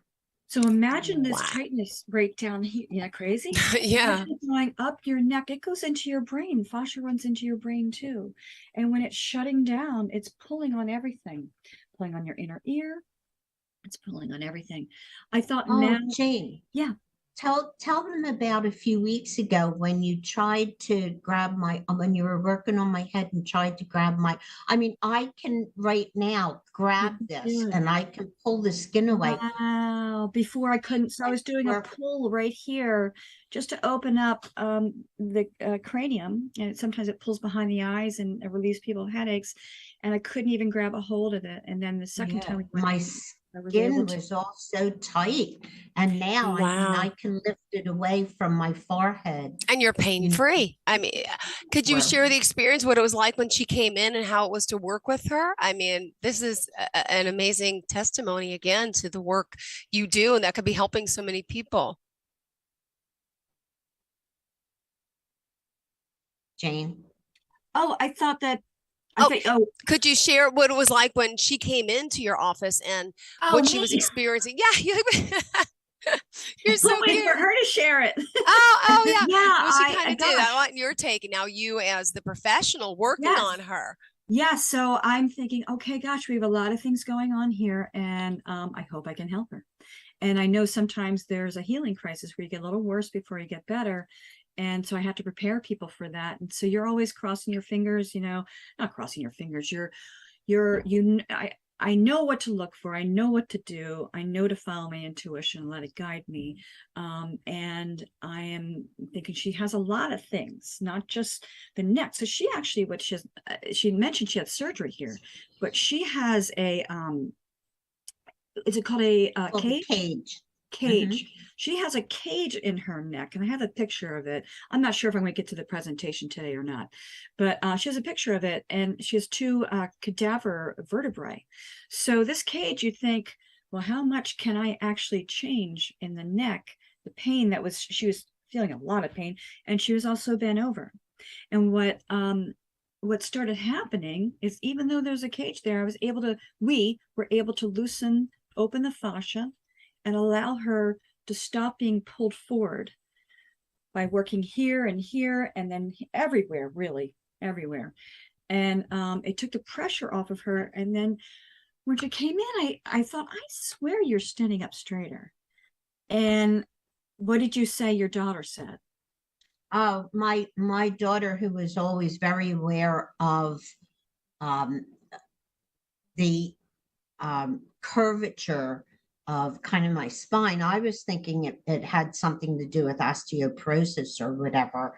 But Tony Ann, my daughter, started noticing, probably a month into my treatment by Jane, that my back was straight. It was straight up and down. Now I am in the process of looking for some old pictures, which I usually would delete because it looked so terrible and I was so embarrassed by it. But my posture has definitely changed. My neck was fused between C3 and C6, so there are 4 vertebrae involved there. And the higher up your cervical spine surgery is, the less range of motion you have. And the surgeon that operated on me, Dr. Alex Vaccaro, who was just amazing. He's the head of Rothman now. I was lucky enough to have him. He told me, that movement would be very constricted because of it being so high up in the cervical spine area. However, I've gotten a lot more movement than I was able to have before. So I don't know if that's just because of I imagine the fascia has been released there. So I'll never have full movement again, but I certainly have much more range than I used to. So we didn't know how much, we would be able to affect that. But it's still a work in progress. And we've been working a lot, below the neck, which affects everything, really. Because it's as if it's all connected. Think of the fascia as one big spider web that runs into and out of every single cell. Everything that's tight below will affect what's above, and vice versa. So tell her about how you haven't been able to touch your elbows to oh my gosh. Because of all the radiation damage, and I had a lot of physical therapy over the years, because of all the surgeries that I've had. And one of the things they used to want me to do, after I did physical therapy, was stand against a wall and kind of stretch my elbows back to touch the wall with my back straight. And I was never able to, when I stood against the wall, my right shoulder and elbow would go back. Like if I don't know if I can get you to see this, but if my elbows were like straight back at a level, the same level on both sides, when I would go against the wall, my right elbow could touch, but my left elbow was always about 3 inches out from the wall. And I guess it was maybe 2 weeks ago when my daughter said to me again, "Boy, Mom, I'm noticing like such a difference in your posture." And I said, "Yeah, it is amazing." And then all of a sudden it dawned on me that I had not done the wall thing for years. Yeah. Because there was no need to do it. I mean, nothing ever happened. I thought, oh yeah, let me go do that. And here, both of my elbows can touch the wall now. And the only Amazing. thing I have to account for that is that whatever Jane has released has definitely made a difference in the movement, and between the movement and the posture. I can now touch both my elbows to the wall, which is, like, for me, a really big deal. Like a miracle in a way, because so a lot of this gets attributed to other things, like the positional hypertension you're talking about. I know I'm not using the right word, that the doctor said you might have. The way that you felt, well, I'm getting older, this is just the way it is now. Maybe not, isn't it? Yeah. One of my other clients said, don't you owe your body chance to try this before you maybe try another more invasive or surgery or something? My goodness, for sure. Intervention. Yeah, absolutely. That's the word. That's the word. Yeah. My best recommendation is that when people find out about this, do not wait. Do yourself a favor and go have either Jane or someone else in your area do this for you, because it is life-changing. It really is. I mentally, I feel a whole lot better because I don't feel that I look as bad as I did. I was really quite embarrassed. And made sure that if I had to be in a photograph, that I would stand a certain way so that you wouldn't be able to see what life had done to me. But it doesn't have to stay that way. So if you're experiencing this kind of distress with being in constant pain or discomfort, do yourself a favor and don't wait. Just do it. Wow. Absolutely.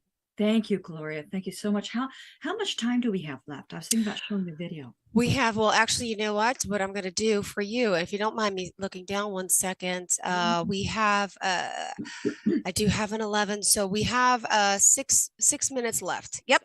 6 minutes left. Okay. I think we could do it. What do you think? I think we can try it. Yeah. I think so. Let's do it, ladies. Right. I'm going to share screen and I'm going to go to, well, let me go here first, actually. Sure. Share. So this is what is in Gloria's neck. These are her x-rays. Can everybody see that? Yeah. So you see right here. Point out if you don't mind. Wow. See, right in between here, this does not move. So the fact that we were able to give her relief in neck pain and relief down here and help her stand up, that had, can you imagine, we still affected a change even with this here. So even if you've had surgery, for people out there and think, well, there's nothing can be done, I've already had surgery in my neck, there is actually something that can be done. We can do the myofascial release. And now let me, I'm going to stop the share. I'm going to try and share something else. Let me go down here. This is not my forte. Here we go. Okay, share. Well, thank God, because I'm glad yours is what it is. Good one. Oh, yeah, I like it. All right, let me see. I'm going to share sound, and we're going to make the sound stereo. Okay, and we're actually going to go to, we're going to go through these. Okay. If we can. And I'll do this full presentation at another time. Great. But we're going to watch this. Sure. So this demonstrates how fascia reacts with an incoming force. Okay. It's fascia that runs through every single cell of our body. This is called oobleck. It's cornstarch and water. And when you come at it with force, it shuts down. When you come at it gently, it yields. So it's a non-Newtonian. It's non-Newtonian physics. Doesn't react the way you think it would react. This is how our fascia reacts. So here we go. When you mix cornstarch and water, weird things happen. Swish it gently in a bowl, and the mixture moves like a liquid. Squeeze it, and it starts to feel like paste.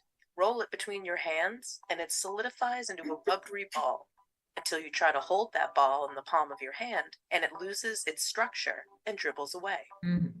To many who have played with this material, perhaps as children, its strange behavior is nothing new. But understanding exactly how, why, and when this material will act a certain way has always been rather unpredictable. But now, a team of MIT engineers have developed a mathematical model that can accurately predict this material's behavior under various conditions. A single particle of cornstarch is about 1 to 10 microns wide and about 100 times smaller than a grain of sand. It turns out that particles at such a small scale experience effects that larger particles do not. Because cornstarch particles are so small, they can be influenced by temperature and by electric charges that build up between them, which causes them to slightly repel against each other. So as long as you move slowly, the grains will repel and slide past each other like a fluid. But if you do anything too fast, you'll overcome that repulsion. The particles will touch, there will be friction, and it will act as a solid.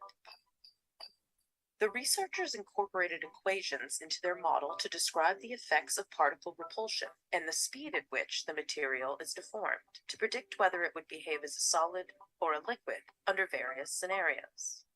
The researchers say the new model could be used to explore how various ultrafine particle solutions, such as cornstarch and water, behave when put to use, as for instance, fillings for potholes or bulletproof vests. So that is simply to demonstrate is what fascia does in your body. That did it. The visual of that really takes, and I think that's important for everyone to watch. Where can others who are on the regular radio podcast now watch that? Can we go to your website?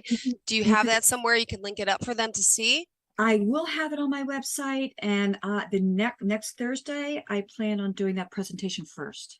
Perfect. I'll go through everything from beginning to end with that presentation. It's on YouTube. If you look up Oobleck, perfect, or cornstarch and water, you can see that demonstrated. Beautiful. Well, thank you so much for sharing that. And thank you for joining us with your story. We appreciate you taking the time out here, but it's really important, the work that you're doing. And I'm so glad you're feeling better. Oh my God, yeah. Great. Where can people view this podcast? Well, the link will be sent to you, I guess. I don't know the turnaround time. I apologize. Yep. You get all the links. I'll send it to you. And they're on different platforms. I'm not sure where you're on, if you're on iHeart, if you're on Geezer, there's a whole bunch of places. So you'll take care of that and help her out. I'm sure she will. She's and remind us how we can reach out to you. For all I never know if you're talking to me or her. I know, it's confusing. Tell us how we can reach you, please. The best forms of contact. Google Wellness by Jane in Philadelphia, or go to my website, myofascialwellnessbyjane.com. For people out of the area, myofascialrelease.com. Go up to locate a therapist and find someone near you. Phone number 843-814-8642. Beautiful. Thank you guys so much for being here. We really appreciate it. Thank you again. Have a fantastic day and best of luck, and continue to feel really good, Gloria. Thank you. Thank you again, Miss Jane, for doing what you do. Bye-bye. Are you looking for even more of the podcasts and hosts that you love? The Podcast Business News Network is proud to announce that you now have even more ways to listen live. Check out the MyTuner Radio, online radio box, and Simple Radio apps on iOS and Android, or find us online. Search for Business News Network on mytuner-radio.com, or search Podcast Business News Network on streama.com and onlineradiobox.com/US. Take your podcast on the go and don't miss a minute of the action.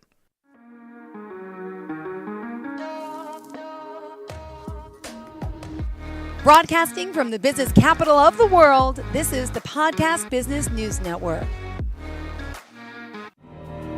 For nearly 2,000 severely injured veterans, everyday life has become filled with barriers. Day-to-day simple tasks can become pretty daunting. I have to carry my chair up 2 flights of steps or have somebody do it for me. What scares me the most is just the falling. When I'm struggling with my house, I think, to have that one great barrier just knocked down, I mean, it's crucial. Home for Our Troops is a wonderful nonprofit that builds a mortgage-free, fully adaptive, handicap-accessible house. And there's no catch. It'll be our very first home that we've ever owned. This is a game changer. This is where your life begins again. We need you to join us in completing this important mission. Please visit hfotusa.org and help build homes and rebuild lives. Because of you, everything's going to be okay.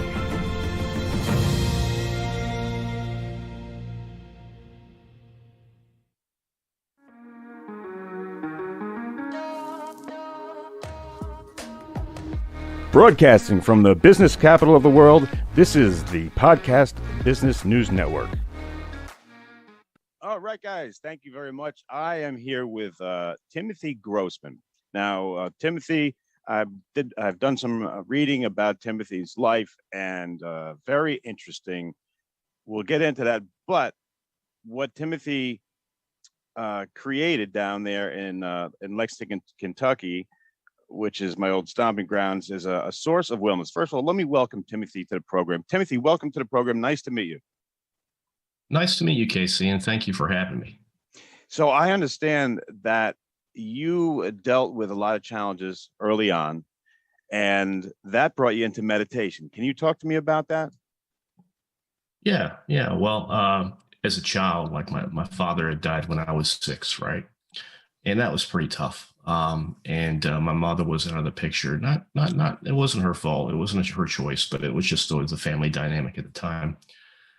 And so when my father died and I had a guardian, he had gotten really ill and he had died. I mean, by the time I was 9, I'd seen 2 deaths and went to live with some extended family. And it was challenging, right? For a lot of different reasons.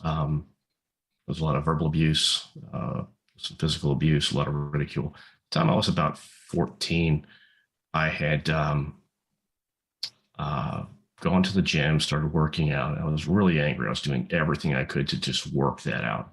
I was boxing. And I had a really, really difficult time seeing kids getting picked on. So I was kind of I would challenge the bullies and I had glasses, I'd take off my glasses and I would just handle business. And that was my way of just, so I got into a little bit of trouble as some teenagers do. I was pretty rebellious and I met this guy and this chance meeting, he was like, look, everyone's got a different path. Your writing and the stuff you're doing, it's really creative. I want to teach you just how to meditate a little bit, just how to breathe, just how to, I want to see you have to come back here and deal with me again. I was like, okay. And so through that process, I started noticing that the consciousness shift, the awareness shift, and it really helped create some peace. And things fell into place over time. I left my family. I was living with a friend in Denver. And for the first time in my life, I called my mom. She came, I was about 16. She came out there. She was so happy, as a mother would be, right? And, about 3 months later, I just said, hey, can I come live with you? And she's like, yeah. So I ended up in Louisville, which was so good, but I continued with this practice for a while. And then I think internally, I don't know how insight works for some people, but I says, I'm not disciplined. I'm really rebellious. And I really I met some great people throughout my civilian career and some family members. And they were like, the military is really tough. And I says, okay, what's the toughest thing you can join out the gate? It's like, join the infantry if you want to do, something difficult. And then you can go to Ranger, do this, do that. So I joined the infantry and I went to the 101st Airborne and served with the 3rd Brigade, deployed with them once and deployed with the 1st Infantry Division twice, 2 times in the Balkans and once in Iraq before I kind of had a lot of culminating injuries that pushed me out the door. Of course, the military and meditation don't necessarily jive, right? I think, yeah. So, but there's a whole different piece of mindfulness that we're not even aware of we're doing. In marksmanship, for instance, you're focusing on your breathing, you're focusing on your sight picture, you're focusing on your trigger squeeze. Everything is kind of just zeroing out, and then you're focusing on that one thing. Or if you're doing a force march, a heavy ruck march, it's another thing. There's a lot of mind over matter. It's 10% physical and 90% mental. So, but it wasn't taught like that, right? It's just something that organically comes through the process of becoming disciplined. So I didn't make the connection, but when I got out in 2005, I went to start college, and then I came across some guys who really helped me. I said, well, how do I do what you're doing? I didn't have any idea how to deal with the civilian world, how to navigate VA, do any of that. I says, well, it's a tough process to get in and do this sort of advocacy work. But I did. I went to work for a very large organization, premier organization in Philadelphia. So I moved my family to Philly, and ended up becoming a regional director there before I left. And then went to DC to do work at Walter Reed. And with the second organization I worked with, oh my gosh, it wasn't just navigating VA. It was, here's a combat stress recovery program, and we're going to take guys out on a week odyssey. And so then there was yoga nidra, there was qigong, there was equine therapy, and we started seeing the needle move tremendously with people in traumatized settings. It's not just going to the doctor, getting pills, going home and sitting for a week or two and stewing on what's not working in life. Because the medications are great, they're very much needed, but they're not the end all be all, right? Right. And so we saw the holistic work was amazing. Well, like a lot of people, I'm doing great. I wasn't internally, I was struggling, I was dying, but I felt like it was more important for me to push ahead and push forward and help other people than it was to take care of myself. I had no idea how to do that. And the military doesn't teach you to go to the doctor. If you go into, if you go to sick call, or you get a profile chit and don't have to perform physical tasks or go out to the field, and you're looked at pretty poorly. Yeah. Right. Okay. So anyways, we saw that this holistic shift, this complementary medicine shift was working pretty well with a lot of people. And I was fortunate enough to see that working, refer people into those programs, sometimes go with warriors on those programs. And eventually it was like, okay, I kind of took a deep nosedive and really had to get back to taking care of me. And so then I went and did those things, and I was very personally, because of when we experience pain in life, right? We become skeptical that anything's going to work. But eventually at some point you say, well, if this hasn't worked and this hasn't worked, or I haven't moved the needle here, I'm almost willing to do anything. So I'm like, okay, fine. I'll stand in front of a horse. Fine. I'll do qigong. Fine. I'll practice mindfulness. And it was so tough, but it was worth it. And I did transcendental meditation. I've done all these different modalities. So after some time, and searching for meaning, I'm like, well, something told me to get back into meditation. And so I did. And then something, because I began working with these modalities little by little as a teenager, something said, well, take a Reiki class. And I said, oh, okay. I'm starting to then not try to control everything around me. Okay, you took a shot, and you didn't say, okay, I'm not gonna give that a shot. You were like at the point where, hey, I'm gonna try everything. I'll be in front of the horse. I'll do the equine stuff, and then I'll do things. So, were you skeptical at all with the Reiki? Oh yeah, of course. And it's not because I hadn't lived these things. Some of this stuff early in life. It's because it was burnt out of me. Okay.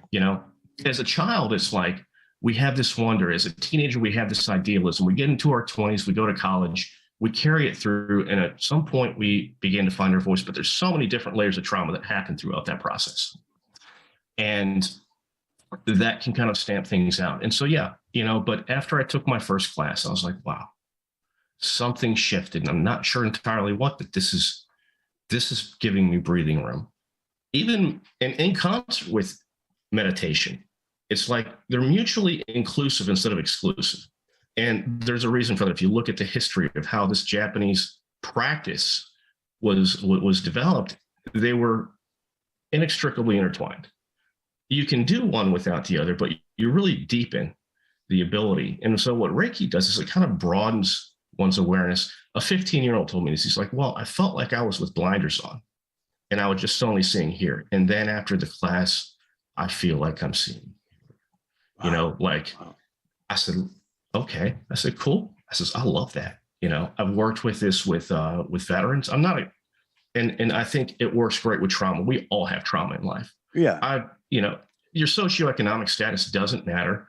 Your upbringing doesn't matter. Your race doesn't matter. Your religion doesn't matter. There is something that has hurt us deeply to the core that we still carry with us as adults. And so I think the practice of Reiki helps create a container that helps that come up, be seen, heard, felt, and released in a very authentic way. And it's different for everybody. There's not a cookie cutter approach. Right. And people will begin to, and the way I see it, they will begin to, in the way I work with my clients, it's their truth that matters. It's their understanding that matters. It's not me telling them what, you know, a lot of about, you know, because it's experiential. So when you do this and then you learn to follow the breath and you learn like the polyvagal work down and breathing out of the belly, breathing that up. And I've studied a lot with doing the trauma-informed stuff with Engaged Mindfulness Institute of Pat Ogden, Bessel van der Kolk, David Trelevan, and they all say that trauma is held in the body. Well, I think it's, you know, I'm not a PhD, but I think it's necessarily true. Mm-hmm. And so when we go through the practice of practicing Reiki, and then we follow mindfulness, it creates that container and that opportunity for these things to then become released. And then what happens with the consciousness piece is that you begin to live more authentically. Whatever your authentic self is, whatever you love in life, however you interact in any of your professional or personal relationships, it becomes clear. Things still show up in life. We still have catalysts. We still have challenges. It's not a pass on life, but it is a practice to help people become more authentic. It helps leaders become better. It helps individuals within workplace dramatics hold more space for themselves, take care of themselves, and then respond differently to others. And, you know, for, you know, the individual, and this is my focus, it's like, it's not for people who are deep into yoga, although I'll teach them, people who are deep into these different philosophies, it's for everyone. Yeah. You know, who don't know anything about what this is, and to make it accessible and make it comfortable and make it something that is not intimidating, if that makes any sense. Yeah. Yeah. I have so many questions, man. But first of all, thank you for your service. That's pretty incredible. But from what I'm getting from you, you never said the words, but were you battling with PTSD? Oh yeah. Yeah. Okay. All right. Seriously, so I did. yeah. I didn't hear the word. Yeah. But I could. That's what I was thinking. So now, how do you go from finding out all these things, and you're a very introspective person? How do you make the pivot and decide that you're going to help people for the rest of your life by opening up what you're doing now? How do you make that jump? How did that happen? And then tell me what that is. Oh, wow. It was a gradual process. It's like, wow, you know, once I saw the light bulb went off, the aha moment came, wow, this is really creating peace and not for nothing. I didn't want to be here anymore. And I lost so many friends who didn't want to be here anymore. And I understood deeply and intimately and there's statistics, but we typically understand it as a 22 a day, right? I had colleagues that didn't make it, that I loved to death, and they were helping people. Friends who had served with, people who I was trying to help, that it just didn't happen quick enough. And when you lose your career, you know, you lose your identity. Your family doesn't want to be around you. You're alienated from your kids. You can't hold a job. And then if there's substances involved, that's a whole nother, you know, it made perfect sense to me. And I will say that, you know, and, you know, mileage may vary, but it was really just kind of walking off a ledge and saying, okay, so there's a difference between surrendering and giving up, right? Yeah. Surrendering control and just being led, right? And so I was led. I said, okay, I'm going to take this class, see what happens. All right, I'm going to take a second class and see what happens. All right, I'm going to practice and see what happens. Beginning to give myself grace for, you know, lashing out or being angry or being upset or feeling stuff. And it was like, if I just got quiet, it's like, wow, okay. And then even something happened yesterday. It was like really cool, you know, because I was an advocate for 10 years and I was used to holding people accountable. And the way I showed up in that was very, very different from the way I've been militarily and organizationally, you know. So it happened spontaneously, right?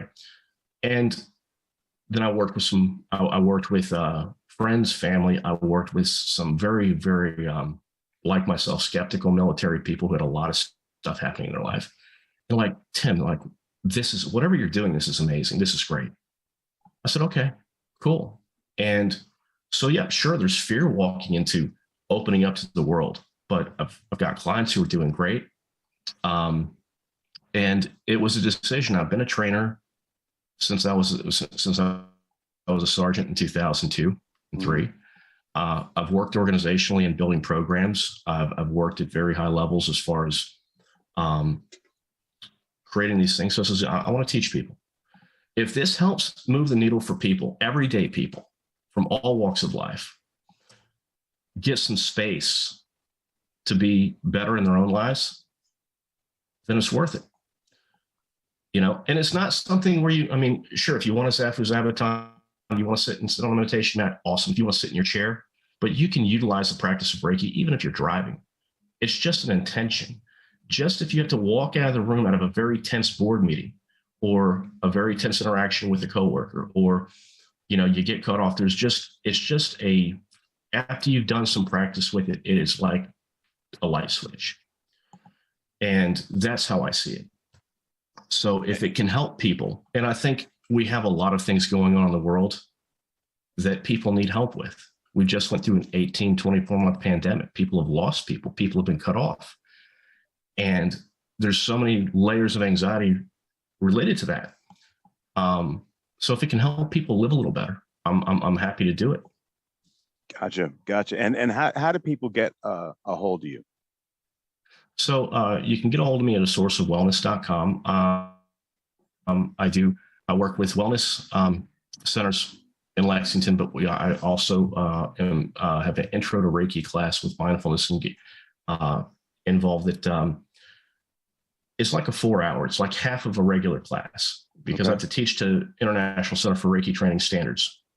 And I believe in that. But this intro class, you get access to the practice of Reiki, and we can do it online on Zoom. We can do it in person.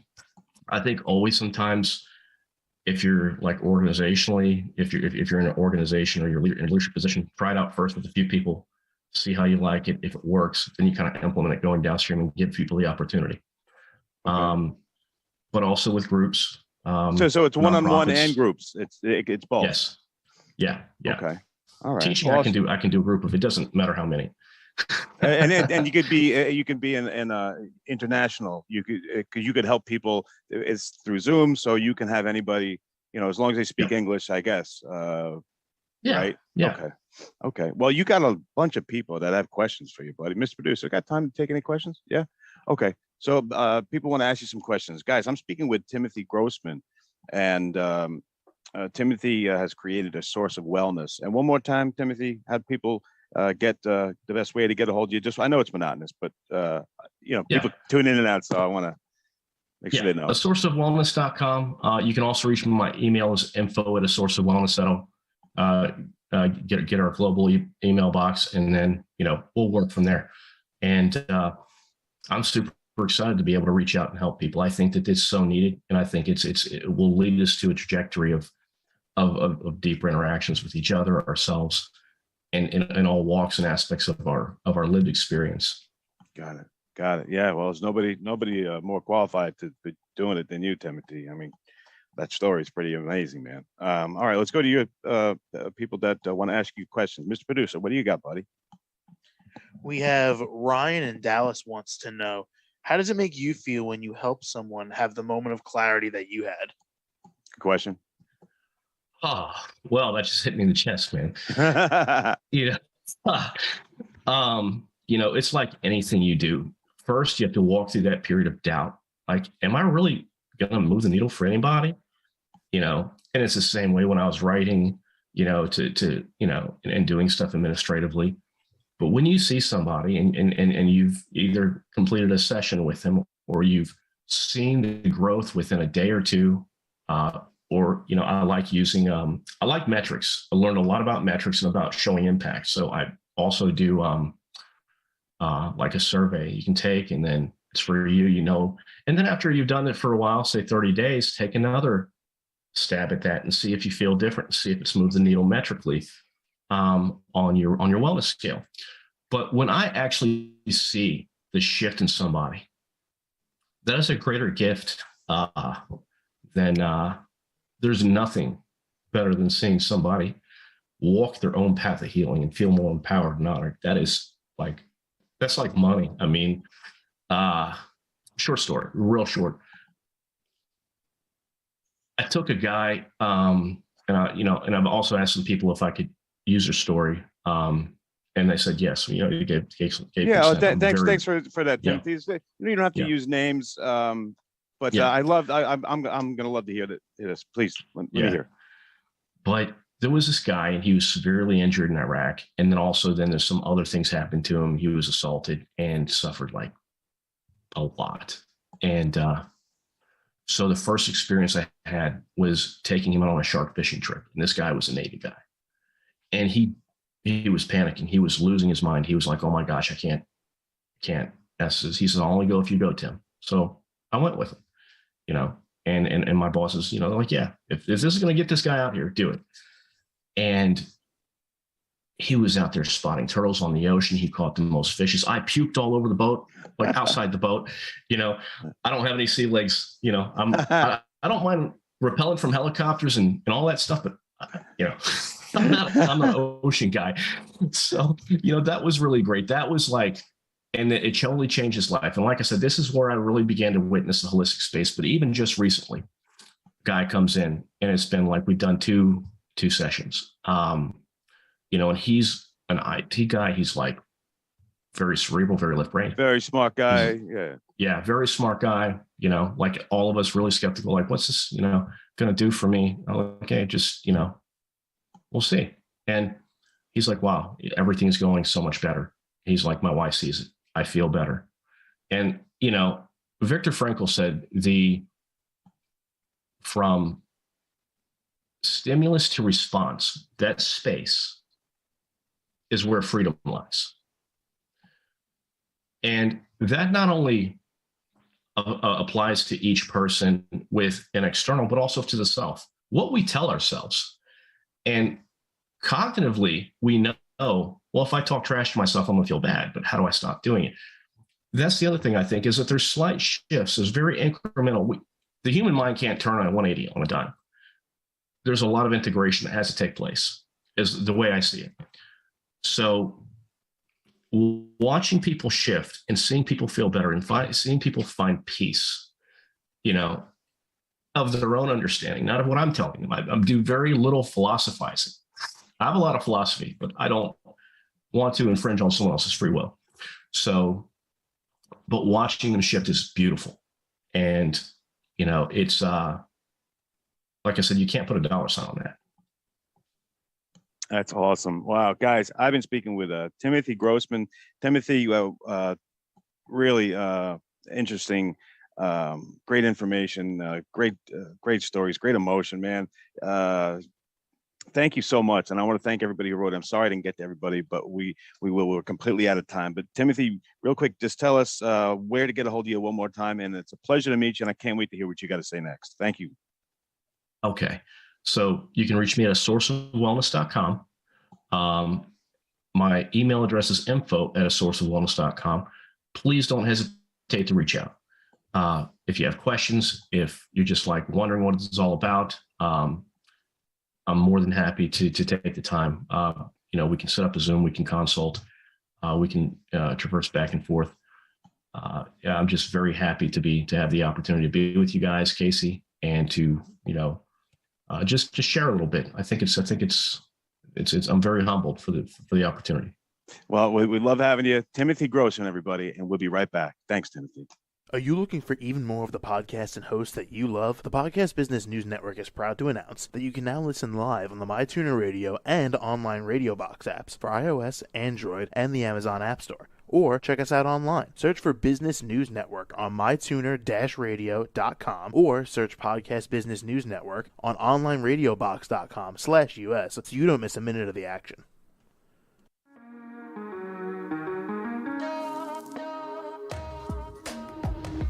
Broadcasting from the business capital of the world, this is the Podcast Business News Network. For nearly 2,000 severely injured veterans, everyday life has become filled with barriers. Day-to-day simple tasks can become pretty daunting. I have to carry my chair up 2 flights of steps or have somebody do it for me. What scares me the most is just the falling. When I'm struggling with my house, I think, to have that one great barrier just knocked down, I mean, it's crucial. Home for Our Troops is a wonderful nonprofit that builds a Mortgage-free, fully adaptive, handicap-accessible house. And there's no catch. It'll be our very first home that we've ever owned. This is a game changer. This is where your life begins again. We need you to join us in completing this important mission. Please visit hfotusa.org and help build homes and rebuild lives. Because of you, everything's going to be okay.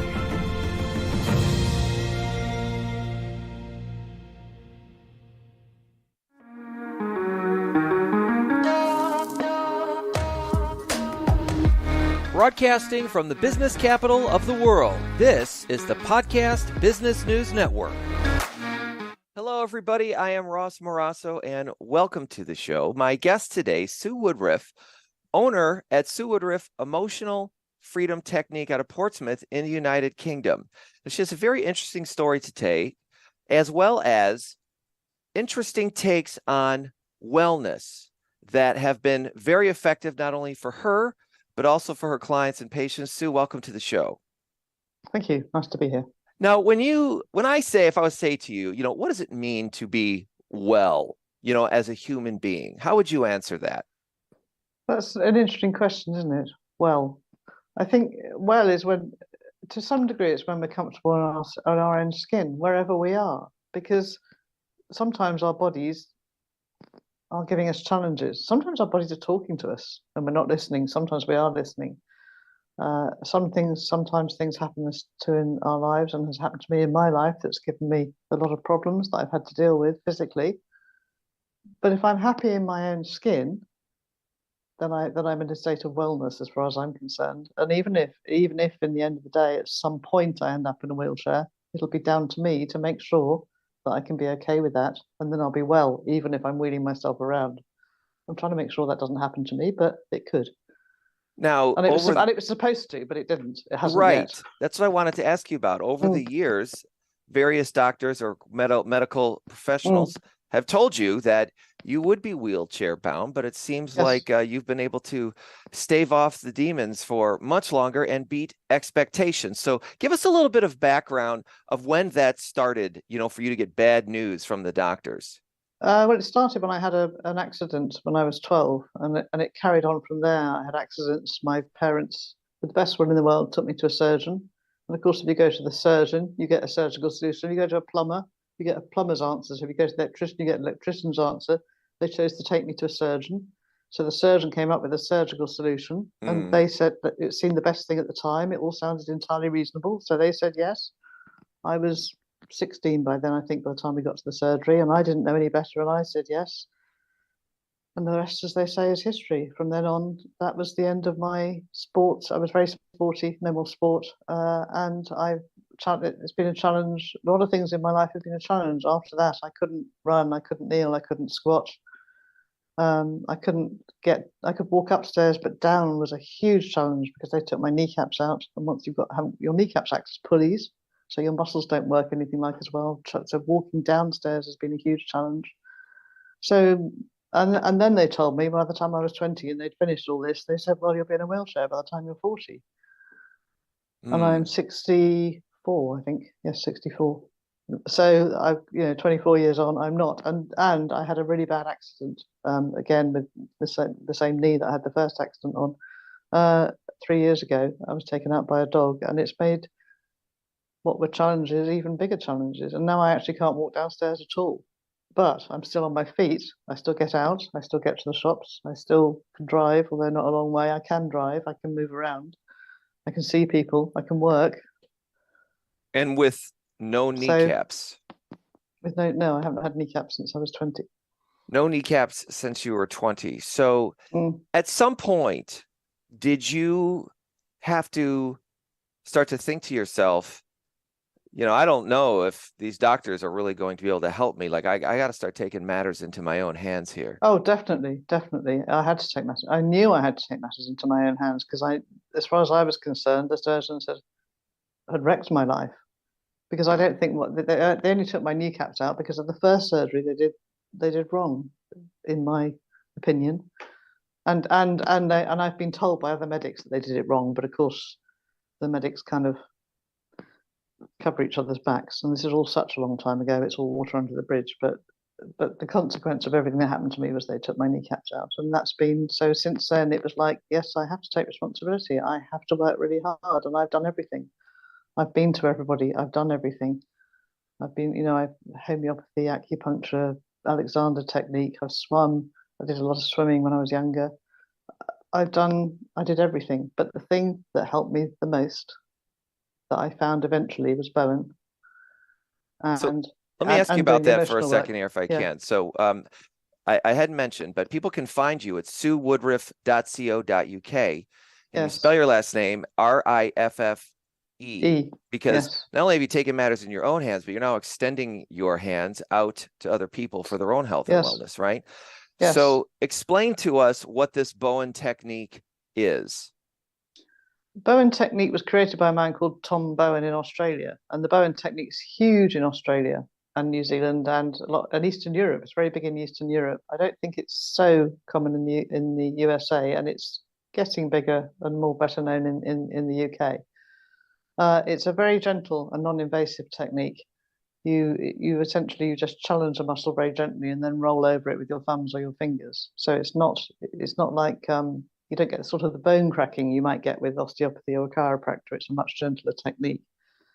And you're working on the tendons and the muscles and the fascia, which is something, again, that we're beginning to understand more and more how important fascia is. And it was something that, before the war, when the doctors did their practice dissections on corpses, they stripped the fascia off and drop it in the bin because they thought it was unimportant. And now we're really beginning to understand how important it is as a communication system, as part of our lymphatic system, as how important it is in terms of actually being able to allow the muscles and the organs to slide over each other. Because if we didn't have it, everything would stick, and you'd bend over, and your liver and your stomach would be sort of stuck together, and they wouldn't move and slide, and you'd be in big trouble, and one muscle wouldn't slide over another, and it would be agony. We'd be in a terrible state.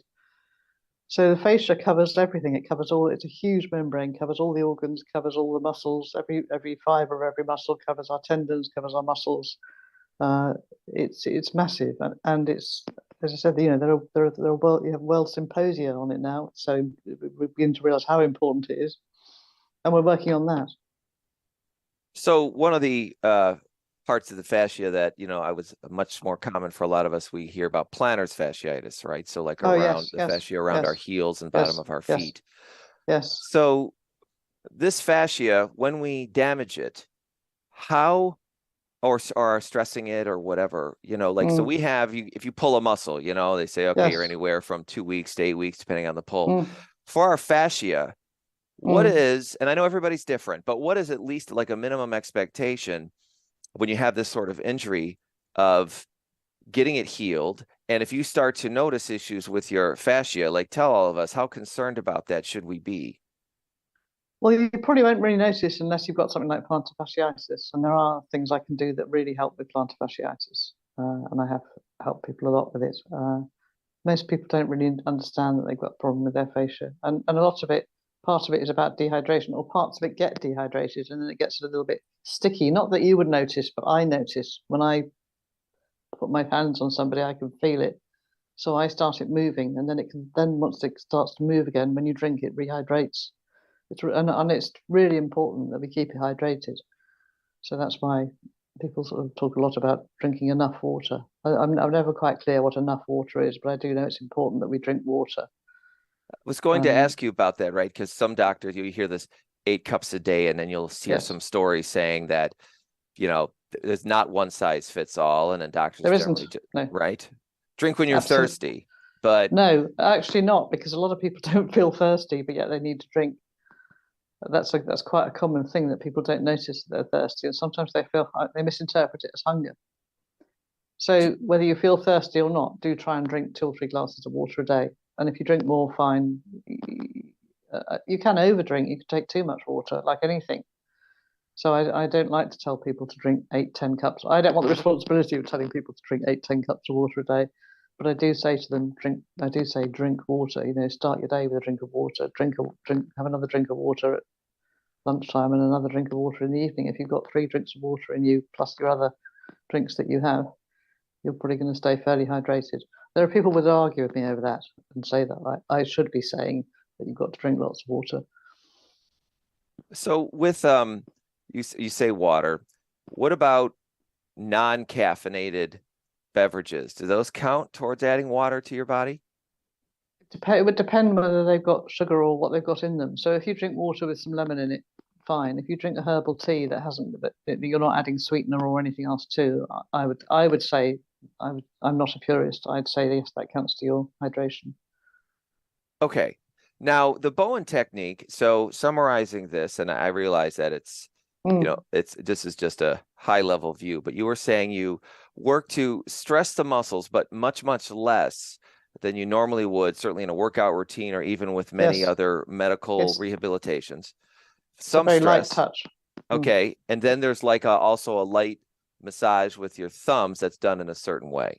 It's not, massage isn't quite the right word. It's just you challenge a muscle, and then you roll over with your thumbs. Then you lift your hands up and you put them down somewhere else and do the same thing. Challenge the edge of a muscle and then roll gently over it. So it's not like a massage where you're in constant contact with the body and moving your hands. And where we do those moves, depending on where we think what's going on with the body once we've assessed it. And generally, how long would the thumb rolls go on for after a minute of stress? It's just one roll. It's one. So if I show you, you might get more of an. Sure. I can feel the edge of a muscle in my arm there, and so I move to the edge of it. I press in, I challenge it, and then I just roll gently over it, and that's the move. It's that quick, or not? It's gentle, but it's quick. It's just the one roll. And what is this doing for your body? Like, why does our body respond to this? What's it starts happening? Well, there are various receptors under the skin that respond to different levels of touch. Some only respond to a really deep touch, so they respond to like a deep sports massage, a lot of high pressure.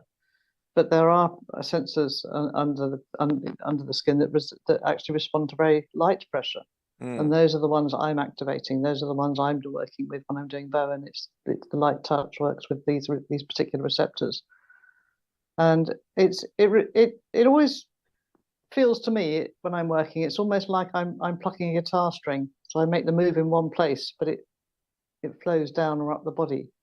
There was one very famous case in a case study that came in a magazine about a woman practitioner who had a client who had a bad hip, and she did everything. She did every Bowen move that any of us would have done, and a lot of others, and nothing resolved this hip. And finally, she did something to the client's little toe, and the client went, "Oh," and her hip was fine. That's the effect of working. That's how the fascia actually transmits through the body, and it's very unusual to get such a weird and an unusual response. But so I know when I work on one part of the body, it's having an effect, a holistic effect through the whole body in some way.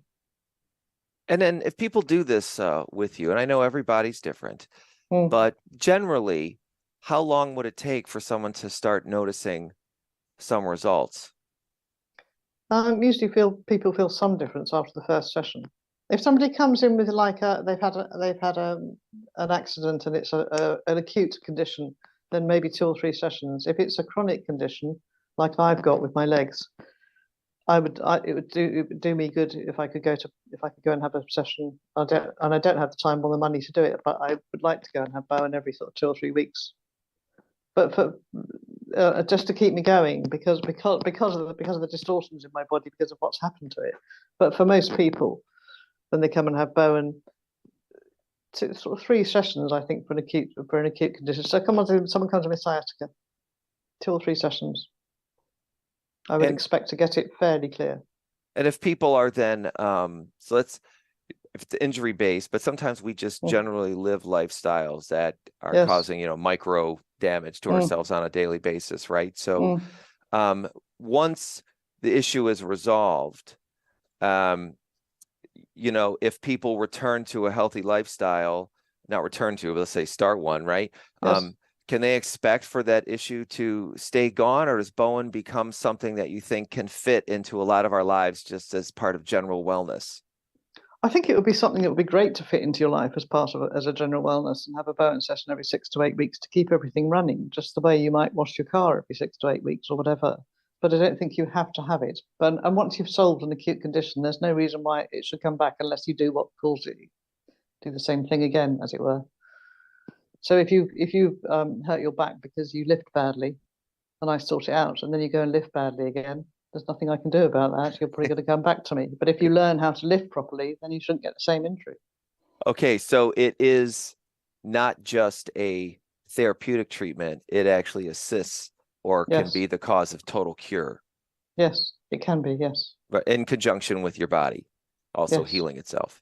So for Yes. those of us who have joined us somewhere here in the middle, I'm talking with Sue Woodruff, owner at Sue Woodruff Emotion Freedom Technique. You can find her at suewoodruff.co.uk. She's in Portsmouth in the United Kingdom. And the last name Riff is spelled Riffe. Now, for people that aren't local to you or not willing to fly or drive to get to you, exactly. Are there any virtual consultations that you can do for people that might help to sort of get them on their path? Yes, I work on Zoom for people with emotional issues. You can actually work through pain with using emotional freedom technique. It's been shown that emotional freedom can bring down chronic pain, but remotely I can't actually adjust a body. That has to be done. Somebody can come to me, but I can work with pain. That's one. We can bring pain down, and I do. I work because my knees hurt. I bring the pain down on them. Just by tapping, so I can do that for myself. So that was what I wanted to start asking you about. So just the Bowen technique is just one area of expertise that you have. This emotional freedom technique, what is that for? And what does that look like?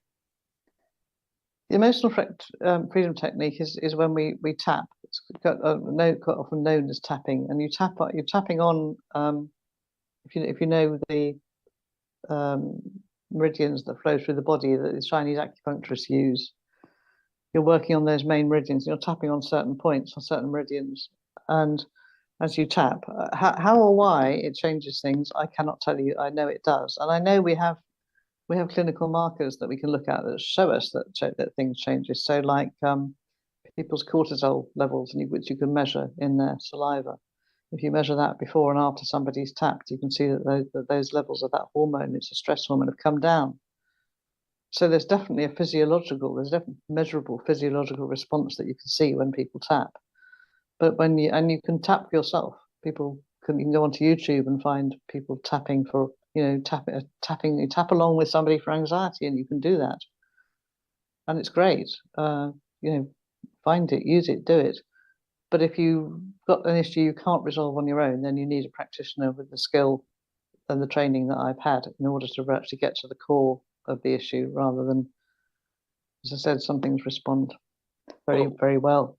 I mean, why waste our time, right? I mean, why not get some instruction right off the get-go there so that right? So we can get moving with this. So when you talk about the meridians, would this be something that we also hear as you were referencing, Asian acupuncturists like chi or chakras or whatever? Like, are those sort of some of the same parts that you're talking about, or these? We don't really work on the chakras. The tapping points tend to be like on the inside, just above the bridge of your nose, on the inner eyebrow, the outer eyebrow, just under the eye, just under the nose, chin dimple, just around your collarbone.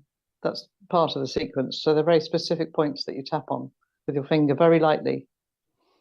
Now, is there a presence of mind that one would need, like to be thinking about the pain or the anxiety, or specifically to not be doing that? Like, is there a mindfulness that comes with the technique that's required? Usually it's the words that you use that go with it to make it more effective.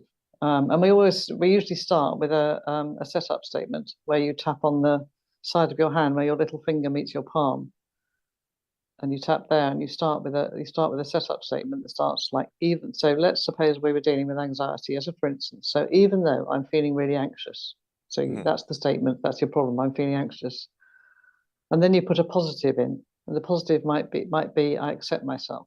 Or the one I use a lot because I work with trauma, even though I've had this terrible experience, sitting here right now, I'm safe. That's the one I use. I use that a lot with people who are traumatized, because whatever happened to them that was their trauma, when they're sitting in their room or in my room and we're tapping, sitting here at this moment, I'm safe.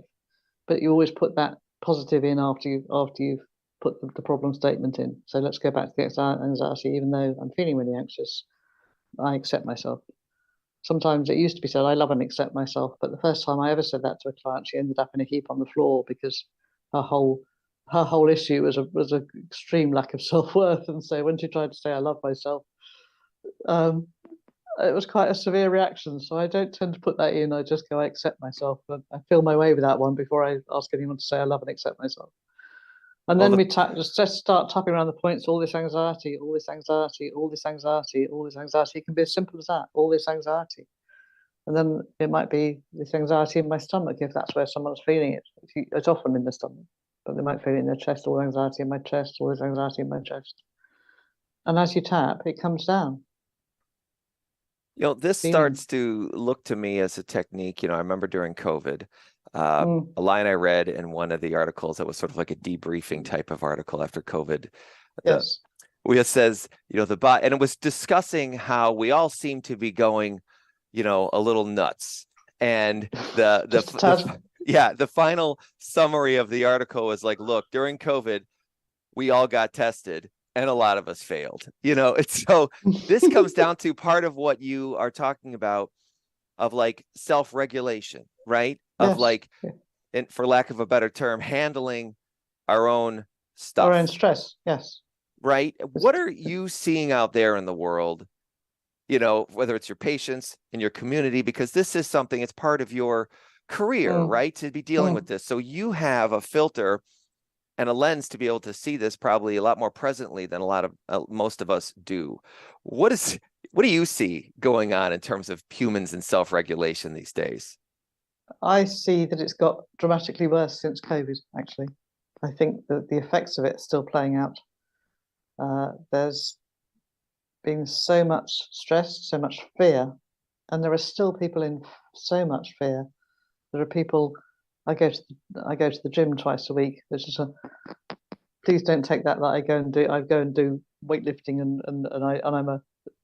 I go to the rehab part of the gym. I go to the gym, and some people, because I go use the lift because I can't do the stairs. Some people won't let me get in the lift with them. They will only get in the lift on their own because they're still so scared of COVID. So it's still here. It hasn't gone. And I see people, out that are still, and a lot of people, because they're immune compromised as well. They're having treatment for cancer, or they've got something going on, and they're still in such fear about it, and they're wearing masks, and they avoid this, still going around you on the street. So the fear is still here. There's still a lot of fear, a lot of anxiety. We've had a lot of other things since that have certainly had a big effect in this country in terms of the cost of living. And I don't know whether that's a worldwide thing. I suspect it is. Cost of living going up dramatically, energy prices going up dramatically. So there's a lot of anxiety and fear around survival and actually being able to put the food on the table and for the kids, because you've got to choose between the heating and the shopping. That's a lot of stuff that's going on in the current here and now, and a lot of anger. There's a lot of anger around. We when fear has its place, right? At times, the old adage is, when the saber-toothed tiger is growling, fear is probably a good emotion to be having at that moment. But let's talk about more like this long-term, almost becomes part of your way of being or character now. What do you see, in your opinion, what happens to human beings when they live with this sort of nonstop fear and anxiety that wears on for months or even years? Well, it takes its toll on them. It takes its toll on them emotionally and physically. And it takes its toll on their relationships. Because if you're in fear, you'll people like with fear, you can people either shut right down and don't communicate, or they can lash out in fear from a fear base. Either way, if you're in a relationship, if you shut down and can't communicate and don't communicate because you're in fear, that's not good for your relationships. But if you're in such fear, if the fear is driving you to lash out, that's also not good in a relationship. So living in this constant fear is not doing anybody any good emotionally. And it also, as I said, it puts our stress hormones go up, which is why, as I say, tapping brings that down. But our level of stress and therefore the hormonal changes in our body are constant, and we're putting out more stress hormones all the time that we should discharge. If we run away from a saber-toothed tiger, it's over and the stress comes down. But if it doesn't, we're flooded with those hormones. Now, these hormones over time, right? Like, does that put like wear and tear on our body? Yes, obviously, because you're running at a high. It's like running an engine at a high revs all the time, I guess. I don't know how good an analogy that is, but you're going to wear things out quicker, aren't you, if you keep your engines running at high rev all the time. This is what I like about talking with you with this, I'll call it alternative medicine, but it's probably not doing what you do credit. But traditional Western medicine barely seems to give even lip service to our social and emotional well-being, right? Your doctor, oh, how are you feeling? And then we move on to how our bones are creaking, right? But if how we're feeling over long term is going to start to damage our body, is that some of where like this emotion freedom technique can come in to create more of a better homeostasis inside of our own body in general? Indeed, yes, it can. And so I've worked with people who've been in fear about COVID. I work with a lot of people who were in fear about having the COVID jab, or people who'd had it and were terrified what that had done to them. So there was fear coming from all angles. I did quite a lot. I think I did more work with people who couldn't decide whether to have or not have the jab, or had had it and were terrified of what they'd done, than I did with people who were just in general fear about the whole thing. So that's been an ongoing thing for me. But I can't remember what the question was.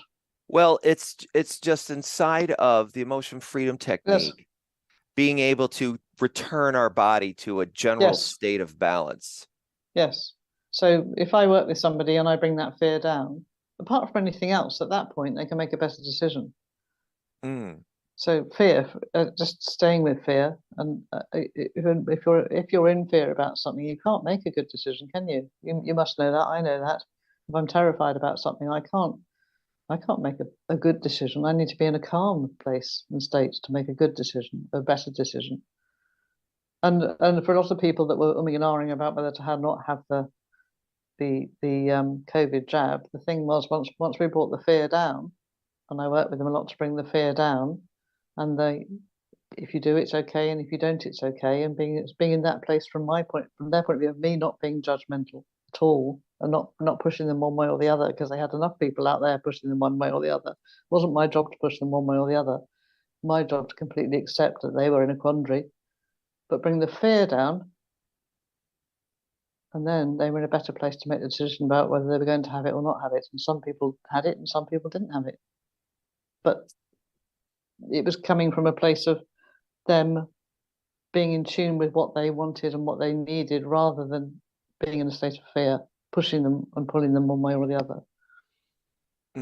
Returning the purpose back to it instead of just being a victim of just our body's sensations, really. Yes. Sue, we're almost out of time. So my guest today, Sue Woodruff. It goes by quick. I think there's so much to talk about. She is the owner, Sue Woodruff, Emotion Freedom Technique. You can find her at suewoodruff.co.uk, and Riff is RIFFE. Are there any other places or ways that people can find you? Facebook. Look me up. Just look my name up, because there aren't many woodruffs. They're more in America than there are in England, actually. But in the UK, there aren't many woodruffs. Again, in Portsmouth, UK. Yes. Portsmouth, UK. Yes, and I work on Zoom, so I can work with people all around the world on the emotional. And I've done a lot of work with abuse and with trauma of all sorts, military trauma, abuse, neglect. Well, thank you for being with us today. We are just about out of time. I do hope, though, that we can talk with you again. It seems like we've barely scratched the surface. Dealing with the wellness of our own bodies, always a fascinating conversation. So thank you for being with me today, Sue Riff, and thank you all for tuning in and listening to us. I am Ross Morasso. Until next time. Are you looking for even more of the podcasts and hosts that you love? The Podcast Business News Network is proud to announce that you now have even more ways to listen live. Check out the MyTuner Radio, online radio box, and Simple Radio apps on iOS and Android, or find us online. Search for Business News Network on mytuner-radio.com, or search Podcast Business News Network on streama.com and onlineradiobox.com/US. Take your podcast on the go and don't miss a minute of the action.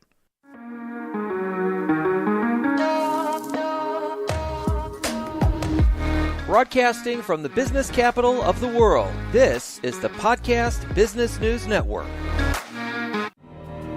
For nearly 2,000 severely injured veterans, everyday life has become filled with barriers. Day-to-day simple tasks can become pretty daunting. I have to carry my chair up 2 flights of steps or have somebody do it for me. What scares me the most is the stuff falling. When I'm struggling with my house, I think, to have that one great barrier just knocked down, it's crucial. Home for Our Troops is a wonderful nonprofit that builds a mortgage-free, fully adaptive, handicap-accessible house. And there's no catch. It'll be our very first home that we've ever owned. This is a game changer. This is where your life begins again. We need you to join us in completing this important mission. Please visit hfotusa.org and help build homes and rebuild lives. Because of you, everything's going to be okay.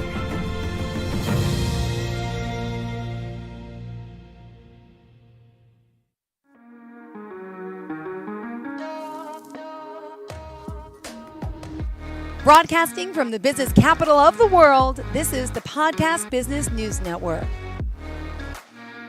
We are back with myteenlifecoach.com. That's right, the one and only teen coach helping teens and their parents all over the place.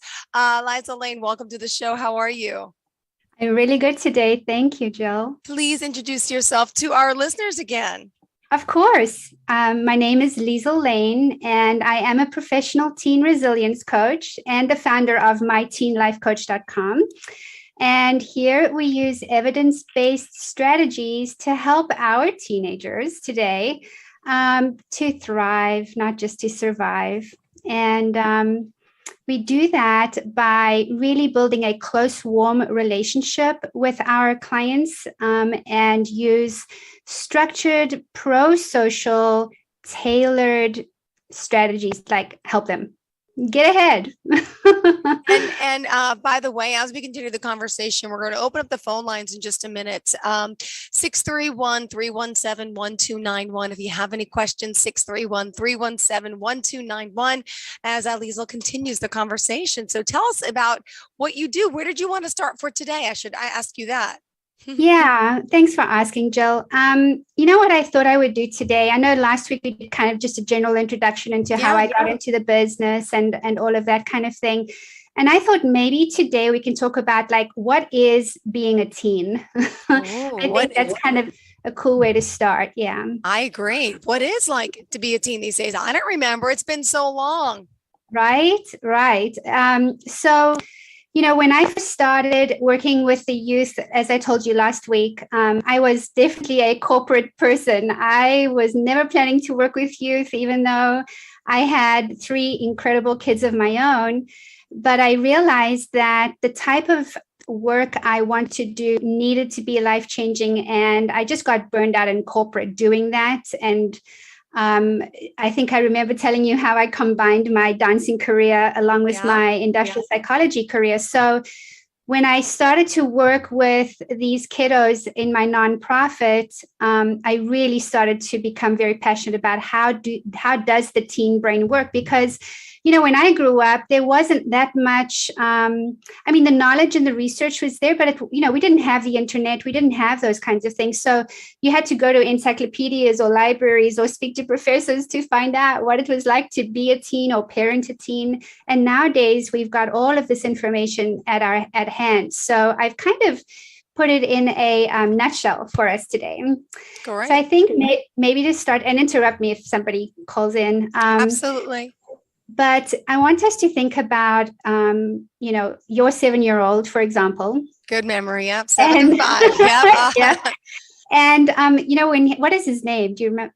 Austin is the 7-year-old, okay. And Jackson's the 5-year-old. Yep. Awesome. Okay. So Austin and both Jackson, they were born with their amygdala part of their brain completely developed already. And that part of the brain is totally 100% responsible for our survival. So that means like when I'm hungry, I cry. When I'm scared, I scream. Yeah. It's all about that flight, fright, and freeze kind of thing to protect us. That's what we're supposed to do when we're just born, right? Yeah. You're right. But as they grow up and they've done these CAT scans of brains, they have seen that as we grow and evolve and mature, our frontal cortex starts to get more brain activity, not so much what I call the lizard brain when I'm talking to my clients. Like lizards are just there to survive and like flee and run and catch and so forth. But our frontal cortex, they only are that's only developed fully between our 20s and our 30s. Oh, wow. So if you think about how long it takes for us as human beings to develop our regulation of our thinking, our problem solving, how we think before we act. So, when parents are going, "What were you thinking?" to a 13-year-old, well, yeah, they're not. That's how they think. Yeah. They're just still thinking in terms of, I'm hungry, when's dinner, when can I go play? They are very much still in that every here and now, very impulsive, not, proactively thinking things out. So when we're in our 20s and 30s, we start to, think more reasonably and be proactive around how we're doing, what we're doing, why we're doing what we're doing, etc. And so, I have a wonderful client, a mom who texts me like once every 2 weeks, like, I'm going to kill this kid, and I'm like, no, just chill. We're in finals. That impulsive, the stress of that. Yeah, we're in that impulsive, over-reasoned behavior is totally normal when you're like 13 to 21 years old. So a lot of adults, I should say parents, we see them grow up, and you'll see Austin, he'll grow up, he's going to start to get hair under his arms, he's going to start to have these little muscles, and his voice is going to drop, and you're going to think, oh my gosh, he is like a little mini adult, mini man, yes.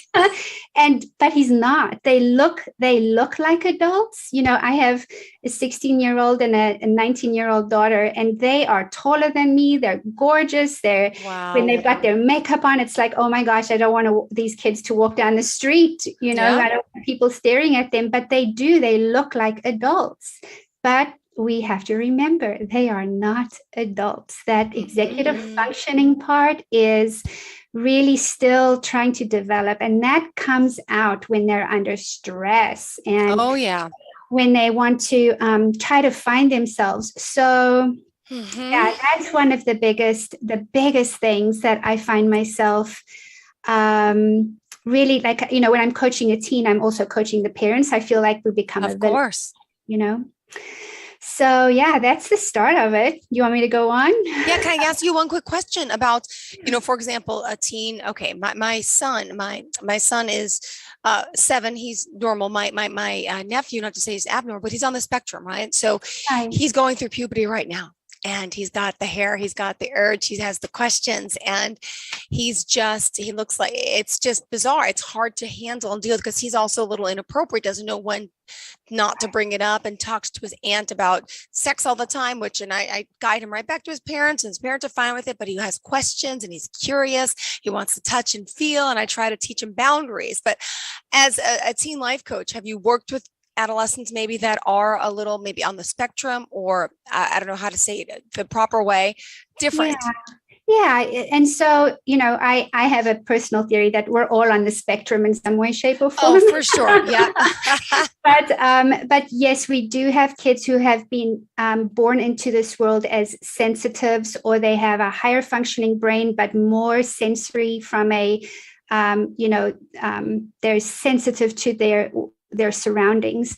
I had the absolute privilege of coaching a young lady. She's now 21. She's an autistic young lady, and she was one of my ballet students, actually. So I had the opportunity to work with her as a teen going into young adult, and then as a performer as well. And I mean, brilliant young lady. And the same things apply. But the boundaries just need to be thicker, and it just depends on each kid. So when you talk about on the spectrum, and my little theory about we're all on the spectrum somewhere, some of us are more sensitive than others. Some of us, are more cerebral. Some of us are more sensory. Yeah. I have a colleague who works with somatic teens who just everything they feel like manifests in their bodies, so boundaries is a big deal. And here is where some conflict can happen when teens are trying to test out those boundaries. So for example, you said your nephew, right? Yes. So this young lady that I worked with for so many years, she also went into that stage. She was obsessed with ladies with bellies. So whether you were pregnant or not, you had a belly. He's obsessed with bellies. Right. And he loves his mom's belly. And he's just that belly is what gets him excited. And that's normal, but it's just different to, hard to express. Yes. And so for her, it was then going up to everybody and going, oh, you're pregnant, when's your baby due? And I'm like, nope, I just had a baby because I had 3 babies, Yeah. So it's just there's a boundary there. And this is where okay, so how do I word this?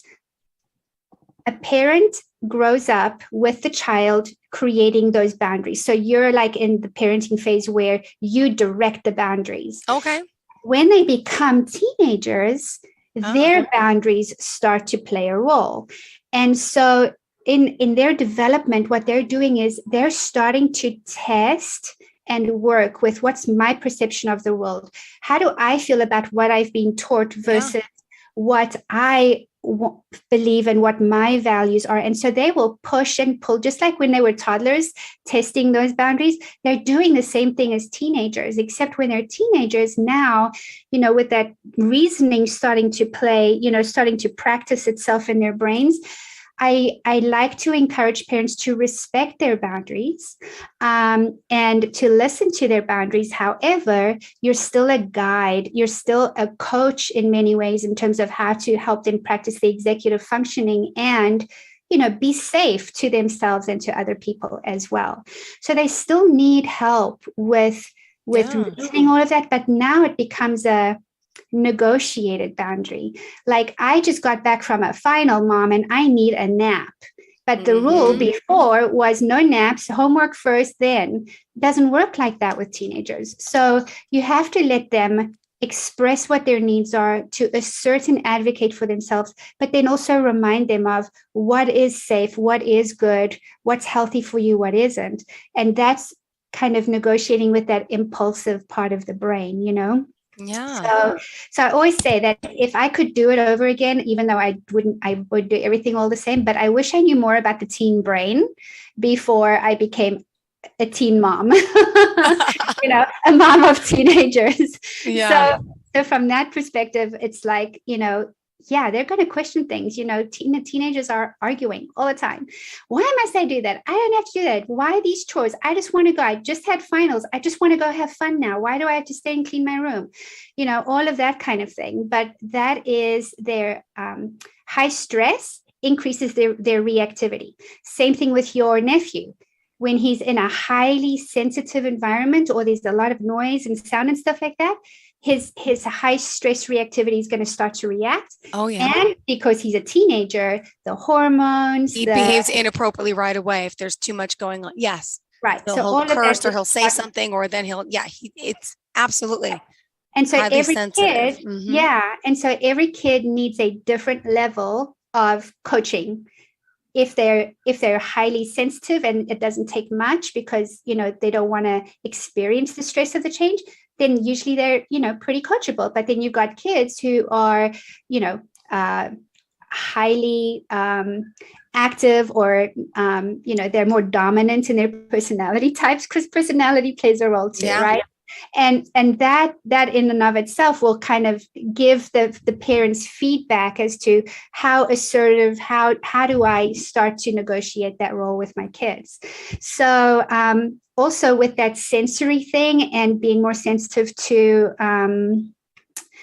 feedback and the pushing and pulling of the boundaries comes the mood swings, comes increased rates of depression and aggression, and that's because they've got this like battle going on in their brains, right? Like, I just want, need, versus, oh, I should think about this first. I should think before I say something, versus I'm going to say this.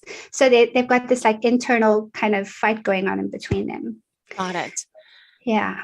And just to ask, how does it work when you are a mom and your teenagers know you're a teen life coach? Does it make it any easier? It's so hard.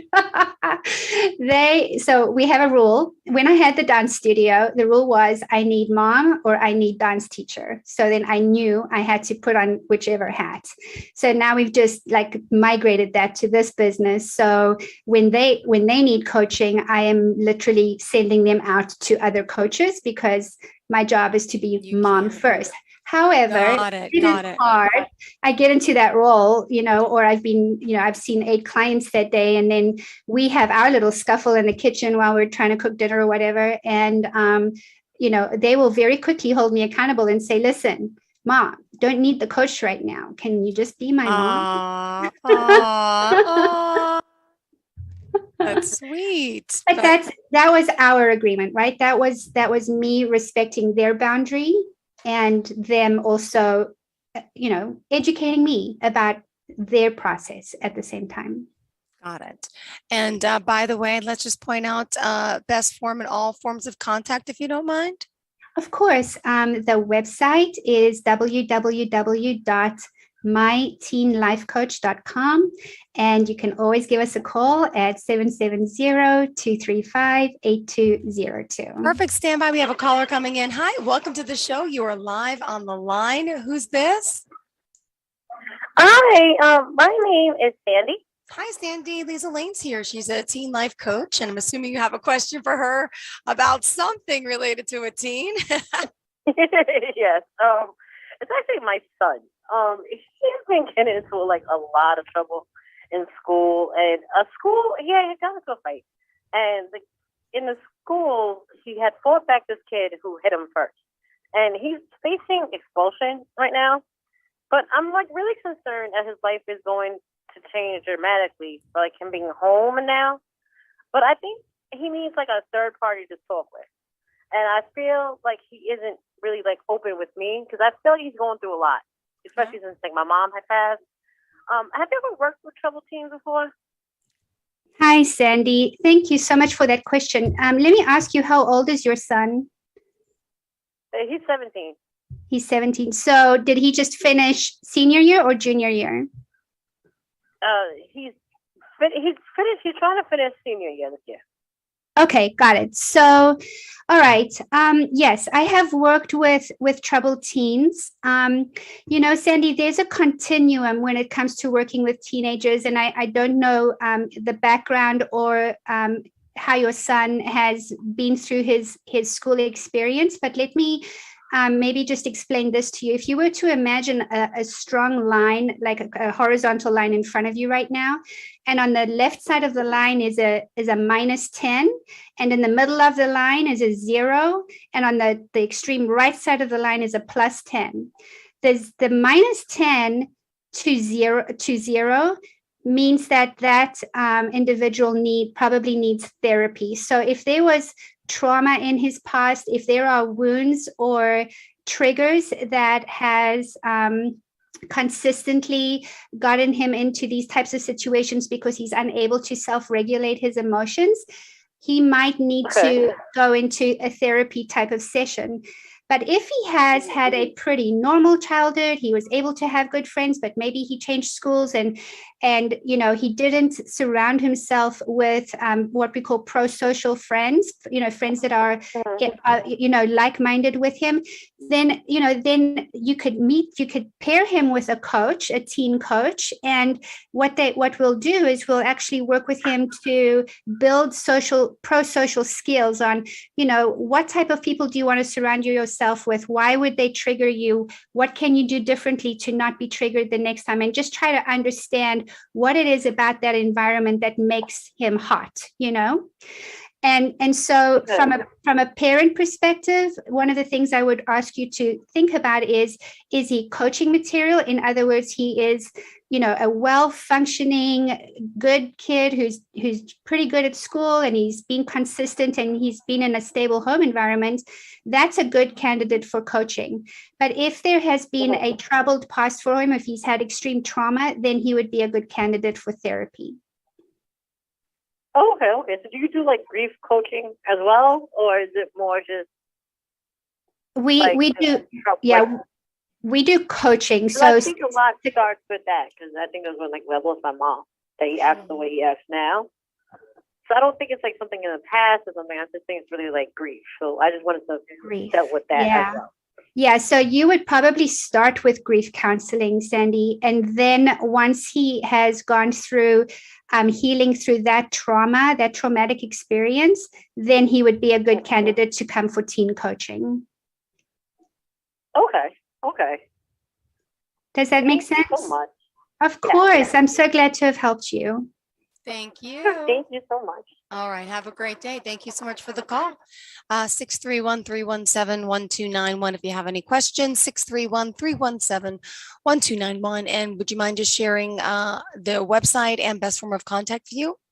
Yes, www.myteenlifecoach.com. And my name is Liesel, and the phone number is 770-235-8202. Perfect. So where do we leave off? I forgot when the caller called, but that's a great thing. Actually, yeah, Sandy was actually a great segue into the next thing that we can talk about, because pro-social behavior for teenagers is so important. I'm not even going to talk about the tragedy that happened yesterday, but I really think it is critical for parents. The teenager needs to have a good relationship with at least one adult in their lives to be able to have a good influence in terms of how they build their people and their peer groups around them. And here's why I say that. They are actively seeking their own identity and sense of self. This is their jobs as teenagers, because when they get to that 20 and 30 years age, their brain is going to be ready to know who and what they want to be. So this teen period is what makes it so difficult for them, because they really are trying to find, who are my people? Who clicks with me? Who doesn't?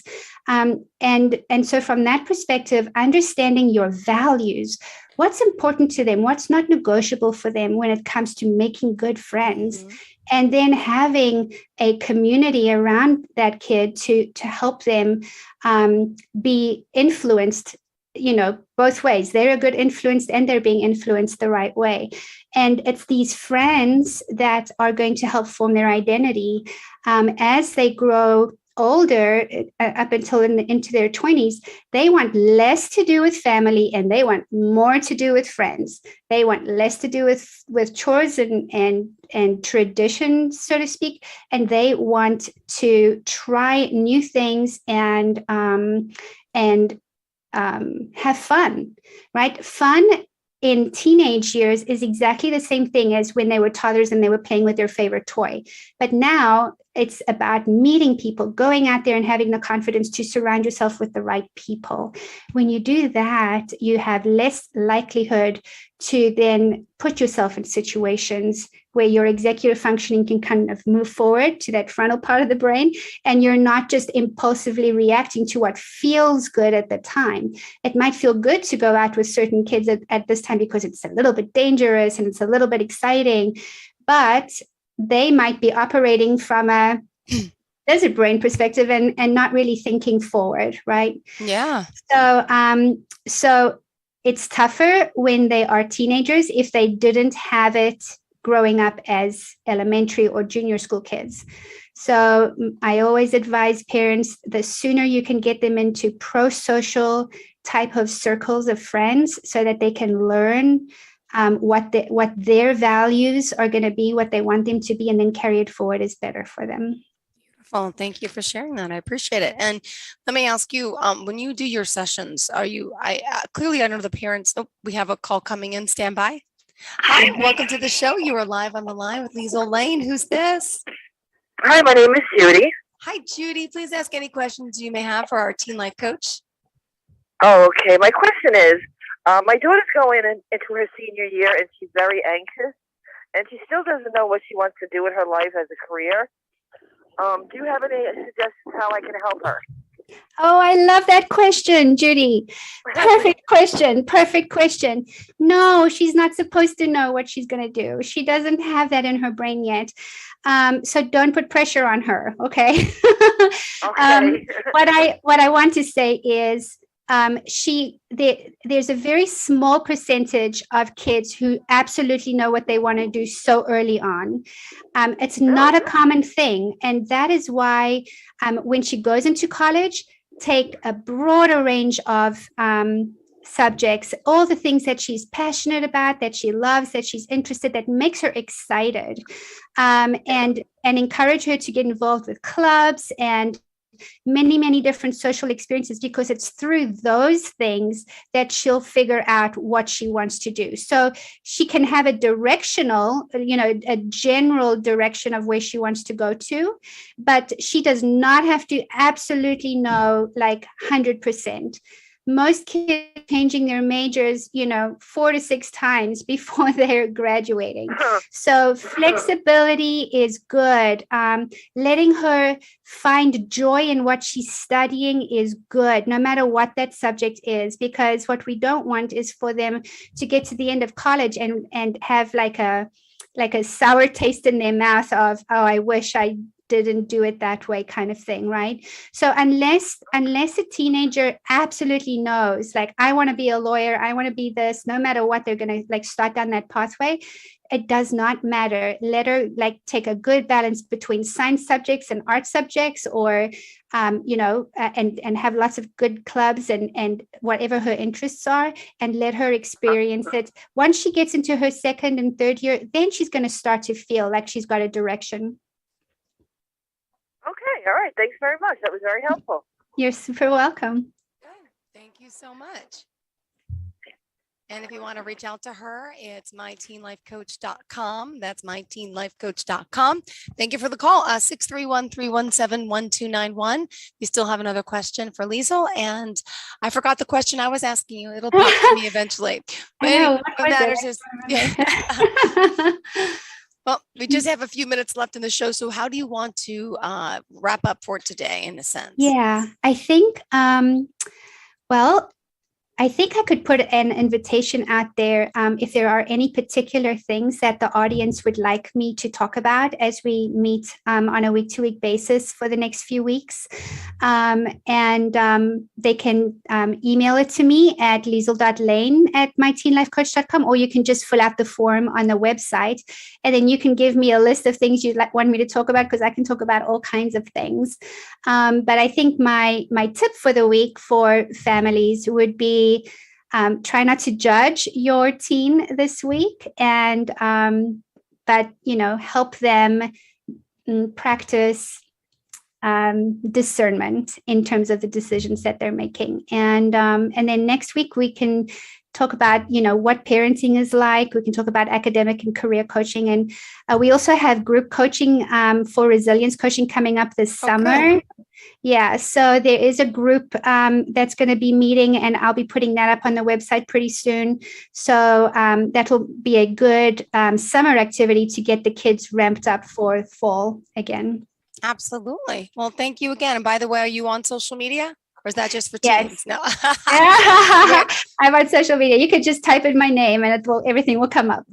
And by the way, it's spelled Liezel Lane. And by the way, speaking of social media, something I like to touch upon maybe in our upcoming podcast, because is there too much of that, or that's just the norm now for them? Are they able to focus and do social media and do this and still, and it's just our old brains that don't understand how, okay, because clearly kids are still doing well, but it is a concern to a lot of parents. I think that's a good question for next week. Is that okay if we talk about that too? I will put it on the list. Perfect. Thank you so much, Liesl Lane, myteenlifecoach.com. Have a great day. And to all of our listeners the same. We'll see you soon. Are you looking for even more of the podcasts and hosts that you love? The Podcast Business News Network is proud to announce that you now have even more ways to listen live. Check out the MyTuner Radio, online radio box, and Simple Radio apps on iOS and Android, or find us online. Search for Business News Network on mytuner-radio.com, or search Podcast Business News Network on streama.com and onlineradiobox.com/US. Take your podcast on the go and don't miss a minute of the action.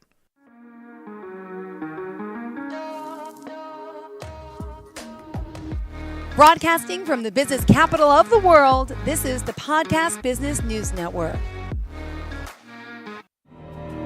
For nearly 2,000 severely injured veterans, everyday life has become filled with barriers. Day-to-day simple tasks can become pretty daunting. I have to carry my chair up 2 flights of steps or have somebody do it for me. What scares me the most is just the falling. When I'm struggling with my house, I think, to have that one great barrier just knocked down, I mean, it's crucial. Home for Our Troops is a wonderful nonprofit that builds a mortgage-free, fully adaptive, handicap-accessible house. And there's no catch. It'll be our very first home that we've ever owned. This is a game changer. This is where your life begins again. We need you to join us in completing this important mission. Please visit hfotusa.org and help build homes and rebuild lives. Because of you, everything's going to be okay.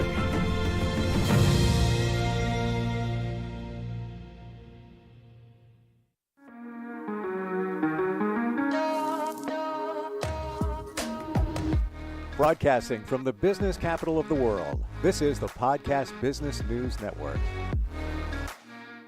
I have been hearing this phrase a lot recently. People I know, friends of people I know, I'm not really sure how to even describe what this means, but people go around saying, I'm broken.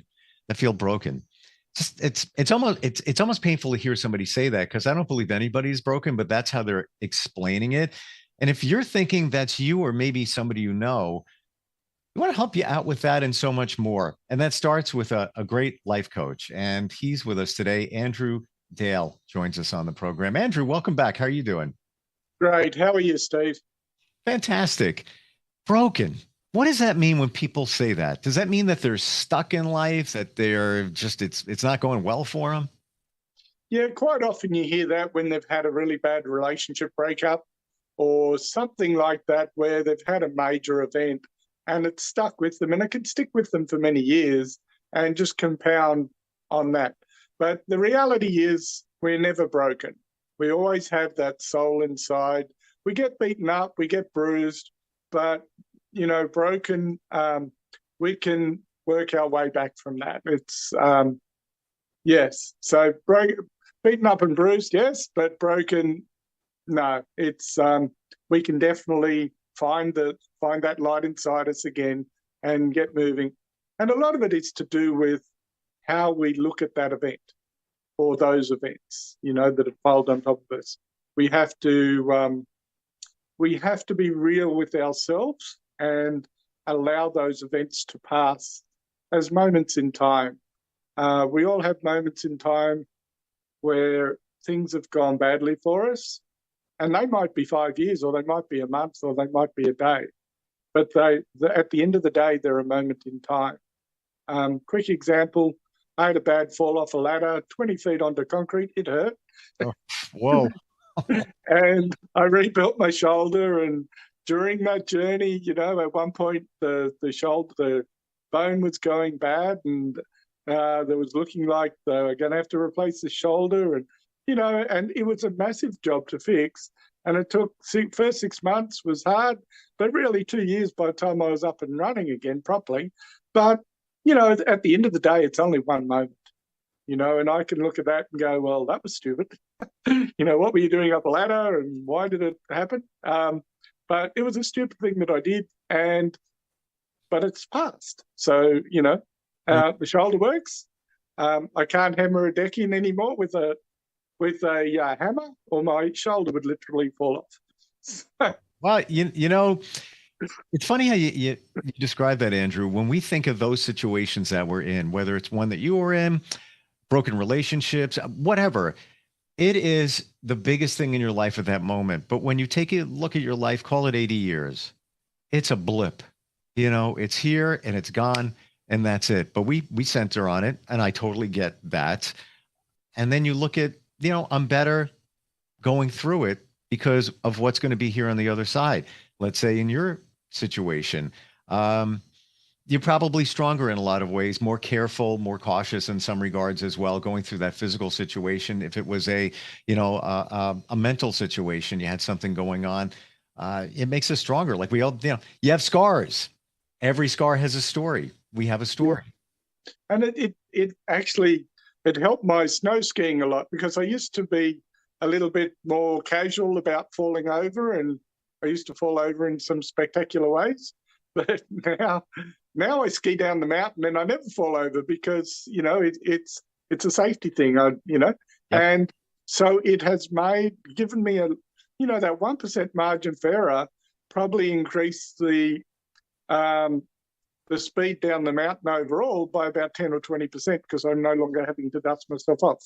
So, you know, and that's all areas of our life, as long as we learn from it. It's like with a relationship, and I think we talked about this last time, you know, if you have a bad breakup with the same person 5 times, but 5 different people, if you don't learn from that, then you're going to continue having those moments. But if you learn from that moment and you go, okay, is change optional, or is change a must for me? Do I need to change my behavior so that this does not happen again, so that I learn from this moment? And some moments we just need to set aside and just say, look, that's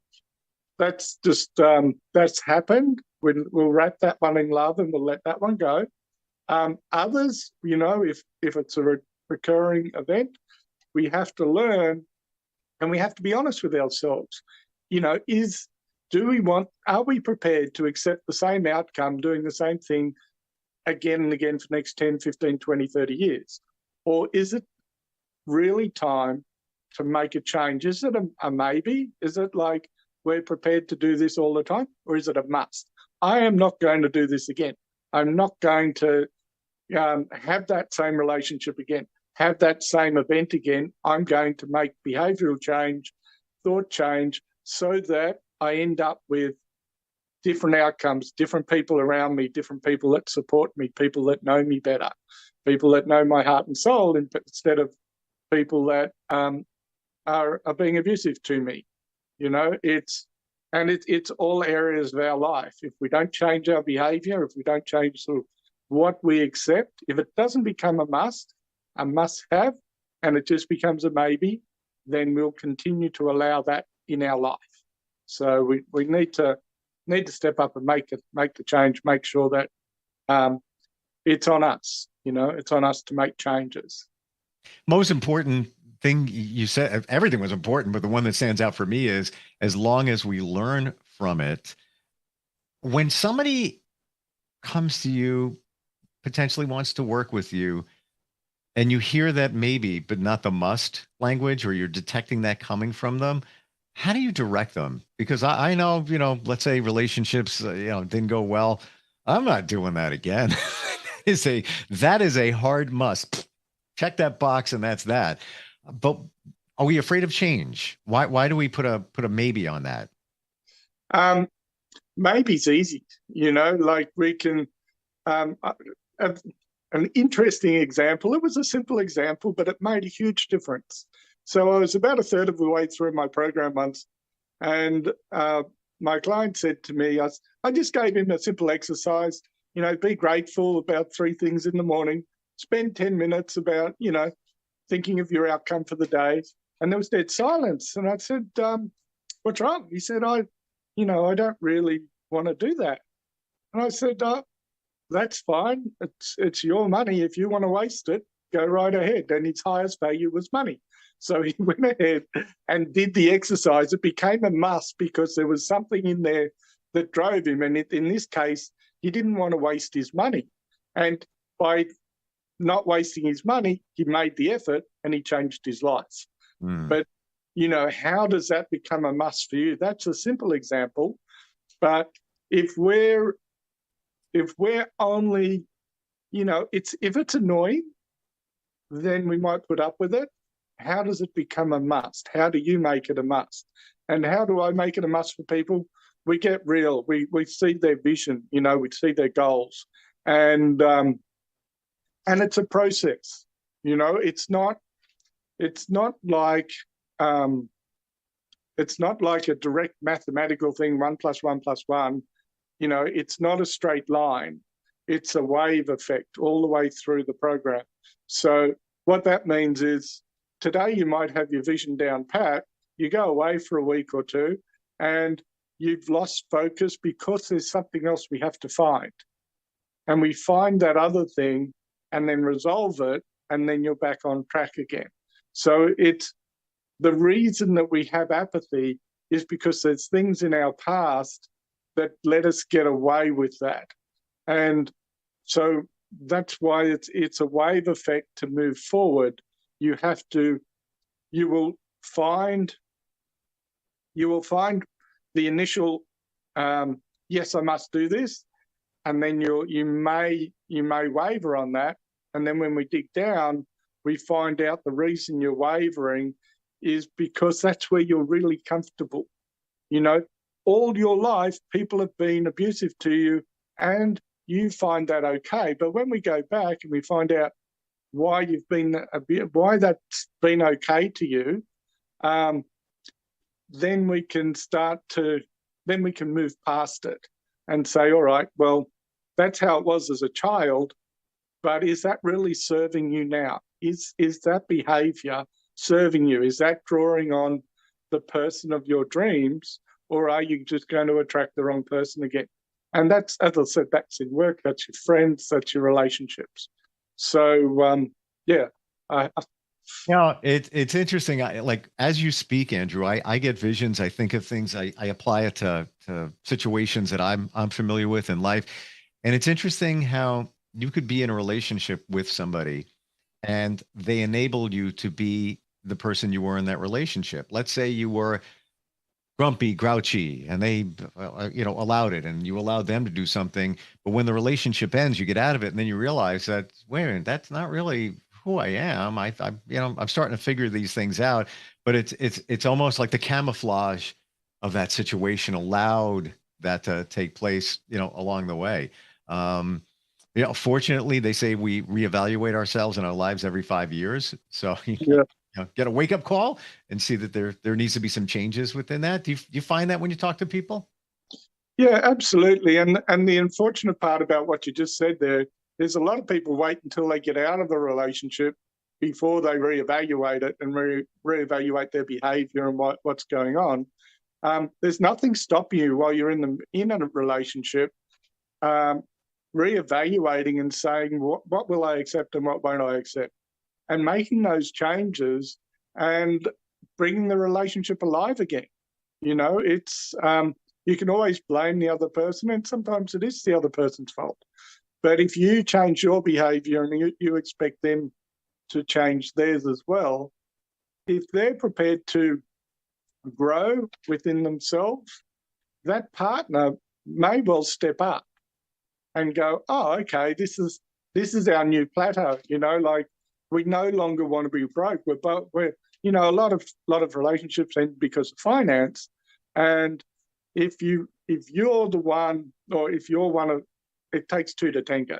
But if you're spending more than you're earning and you change your behavior so that your income increases or your expenditures drop, and that takes the pressure off your partner, and you say to your partner, all right, our goal is to pay off $50,000 of the house or $20,000 of the house this year, and you're both on the same mission and you both change your behavior, life changes. It's really, it's behavioral. It's not, nothing set in stone.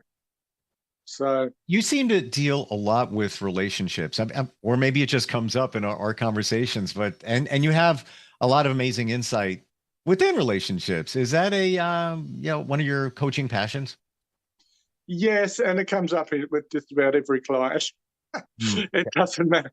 If someone's just had a divorce, the first thing out of their mouths is, I never want another relationship in my life. And my first comment on that is, well, that's not happening. And within 3 months, generally they've changed and they're open to talking to people and moving again. So it always comes up, but it can be the relationship of your friends can be holding you back from the relationship of your dreams, or vice versa. Your personal relationship can be holding you back from having a great friend circle, including that partner. But relationships, it determines your financial wealth. It determines your personal success. Relationships are 90%.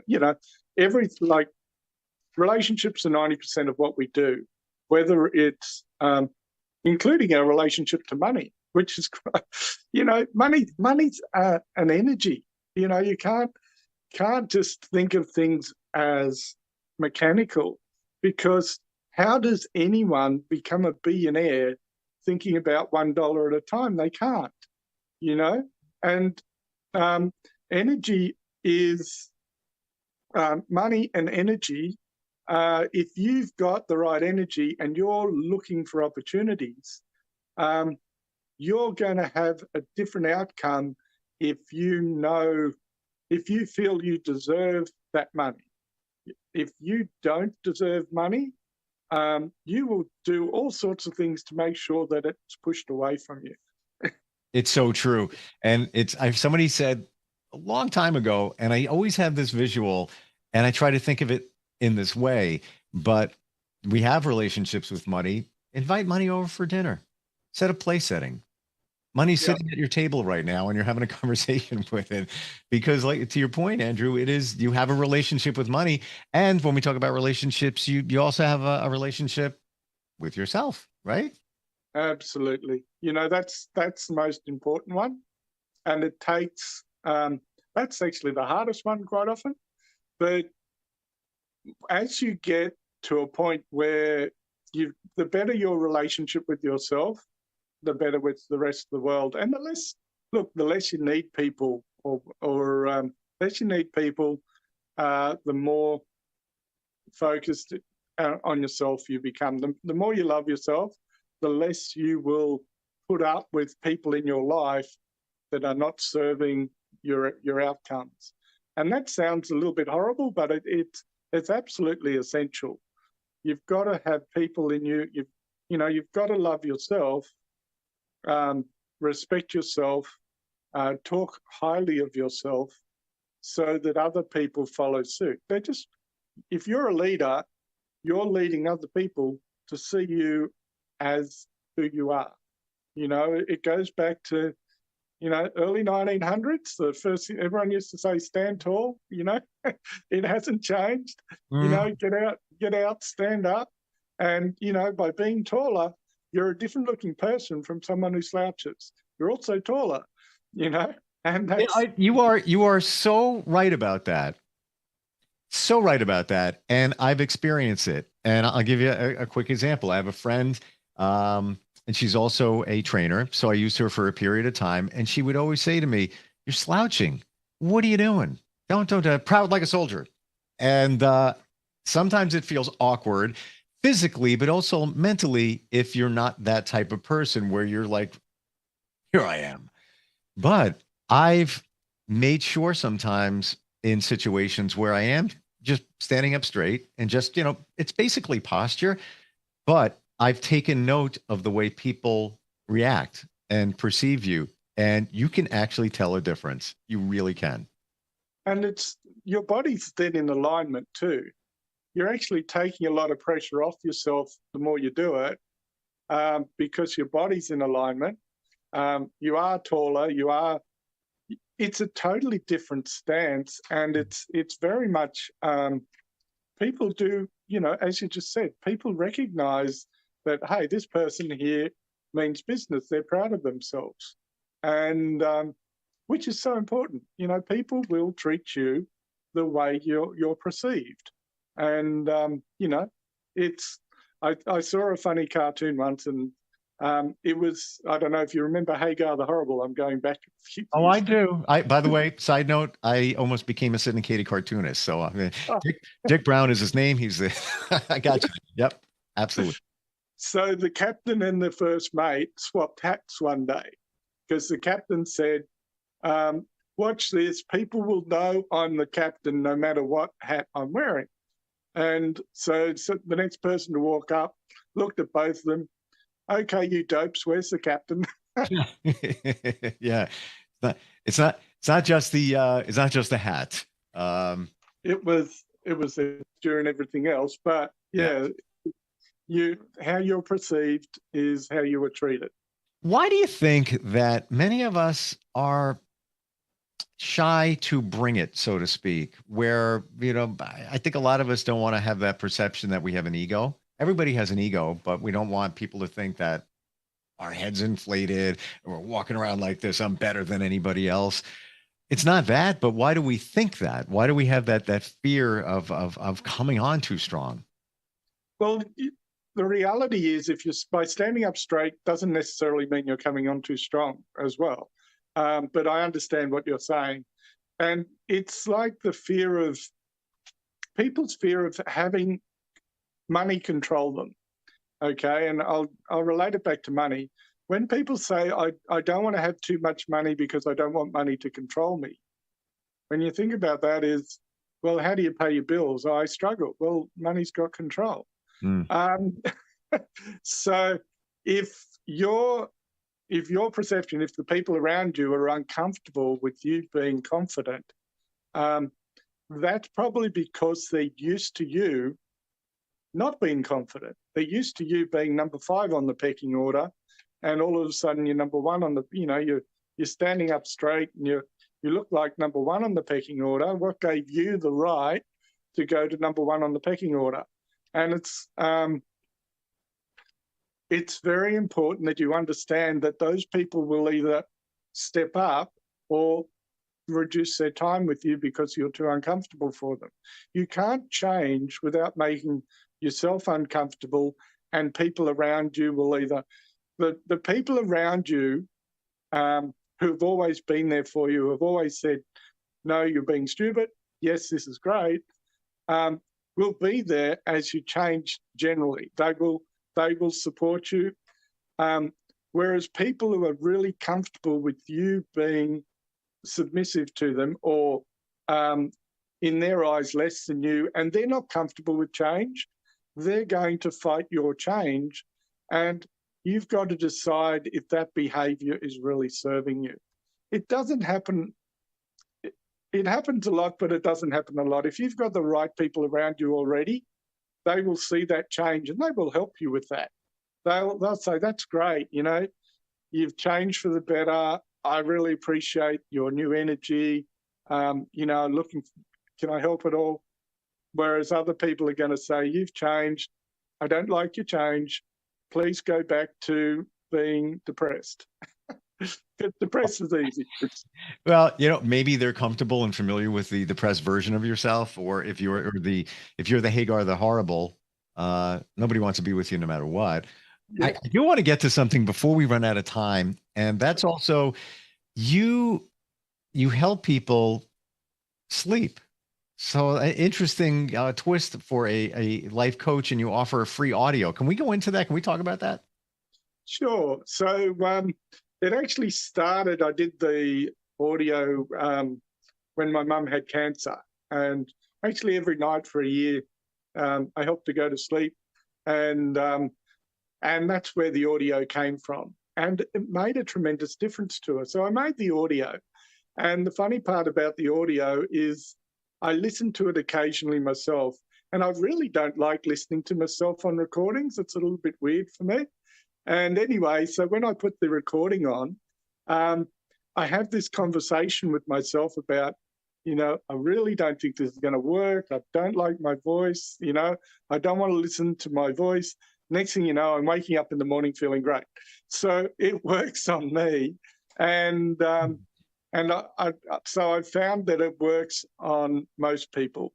So if anyone would like that, they just have to send me an email at info@andrewjdale.com, and I'll send them a link to the audio and they can listen on as well. And hopefully that will put them to sleep and help them wake up refreshed in the morning, which is, it makes such a difference in your whole life when you sleep well and you wake up well as well. If you've got that energy. Andrew, you're so right. When you figure it out that sleep is that essential, and even just dealing with stress, if you didn't get enough sleep, even a couple of days in a row, and you've got stressful situations coming up, you just can't process, you can't focus. And you can't figure out why. Like, what's wrong? Why can't I do this? How does somebody reach you if they want to start the process to make that change and turn the maybe into a must? How do they do that? So my website is andrewjdale.com, and if they go there, they will find a clarity session. They can just go down the front page. Now, on the front page, there's a couple of links to testimonials too from previous clients, a couple of videos there. And that'll give you a pretty good idea on where you're starting to where you're going. But yeah, just go on there, book your free clarity session. It's free. It doesn't matter if you say no or yes to my services. The important thing is in the clarity session, it's your time to get clear on where you want to go, where you are now, where you want to go. So that's andrewjdale.com. And come along, unpack where you are. Let's have a look and see if we can get you a vision going. And if you want, you can work with me. If not, that's fine. The main thing is that you take action. Absolutely. And when you say clarity, when you speak, you have clarity. Like, you make everything very clear, Andrew, which I think really makes you different. And a friend of mine went for a job interview the other day, and she was like, I don't know if I want to go. I don't know if I'm going to like that place. I don't know. I'm like, just go. You have nothing to lose. And if anything, you'll learn stuff about yourself, maybe some confidence, whatever. And I'm bringing this up because the analogy is, what do you got to lose for the clarity session? You'll find out maybe some things about yourself, but also at the same time, you might say, I like this guy. I'm going to work with him. I feel a connection. So yeah, take that step. Again, your website, what is it, Andrew? andrewjdale.com. Awesome. And if somebody goes there, they can also message you for the free sleep audio? Yeah, absolutely. Or they can send me a message on my phone. My number is 410-991-8119. So, yeah. Yeah, great having you with us again. And thank you for clarity on a lot of stuff we talked about today. I really appreciate it. Great. Thank you, Steve. Thank you. We'll be right back. Are you looking for even more of the podcasts and hosts that you love? The Podcast Business News Network is proud to announce that you now have even more ways to listen live. Check out the MyTuner Radio, online radio box, and Simple Radio apps on iOS and Android, or find us online. Search for Business News Network on mytuner-radio.com, or search Podcast Business News Network on streama.com and onlineradiobox.com/US. Take your podcast on the go and don't miss a minute of the action.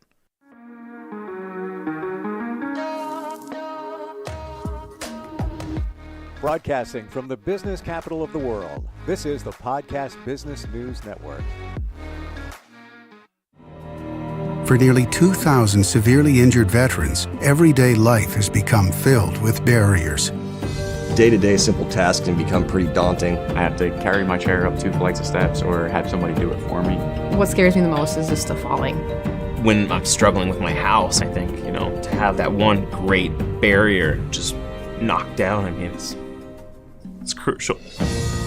Home for Our Troops is a wonderful nonprofit that builds a mortgage-free, fully adaptive, handicap-accessible house. And there's no catch. It'll be our very first home that we've ever owned. This is a game changer. This is where your life begins again.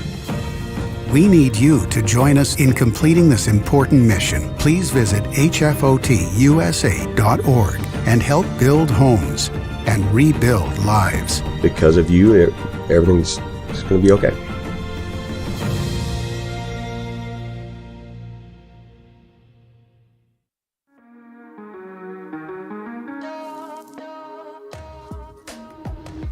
Broadcasting from the business capital of the world, this is the Podcast Business News Network.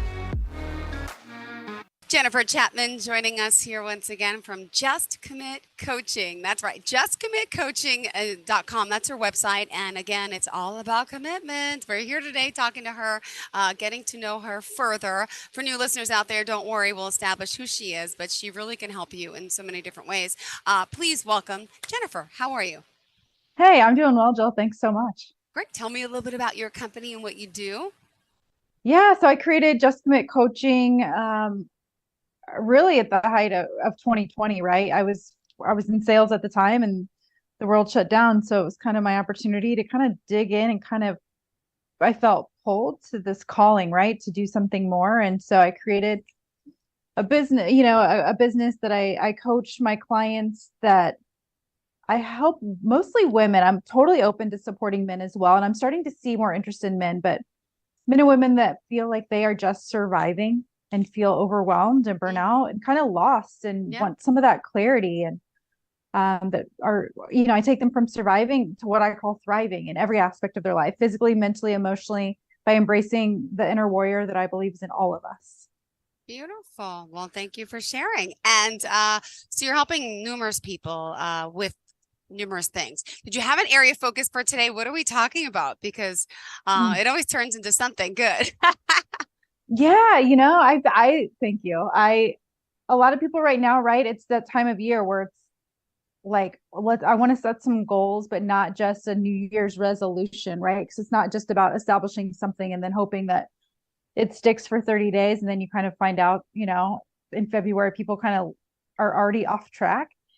So from a coaching standpoint, it's really walking alongside them and meet folks where they are and help them establish. Really, it starts with not only creating a vision for where you want to be in the next year, but what are your values? And what I'm seeing are people, they maybe know one or two, but if they feel out of alignment in a certain aspect of their life, it's probably because they're not in alignment with their values, which are your North Star, your compass, right? It needs those values need to be guiding you personally, professionally, with your family, with your friends, with your finances, in every aspect. And usually somebody's out of alignment. So I help support them in getting back on track. And any experiences lately that you want to share without using names? What type of things are people going through, struggling in a sense where they're trying to get back on track with what specifically? The most that I'm seeing right now is, what am I meant to do in my life? What's my purpose? Yes. What's my purpose? Like, I feel like I'm in this job and I might be paid well for it and maybe I'm good at it, but I don't love it. I'm not fulfilled in doing this. And is this it? Is there something more for me out there? I'm 35, 40, 45 years old. And like, this is all I'm supposed to be doing until I retire, that's not it. Right. And I want to help support them. And let's explore what that could be for you. What we call it your zone of genius. What do you love to do? And what are you good at? Let's mesh those two things and let's tap into that. All right. I'm thinking about things. Oh, what is my purpose? When I was younger, my purpose was, college, career. It was job. And now it's so different. I mean, it changes in life. Clearly now it's about my children and making a better life for them and having fun and doing things and being a good parent. But things do change. I see it, and it's like, your priorities change with time. And our knowledge changes as we get older. I'm multiple, getting there, 44 now, but it's true. But how do you navigate that waters to now, okay, your career is not important. So, but you still need the career to survive, but you got to thrive. There, it's all coming together. And I think, right, no one up until 2020 has gone through a pandemic. Yeah. Where everything shifted. We all were affected by it. And I've seen, including myself, like people either have survived it or they've thrived through it. And I'm thankful that I took the opportunity to kind of really tap into what I feel like I'm meant to be doing. The thing is, there's still time, there's still opportunity to do so. But I think that's what has created this massive shift in like, what now? What am I, who am I supposed to be? What am I supposed to be doing? Is this it? No. No, we've all changed gears at some point in our lives, but it's not easy. How do you do it? It's so scary. It's so scary. And I would say to you that, from experience, by working with a coach, how it can change you for such a good way, Oh man, I'm so grateful that at a mental and emotional low for me, which was in 2018, that I reached out to my first life coach, and she helped me find my why, find my purpose, find clarity. And, life happens. Yeah. It's guaranteed. It's continuously happening, and it's all about our response to it. How are you responding to it? Are you controlling the situation? Or are you letting the situations control you? And I see a lot of times, not only is the situation controlling people, what really gets in our way for above all else is our own minds, our own thoughts take over, and we put those thoughts into our driver's seat. And that's a scary place, is when you have that, whatever, that inner critic in you, that devil side of you, whatever, that inner, those thoughts that can really affect your entire day. And a lot of people let them do that, versus that people taking control over their own thoughts, which is possible. Yeah. All right. New Year's is here as well. We have that whole aspect of change and the new year. Oh, it's winter solstice is tomorrow. Another change. Days start getting brighter out tomorrow. There's change all around us, right? Which is good. The days are getting longer. Yeah. Nights are shorter finally. But there is a lot of change for us now, and the holidays are already here for for those celebrating Hanukkah, for those with Christmas. There's a lot on our plates right now, and it's okay to feel overwhelmed. Right? It is. As my coach used to say, yes, it is, Jill. You'll get through it. You I'm will. still trying to get to the mall. It hasn't happened yet. But I know there's a lot of people out there that are just so anxious right now with everything and feeling that they can't conquer things. Well, and it's okay. Like, is it okay that you didn't conquer everything? Is it okay? It has to be okay. It has. Yeah. Mike, our coach always says to us, if you want to go fast, slow down. Slow down. So many people are like, go, go, go. I gotta do this, that. And the key is like, slow down for a minute. Give yourself that permission to actually pause, take a moment, take a few deep breaths before you check off that next list on your to-do or that next errand that you have to run. Just take a moment. Yeah. And calm down your mind. It calms down your nervous system. It calms down your body. It gives you that time to just breathe. I mean, as simple as it is, right? We all breathe every second of every day, but we don't think about it. Really. We just do it. So if we can intentionally take a few moments to breathe, it really does set you up to at least provide you that better headspace to do that next activity or that next to-do list with more intention and more mindfulness behind it versus just go, go, go, go. Oh. All right. I feel like you're taking that in. I am. I'm a go, go, go person. So I'm sorry. I'm a stress ball today. I am. There's just so much on my plate that I have to do. So forgive me when I bring up stress and anxiety, because it does relate to me, but I know a lot of people can relate to it too. Yeah. It's like it goes back to like, we're human beings. But the human in us is the do. But I just invite you to be. And our coach always says it's a dance. Do, be, do, be, do. All right. Yeah. Justcoaching.com. And how can we reach you? Yeah. So my website is justcommitcoaching.com. Mike, please shoot me an email. I offer complimentary coaching sessions or a clarity call just to to do a little meet and greet. So Jennifer at justcommitcoaching.com. And I'm also on LinkedIn every day. Yay. I know you find that very useful, right? You talk Oh, about very much so. It's funny. Lately, I've gotten back on it, but I was off it for a while, and I realized I didn't realize they were doing stuff like social media. You could post like your update, post pictures like events, and I'm like, oh, I didn't realize LinkedIn has gone this far.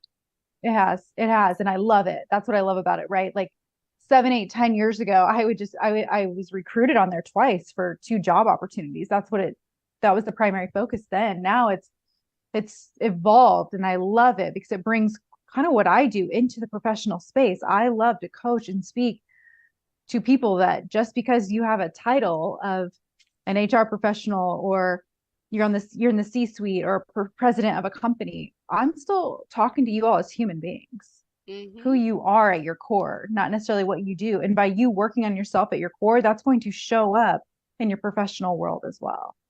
Yeah. All right.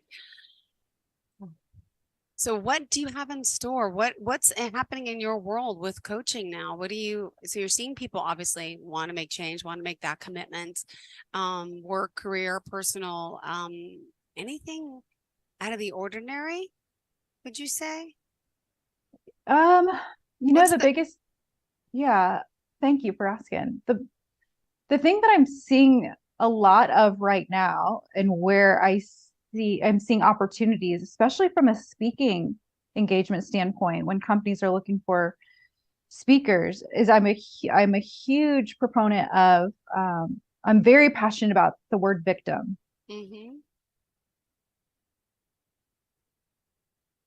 Mentality. That's a word for me. And lots of leaders and leadership teams are reaching out to me because they're seeing people play the victim mentality right in their job. And how can you go from what victim mentality is? I talk about what it sounds like, what it feels like, to how to tap into this warrior mentality or this more resilient mindset. I mean, the word resilience is kind of a buzzword these last few months. And how can I help support people and their teams become more resilient, especially after these last 2.5 years? And if you're bringing something personal that's affected you, victim mentality ultimately, Jill, is something that you have unresolved in your past. If you haven't dealt with it yet, it's going to show up in the future, whether you are aware of it or not, whether you want to be aware of it or not, whether you're ready to deal with it or not. And what victim mentality is ultimately, right? Like the blame game. Why me? I didn't do it. I'm not going to take responsibility for it. Or let me blow up the smallest problem in the world because I'm triggered, right? Like it's not like bad weather's triggering you like a rainy day, but it's triggering something inside of you that you have not dealt with yet, but it's going to show externally around you. And that's how some people are showing up into their work environment right now. And that affects your entire team and everyone around you. And so I'm very passionate about speaking in support of how can we flip that around? Let's flip the script. And you're also a public speaker as well, right? So you work with, is it corporations and it's been I've spoken at a couple small colleges here in Indiana, and some chamber of commerce events and HR conferences, things like that. And that's the topic that I speak on, and that's what's landing for people through my own personal life experience, what victim mentality means to me, and how I have shifted into tapping into my own warrior mentality. What does that look like? For those you don't know, would you mind just sharing? It's part of who you are at this point. You unfortunately suffered a stroke, right? How many years ago? Yeah, I did. 34? I was 34, and that was 5.5 years ago. So it's been a 5.5 year journey of, I was in corporate sales at the time, thriving, exceeding goals and crushing it. And life and my body had different plans for me. And so it's been a 5.5 year journey of recovery, physically, mentally, emotionally, spiritually, all of it. And that's a huge reason why I've become a life coach and speaker. Yeah. Oh my goodness. And the benefits that could really help someone with this process. I feel like we're all going to try to commit to new things for the new year, and we have trouble sticking with them. But any advice and tips you can give us to committing to stuff, because it is hard to commit. I call my sister the yes woman. She tells everyone yes, yes, yes, yes, yes. And then all of a sudden it comes down to, I never said yes. I never said that. we're now, I'm like, yeah, we're supposed to be there for Christmas Day at and my mom, if she was alive, she would be laughing because that's all my sister would do. She really must not remember, but she must feel overwhelmed that she's got to say yes to everyone. There comes a point where like you can commit in a nice way or non-commit in a nice way. I feel like a lot of us are so pressured to, commit. Yes, yes. Yeah, but what I would invite her to try on the word no for once and see like how liberating that is, and to not worry about that person's response, right? To you saying no versus yes. Like question, why am I saying yes? Why am I saying yes? Is it for me or is it for the other person? Yeah. And why, so that's something to look into. But really, it's starting small. It's saying, just because you're setting New Year's resolutions and you want to, whatever, lose 10 pounds in the next 60 days, well, don't look at the 10 pounds, right? Start with day one. What are you going to do today to commit to your new goal? And write down 2 or 3 things. Don't make it this massive list and feel like you have to change your entire world in the first day. You definitely have to start small, because that's then going to feel overwhelming, right? If it looks like you're looking at the top of the mountain and you want to lose 10 pounds and don't know how you're going to get there, it's going to feel completely overwhelming. Then you're going to shut down and not even try. But if you want to lose 1 pound a week, start with day one, right? And really, it's getting up in the morning. And I heard a podcast on my way to a meeting this morning, and the guy starts every morning by waking up and saying it's going to be a great day. That's an immediate shift in your mindset, and you're going to start to look for the reasons why it's going to be a great day, versus getting up and like dreading the day immediately when you get up. Yeah. I mean, that's how it's all, you have complete control on how you want to start the day immediately right when you wake up in the morning. You're right. It's that positive mindset. It's like, I make my little guy look in the mirror and say, I'm beautiful. My older son now is shy about it, but look, say I'm beautiful. I'm awesome. I'm great. It's like positive affirmations. And waking up has been hard lately for the kids and everyone. You're right. That's the start of your day. You have to be positive. Yeah. You don't have to be, but you get to choose to be. Yeah, you should be, because you'll have a better day and a better life overall. The studies show, according to I don't know, I'm just joking, but yeah, really. Yeah. It's simple, right? But it's not always easy. And it's definitely on the hard days that you maybe have to try a little bit harder than if you were having a good day. And again, it's about reflecting at the end of the day and kind of practicing gratitude, which is simple, yet not always easy, but it doesn't take but a couple of minutes to be able to reflect on the day and acknowledge 2 or 3 things that you were grateful for that happened in your life today. It's very simple, small things, but the small things become the big things. And you'll start to notice more small, great things throughout each and every day. It's amazing what the practice of gratitude can really do for somebody.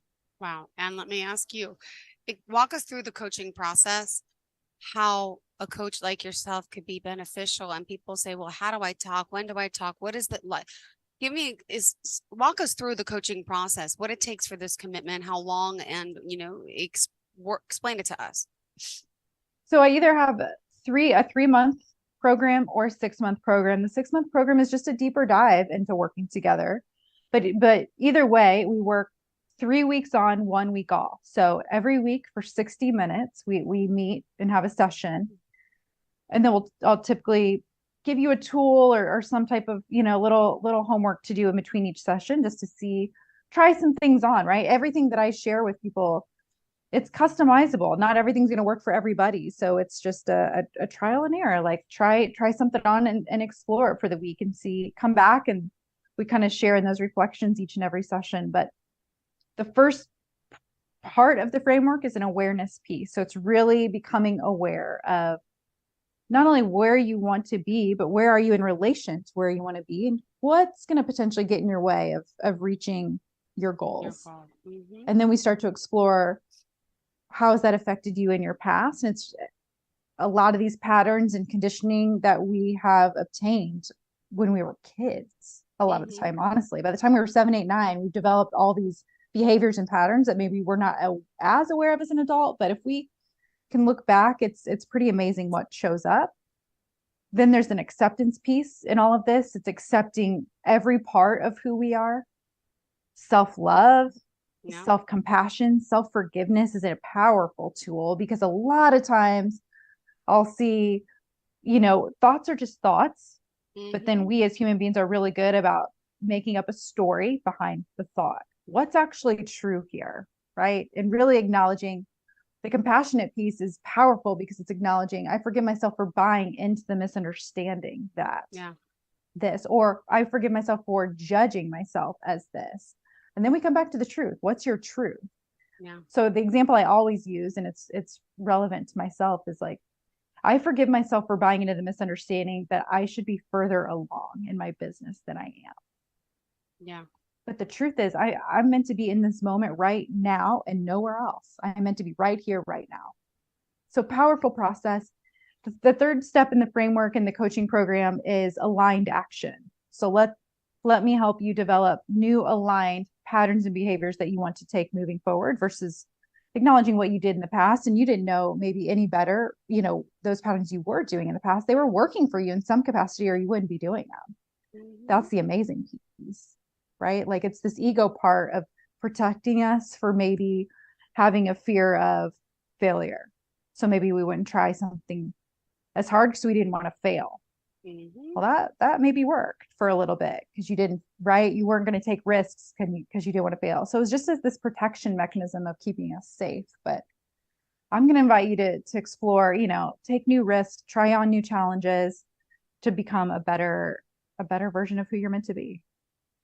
Yeah. And now is the time. I said that right after COVID, and my life has changed. I think everyone's life's changed since COVID, but it really put things into perspective, how it's time to really start living. And like I said, I used to be so focused on job. It was like, and then I had kids, but I need a job. Now I don't care. Like, I care about my job, of course, but like the difference when, I'm going to take off this day because I'm going to go make my son's holiday play or whatever's going on, like a sing along. That just worked out by chance last week, which was awesome. I got to go. I had a break, but those things you got to make the time for that are most important, most valuable, I think. And yes, gosh, I'm learning that now in my 40s for sure. Love that. See, I love that.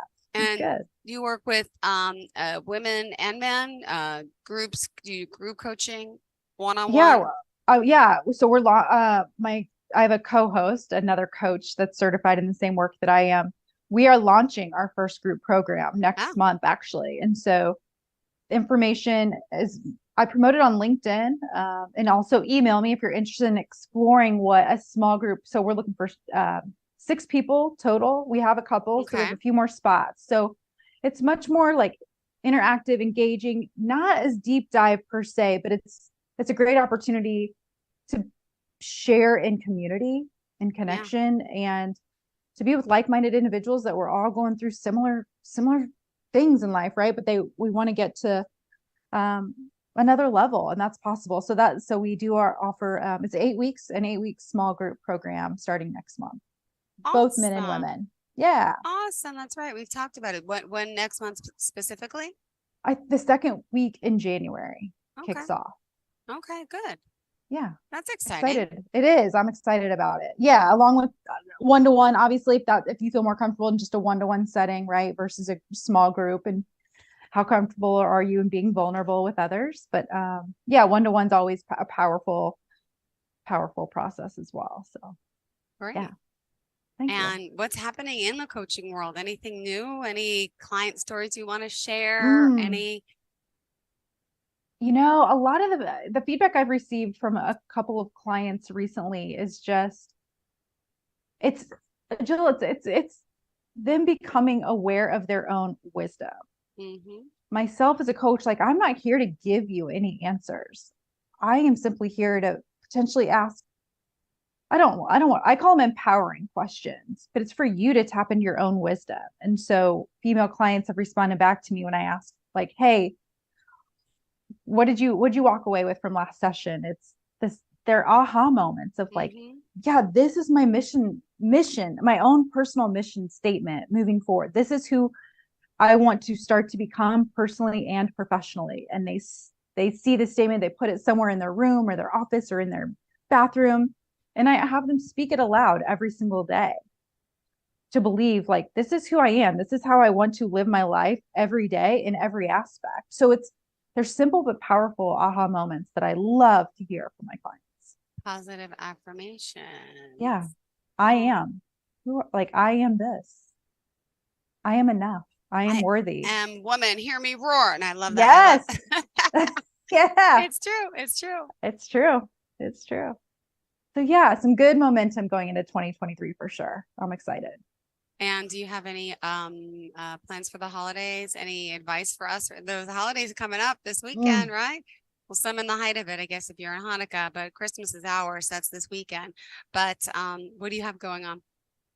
Yeah, luckily it's pretty low key, which I like. I mean, I'll see my immediate family here in the next couple of days, but it's just the husband and I here at home with our chocolate lab baby. She is our only, and we love her to pieces. So we'll probably, depending on how much snow we get, we'll be outdoors with her. But yeah, my advice, if I could leave somebody with any, especially women, is it's okay to put yourself first or do something for you during this time, because you're all constantly getting ready for everybody else. But slow down a minute and give yourself permission for 30 minutes or an hour of just you time, whatever that looks like. Walking, meditation, a massage, a bath, just quiet time alone. It will do you and your mind and your body wonders. So that's my advice for you and you, Jill.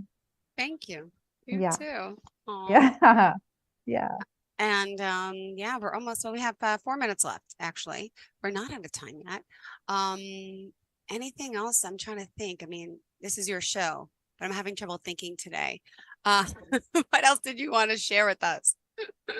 That's a good question. Yeah, I don't know. I invite whoever's listening out there today to just make 2023 your year. And why not? Why not? Don't feel like you have to continue to be in this survival mode that we've been in potentially, right? The last 2.5 years. It doesn't have to stay that way unless you choose to let it stay that way. And I always say, or anytime I speak to folks, like I always say, you've heard the phrase, it's okay to not be okay. Yeah. But it's not okay to stay not okay. Everybody needs somebody. And as a girl that has gone through a scary health challenge 5 years ago, I had the best family and friend support system a girl could ask for, but they could only take me so far. And that's why I reached out to a coach, whether it's therapy or a coach. Somebody can help support you in going through what you're not meant to go through life alone. You're not meant to do any of it alone. Don't think that you have to. That's what makes it really hard. Yeah. Reach out for help. It's okay. Being vulnerable is a strength. It's a superpower to do that. Need to ask for help. A lot of us don't do that, but come on, I agree. You have to. And a lot of times though, I find that I can't get the best advice from the loved ones, to be honest. Like my close friend and my family, they seem a little more judgmental. So it's good to have someone on the outside who can step away and assess the situation from afar, that's not intertwined or commingled. I think it's better that way. Yeah. I do too. And that's what I loved what my coach did for me, right? She provided this non-judgmental, that's the word I'm non-biased trying to, yep. space for me to be me, to process, to express, that is the power of a coaching relationship, is just that I've created a safe space for my clients to simply be, to express, to whatever's on their mind and heart. It has to come out. It's not meant to stay inside you. It will manifest in your mind and body if you let it. It's meant to come up and out. So that's a huge part of why I love being a coach and being able to hold that space, and what my coach did for me. Yeah. All right. Well, remind us, Jennifer, how we can reach you. I know it's Just Commit Coaching. We could see that if you're live on the Zoomcast. Well, I see part of it, but I know it's justcommitcoaching.com. Yeah. Yeah. And my email is jennifer@justcommitcoaching.com. So shoot me an email. Let's set up an intro call, an introductory meet and greet. I would love to get to know you and where you are, and more importantly, where you want to be, and how could I potentially help get you there? What support could I provide you? What accountability? It's all about support and accountability. So yeah. All right. Thank you so much. Looking forward to the next time we connect. Happy holidays to you. Thanks, And Jill, are you around next week? Are we on, or?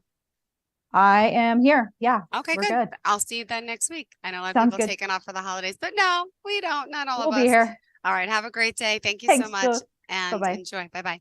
Are you looking for even more of the podcasts and hosts that you love? The Podcast Business News Network is proud to announce that you now have even more ways to listen live. Check out the MyTuner Radio, online radio box, and Simple Radio apps on iOS and Android, or find us online. Search for Business News Network on mytuner-radio.com, or search Podcast Business News Network on streama.com and onlineradiobox.com/US. Take your podcast on the go and don't miss a minute of the action.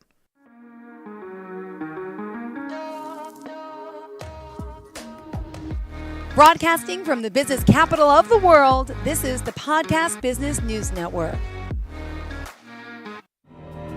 For nearly 2,000 severely injured veterans, everyday life has become filled with barriers.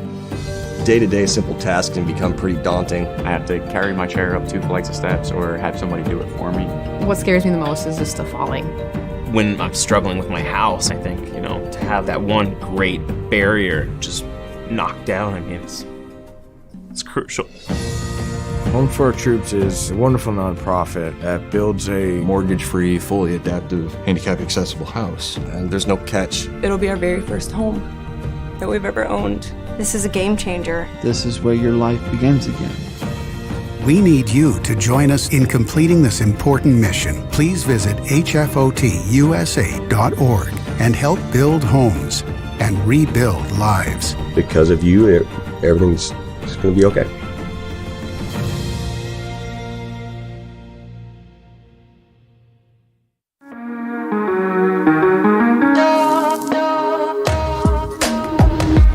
Broadcasting from the business capital of the world, this is the Podcast Business News Network.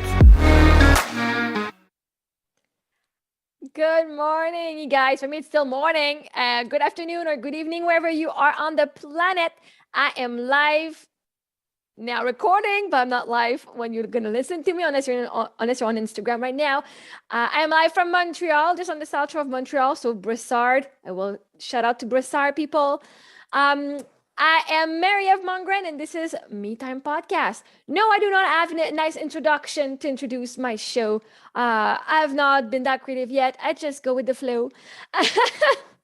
I do speak fast, so I'm sorry if you're missing out some words. But actually, at the same time, hi, Mary. Knowing that everything is about energy and vibration, if you're missing out on things I'm saying, first you can go and listen to it again. You can listen to my podcast more than once if you feel called to. But also, I am a fervent believer that my inner being always guides me to the right person at the right time, at the right place. And whatever I need to hear, I will hear. Whatever I'm not a match to hearing, that's not useful for my own journey, I will not hear. So sometimes I miss that because you were not a match to hearing it yet. So that is one of my beliefs. And so that's why I'm never late anymore. If I'm missing something, I was not needing it for myself. Because when you need something, when something is yours to have, you cannot miss it. The universe will make sure you see it, will make sure you hear it, will make sure that you don't miss it. That is proven in my life. When it's yours, it's yours. And this weekend, because we're still May 18, this is the third podcast I'm recording today. I know, no, time does not matter. So this is why I'm letting you know. I did not do one last week and one the week before. I did 3 the same day. Just because I follow my highest excitement. I do want to be here with you guys when it is to my highest excitement. Not that it's not to my highest excitement on normal days, but I want to make sure that I do things in alignment to my highest excitement of the moment. And when I'm in the process of doing something, I will do it full on, right? I give myself fully. And so today I got a few things I want to talk about that I didn't go through my list yet. I'm like, I wish my podcast were more than half an hour. I could talk for hours. I could talk for literally a couple hours. And even this weekend at the National Women's Fair. By the way, I'm a life coach. I'm a mindset life coach. If you don't know who I am already, I already have all these podcasts recorded. For those on Instagram today, you guys are lucky. You get those 3 right on the lives that are recorded already. But those one are going to be on Spotify, Apple Podcasts, on my website, on my YouTube channel, on Stitcher, Deezer, name it, it's there. my website is maryevmongrain.com. I do offer one-on-one coaching. I offer group coaching, business coaching. If you want to bring me into your family, I can do that too. I do offer conferences about my grief journey and about love attraction, how we create our own reality. I offer a program also, which is called Freedom Formula Seminar, and in which I teach you about love attraction and how we create our reality through being fully conscious, and how we deal with our negative emotion. Like, it's not negative emotions, because an emotion is, right? But like to the I will say that was a weird thing. I apologize for that one. The negative, I don't want to say negative, but the negative emotional baggage that we have. I have to find something else. But for you guys to understand, I will still use that lingo because it's something you might be more used to hearing. But anyway, so I do offer that in what I do personally in my own coaching. I offer this program, and it's $297 US, and it's available right now online. You go on my website, Freedom Formula, and you can take it now because it's already recorded. But in June, I am offering it from 2 to 3:30 every Wednesday. So Wednesday, June 1st, 8, 15, and 22nd. I offer that class. It's about an hour and a half, where I do about an hour of theory and a half an hour of coaching with people. And I teach you all the tricks that are working for me and living in the new paradigm. So now for this podcast, I'm just going to share a quick thing. My daughter has lost her first big tooth. Like, she lost her front tooth at the bottom, like back in December. And now after so many weeks, I don't know, for you guys, for you parents out there, she lost her first big tooth at the top yesterday. She actually pulled on it. Like, she's like, I just took it out. But it's been weeks, and I can handle puke. I can handle poop. I can handle mess. But wiggling tooth, oh my God, it's disgusting. Like, and she takes pleasure. She's like, look, mommy. And she goes with her tongue and she's like, la, la, la, la, la. And I'm like, she could twist her tooth so you could see the upside, like you could see the inside out of her tooth. It was gross. Like, I'm now like enjoying the process, right? Because I could say I want the tooth out, and for a long time I'm like, I want a tooth out, like it's just gross. But now, like, as I'm staying in the present right now, saying, oh, this is exciting because this moment will never happen again. She cannot lose that first big tooth ever again, right? It only grows from here. Now our big adult teeth are coming out. I want to cry as I'm saying this. Oh my God, it's so beautiful. Like, when I'm in struggle, like when I've been struggling so hard, because I was struggling. I'll be honest, I was struggling, but you know, of course I can struggle. I'm still gonna succeed, right? But struggling in the past and the future, and now being in the present, I can't wait for my kids to be a little older. But no, it's to learn how to be present now and to trust, like, right? If you think you're gonna die soon, of course you want your whole future to happen right now. But now it's okay. I can trust. I have enough evidence that I create my reality, and I can trust and have faith that I'll be there for all their life journey, right? They're gonna need me for the rest of their life. Like, actually, I'm gonna die before them when we're old. But like, to trust that the life that I want for us when they're 16, I don't want it now. I want it when they're 16, and to trust I'll be there.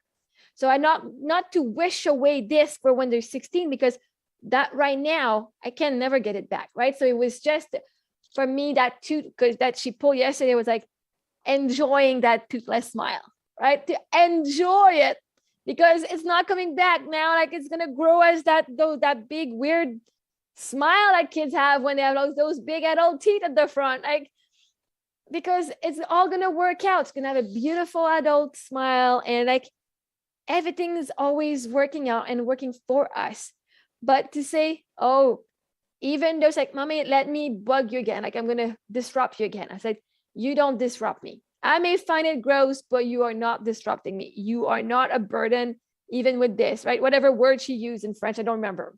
But it was just like to take a moment and appreciate that freaking wiggling tooth, even though it turned my stomach upside down.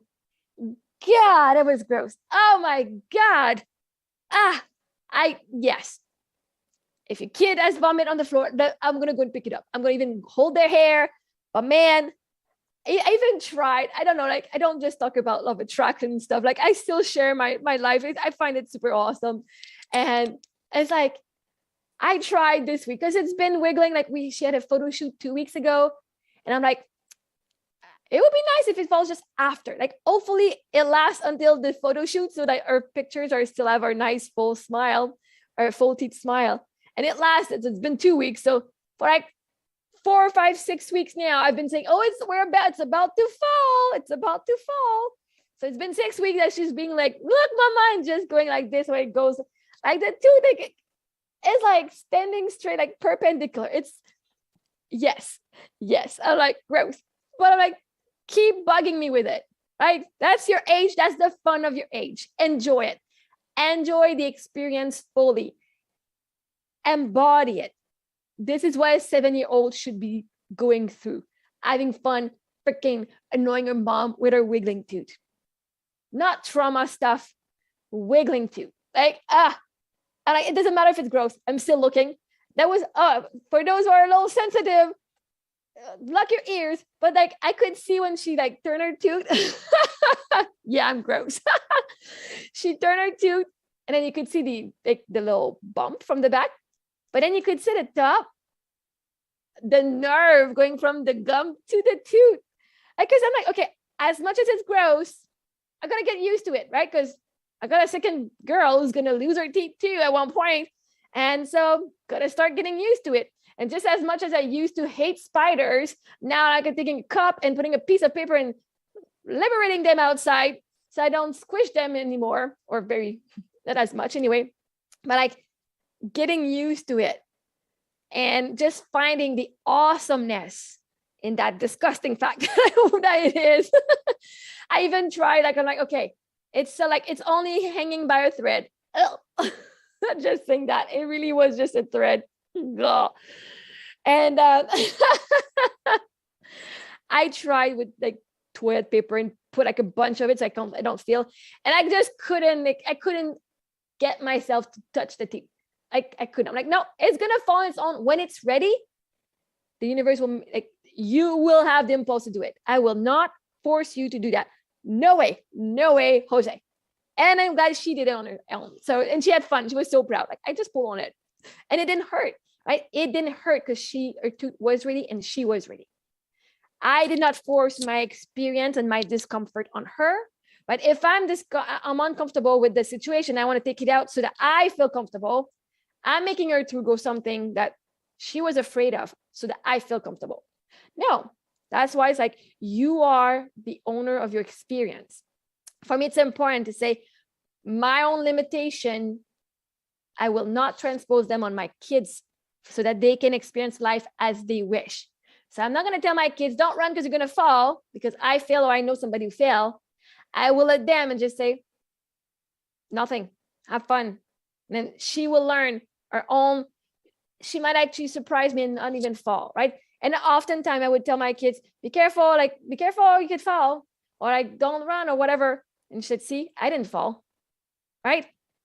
I want my kids to trust me when I speak, but also I want them to trust themselves more, because I only have a limited certain amount of experience, and they have their own experience. Their vision of the world is not flawed yet.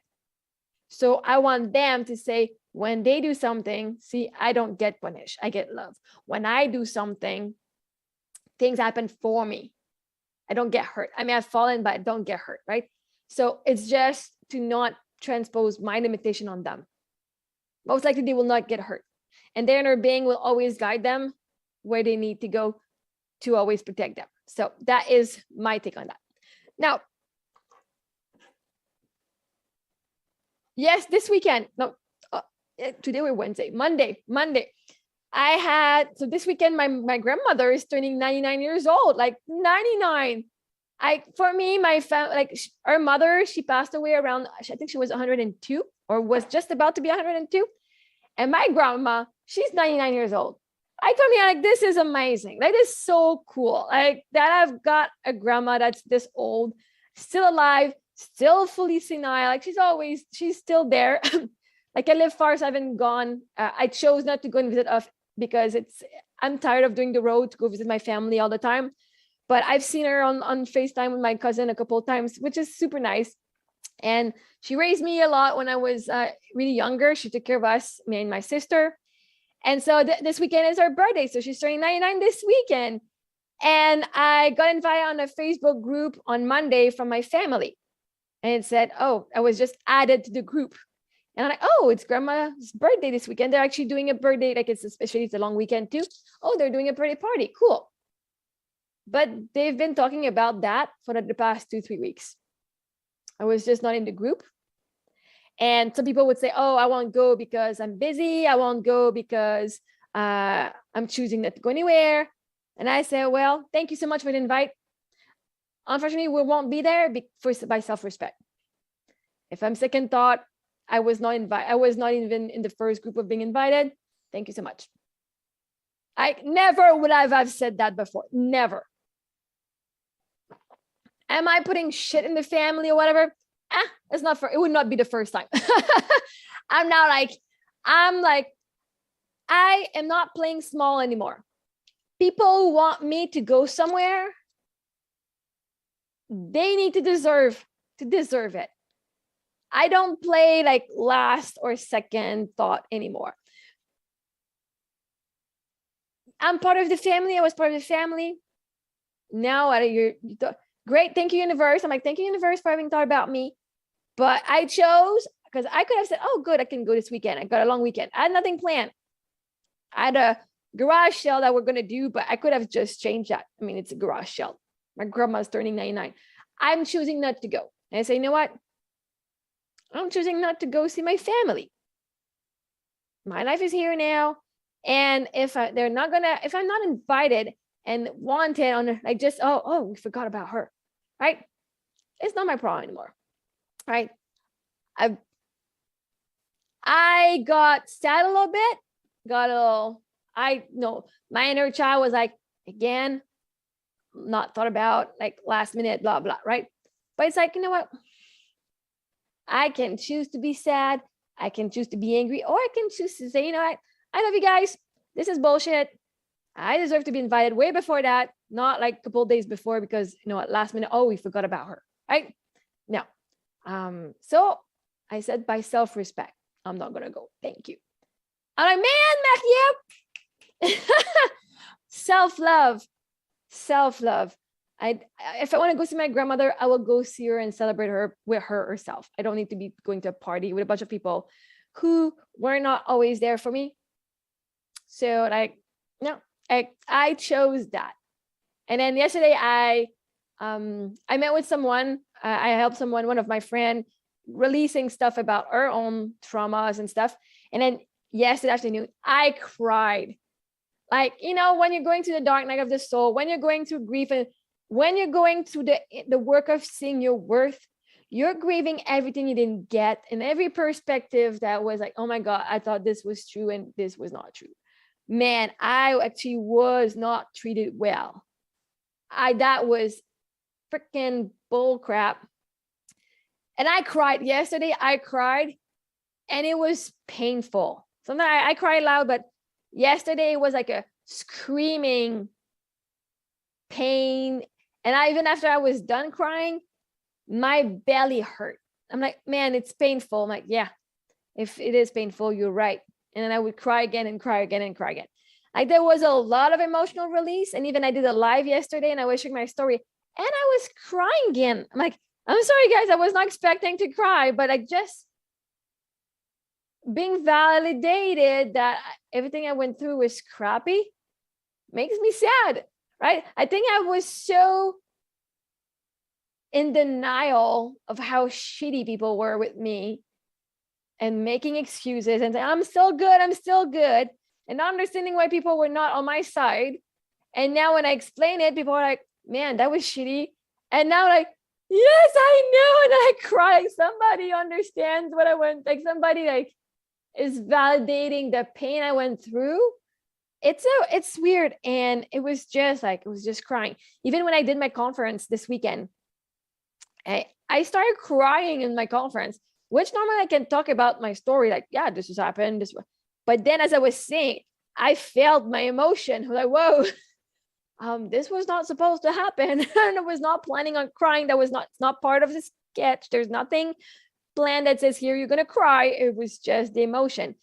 And this is the scary part, is when I tell my story and I see it through people's reaction.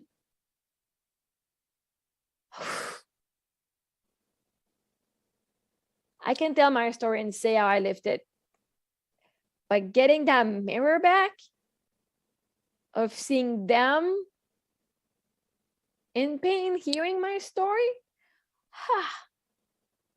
it shows me how bad it was. You know, it was so bad.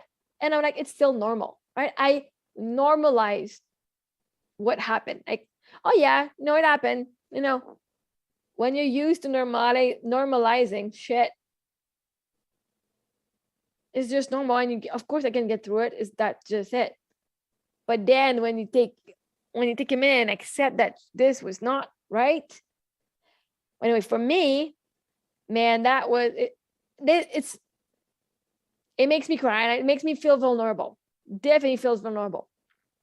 And to see people connecting to my story, I mean, some other people went through something similar, but they mirrored how shitty what I went through was. I try to not think about it that way, right? Like the positive me, everything is good anyway. And no, it's hard. So that's the hardest part when I share my story and somebody like, oh God, right? Like that. It's not because they're sad and whatever they're going through is, they feel for me. And now I feel for me. I was not feeling for myself, but thanks to you, now I feel for me. But at least I'm supported. Like things are changing and evolving. So it's good. It's better. I do feel the love and support from people. And yes. So now I know sometimes my story make people uncomfortable. And that's why, like in my conference, I want to talk about love attraction and I can help you. But I don't want to always, I do want to share a little bit about my story, but I don't feel like people want to hear about it because I don't want to hear about it. I don't want to hear about my own story. I've lived it already once, more than once, because, you know, when you have anxiety, you live that same story over and over and over. And yeah, trying to make a better ending or make a, I want to cry saying that. Trying to change the outcome, trying to change everything from my mind. Oh, I'm crying now. And then you're just coming back to the present where it has not changed. Everything still happened. But just trying to heal that perspective was, yeah. Anyway, after this weekend, it was good. One thing that was good was yesterday, I started writing emails to the winners of my draw, because I did draw 3 seminars and 2 coaching calls for the people who came at my booth. And I had fun. Like I met people and I talked one-on-one with them, or like in little groups, and you can go like 2 podcasts ago where I actually share what we talked about. And so yes, I'm like, I have these coupons with all people who put their name in the draw. And so like if they were interested in one-on-one coaching or seminar or beach body coaching or whatever, I'm going to send them an email. And so yesterday I wrote that email of like, that would just copy paste. So I'm sorry, people. I know I'm not sorry, because when you have a many coupon with many emails and I want to help you guys, I got to copy paste. I got to save some time somewhere because I don't have anybody working for me yet.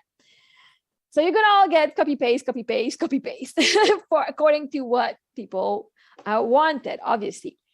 But it was fun because one day I called and I say, well, here's my price. Like, oh my God, it's expensive. I now know my worth. I know I'm definitely worth it. But I also missed a call, and I got this message on my phone. It's like, hi, I'm calling for someone else. It's not for me. Someone else is ready to take steps in psychotherapy, and like they just don't want to call, but like I'm calling for them. Do you still have space for patients and all? And I was like, ooh, I'm starting to attract people who want my services. Yay! Because even there's one girl at the fair, at the women's fair, who said, I'm going to call you, and I said, I'm going to take your name and I'm going to call you too. So I called her. So she still wanted to work with me, just my price was not in her budget yet, right? And I'm like, oh my God, I'm starting to attract clients. Doesn't matter. I'm not going to lower my price because I know now I'm having the clients. And if they don't want to work one-on-one, I'll offer them the seminar, which, we still do some little one-on-one, but in group, and I give them the tools to do it on their own, right? But it was like, man, I'm attracting people. And I called that lady back and like, yeah, I can work with a person as long as they contact me because it's with them I'm going to work, right? But I was so proud. I'm like, oh, my vibration is releasing and I'm starting to attract people who call me. And first of all, I want to tell everyone who's listening, a life coach, like I am not a certified therapist. I'm not a certified psychotherapist or a psychologist. I do not have any of these credentials. I am no doctor. I do not diagnose for mental health. I do definitely help mental health, right?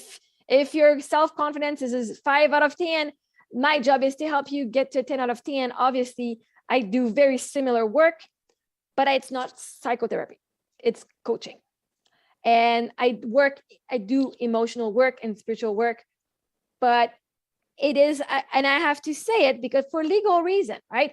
I'm not part of any association and it is not my job to do this psychotherapy if that's what they need. But I am, in my own experience, I've been more efficient than many people, right? Even I have clients that said, I work with a therapist for like 20 years. We've worked on this issue of self, like not good enough. And in one session, I've helped them. Like those are not my words. You can go on my website and read the testimonies. And I was like, are you serious? Like in one session, I've done more than like your therapist in 20 years. She's like, yeah. So like, don't take it from me. Go read the testimonies on my website. It's on the homepage at the bottom. People, from my experience, when I was going at the therapist, oh, there's a spider. We were talking about spider. And I was sitting there spending $100 an hour to just share about my day and share about my problems and being supported. And I even didn't trust her because I thought I was a narcissistic person. And she was like, no, you're not narcissist. They're narcissists. And I still didn't believe her. I'm like, I'm definitely not. Maybe I'm faking it. Maybe I'm so good that she believes me. I don't know. But that is trauma response. And many people will tell you that's the trauma response for having been gaslighted your whole life. I couldn't even trust myself. If you can't trust others, it's because you can't trust yourself.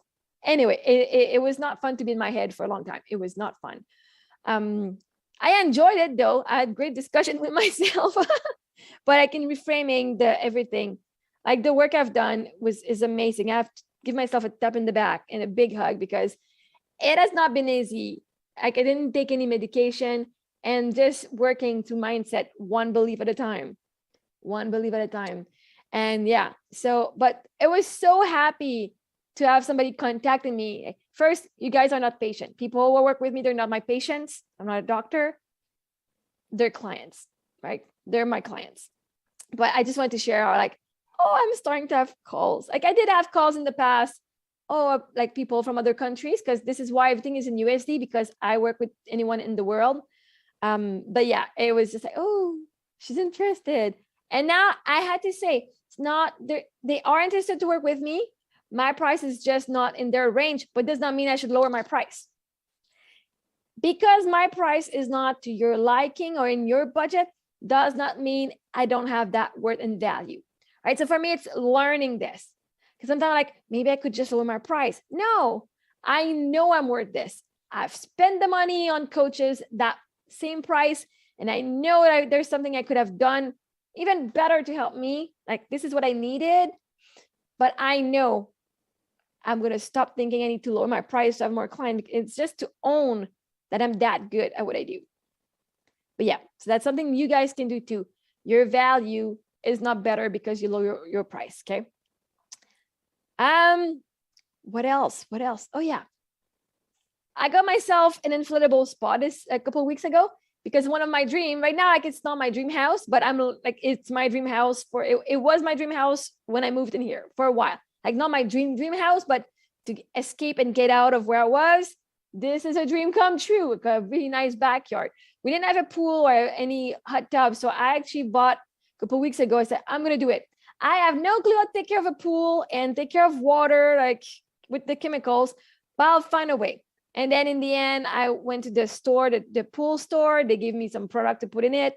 It's been amazing. I've been really enjoying it. It was on my deck, but I didn't tell the owner of my house. Like, it's just that, like, it's nothing can happen. And then he comes and is like, I want to paint the deck. Now can we move it now? Like, I kind of have to empty the whole thing. Like, I kind of have to empty the whole tub before we move it, which took a couple hours. And like, I was so upset. I'm like, well, I was sad. Actually, I was upset. And later on, I went to cry because I'm like, I just finished installing it. Everything is working well. Now I just want to go and enjoy my hot tub. And you have to empty it and do it over again. Do it again. I'm tired of having to redo everything again. Luckily, he was there and he helped me, and things worked out. But I was like, even though the deck is not like, we don't need to paint right now. I'm gone for 2 weeks in July. Like, could you not just do it when I'm gone? Like, I was so crushed that I had to do it and change it again, man.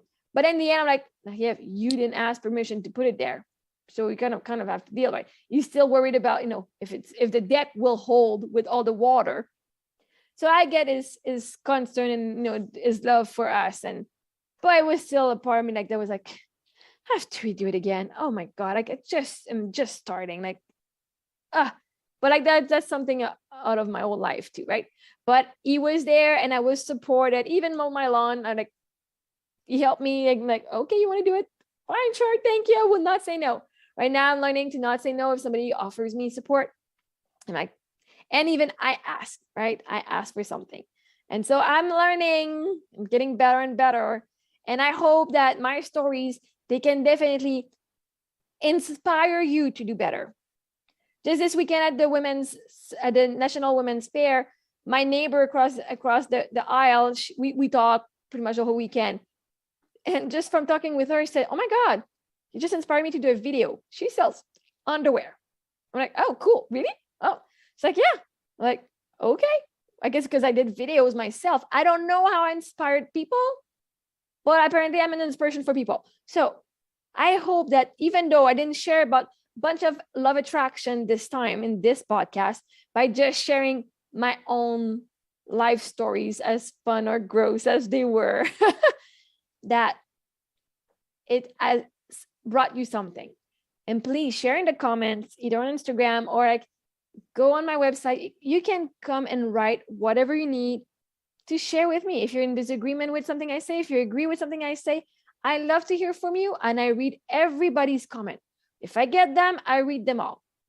I don't know if you comment on Apple Podcasts and Spotify. I don't know how to get those messages. I don't know if you can actually leave comments, but whatever, if you go on my YouTube channel or wherever you can find me near, always message me. If you've been inspired to do something, I will always take the time to read you. So on this, you can find me on Mary Mongrain 90 on Instagram and TikTok. I'm also on Facebook, but I'm more Instagram and TikTok.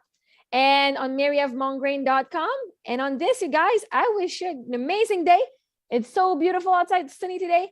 And I'm going to go and do some business networking tonight for the first time, so I can see everything's working out for me.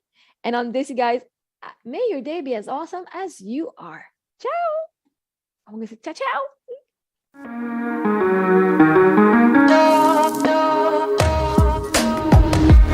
Broadcasting from the business capital of the world, this is the Podcast Business News Network. For nearly 2,000 severely injured veterans, everyday life has become filled with barriers. Day-to-day simple tasks can become pretty daunting. I have to carry my chair up 2 flights of steps or have somebody do it for me. What scares me the most is just the falling. When I'm struggling with my house, I think, to have that one great barrier just knocked down, it's crucial. Home for Our Troops is a wonderful nonprofit that builds a Mortgage-free, fully adaptive, handicap accessible house. And there's no catch. It'll be our very first home that we've ever owned. This is a game changer. This is where your life begins again. We need you to join us in completing this important mission. Please visit hfotusa.org and help build homes and rebuild lives. Because of you, everything's just going to be okay.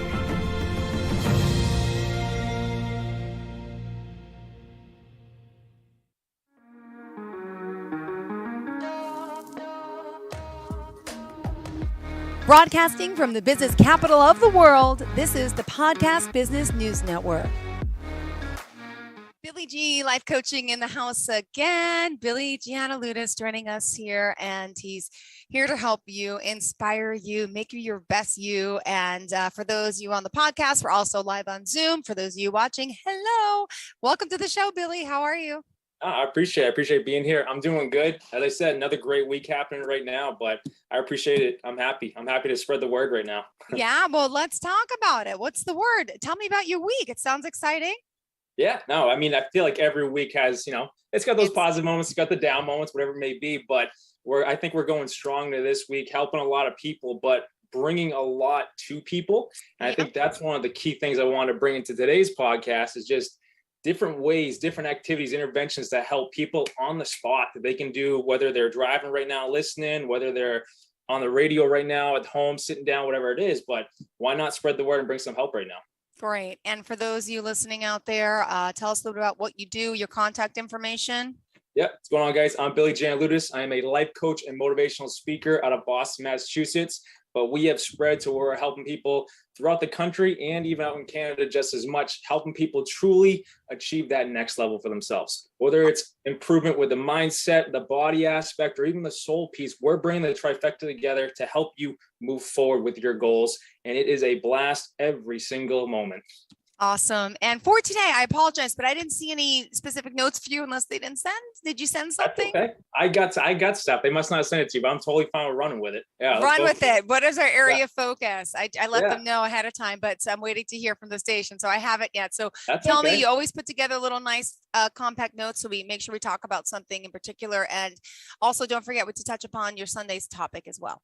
Yep, definitely. That's in there too. But yeah, one of the things I want to put together today is actually focusing on healing relationships. Okay. And because we always talk on, I guess you could say, individualistic aspects for self-improvement. But as much as we're trying to improve ourselves, that in turn can improve other people around us.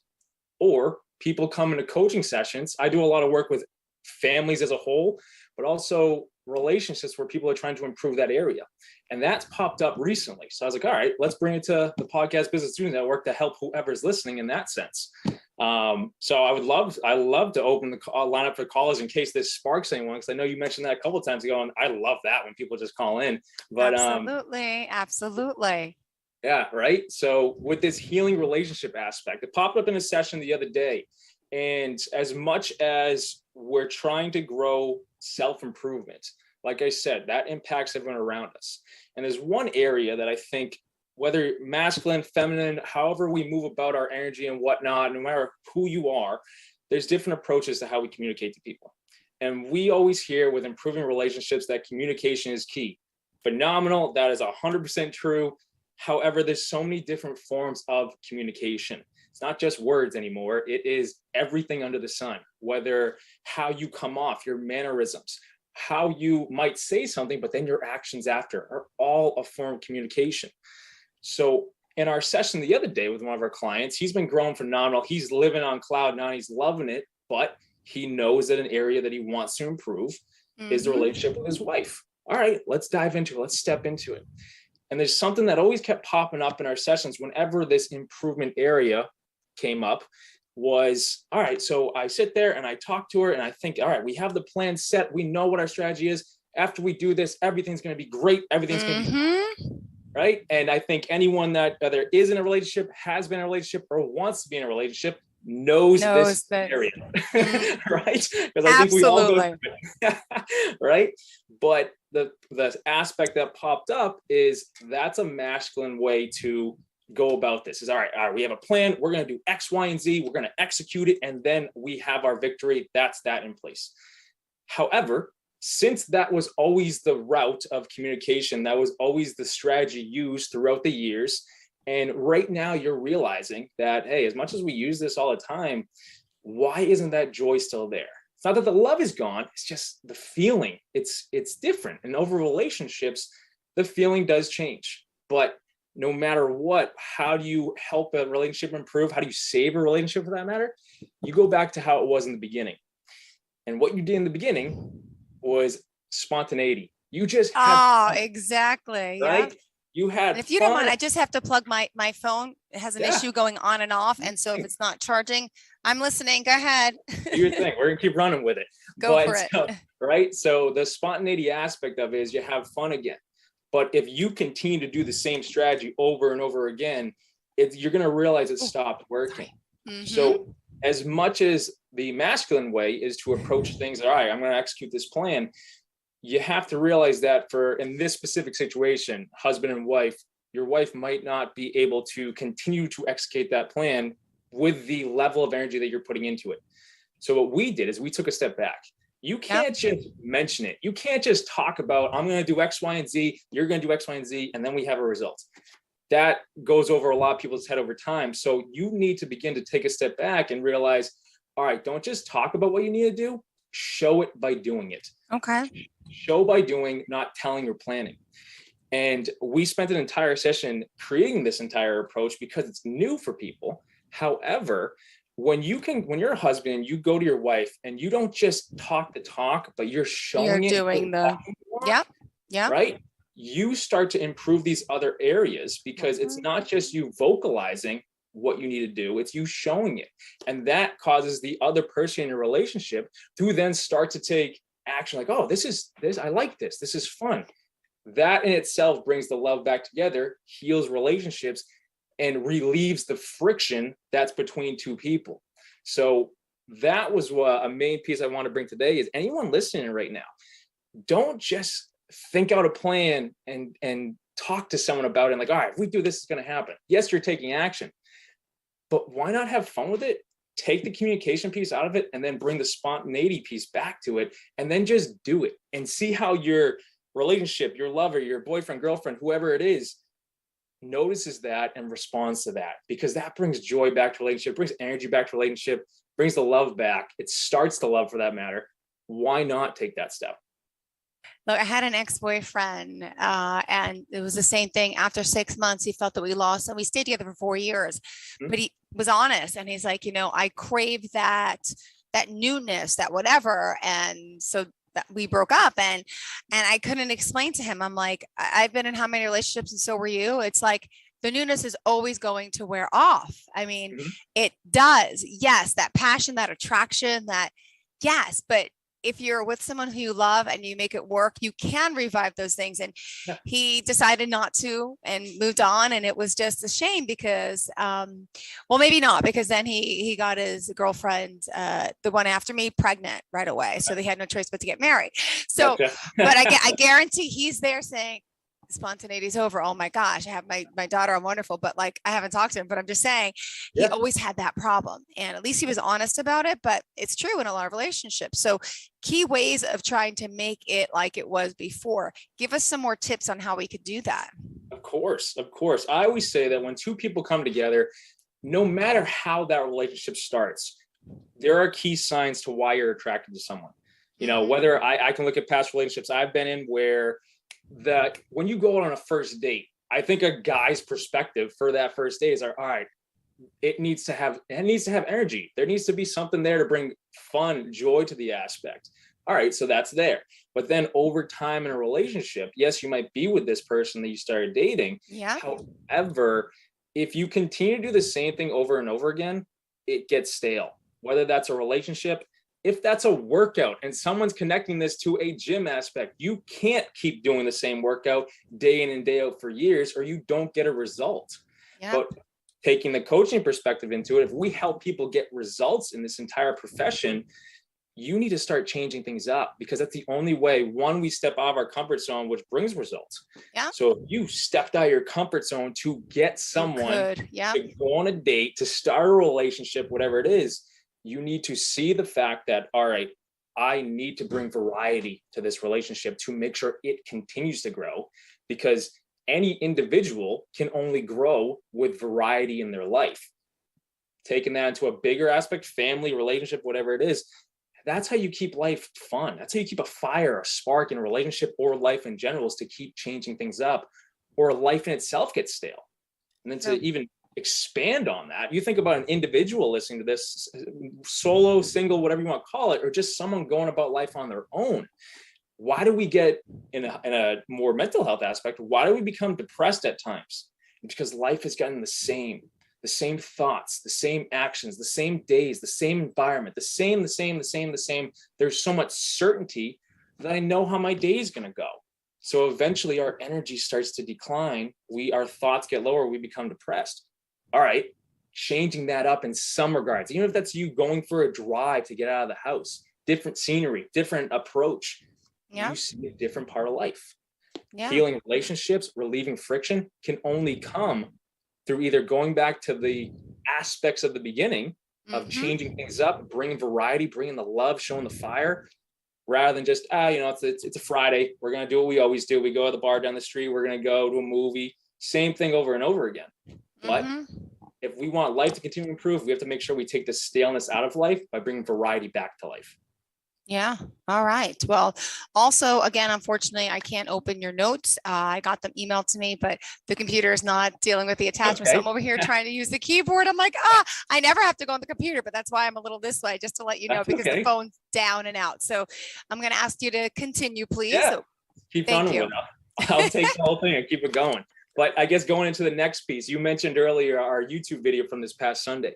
And again, this came from a coaching session, but I thought it would be so cool to explain this intervention or this activity to people listening right now on how they can continue to, one, move forward, but two, keep I guess we just talked about sparks in relationships, but sparks in yourself. And one of our clients came to session. He's been killing it. He's been pushing himself to keep trying to move forward in his business. He's in real estate. He's flipping houses. He's trying to do all these things. But he always comes to session and goes, I just don't have time for myself. And even when I get time for myself, or I get a win in real estate, it's fleeting. It's a fleeting moment. I don't experience the joy that we're supposed to. So in the moment, we literally created this entire intervention. That's what I love about being a coach and a speaker, is because everything's on the spot. That's why when that one time we had someone call in and with a question, I do my best work on the spot because someone needs it in the moment. Everything fires away. So in this session, bringing it up, rather than me bringing an old intervention to people so I got trained by Tony Robbins. He gave a list of interventions that we learned in the moment. However, everyone's different. You never know what you're going to do. So on the spot, we created this, what I call is create your own victory book. And the purpose of this victory book is you in the moment, or at least 5 minutes a day, are spending 5 minutes and you're figuring out what was a victory that you had in the day. What was a victory you had in your past? And what is a victory that you will have, not that, I hope it happens, you will have in the future. Positive reinforcement. Love it. Right. So what we do and what we did in this session is you grab a piece of paper, or you grab a journal or a diary, whatever it is, you grab a journal and you write the date at the top of that page. So today would be August 3rd. And then you divide that page into 3 slots, and from top to bottom. Top spot, past. You label it past, and you write down what is one victory you had in your past, and so on and so forth. You write it, whatever it is, small, big, extreme, whatever it is. Next, you go to today. Okay, I recommend doing this before you go to bed. But what is a victory you had today? Whether it's something as small as I woke up. Because for a lot of people, that could be the only victory that we have. Or you did something that you've never done before, something you've been working towards, a goal you finally stepped in. You went up and talked to that person. You went up and did the job interview, whatever it is. Write that victory down for that day. And then, like I said, a future piece, the final piece of this is you write down a victory you will have. And what this does in the moment is it brings you back to the moment to realize, okay, life is going somewhere. I'm feeling good. It's not just a go, go, go mentality anymore. I can actually realize, oh my goodness, I've come so far because in my past, I did this. Today, I did this. Future, I know where I'm going. Yeah. So in a stressful work environment, whether you're an entrepreneur listening right now, whether you're someone that's just working, the typical corporation aspect, whatever it may be under the sun, you need to understand the go-go mentality, the stressful lifestyle, that can only go so far before it starts to beat you down.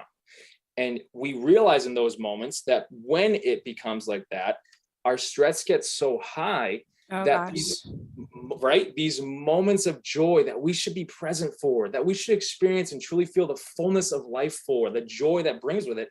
We realize if we're in that go-go mentality, on to the next thing. I got a victory, like my client, he sold a house, and within 20 minutes on to the next thing. He didn't even get to experience, I just won. I had a victory.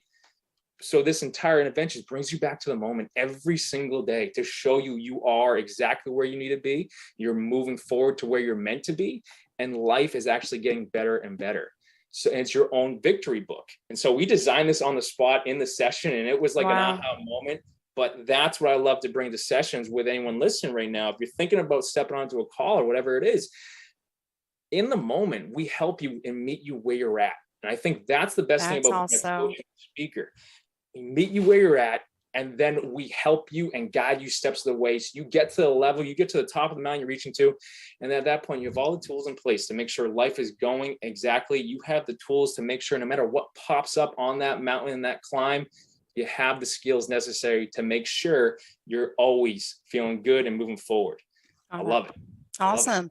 And by the way, let's just remind everyone how we can reach out to you. And if you do have any questions, the lines are open 631-317-1291, 631-317-1291. How can we reach out to you? Yeah, guys, go to BillyGLifeCoaching.com, and on that spot, you're going to see, you can set up a free call with me. You get directly sent to my schedule, and you pick what works for you. You see what spots we have open. So if your schedule is, I don't get out of work until 6 o'clock or so. Well, wait a second, Bill's got times open until 7 to 8 o'clock at night. Let's go for it.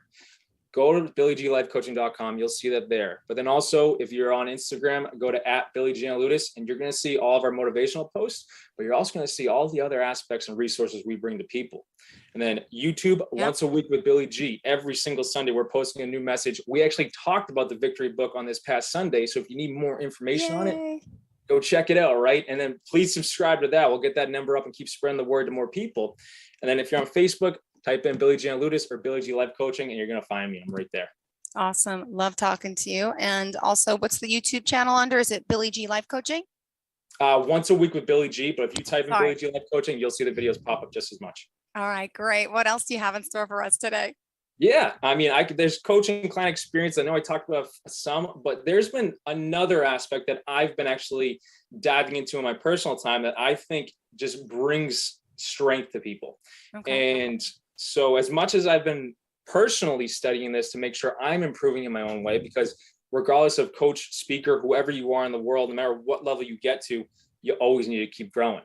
So I sit there, I'm like, all right, if we all are individual, we're all improving in our own way, we're all different in our own way, we all have our own strengths, and we all have our own weaknesses. True. And the purpose of self-improvement and personal development, self-growth, no matter what we're doing, if that's the end result for all of us, how then do I take the strengths that I have to strengthen the weaknesses that I have?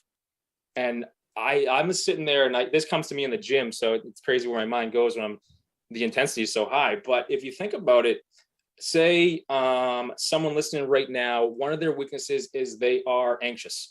The confidence isn't too high or whatever it is. But like I'll use myself as the example. When I'm in the gym, it's not that I step into a different version of who I am. Like it's still Billy G. You're right in the zone. I'm sorry, but you're in a zone. No, exactly. You go into the zone. It's a different version of who you are. Okay. And in that version of who you are, no matter what you're focused on, your confidence is on a high. Especially like I push the weight in there. I'm trying to grow in different ways when I'm in the gym. So I need to be in a certain mentality. So if my confidence is on a high level to push the weight in the gym, yeah, and then I leave the gym and I go to a coaching session, I go to wherever it is, a meeting, whatever it is under the sun. But say I have anxiety in this area, what is stopping me from taking the strength that I had in the morning and then using it in that mentality to improve the weakness that I have over here? If I step into whatever caused me anxiety with the confidence that I have, okay, I just became confident in my weakness. So my weakness begins to get strengthened. And eventually, the more you can step into the and understand that you have different mentalities with everything you do, whether you're sitting on the couch at home, enjoying yourself on a Saturday, whatever it is, that's a different version of you. We can finally relax. We need that. Then you go into the grocery store, but you don't like to be around people. Sometimes that, like a lot, I think that's becoming more and more in the world since COVID was a thing, where people don't like to necessarily have social events. But true, right? Say you go into a grocery store and like, oh, I have to see everyone. I don't know if I can do this. But then you realize that, okay, wait a second, Saturday, I just relaxed. How can I get back to that relaxation mentality in the grocery store? And that's just us using all areas of our life to then improve the step that we're taking. At the end of the day, that's whether you're a coach saying this or a coach helping someone, a speaker explain this to people, we're all just meant to move about life in our own way. But why not improve all the areas, whether it's mind, body, or soul, or just personal development in whatever way you look at it? Why not live at a high level in every section of your life to make sure life just gets better and better and better no matter what step you take? I love it. So our strengths can strengthen our weaknesses when we take the step back to realize, okay, what is my weakness and how can the strengths that I personally have improve these areas? And that's us using every tool that we have at our own disposal for our own benefit. It's not just us having to go to someone. It's not just us having to go to the library and picking up a book. Like, all right, how can I improve this area? True. You have tools at your disposal to do it. I think that's the beauty of how individualistic every single one of us is. Yet we can all come together and help each other like this podcast is doing for everyone listening. They're gaining something from it to make sure when they leave or they turn the radio off, they go about their day and they're improving with whatever they learned in their own way. Individualistic self-improvement. And I think that's the best thing we can do for ourselves. Yeah, absolutely. And also, let me just ask you about, here's the summer, we're all feeling good. We're feeling, even in relationship, I feel like the spring comes and relationship wise, everyone's happy, you get to go out and feel the air and stuff. And then like you get this gloom, like fall down to winter. Do you find a lot of people with more relationship issues in the colder months?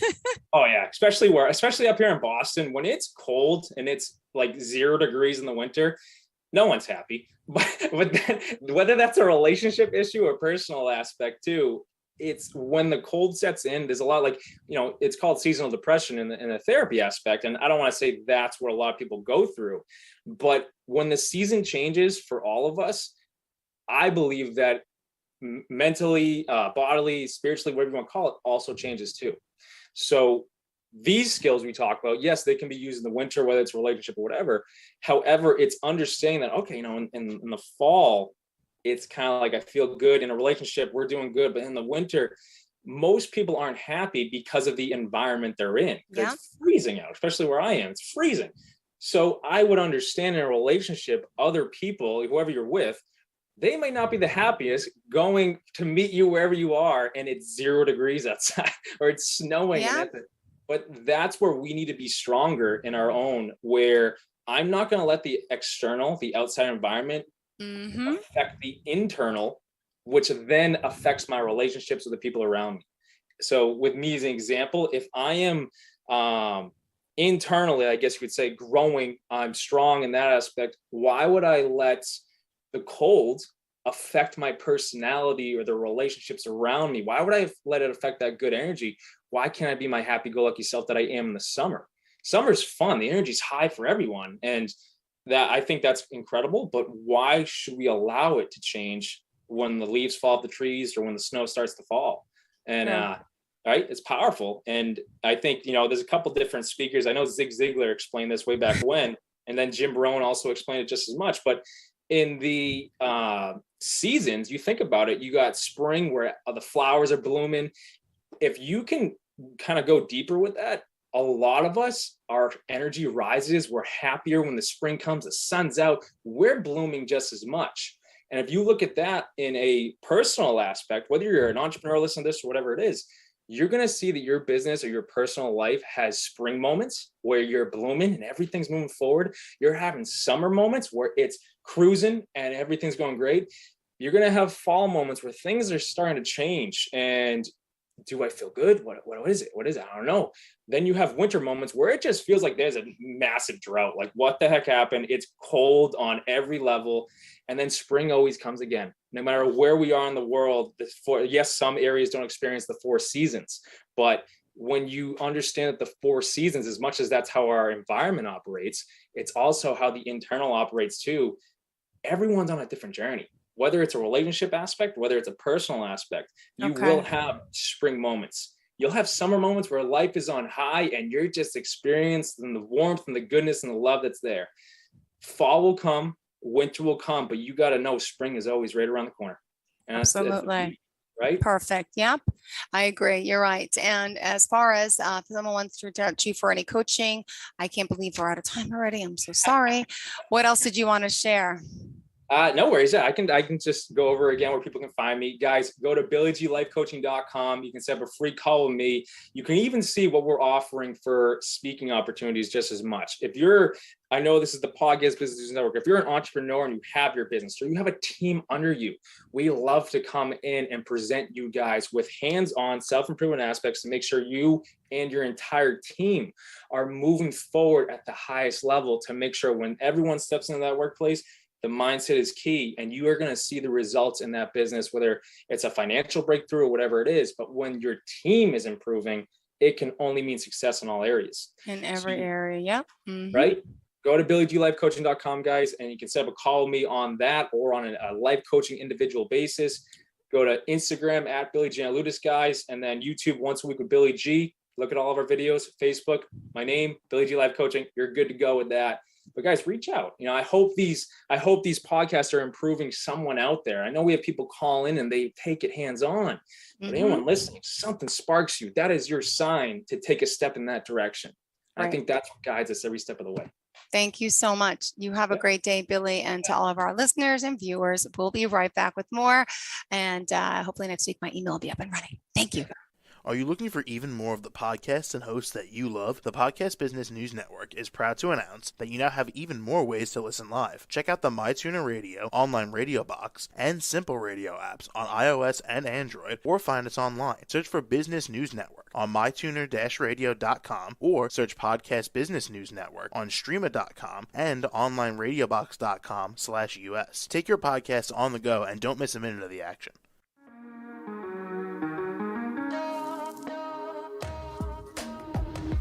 Broadcasting from the business capital of the world, this is the Podcast Business News Network. For nearly 2,000 severely injured veterans, everyday life has become filled with barriers. Day-to-day simple tasks can become pretty daunting. I have to carry my chair up 2 flights of steps or have somebody do it for me. What scares me the most is just the falling. When I'm struggling with my house, I think, to have that one great barrier just knocked down, I mean, it's crucial. Home for Our Troops is a wonderful nonprofit that builds a mortgage-free, fully adaptive, handicap-accessible house. And there's no catch. It'll be our very first home that we've ever owned. This is a game changer. This is where your life begins again. We need you to join us in completing this important mission. Please visit hfotusa.org and help build homes and rebuild lives. Because of you, everything's going to be okay.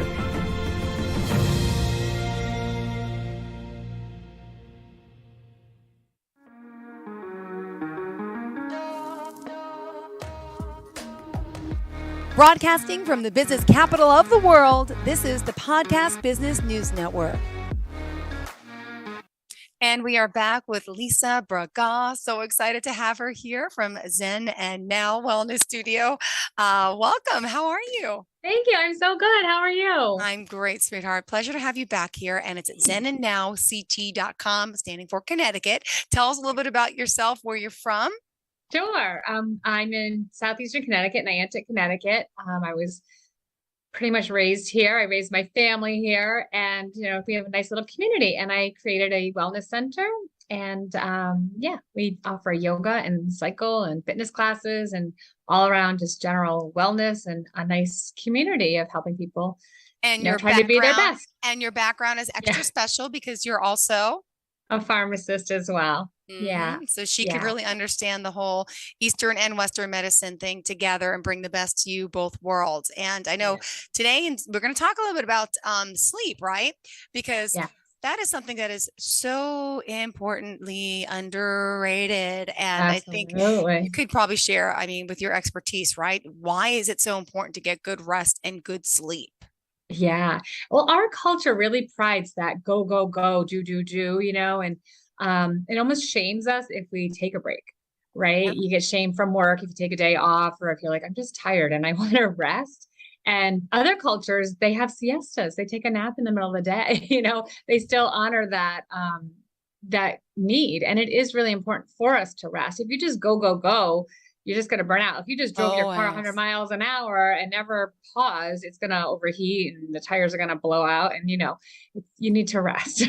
Yep. Absolutely. So could you tell us though a little bit like the makeup, you know, more about the physiological and psychological benefits of sleep, right? Yeah, absolutely. So our brain waves we have different components of our nervous system, and our autonomic nervous system is like automatic. Like you can breathe your whole life and never focus on your breath, and you're going to live, right? So the autonomic nervous system is divided into two parts, the fight or flight, and then the rest and digest, which is the sympathetic and the parasympathetic nervous systems. And about 70% of the time, most of us are in that fight or flight. That's a lot. Instead of being in harmony and having it be, well, we'll probably never be 50-50, but we're really, really good at that stress fight or flight system, and not so good at letting ourselves go back into that parasympathetic nervous system, rest and digest. And that's where our body heals. That's where our body grows. Like if you're, you know, lifting weights and trying to build muscle, you're not building that muscle while you're lifting that weight. You're building that muscle while the muscle's resting. That's when it gets to repair itself and grow. And, you know, the same with our brain. If we don't give ourselves time to relax a little bit, and that's how we'll retain things, we'll be more alert, we'll learn better. In fact, most of the time in that fight or flight system, our brain's in these really high wave patterns and very often very chaotic. Learning to get into those deeper waves is something we actually have to practice, because most of us have lost the ability in this culture to do that. Yeah. Yeah. And let me just ask you, like, because you know about like medication and hormones and things, but what does sleep give us? Is it like what not serotonin, what is happening to us when we sleep? What is our body doing specifically? Yeah, it's funny because we really don't know exactly what's going on. We do know that our body's recovering, it's resting. The mind still wanders around, and it can be very cool. I don't know if you dream, but I have very, very lucid dreams. And I wake up almost every morning and be like, oh my God, I had the weirdest dream. And my whole family cracks up. They're like, that's every day. You say that every day. Yeah. But yeah, so with before we had artificial lighting, before we had interior like light bulbs and stuff, our body went to sleep. When the sun went down, the signals to our eyes triggered the melatonin in our brain, the receptors in our brain to start to secrete melatonin, which causes us to be sleepy, and it creates that cycle that allows us to go into that deep rest. And then when the light comes on in the morning, our body senses that, and those, you know, that same gland starts to secrete serotonin, which many people know about because it's so prevalent. We have depression and mood is such an issue in our culture. And the imbalance of serotonin and melatonin, where because we do have artificial lights, we have our screens. And I know most people go to bed with their telephone, you know, like they're texting or they're playing games or whatever. They've got that artificial light. And so we don't have the natural cycle that our bodies are meant to have to put us into a you know, balanced sleep and wake cycle. Now, what about, you mentioned we could actually rewire our brain. Could you share that concept to me a little bit? Yeah, neuroplasticity. I just love that word. Yes. Neuroplasticity. The word that I can't pronounce. Is it neuroplasticity? Okay, got it. Yeah. In science, words are funny because they seem so long, but they're little words that are just kind of glued together. Yeah, so we're able to, like something that's plastic and moldable that you can you can rebuild, you can strengthen the circuits in your brain or weaken them depending on what you're doing. I've said this several times in our other interviews, is how we wake up, how we put our mind to bed, and how we wake our mind up is really, really important. Not being on a screen for a good hour before bed is really good for us. And I know that's something people don't want to hear. Reading before bed and meditating, breathing, stretching, not big vigorous exercise, but some gentle, longer stretches. That'll also prevent you from getting leg cramps in your sleep or restless leg syndrome. Sometimes that can help with, so just how we take care of ourselves. And we don't always do that. We talk about that a lot, how we take care of everybody else and, get the kids to bed and you get all your errands done, you get yourself ready for tomorrow. And then you just jump into bed and you think you're going to go right to sleep, or you get into bed and you're still working on your, in bed. So in bed, being in your bed, for just good sleep hygiene, really just keeping your bed for sleep and sex. And that's really what is recommended that we use our bedroom for. So even if you're awake, in the middle of the night, instead of getting on your phone or doing anything like that, get up and leave the room or go to a different place in your room and do what you're going to do. And then when you get sleepy again, go back and try going back to sleep. And we don't even know the effects of our cell phones yet on us, do we? No. Like, right? 20 years now, we're talking about like the fact they're on the phones and the screen and now they're making special glasses so there's something with the blue light in the phone that's affecting people too, right? Yeah. So the blue light can be very helpful to keep that. And again, that receptor comes through the eyes, whether, the wake and sleep, whether your body's making melatonin or serotonin is actually stimulated through the eyes, because the sun comes and then it stimulates your eyes, tells the glands in your brain to make different hormones. So that's how that works. And then, the electromagnetic waves of our phone, a lot of people, like I use my phone as my alarm. So it is near me. But I do have a pink salt lamp that's supposed to diffuse the electromagnetic waves. But then I have light again. So now there's more light in my room. And I do sometimes wear an eye mask so that it blocks the light. Using light blocking curtains can be really helpful. Some people will even duct tape their curtains shut. But you want it to be a comfortable place, safe place for you to sleep. And now they're recommending sleeping, like different sleep studies. There's been a lot of sleep studies done in the last 10 years that 7 to 9 hours of sleep is what's recommended. Do you sleep 7 to 9 hours? I don't. and on top of it all, I'm also up every like 2-3 hours. That's not good. I'm not doing that full sleep, the REM, whatever you call it, but restless sleeper. So am I really even, if I did have that 9 hours to spare in the bed, would I ever sleep straight through? No. Yeah. And you probably won't, because we do sleep cycles, which is really interesting. And this is why it's really important not to hit the snooze button. Okay. Guilty. I know. So when we go to sleep, we fall asleep, we start to go into the sleep pattern, and this one sleep cycle, it ranges, and I've heard different reports, but somewhere between like 90 and 110 minutes. Okay. And usually we do about 3 of those full cycles. So in between those cycles, you might wake up. And the only problem is if you can't fall back to sleep. So you might wake up a little and then fall right back to sleep. And that's probably okay. But if you're waking up and then you're up for hours, and that's, where you get that sleep deprivation. But then as we start to get closer towards the waking hours, we go out of that last sleep cycle and we slowly start to gradually wake up. If you hit your snooze button, then you start that cycle all over again. And if you're not going to get an hour, 90 minutes or so, then you're going to wake up in the middle of your sleep cycle and you're going to be groggy. And that's when you feel really like just off and tired. Yeah. Do you ever wake up before your alarm just naturally and you just feel more awake? And then you wake up when your alarm goes off in the middle of the cycle and you're like, oh. That's happened before and I feel so good. And it doesn't happen often enough though. I'll be honest. I know. So what are some of the things we could also do? I know you mentioned maybe breathing exercises or meditation you want to talk about too. I do. Absolutely. I do want to share one more thing though about the alarm clock. Sure. Many of us wake up to the alarm clock and it's jarring. Like my son has this one alarm that I can hear all the way upstairs. He's in the downstairs bedroom and I jump and it's like, it's almost like a PTSD response. It's like this jarring movement, jolting you out of bed. I have found a really beautiful yoga song that I like to play that I use as my alarm, and it starts really slow and slowly, gradually build. So I'm not jarred awake. I'm more kind of guided awake. And then I bought my son, it actually is a light that slowly, like the sun would, it slowly gets brighter and brighter and brighter. And then it naturally wakes you up without any noise at all. So maybe if if you're waking up and you're really feeling depleted, or you're feeling jarred awake because you're woken up in the middle of a sleep cycle, maybe trying a different alarm could be really helpful. Okay. Interesting. Yeah, that's kind of an easy fix, right? Yeah. So when we deep breathe, we help to slow down our nervous system. We get to come into that cooler, calmer response, and pulls us out of that fight or flight response into that rest and digest, the parasympathetic response. I love we're talking about this today, and I know this will re-air, but right now, today, we're coming into the fall equinox, equal day and night. And, so it's kind of an interesting thing. We'll be doing a guided meditation. I'll be doing one tomorrow night in my yoga class, and it's called a yoga nidra. And I do yoga nidra every Wednesday night. And what yoga nidra is, it technically translates from Sanskrit to English as yogic sleep.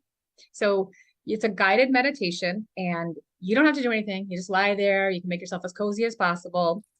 And I guide a meditation. We focus on some breathing. We set an intention, and in more traditional yoga, and you could just do a guided meditation and not call it a yoga nidra, but in a more traditional yogic setting, we set an intention called the sankalpa, and that's two Sanskrit words fused together that literally means a vow to your heart. So you kind of go inward and you listen to what your heart wants more of. And if you want more calm, more peace, or whatever, you can create an intention or a mantra around that. And using the positive present tense is really super helpful. That's going to draw it in more, and it's going to manifest a little quicker. So we're using some meditation as well, focusing on the breathing. Then we do a body scan the body and let the body progressively relax. And then most people nod off to sleep, which is fine. It still works. But yoga nidra is really geared at letting the body relax as if it's in a sleep state, but letting the brain be awake and alert, but calm. And what's so beautiful about that, when you practice that regularly, and I love this too, because there's so many, like Stanford University is really big about studying this, and there's all different research facilities all around the world studying the benefits of meditation, breath work, and yoga nidra. They're showing reduced heart rate, reduced blood pressure, reduced stress levels, but also reductions in diabetes. And like other chronic conditions, of course, hypertension would fall into that too, but actually reversing disease, because we're getting our body out of that stress response into that more calm response. We're not in this like hyper alert, which creates more inflammation throughout the body and all kinds of other angst, right? But it gives us a little more balance in the brain. It also helps us to bring our brain into those slower brain waves so we can rest and respond instead of react. When someone pushes your buttons or some little thing might trigger you, when you're in a more calm state, you'd be like, oh, that's not really a big deal. But when you're tired, when you're exhausted, when you're just overwhelmed, you might react a little differently, and you might regret it. True. Right. Yeah, absolutely. Yeah. Interesting. Yeah, I'm an overreactor when it comes to like everything, which is probably not the best place, not the best state of mind to always be in, but I'm one of those nervous Nancys all the time. I can use some breathing, some meditation, some relaxation for sure. Excellent. Yeah. So I have a YouTube channel, which I forget to mention every time you ask me about my social media. I don't remember that. Okay, tell me. I always forget about it.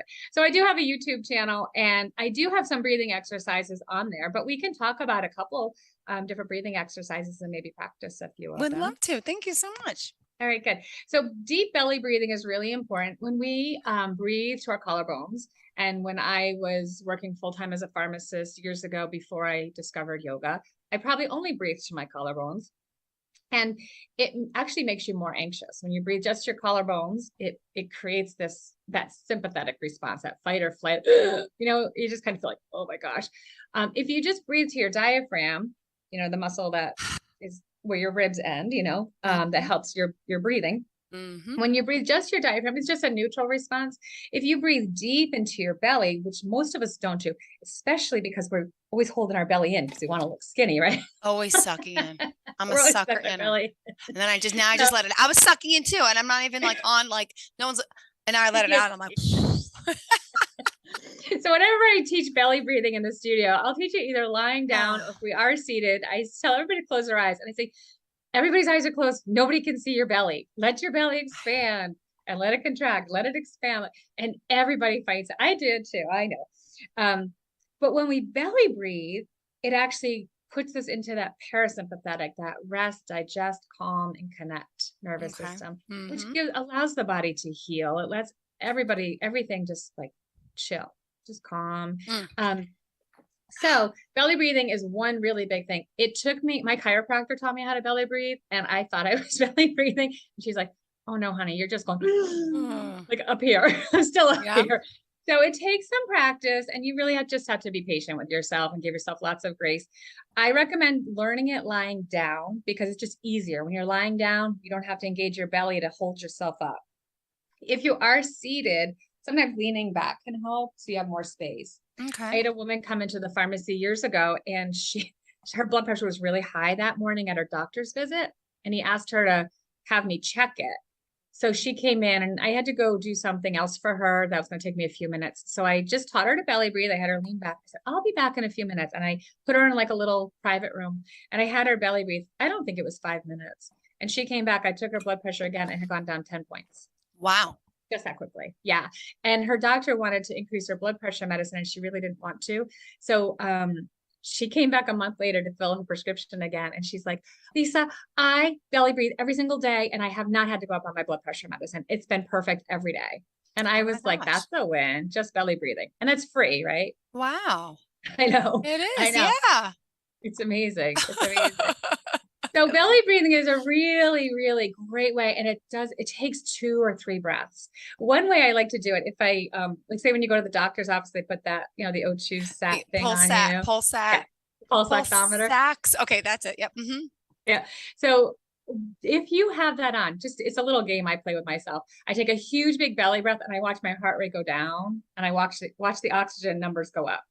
It just takes literally 2 or 3 belly breaths. Amazing. It's amazing. It's that quick. We can change our state in a second. So if we're in a really stressed out state, take a big breath. If you sigh out loud, it signals not only your body feels your breathing, but it hears, your brain hears your breathing. And everybody thinks something's wrong when you sigh.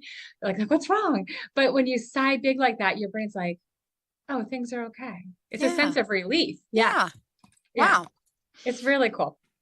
So then kind of controlling the pattern of your breath, especially those deeper, slow breaths, can also help bring you into that relaxed state. There's a few breaths that I really like to practice. One's called the 4 square breath. Okay. So inhale for 4, and then you hold the breath for 4, and then you exhale for 4, and then you hold the breath for 4. And I use my heartbeat as my counter, like a little metronome. If that's too fast or slow for you, just do 2. You can do 2, 2, 2, 2. Okay. Holding the breath in between. People kind of think, well, that doesn't make any sense. Carbon dioxide is not good for us. Actually, the carbon dioxide is what creates that relaxation response in the brain. And when you're hyperventilating, they tell you to breathe into a paper bag, and you're breathing in your carbon dioxide. It's not at a toxic level, but it's at a level that calms the body and the brain. Yeah. So the 4 square breath, you breathe in for 4. You hold for 4, exhale for 4, and hold for 4. And we can practice these. I just want to share a couple more, just explain them in case we don't have time to do them all. The relaxation breath is a really great breath to do while you're stretching your body as well. So if you're holding a long stretch, maybe you're in a lunge or in pigeon pose in yoga, or just something where you're feeling a nice deep stretch in your body. If we bounce into a stretch, the brain senses that the body's in danger, and it actually tells those tissues to tighten up, and you contract more. If you relax into your breath, the brain tells those muscles, tissues, connective tissues that everything's good, and allows things to relax even more. Okay. Yeah. Okay. This is really interesting. Most of our tightness in our body, a big part of it is our nervous system. you know, when you go for surgery, when you're under general anesthesia, that doctor, that surgeon can move your body in any direction, you know, pull you all over the place because that relaxation response is turned off.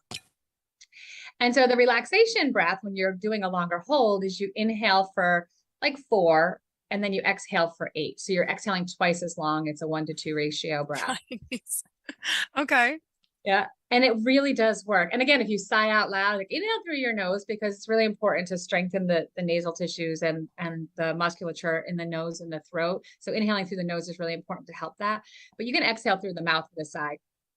And then another exercise is alternate nostril breathing. So you close your nostril. Yeah. And then you exhale through the other one. And then you inhale and you exhale through the other one. And so the left side of our body is our lunar, cooler, more feminine side. You know, whether you're male or female, you have masculine and feminine energy. And the right side of our body is the solar energy. And so the nostrils will close up. And about every 90 minutes they switch. So you'll be dominant on one side. So if you like, hold one nostril right now, try to breathe.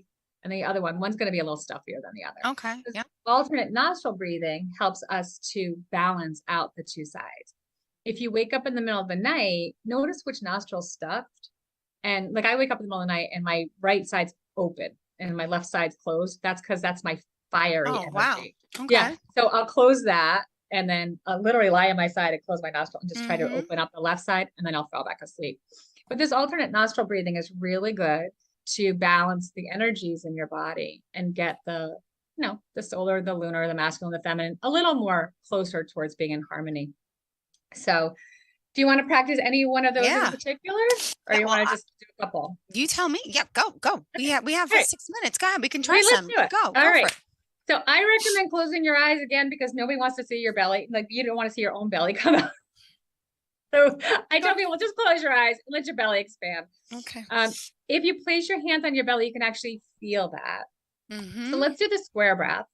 So you're going to inhale for 1, 2, 3, 4, and then hold for 1, 2, 3, 4. Exhale 4, 3, 2, 1. Hold 4, 3, 2, 1. Inhale 1, 2, 3, 4. Hold 1, 2, 3, 4. Exhale 4, 3, 2, 1. Hold 4, 3, 2, 1. Inhale 1, 2, 3, 4.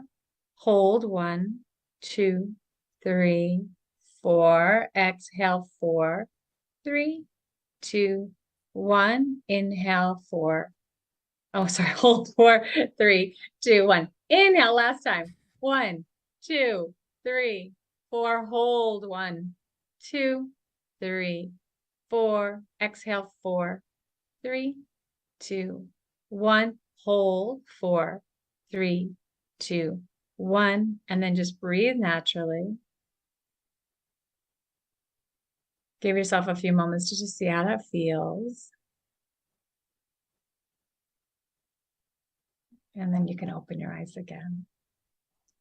So that was just 4 rounds. That's about a minute, maybe. Oh, yeah. nice. Yeah. There's a great book out called, I think it's called Breath.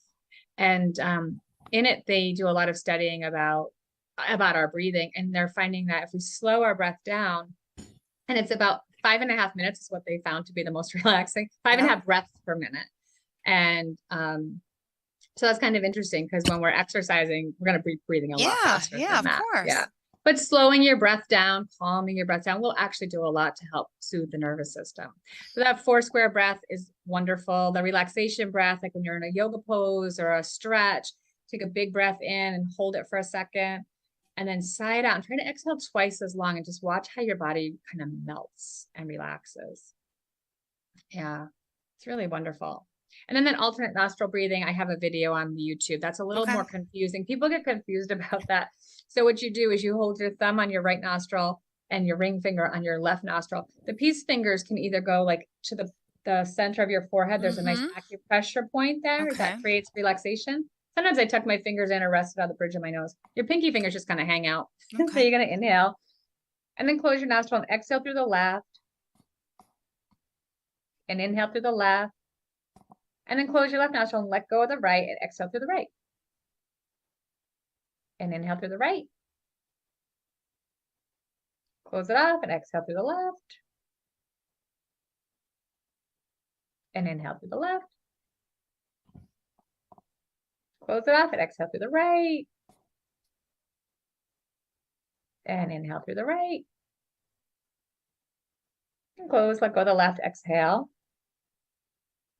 Inhale through the left.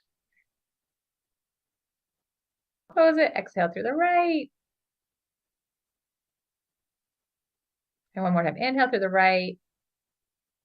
And exhale through the left. And then you can release I'm that. confused a few times. I'm like, wait. I know, it gets really confusing. Don't overthink it. Just closing and trying to inhale through one side. I always tell people switch on the exhale. Inhale, close it, switch on the exhale. And if you're stuffy, if you're so stuffy you can't breathe, you don't have to close it all the way. And you want to close it kind of on the lower side, so you're really not squishing the other side shut too. But again, I've got that on a video that's a little more easy to follow, because I know we're running out of time, but I just want to make sure we got a little intro on that. But yeah, any kind of breathing exercises that breathe deeper, calm the body. Anything we can do to just kind of chill out, and respond instead of react can be very helpful. Thank you so Good much. to see you. You're welcome. I feel good. I feel good. What else did you want to add? We still got 2 minutes. Okay.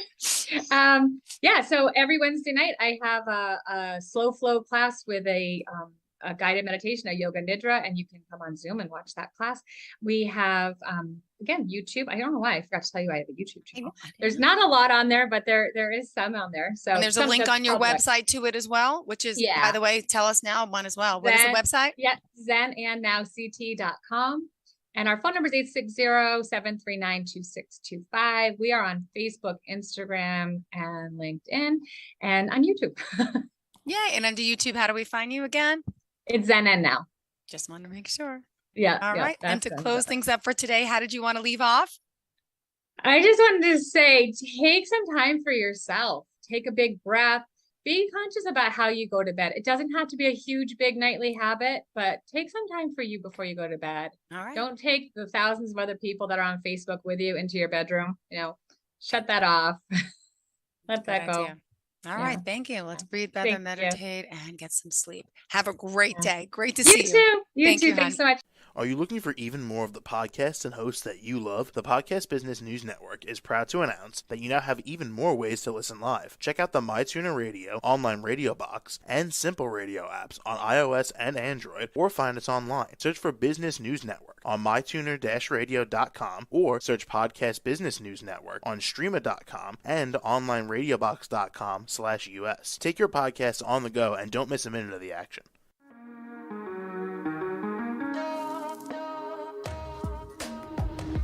Broadcasting from the business capital of the world, this is the Podcast Business News Network. For nearly 2,000 severely injured veterans, everyday life has become filled with barriers. Day-to-day simple tasks can become pretty daunting. I have to carry my chair up 2 flights of steps or have somebody do it for me. What scares me the most is just the falling. When I'm struggling with my house, I think, to have that one great barrier just knocked down, I mean, it's crucial. Home for Our Troops is a wonderful nonprofit that builds a Mortgage-free, fully adaptive, handicap-accessible house. And there's no catch. It'll be our very first home that we've ever owned. This is a game changer. This is where your life begins again. We need you to join us in completing this important mission. Please visit hfotusa.org and help build homes and rebuild lives. Because of you, everything's going to be okay.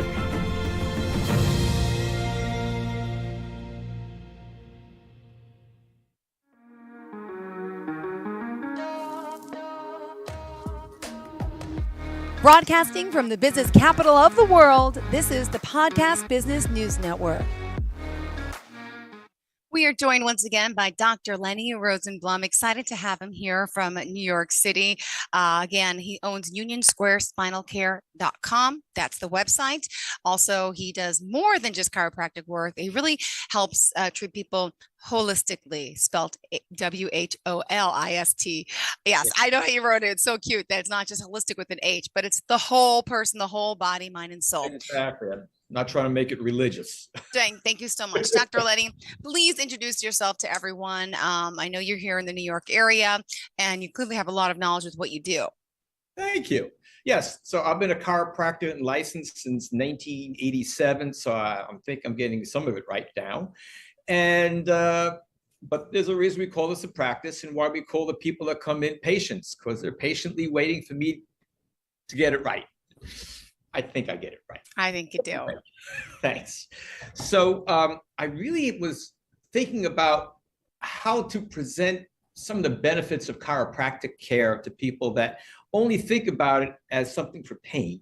Mm-hmm. And that's because that's what insurance reimbursed for. However, it was discovered on a deaf person. And over the years, we've discovered more and more about how deeply acting chiropractic care is on the entire spine and nervous system.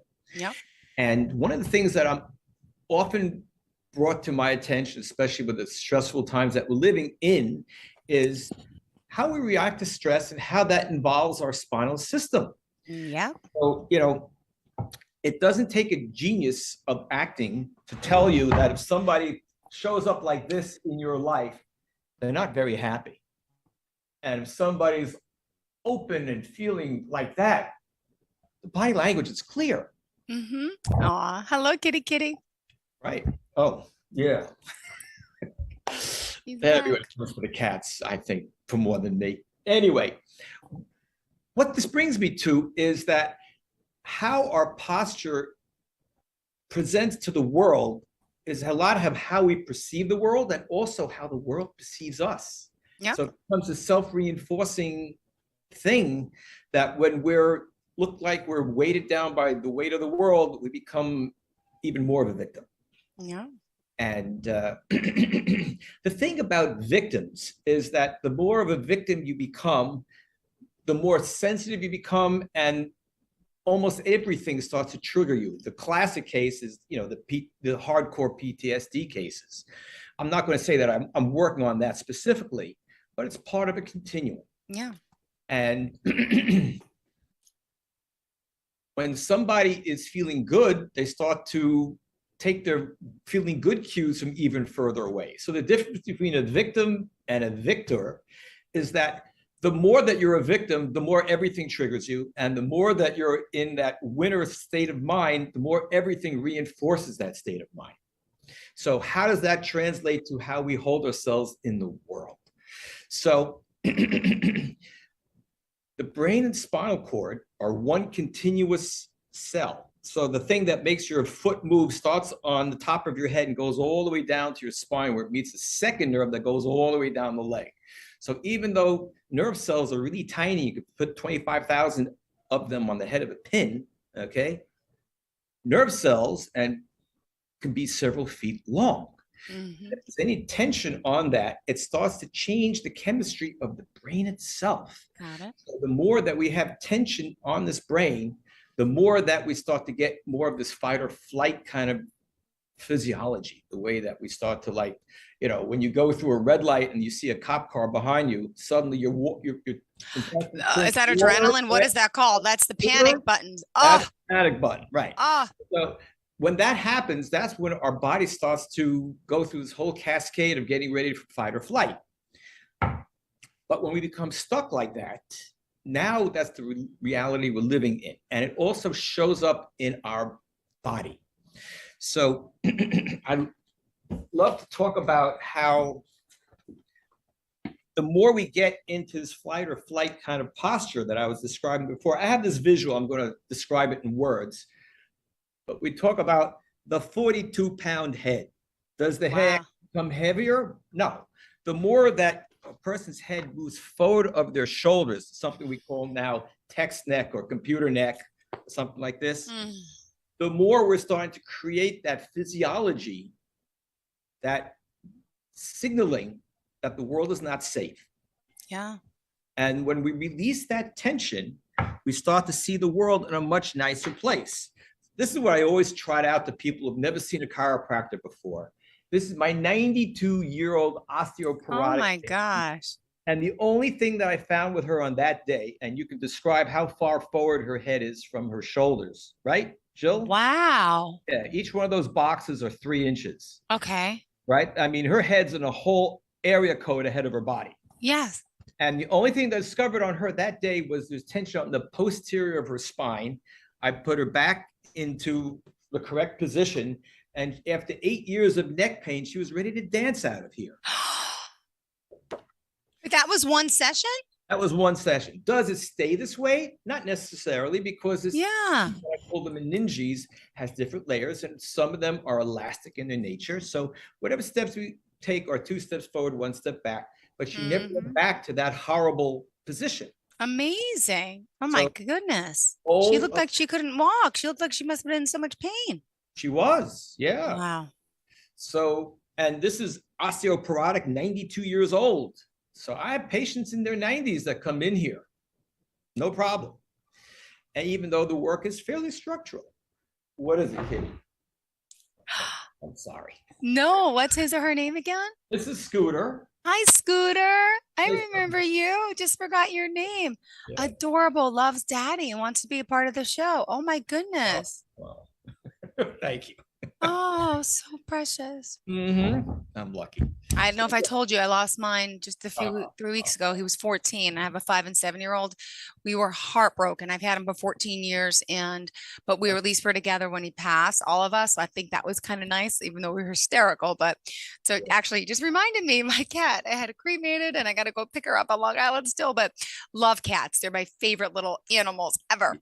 Well, here where I'm at, there are 3 restaurants in the building. So if you don't have cats, you have other visitors. Exactly. Yes, they are good. And then if somebody tells me they have cat allergy, I actually have a treatment for that. So it leads to more sales. Ooh, awesome. Want to hear about that too, but I don't want to. You're on a roll here. Tell me about these Another thing. alignment issues and Yeah. stress and Right. distress. I know we're talking about that today too. And that's the important thing that we need to distinguish. We all will run away from stress, but stress can be our friend.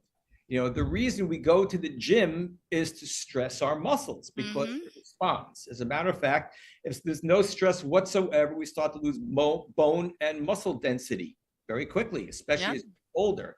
So I'm 69 years old, and I have to pick up body weight at least in order to be vital and work on patients that are 250 pounds themselves. Wow. Yeah.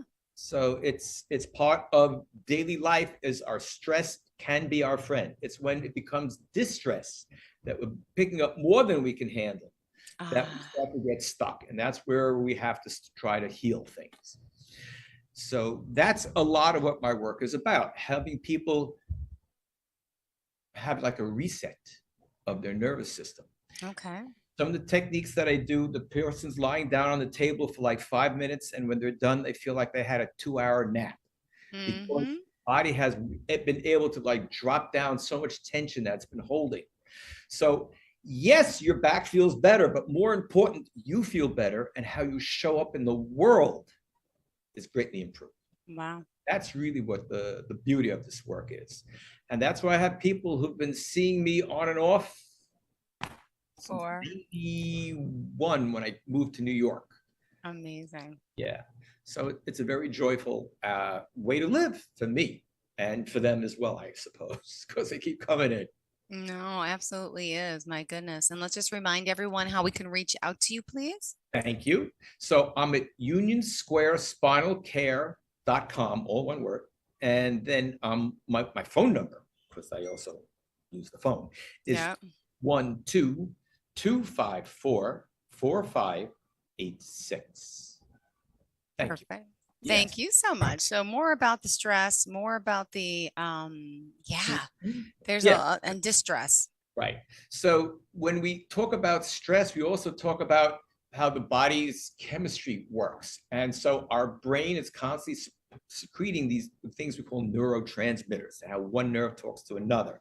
And there's a lot of chemicals that our brain produces that are also found in the digestive system.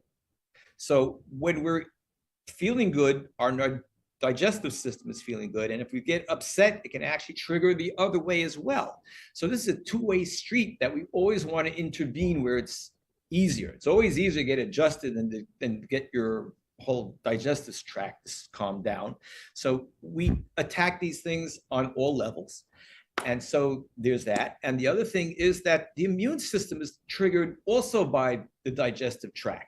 So, and we also, there's a great study. Oh, it just reminded me. It's one of my teachers in chiropractic school. He published this study about where they did research where they put an infectious bacteria on the ear of a rabbit. It was a lab rat. We don't like using these things anymore, but this is back in the 70s. And sure enough, the body produced antibodies. Well, they cut off blood circulation and just left the nerve intact, and apparently the body still produced the appropriate antibody. So the nervous system is very much integrated with how the whole immune system works and coordinates the immune system. So the digestion, the posture, the consciousness all feed back into what our body goes to when we're not thinking about it, our posture. Because remember, you can try to force your posture in a perfect straight line, but as soon as you stop thinking about it, it goes back to a default. And the default that I'm talking about has to do with that tension that surrounds the spinal cord it's called the meninges, which is the tissue that holds the brain and spinal cord in place. If you shake your head vigorously, your brain does not rattle around like a can of beans. It's held in place by this connective tissue. And any tension on that connective tissue can inform the muscles of posture what to do. So if we have a torque or an adhesion in that connective tissue, now the signal to the muscles of posture is also distorted. I like to use the example of trying to get dressed in front of a funhouse mirror. We'll wind up pulling our pants up to our chest because that's what the mirror is showing us. So the first thing that I check with every visit, it's what's the dominant Scooter's on a roll, distortion pattern there that day, and correcting it. And then we look at individual vertebra and take care of whatever shows up at that point. So that's really what the care is on a day-to-day basis. And over time, that distortion in the meningeal tissue releases step by step to the point that I can tell people, hey, you're done here. Please go out and do something stupid because of me. Sun just started coming into my window. Should I change my angle? That's better. Oh yeah, you got free light. You don't need lighting equipment. And we're going to get some severe weather soon. I know you're a surfer, right? So I'm sure you're looking forward to that. Yeah, although if you want to get dirty looks on the A train at rush hour, try to get on with a surfboard. I could imagine how many times he threw you back out from surfing. Oh, yeah. That's why you're in your field, but you can't do your own adjustments, can you? Well, certain things I can do, but in essence, the nature of my work is to only do those things the body cannot do for itself. So that means I have to see one of my colleagues, which I do once a week or so. I mean, personally, I actually have an injury that's going to be with me for my lifetime. I have a busted disc in my L5-S1 spine, and the MRI back in 1989 looks like 2 stalks of cauliflower pushing out into both sciatic nerves. And at its worst, I couldn't even stand up for more than 5 minutes. Wow. And I've never had any surgery. The only thing that I do is this care. And I engage in every sport, including bad surfing, except for martial arts, because that's where you have to take an unexpected fall in an unexpected direction. I don't think that's a smart idea for me. No. But I practice what I preach. Let's put it that way. Thank you for that question, though. You're welcome. You have any other questions about this idea? Well, we were talking about the stress and all, like in people's lives and what it does to your body. And we touched upon this last time, but there's new listeners and the stress factor of the pandemic. Oh, yeah. I think everyone has been so stressed out, let alone change of jobs, change of career, loss of life, loss of money, loss of chaos. And a lot of us now, home working and sitting on that computer, and just the stress of going through something like that mentally, maybe not even physically, but mentally, it affects your body. And that's what a lot of people don't understand. You could be stressed out about something and it affects your body, right? It's all connected holistically, mind, body, and soul. And you can't even control it with your mind. I have to say, I missed our appointment last week for a very good reason. Because when I was swimming at the beach one day, somebody stole my mobile phone. And then That's right. How did it go? And then, well, about a week later, I'm buying a new memory card for the new phone, and my business debit card gets declined for a $25 sale. I run home, find that I'm in arrears by $6,500, which makes no sense whatsoever. Oh my goodness. And I go to the bank, and they sure enough find this check for $11,000 that was initially written out to New York State for $150. Somebody stole it out of the mail system, whited it out, and whatever they did, they managed to go to some check cashing store, and we had to shut down the account. Well, as I'm talking about this to my friend, I notice my finger starts to go into spasm, and I can't seem to release it with everything that I know. And then that calms down. Next thing I know, my toes start doing this. And oh my gosh. There's aspects of our physiology, of how our body operates, that are not under our conscious control. Yeah. It's triggered, the best thing we can do is get the reset. So I went, saw my colleagues, and I did some exercise and some breathing, and I feel like a human again. As a matter of fact, a lot of my friends can't believe that I'm going through so much stress, because 3 days later, my refrigerator died on top of that. Oh my goodness. I've been looking like I've been camping out with everything in a ice chest. Oh gosh, amazing. Oh my goodness. Again, these are things that are stresses that either, make us or break us. And that's what I tell people, that, as we go through these things, we become stronger and we become more resilient. And becoming resilient in these tough times is really the goal of everything that we do, right? Be it, our own meditation practice, or how we eat, or do we exercise, and all these things are part of a continuum. And chiropractic care really lets you continue the exercise and start to recover from sitting in front of the computer, especially those of us that are sitting at our home office constantly, looking at this. Yeah. And by the way, God. I told you that special cushion that changes the angle of the seat so you can sit up straight. It's coming to the Islandia address, wherever that is. I think that's 631 area code. And it has instructions, but if you have any questions, I'll go over it, because most chairs are designed with the butt lower than the thigh. So if you have tight hamstrings, like most of us, when you sit down, your hips get pulled the wrong way, and then you forced into this collapsed posture. So what I do with all my patients at the beginning is go over how they're supposed to sit, and then give them this special cushion that's made out of this high density foam, like they use for sneakers, that doesn't crush under your body weight. Yeah. Changes the angle of the seat.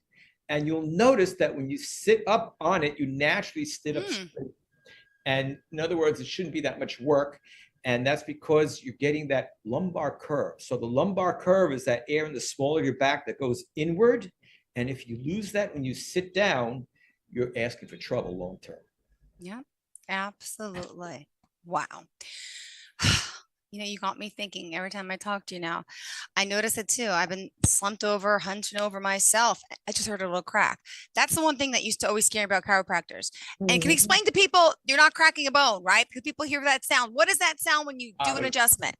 It's the same thing when you pull your fingers, you're releasing nitrogen gas from where it builds up. Whenever there's tension in a fluid-filled system, you accumulate nitrogen gas, which is the same thing that happens when divers, when they come up too quickly, except the gas is trapped in the bloodstream, so you can create a dangerous embolism. Yeah. But when it's just between the joints, you hear that little noise, and that's just perfectly harmless, and it lets you know that you're going from high tension to low tension. Yeah.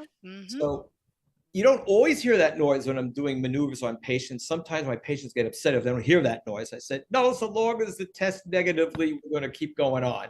But yeah, it just reflects how much tension has built up in that tissue and how much has been released. Yeah. Which is why it's always a reassuring feeling when we finally feel that, and you feel better as well. Absolutely. Yeah. And we all just want to feel better. And also, speaking of you, the other notes you sent, I mean, we're talking about the stress and distress, but hold on, let me just look down 1 second here. About the seat cushion you're talking about, right? Now, you said, do you have a picture of it that I could see it? Just curious. Well, I mean, this is in a. Is that like it looks that? like the car seat? Okay. This is the one. Oh, this is the one I let my cats use as a chew toy. So it's fine. And what is it? Is it like a cushiony like material? Just like, and it's firm. It does not crush. I gotta get one. Yeah, okay. It's on its way. So look for it. If anybody steals it, they're in trouble. No, I mailed it out yesterday. Seriously? Yes. Oh my God, I didn't know that part. I saw the little handwriting. Thank you. Well, our first talk, I said I got. Yes. Oh, thank you so much. Do you? Oh my God, do you have your logo like stamped on it? If not, you got to think about that. I got to start selling your own. I just have my business card taped to the instructions. That's about it. Oh my God, thank you so much. I didn't know that. I appreciate it. I'm looking forward to it because, girl, 44 years of carrying around this weight, and babies, Right? Yeah. Gosh, I'm telling you, so many pregnant women during the pandemic, because all my friends that were touring musicians that were women decided this was the time to get a baby. Yes, yes. What else to do when you're home if you have a significant other, right? They came in because, the last trimester of pregnancy, the body produces a hormone that lets ligaments loosen a little bit so the birth canal can open. Mm-hmm. But that also loosens all the ligaments. Everything, right? So everything's a little distorted and actually get more distorted, which is why chiropractic care during pregnancy really gives such a better outcome and long-term ease in the body. Wow. So that's a great point. So while you're pregnant, and then also after, I'm sure it's important too. Of course. Oh, the newborns, you have the phone in one hand and the baby on the hip in the other hand. And, you've got this whole S curve going on the spine. And do they switch hands? No, because, we tend to use one hand for one thing and the other for the other. And that's just what we do. We establish patterns that if we don't take steps to correct that, we get stuck. Yeah. So unstuck is what I do. Beautiful. I love it, getting unstuck. All right. We still got a few minutes here, Doc, before we go. What else about your practice do you want to share with us? I mean, of course, you're based in New York City, but your office is where specifically? Is it Union Square? Union Square, actually at the corner of 18th Street and Broadway. So if I look out my window, you can see Paragon Sports. Mm-hmm. And if you're a fan of, never mind, we'll talk about that. We'll edit that out. Buckman's Sporting Goods store. All right. Yeah, it's all right. Anyway. Is it Dick's Sporting Goods store? No. Oh, I was like, maybe he doesn't want to say the name. You was the TV show, and the family owned a sporting goods place. Oh. Yeah, that was called Buckman's, and they used that actual store across the street from me as the set for the TV show. Oh my gosh. Wow. Yeah. Look at the history we're learning here. Yeah, well, Union Square's got a lot of this kind of stuff going around. It sure does. All right. So happy you got your phone back. Happy you're getting your money situation. Your people that, no bad news. Be careful on the surfboard, okay? Because I want to make sure you're okay after this. It'll be a storm by the time it gets to us. All right. Right. No mishaps. Come on, No, Dr. Lenny. no. Remind us how we can reach out to you, please. Yes. So one more time, the phone number, 212-254-4586. Again, that's 4586. And to go to my website, it's unionsquarespinalcare.com. There's a link at the top of the page. If you want to make an appointment, you can go right there. And if you want to send me an email, because it's the 21st century, it's Dr. Lenny R, DrLennyR @gmail.com. Perfect. All right. Well, thank you so much for being here, for joining us, and looking forward to the next time we speak. Thank you. Have a great day. Are you looking for even more of the podcasts and hosts that you love? The Podcast Business News Network is proud to announce that you now have even more ways to listen live. Check out the MyTuner Radio, online radio box, and Simple Radio apps on iOS and Android, or find us online. Search for Business News Network on mytuner-radio.com or search Podcast Business News Network on streama.com and onlineradiobox.com/US. Take your podcast on the go and don't miss a minute of the action.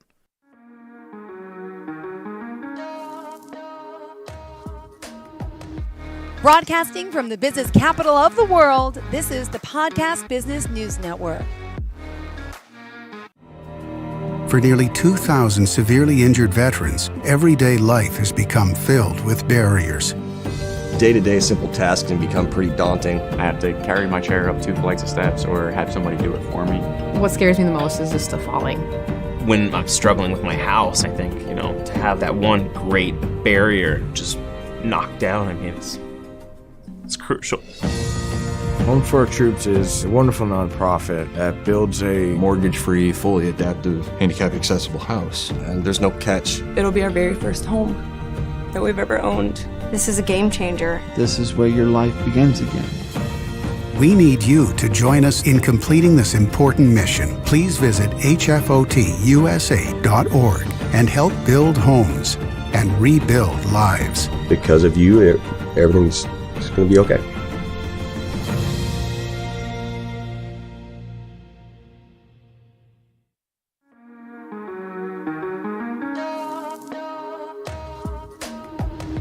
Broadcasting from the business capital of the world, this is the Podcast Business News Network.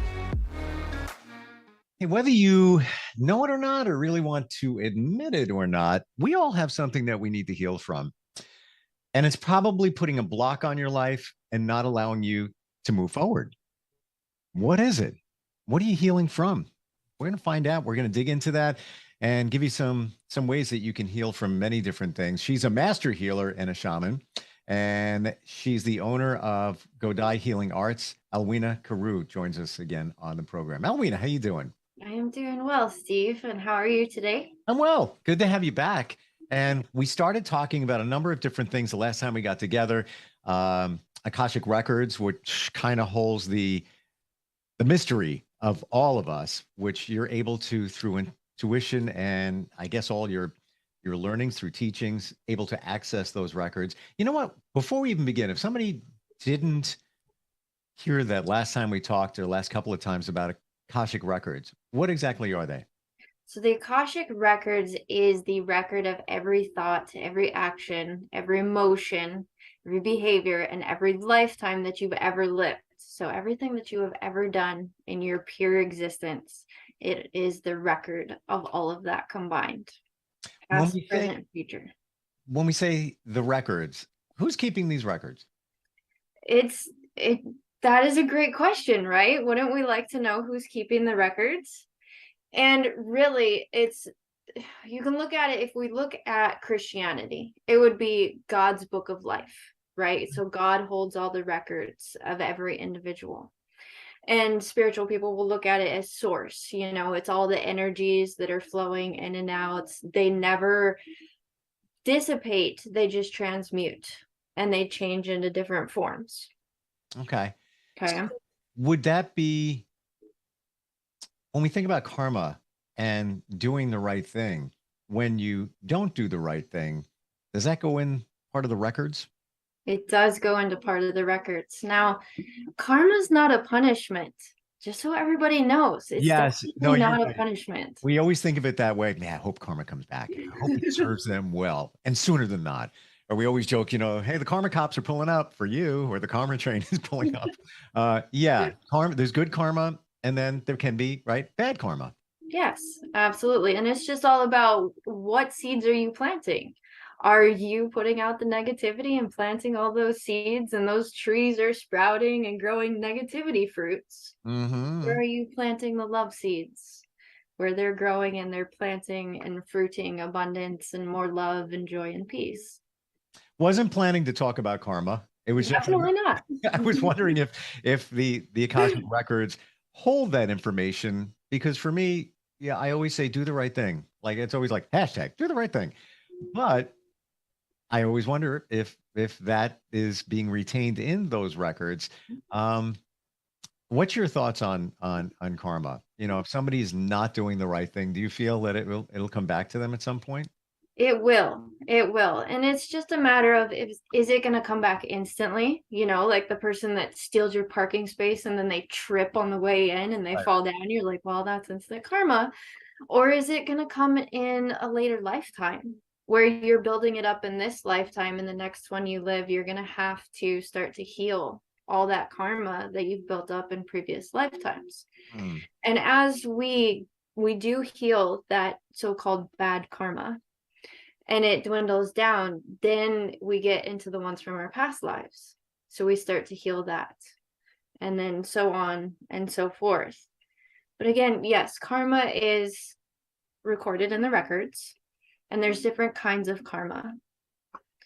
But beyond that, we also have karmic entanglements with other people here on Earth. What's that mean? So what that means is, imagine you're a part of a group. I'm going to try to take the easiest approach to explain this without teaching you all an entire class on karmic entanglements.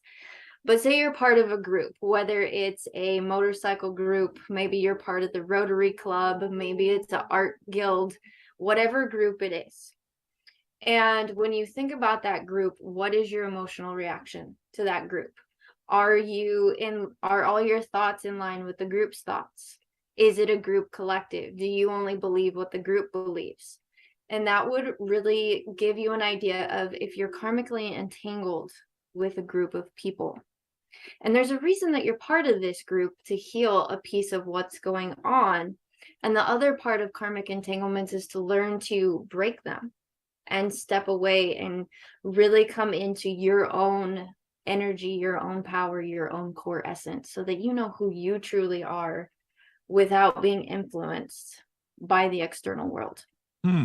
So it's almost kind of blocking out, let's say you're in that group, kind of blocking out their influence and really getting within and seeing who you are and maybe also how that group might serve you.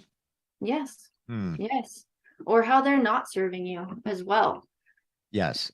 Yeah. See how maybe they're actually damaging pieces of your timeline.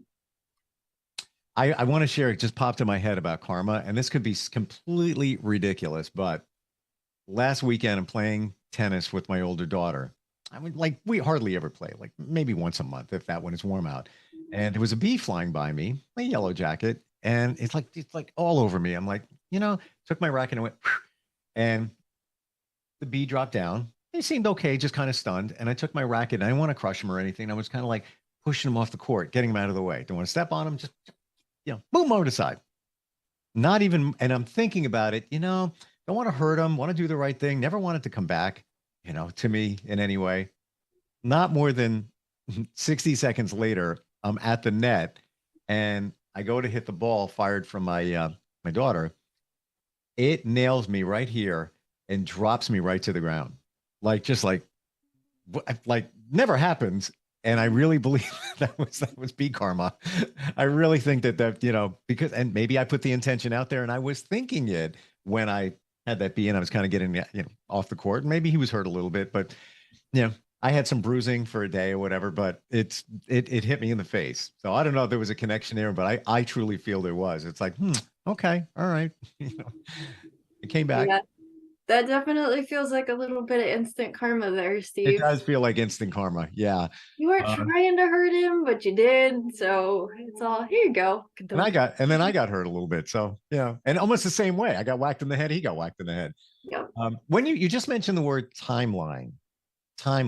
Now, what do you mean by that? There's a timeline? Yes. So we all live on a timeline.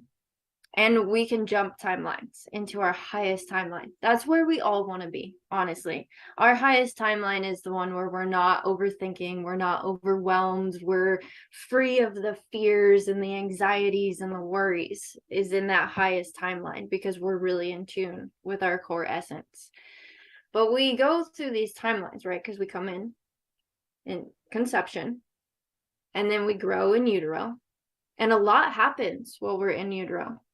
Just so you know, we're picking up energies from everybody that's around mama, Mm. you know, being in the womb, dad being around, people touching the belly. Those energies are definitely transferring back and forth. And then once we're born, we also have our yearly growth. And each year, we may experience a micro trauma, we may experience a big trauma, we may just experience hearing something a teacher said in elementary school that completely changed how we move forward in life and a perception of how we move forward in life. So when we work with these timelines, we start to go back and see what's going on to heal anything in any year. And the greatest part about it, I will tell you, Steve, is, okay, this may not sound great to all the viewers and the listeners. At birth, we are in a society right now where we have a ton of birthing trauma. So everybody's pretty much coming out of the womb traumatized, because women were not meant to give birth on their backs with their legs up in stirrups. It's actually a very unnatural position for women to give birth in. And in addition, we have all the fluorescent lights coming down, which is very unnatural. It used to be a very darkened room scenario, very peaceful and calming, but now it's very like rush in, get the baby out, make sure the baby's out, cut the cord. And that too is a trauma to both mama and baby when the cord is cut so soon, because they don't have the bonding. It's actually meant for the baby to come out, bond with the mama skin to skin with the cord still attached. And the cord really should stay attached for at least 12 hours, at least 12 hours after the baby's born. So we do all technically come out of the womb traumatized. And now with C-sections, that creates even more trauma, because you don't get the actual energetic release of the baby coming through the vaginal canal, and mama experiencing that as well. So there's additional traumas where it's the bond is broken. Okay, so we really want to be bonded with our children, and then it gets broken in our process that we have today. So a lot of timeline healing does come back to, let's clear out birthing trauma, birthing echoes, whatever's going on there. But it just goes down the line. And once we start clearing those out on the timeline, so say I'm 37. So I would start at 37 and say, okay, what's going on here? 36, and go down the line all the way back into utero. Once we clear those out, what's going to happen is this timeline that we're on, and we're healing those echoes, we're shifting, and we're actually changing the timeline. So instead of being on the one that's going like this, where all these little branches are coming out, we're jumping and jumping and jumping. So if you can imagine going to sleep thinking that your life is just the worst thing you've ever experienced, it's hell on earth, and you wake up the next morning and you're like, life is the most precious gift I've ever had. I no longer feel pain. I no longer feel the trauma. I no longer have the worries. You can see colors in a whole new way, connect with Mother Earth in a whole new way. It's absolutely gorgeous. How does that happen where you go to bed one day and it's just horrific? And then the next day you wake up and it's like, hey, everything's okay. And birds are singing. I feel great. Can't wait to bounce out of bed and start my day. How do you go from one to the other? I'm going to use the shower analogy, because I think that's one people will really get is you've worked all day, you're super dirty. Maybe you're covered in mud. If you're like my husband, you're covered in metal shavings because he's a welder, and grease. So you have all that on you, right? Sweat, grease, mud, dirt, and you leave it there and you don't shower for a week, and it builds up day after day after day. By day 7, you're just like feeling absolutely nasty, right? Like you just like get it off, get it off, get it off. You go and you take a shower and you come out clean and refreshed. That is what it feels like. is really right now when we're not doing these clearings and these energetic healings and cutting cords, and we're just constantly taking on everybody else's stuff and not being in our own. It's like caking that dirt on, caking that sweat on, and living in it and living in filth. And what it does on the emotional level is, we're full of anxiety, we're depressed, we're fearful, we overthink about the outcomes of what might happen, and we get it out, and we take a shower, and we cleanse it all off, and we step into the world renewed. How do you cleanse somebody on their timeline? How do you do that? On their timeline? Yeah. In their timeline, I'm looking for what are called echoes or imaginal selves. Okay, so if you could imagine that we are holographic projections, that when a trauma happens, we're almost like a 3D image without the 3D glasses. So you're kind of looking at like this phased out piece of yourself. So that's what I'm looking for in the timeline healings. That when I go through each year, is there an echo? Is there a piece that's just not quite aligned? And we clear out thought forms and emotional forms, any dirty energies that have been stagnant, any limiting beliefs that don't belong to them, like they've picked up from their parents or somewhere else. We've talked about limiting beliefs a lot. And we cleanse that out and then realign them so they are really just nice, solid, back to wholeness. So they don't have these little, that's why they're called echoes, because it's like this, like they're phasing. And then we bring them back to the forefront, back to the core, back to alignment. How do you see the timeline? Like if you were going to do it on me, how would you look at my timeline? Where would you begin? I don't mean that, beginning now, but I mean, what's the starting point to figuring out somebody's timeline? So the starting point is I get you into a nice meditative state. So I take you up. It's almost like hypnosis. We'll call it hybrid hypnosis, where you're in a really good meditative state. And then I tap into your Akashic records. So we go really high into the records dimensionally, energetically. And I start asking questions just in my head. Like, what are we looking for? Where are we at? What's this related to? Show me. And I do. I ask them to show me exactly where this echo is. And then once I'm shown, we dive down through the shamanic modality down into the underworld. And I start doing the healing down there. So what happens is it's like looking at your body if you were just a beam of light in front of me and going, where's the dark spot? Taking that dark spot, removing it, transmuting it, and disintegrating it so that now it is no longer attached to you. When you're looking at the timeline, Alwina, would you say as you're going through, it's like, oh, what happened there in 2012? You want to tell me about that? Mm-hmm. You look like you see those things. Yep. So my next question is, I'm a believer in terms of astrology, that astrology is basically a timeline.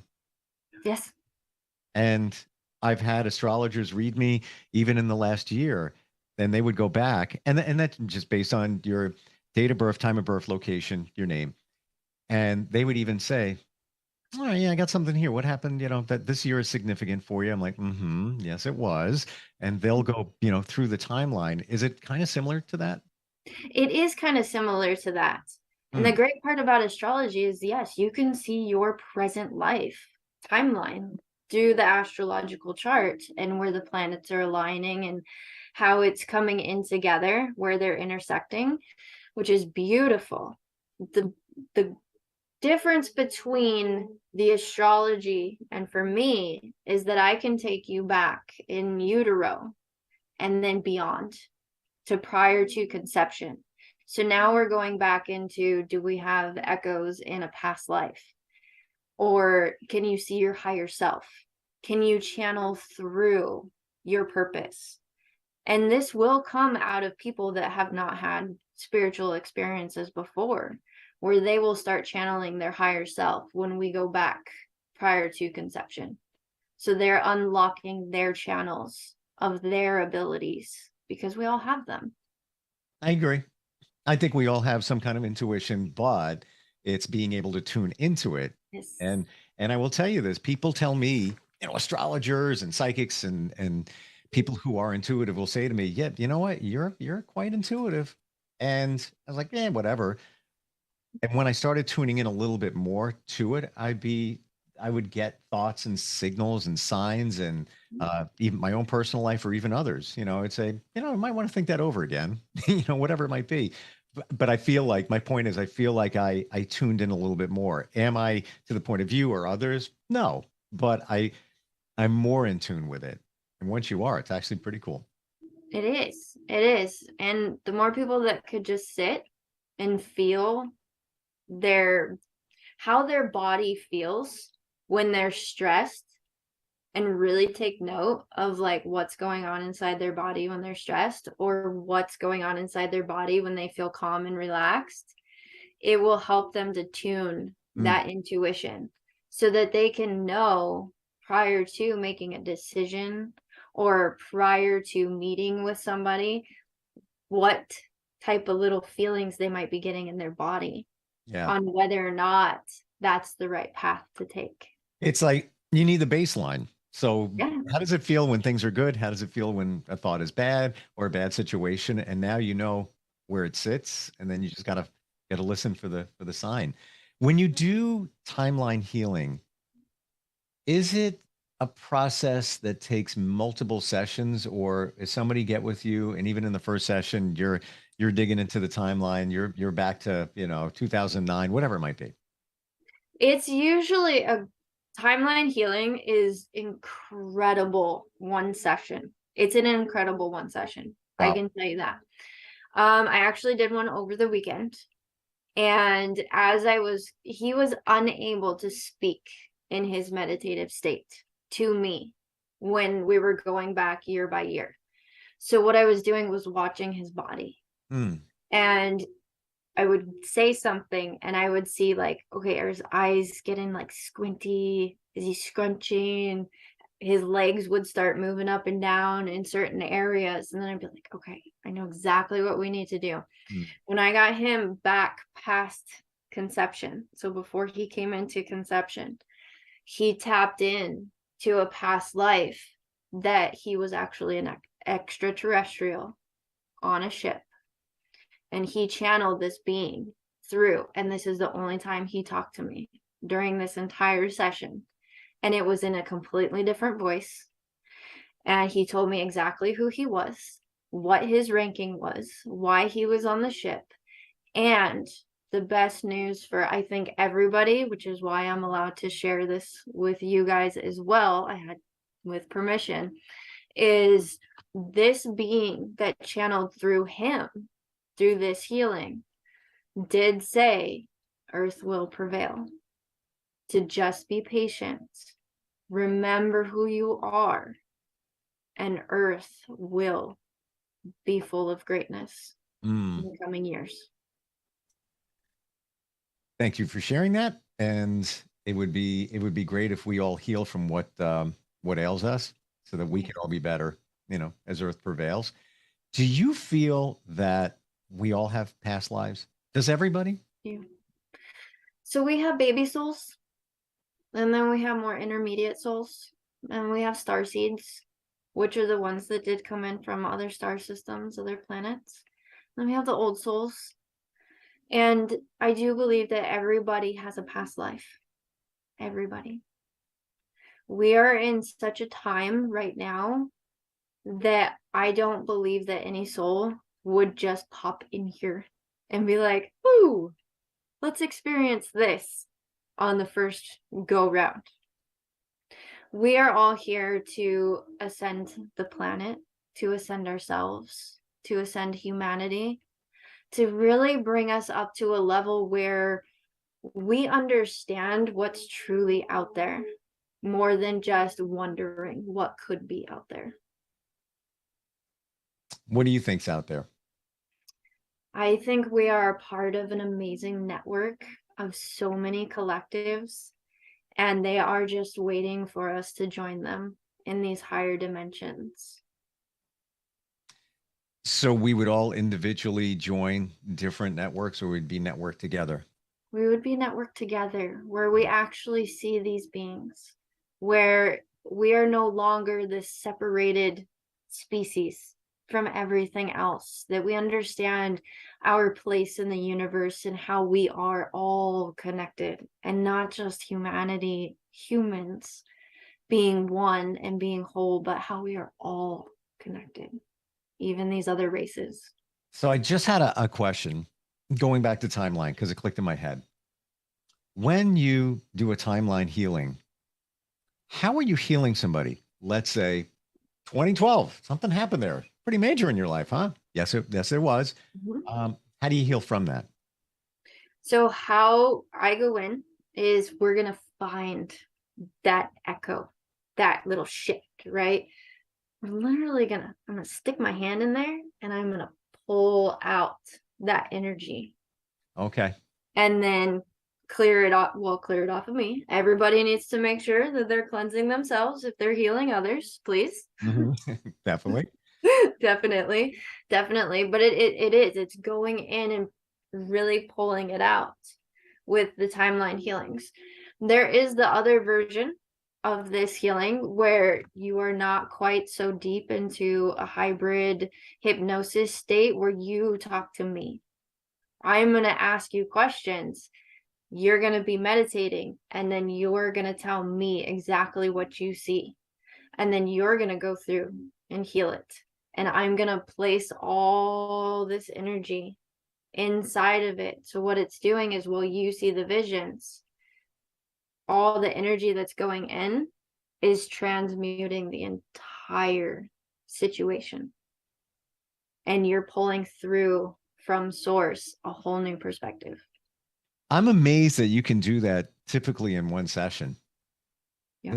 And when we say a session for timeline healing, how long does it typically last? A timeline healing session is about 2 hours. Okay. Yeah, because you got to get somebody in the right state of mind and do the work. And you could be going back pretty far to identify those things. Final question on that. How many traumas, or what's the most that you discovered with somebody in doing a timeline healing? In doing a timeline healing, it really depends on the person. Sure. So one of the people had a trauma almost every year because they were being re-triggered into being re-traumatized. Okay. So with that, what I do is I go, okay, I see that this is actually a layer. We need to get to the root.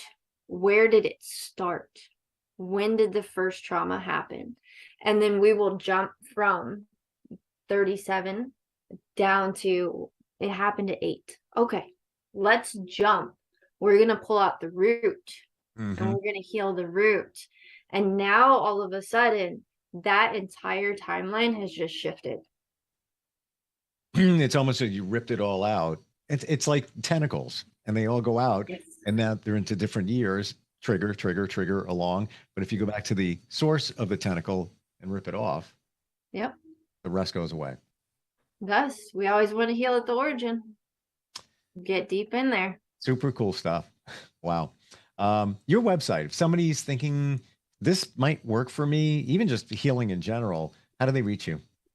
My website is Godai. That's spelled Godai,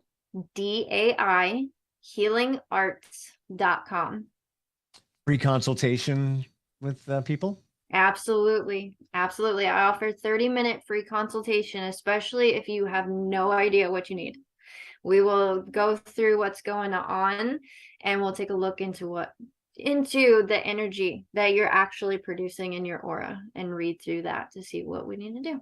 So cool. And it's like, I think back to myself, and I know, there's certain things there, from my childhood and things like that. And I think I know where I need to go. I've had hypnosis before, and I said, take me back to my childhood. This is where we're going. I know where I need to go.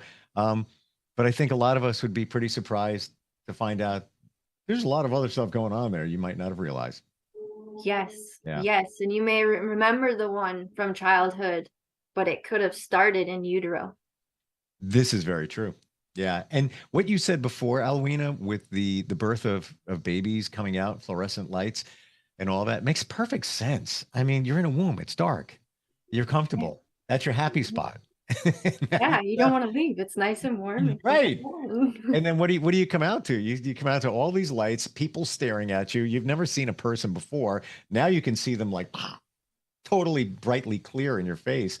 I can't imagine. Not fun being a baby at that moment and starting a little trauma right there. Yeah. Yep.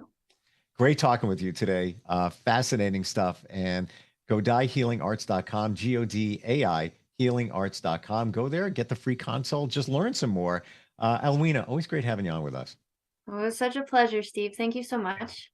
Are you looking for even more of the podcasts and hosts that you love? The Podcast Business News Network is proud to announce that you now have even more ways to listen live. Check out the MyTuner Radio, online radio box, and Simple Radio apps on iOS and Android, or find us online. Search for Business News Network on mytuner-radio.com, or search Podcast Business News Network on streama.com and onlineradiobox.com/US. Take your podcast on the go and don't miss a minute of the action.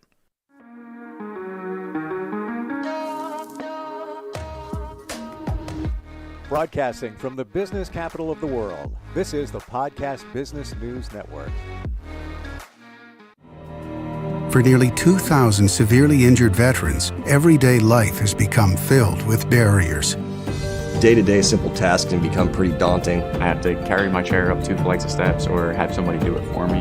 What scares me the most is just the falling. When I'm struggling with my house, I think, to have that one great barrier just knocked down, I mean, it's crucial. Home for Our Troops is a wonderful nonprofit that builds a Mortgage-free, fully adaptive, handicap-accessible house. And there's no catch. It'll be our very first home that we've ever owned. This is a game changer. This is where your life begins again. We need you to join us in completing this important mission. Please visit hfotusa.org and help build homes and rebuild lives. Because of you, everything's going to be okay.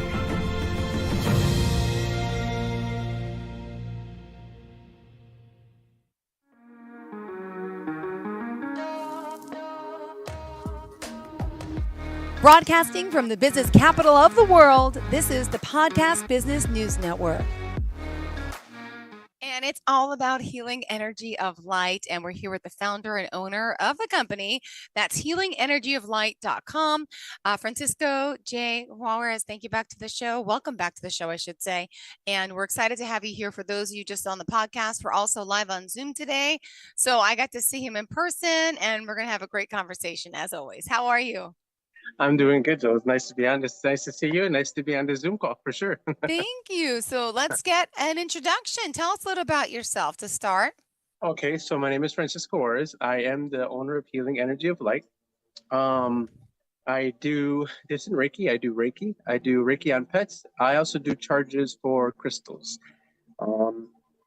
And today I have a special guest. I see someone in the background. It's a little blurry, but who's that? Oh, this is AJ. I'm sorry. I don't know how to change the setting, but the setting's on here. AJ? Say hi there. Hi, AJ.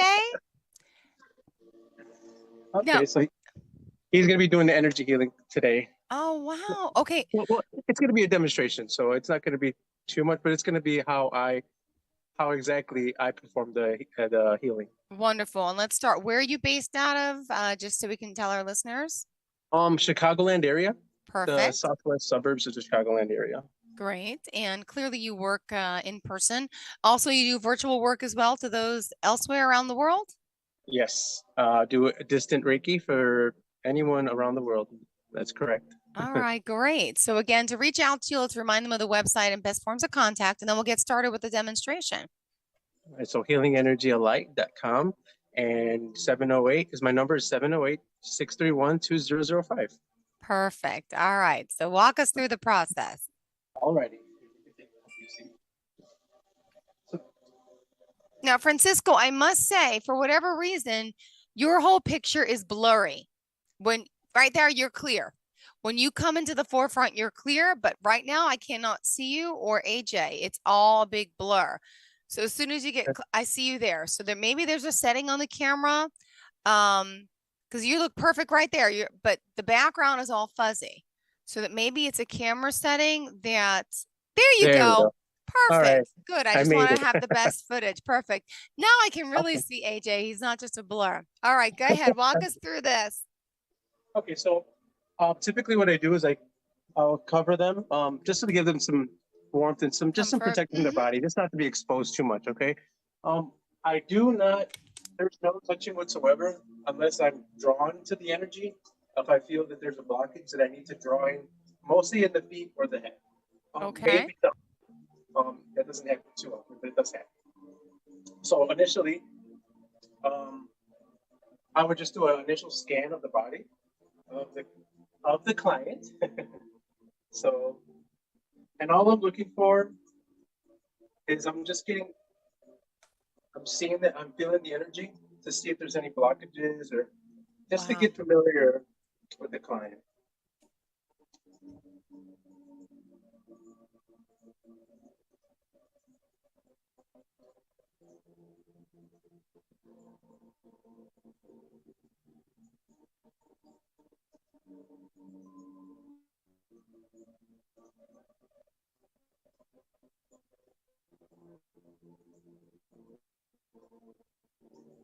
So then I already did an initial scan. So then I'll open up the crown chakra, right? It's on top of their head. So then I'll just start going down and I'll start feeling and start opening up anything that's closed off. So right where their hips at the back, the base of their spine would be their root chakra. So I kind of go towards the hips and push the energy towards the base of the spine. Are you noticing a blockage in that area or something that's just not right with AJ? No, he's fine. So if I'm just doing if I'm just checking for the blockages, I would do that. I would censor on that part. Got it. But since he's already been through it. Actually, he's already been through a couple sessions. So got it. I would just feel to see if there's anything that has got any blockages since we've had the last. Okay. That's it. But it feels fine. So what I would do is just to make sure that it's fully operational, that the energy is fully flowing. I kind of feel to see how the resistance is in the energy. So I can feel the energy come up from his root chakra. And once I know that there's a good amount of energy when it's pushing back on my hands,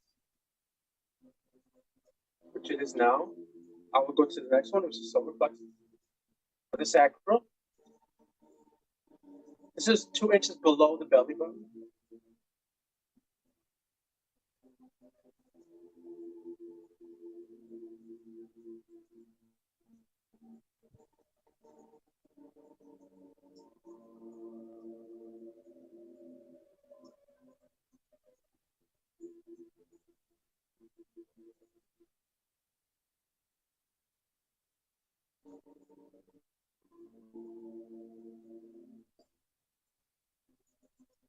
So as soon as I start to feel my hand go up and I feel the resistance, I know that everything's flowing. I can feel it in my fingers. I can feel the energy flowing up. Wow. All through my hand and through my other hand. It's light, but most of my energy flows through the left side of through my hands. Okay. So once that feels right and the energy there's pushback. Although I do get called to go back in, like now, because there might be something else that's there. So I kind of feel to see that everything is flowing and the energy is good. So, okay, so now that's much better for me. Feels good. So now moving up 2 inches above the navel, of this belly button. That would be the solar plexus.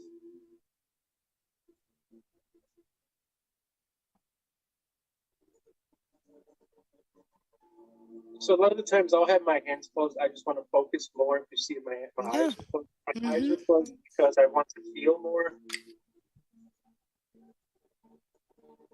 I just want to get in sync with what I'm doing. But for me, it's easier to have my eyes closed.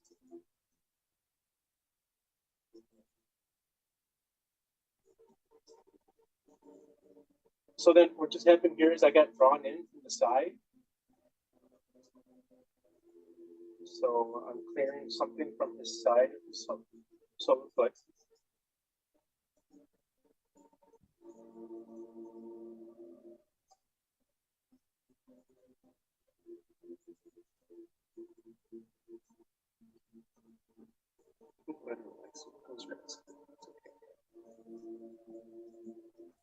Okay. So now I'm moving up to the heart chakra.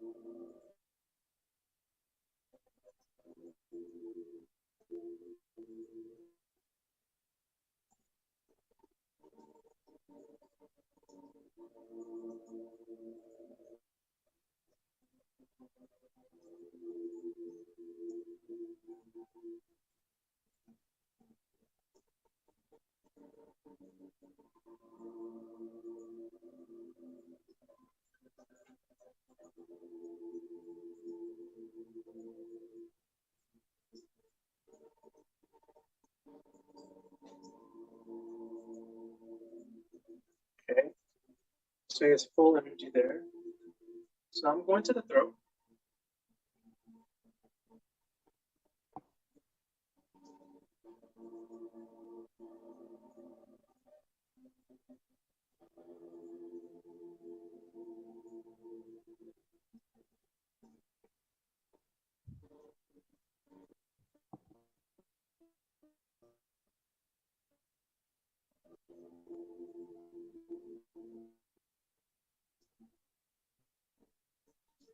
Okay, that's good. So now I'm moving up to the third eye, and that's between his eyebrows.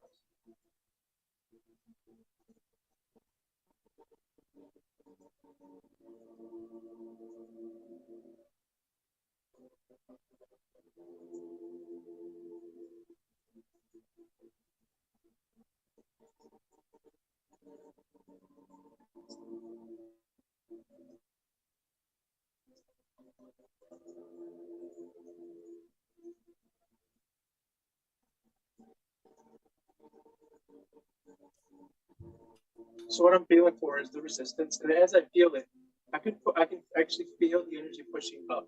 It's saying, okay, the energy's there, it's there. So that's what it tells me. So, but then like it'll push up, but then it'll have me go back down. So it's still working. So I have to make sure that it's a full energy flow that comes up.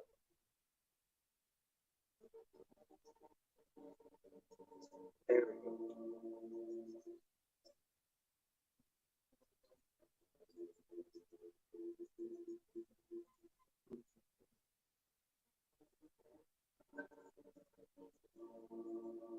That one was pretty easy. There's energy already flowing through.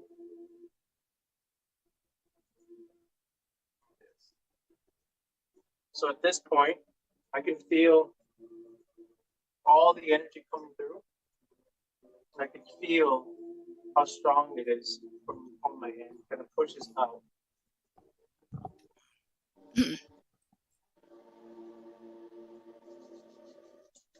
So right here, I'm gonna warm my hands up. I'm gonna actually push love towards his heart.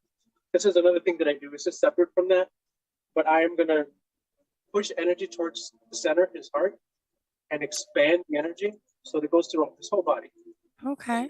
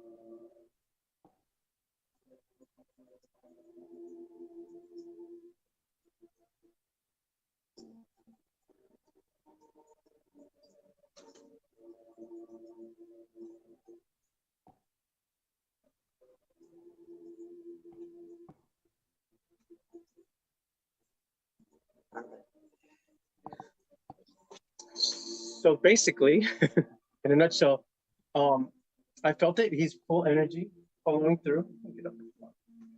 Thank you. He's a little tired, so Is it relaxed? Now, what did AJ feel? Does he feel anything? you feel anything? No.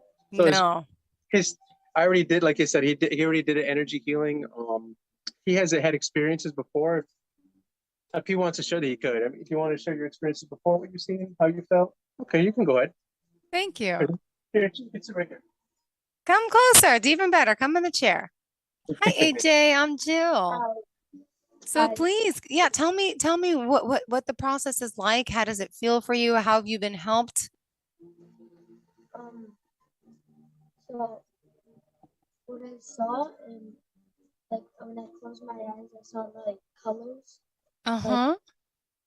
green and like yellow, and that's all I pretty much saw and like felt. Wow.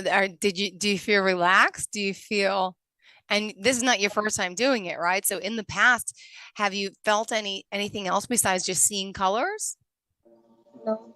No. So what about the colors? Now, where does that come from, Francisco? Is that normal to experience the colors? Is the energy in color in a sense? Yes, it is. So when he's seen that, he was seeing the energy kind of open up, and he was seeing flashes of it, and his eyes were fluttering. So like he was seeing it, and he kind of opened his eyes because he obviously when we have our eyes closed, we don't expect bright colors to come up. So yeah. He's actually the first young person I've ever did the Reiki on. So when he did that, I could see that he was seeing things. I just didn't know exactly what he was seeing. But it was so bright and his eyes were closed. He didn't understand that. Yeah. That those bright colors could happen when his eyes were closed. And originally, when you started working on him, what are some of the things that you noticed or you felt were kind of out of line in his body? What areas? And did that relate to AJ at all? Did he say, like, did he have a stomach issue? Did he have a headache? Like, what kind of happened, if you don't mind sharing? Well, his energy. We know that he had blockages in his energy. I felt it before. So it's actually something that he said he wanted to do. So I was like, okay, well let's do it, you know. But then he also actually did say he's seen a shape. Do you remember what shapes you seen? Like triangle. Like he's seen a triangle. Like it was. Wow. It was like a triangle, like spreading out with the yellow and green colors. Wow. So it actually was opening up all his chakras, and it kind of opened up his body in a ways where he never experienced. And actually, out of the clients that I've done, he's actually the one that had the triangles pop up, like that, and the color at the same time. So it was significant because, and actually, I could see the difference in how he was and how he. Yeah. How he was. And AJ, how old are you? 10. 10. So Reiki works on, and it's for everyone, even babies, right? Yes. I haven't done any Reiki. Anyone, no. He's actually was the youngest. Is he your son by any chance, or? No. He's okay. He said he's my stepson. Oh, wonderful. Wonderful. So you get the benefits all the time. And what are some of the things that you feel after the Reiki? Do you feel more relaxed? Do you feel happier?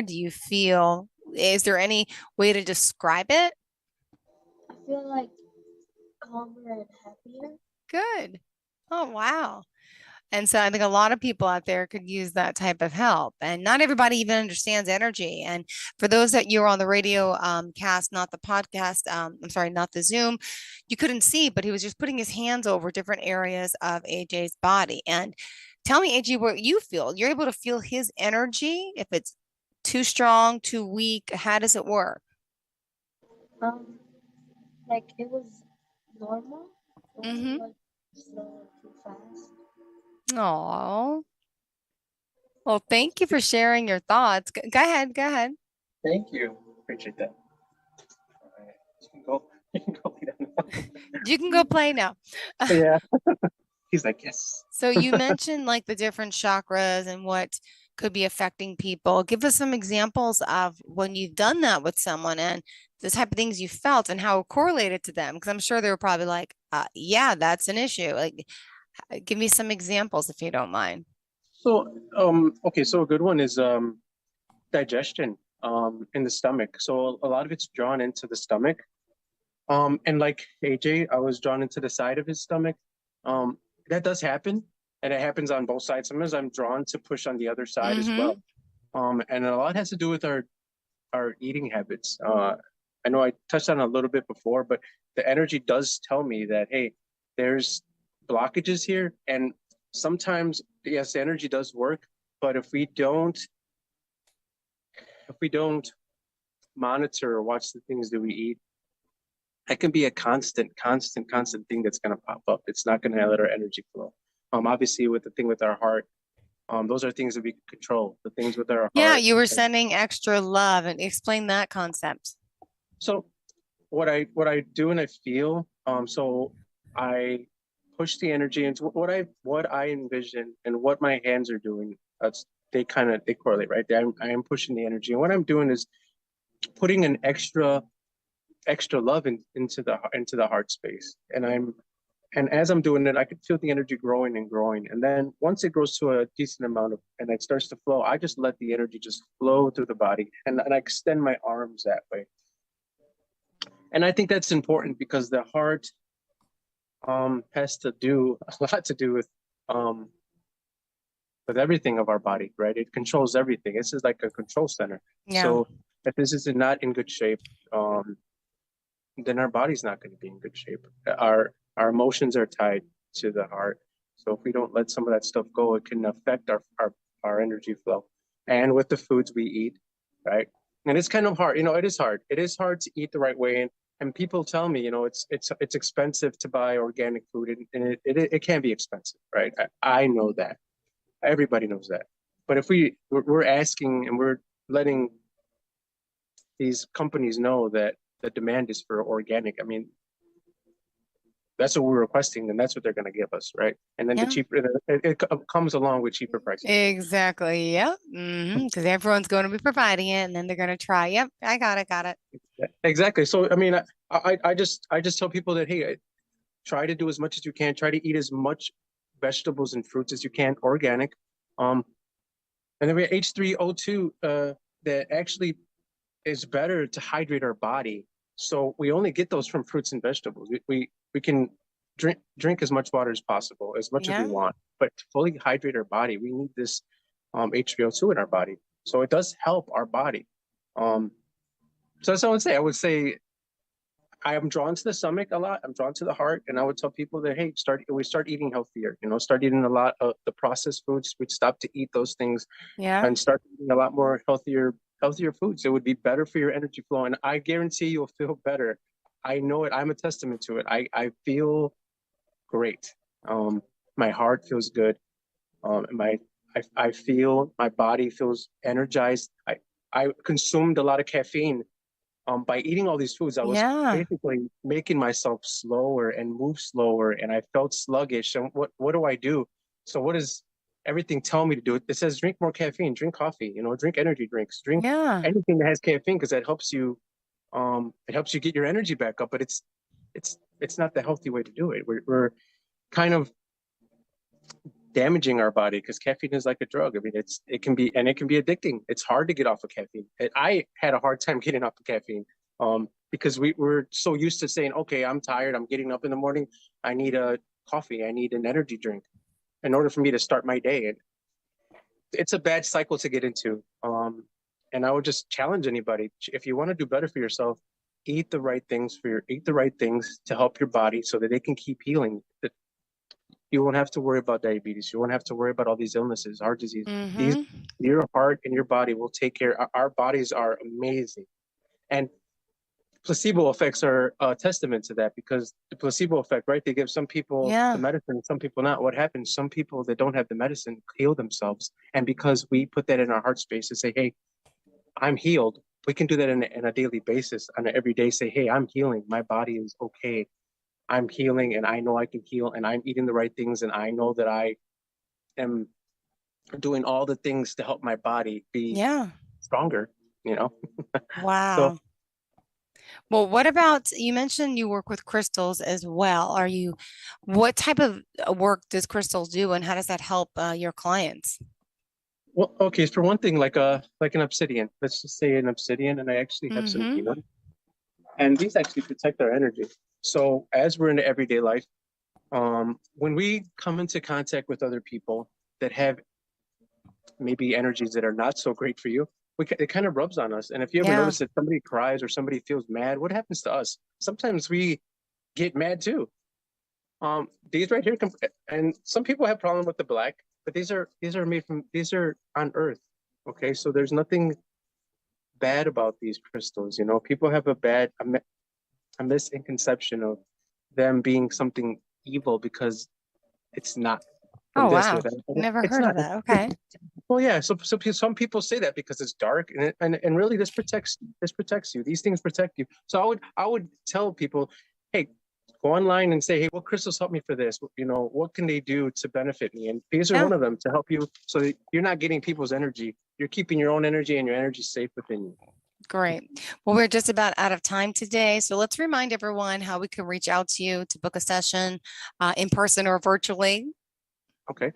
So you can reach me on my website at healingenergyoflight.com. You can also email me if you have any questions about this process. I will be glad to share anything any information that you might need. But you can email me at healingenergyoflight@gmail.com. I have no problem answering, or you can call me. My number is 708-631-2005. Perfect. Well, thank you for being here, for joining us, and for enlightening us today. And looking forward to the next time we get to speak. Just curious, are you on social media as well? Yes, I am at TikTok, and that's Healing Energy of Light. I do have a YouTube, but it's not tied to that. Okay. I have the link in that bio though, so you Perfect. can get the link there. Thank you so much. You have a great day. And to all You of our too. Thank listeners and you. viewers, thank you. We'll see you soon. Are you looking for even more of the podcasts and hosts that you love? The Podcast Business News Network is proud to announce that you now have even more ways to listen live. Check out the MyTuner Radio, online radio box, and Simple Radio apps on iOS and Android, or find us online. Search for Business News Network on mytuner-radio.com, or search Podcast Business News Network on streama.com and onlineradiobox.com/US. Take your podcast on the go and don't miss a minute of the action.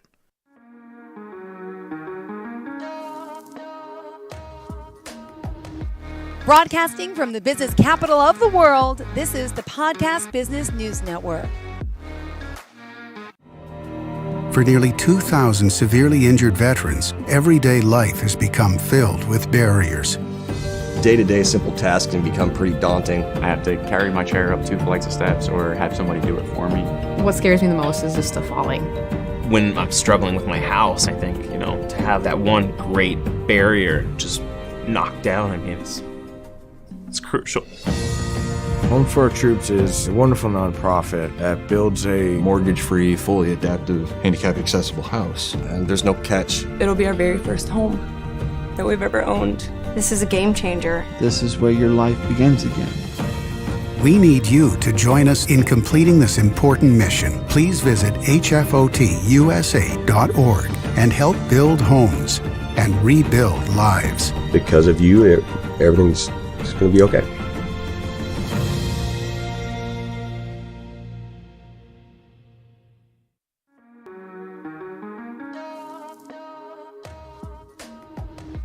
Broadcasting from the business capital of the world, this is the Podcast Business News Network.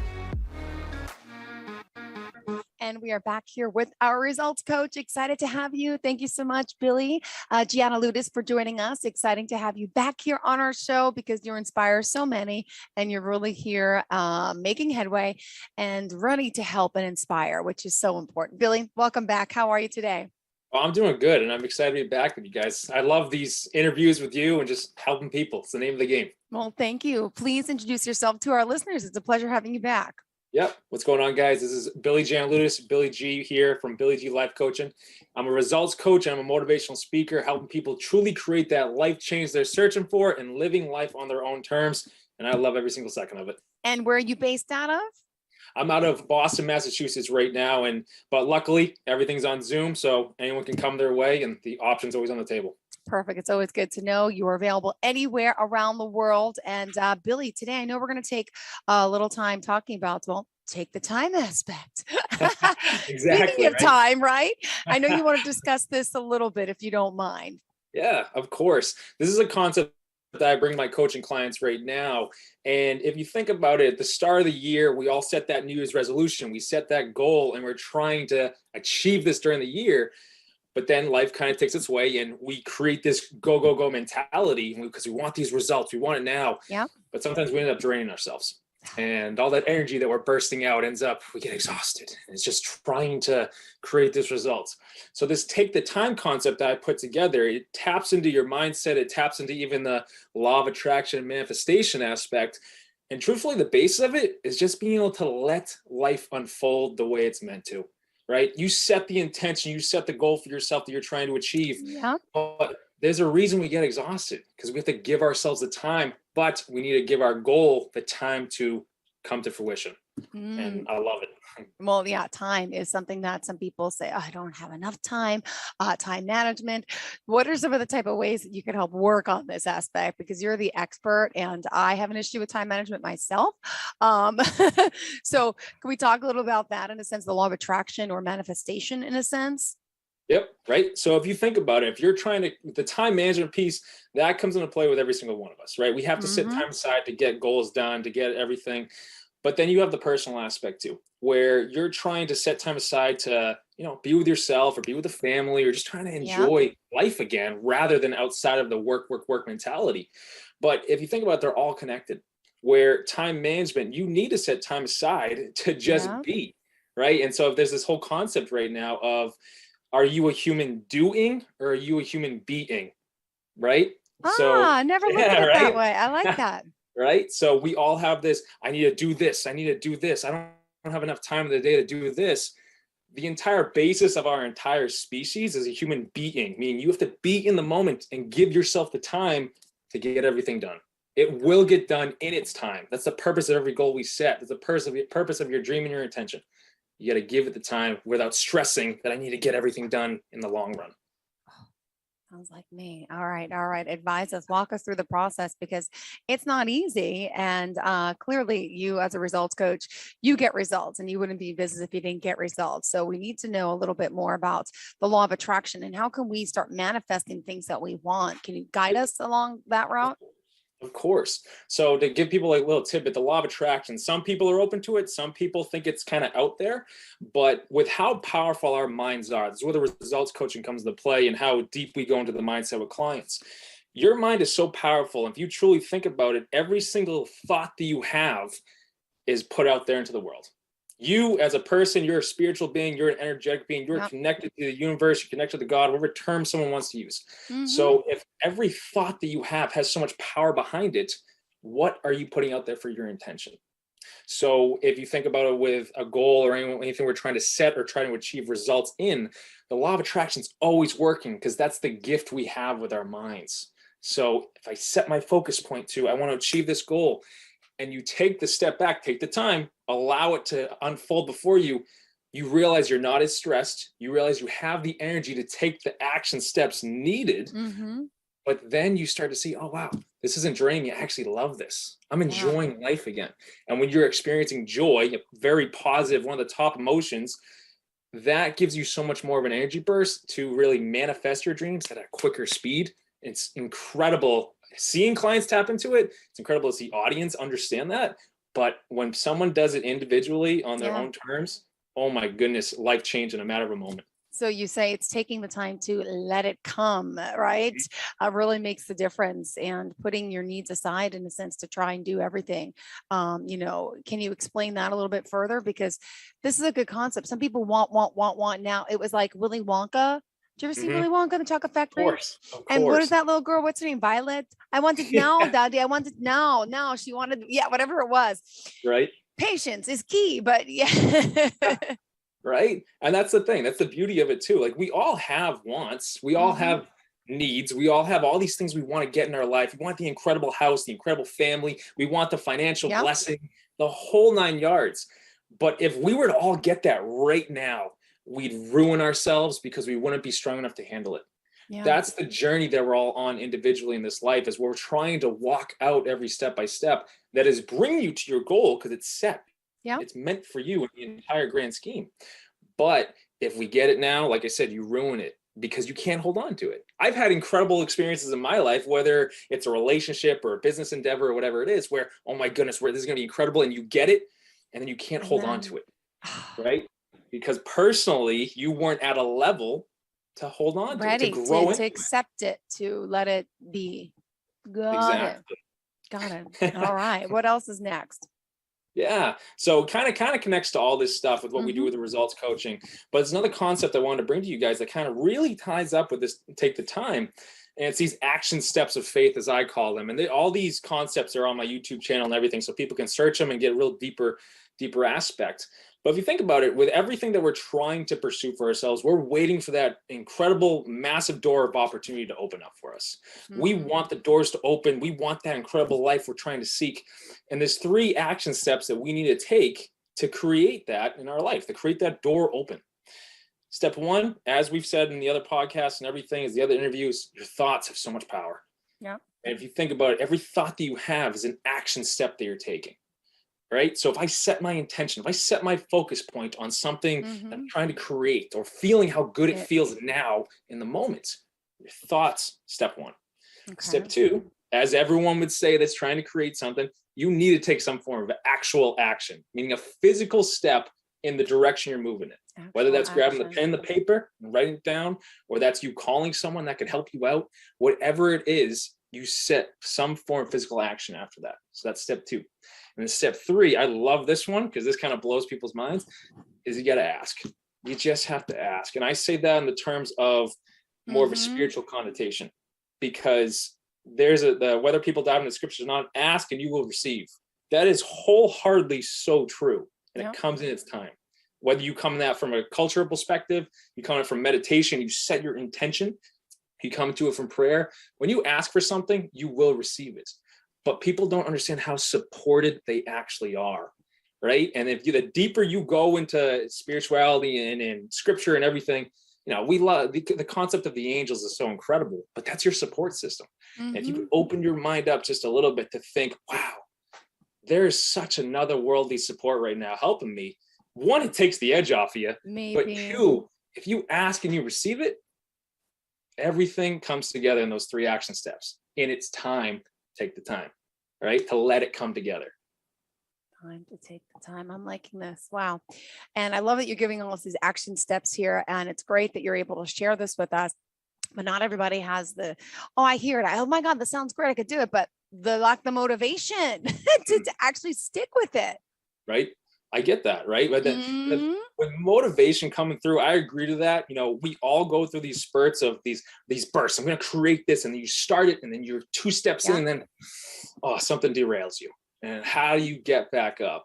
If you look at it from a self perspective, what I believe this wholeheartedly with every single person in the world, what is on your heart is yours to bring to the world.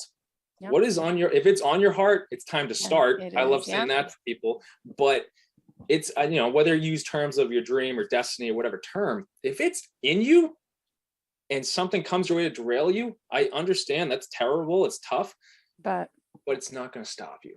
And you actually asked me in our last podcast, which was awesome.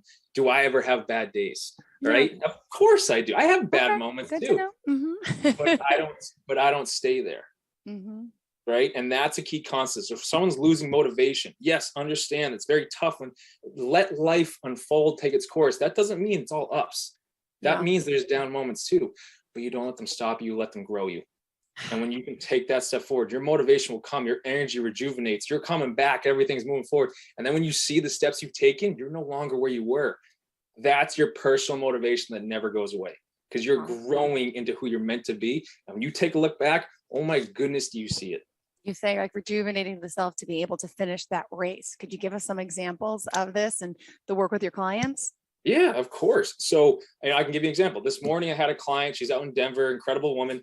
And she comes into session and there's a lot of stress going on at work. There's a lot of stress going on in the family, everything like that. And, I'm like, hey, she gave her examples. You have a go, go, go mentality. She's like, yeah, I know. I kind of have to, because my work kind of piles so much onto me. She showed me her schedule. It's fit into everywhere. I'm like, all right, where's time for you? And she goes, what? I'm like, you don't have time for you scheduled in the schedule. I get it. Live by a schedule if you need to, but where's the time for her? Yeah. And she goes, well, I don't really have time because, I have to get everything done. I was like, yeah, and that's why you're so drained. Mm-hmm. So to rejuvenate the self, to grow yourself, you have to give yourself time to enjoy life again. When we're only focused on what we have to do, that's where you're a human doing, and you completely throw the human being. Come back to the moment. For Billy, for everyone watching this right now or listening to this right now, you only have this moment to create something. Come back to you. That's how you rejuvenate the self. Give yourself the time. Some people take a vacation a year. I understand it. But to give yourself a mini vacation during the week to rejuvenate, whether that's a 20-minute meditation or a prayer, whatever it may be for someone, what that does for the rest of your day and the week, it's energizing like more than anything. And we all have that gift and that ability every single moment at our fingertips. Wow. So again, it ties right back into time for your client who needs to make the time, and it's crazy our schedule, how packed it is. And then for you to point out, and she's like, I'm used to not having time. What's wrong with that? Tell us what happens if you don't make the time for yourself, Billy. What are some of the type of things that start to happen to our bodies, to our minds, to our productivity? Yeah. Oh my, well, productivity, but like productivity you can be gung-ho about everything and see the productivity, but then you start to see it levels out. Mm-hmm. And it's leveling out because you yourself are leveling out. As you said, the body or the mind aspect, we'll focus on the body to start, but if you're exerting all your energy elsewhere and you're not being able to give your body the rest time it needs or give your body the healing time it needs, you start to see your health start to lower. It starts to fade. I'm not going to say you get instantly sick, but over time, there's a reason why that happens. Yeah. And it's connected to our mindset. So if we're focused so much on needing to do everything outside of ourselves without giving our inner self the time, you're exerting that energy, which makes you more susceptible to sickness. It makes you more susceptible to your body kind of breaking down because your focus point is on everything else without giving yourself the time to heal. Yeah. And when people can kind of come back to that, like I've even had clients right now who heal so much faster, whether it's a gym aspect or a true health dilemma, they heal so much faster because they're focusing, everything's aligned again. Their mind is focused on healing, not the stress. Yeah. And that's the struggle, is that stress, time, everything puts so much weight on our shoulders. We struggle. And when stress gets into you, it's the deeper aspect, it's kind of like poison. Stress just kind of deteriorates everything in life. And that's a struggle. That's a struggle. But to come back to you, stress will fade. And how can we be productive when we're so stressed out? And it's bad for company. I know you also work with corporations. You're also a motivational speaker, but I'm sure you see this time and time again, the bottom line being affected because the clients are stressed. The clients are not giving themselves time, let alone time to work. Maybe it's too much. There's got to be a balance of time at work, time of play in a sense. And I'm sure now you work with a lot of companies as well. Could you just explain how that works and some of the employees that you've dealt with and what you've seen in companies in the past as well about their time management habits? Of course. Yeah. So in companies and corporations I've spoke to in the past, why they bring me in is because they're seeing the stress level or low energy level of their employees. The morale is down, the motivation's down. Like people don't want to come to work, especially given COVID and everything we're dealing with the world right now. People don't want to go into a building anymore because there's so many other aspects in the play.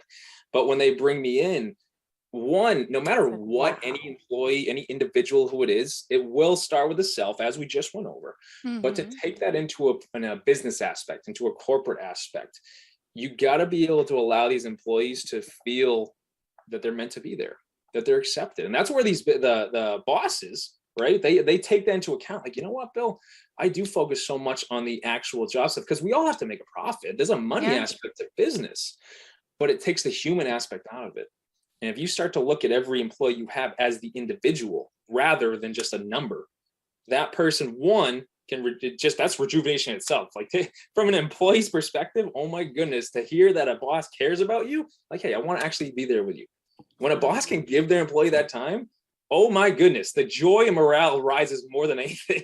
But then to have the employee actually set aside time, and that rises it. Like anxiety, everything will get to us because we're so stressed over, I got to hit these numbers, I got to do this.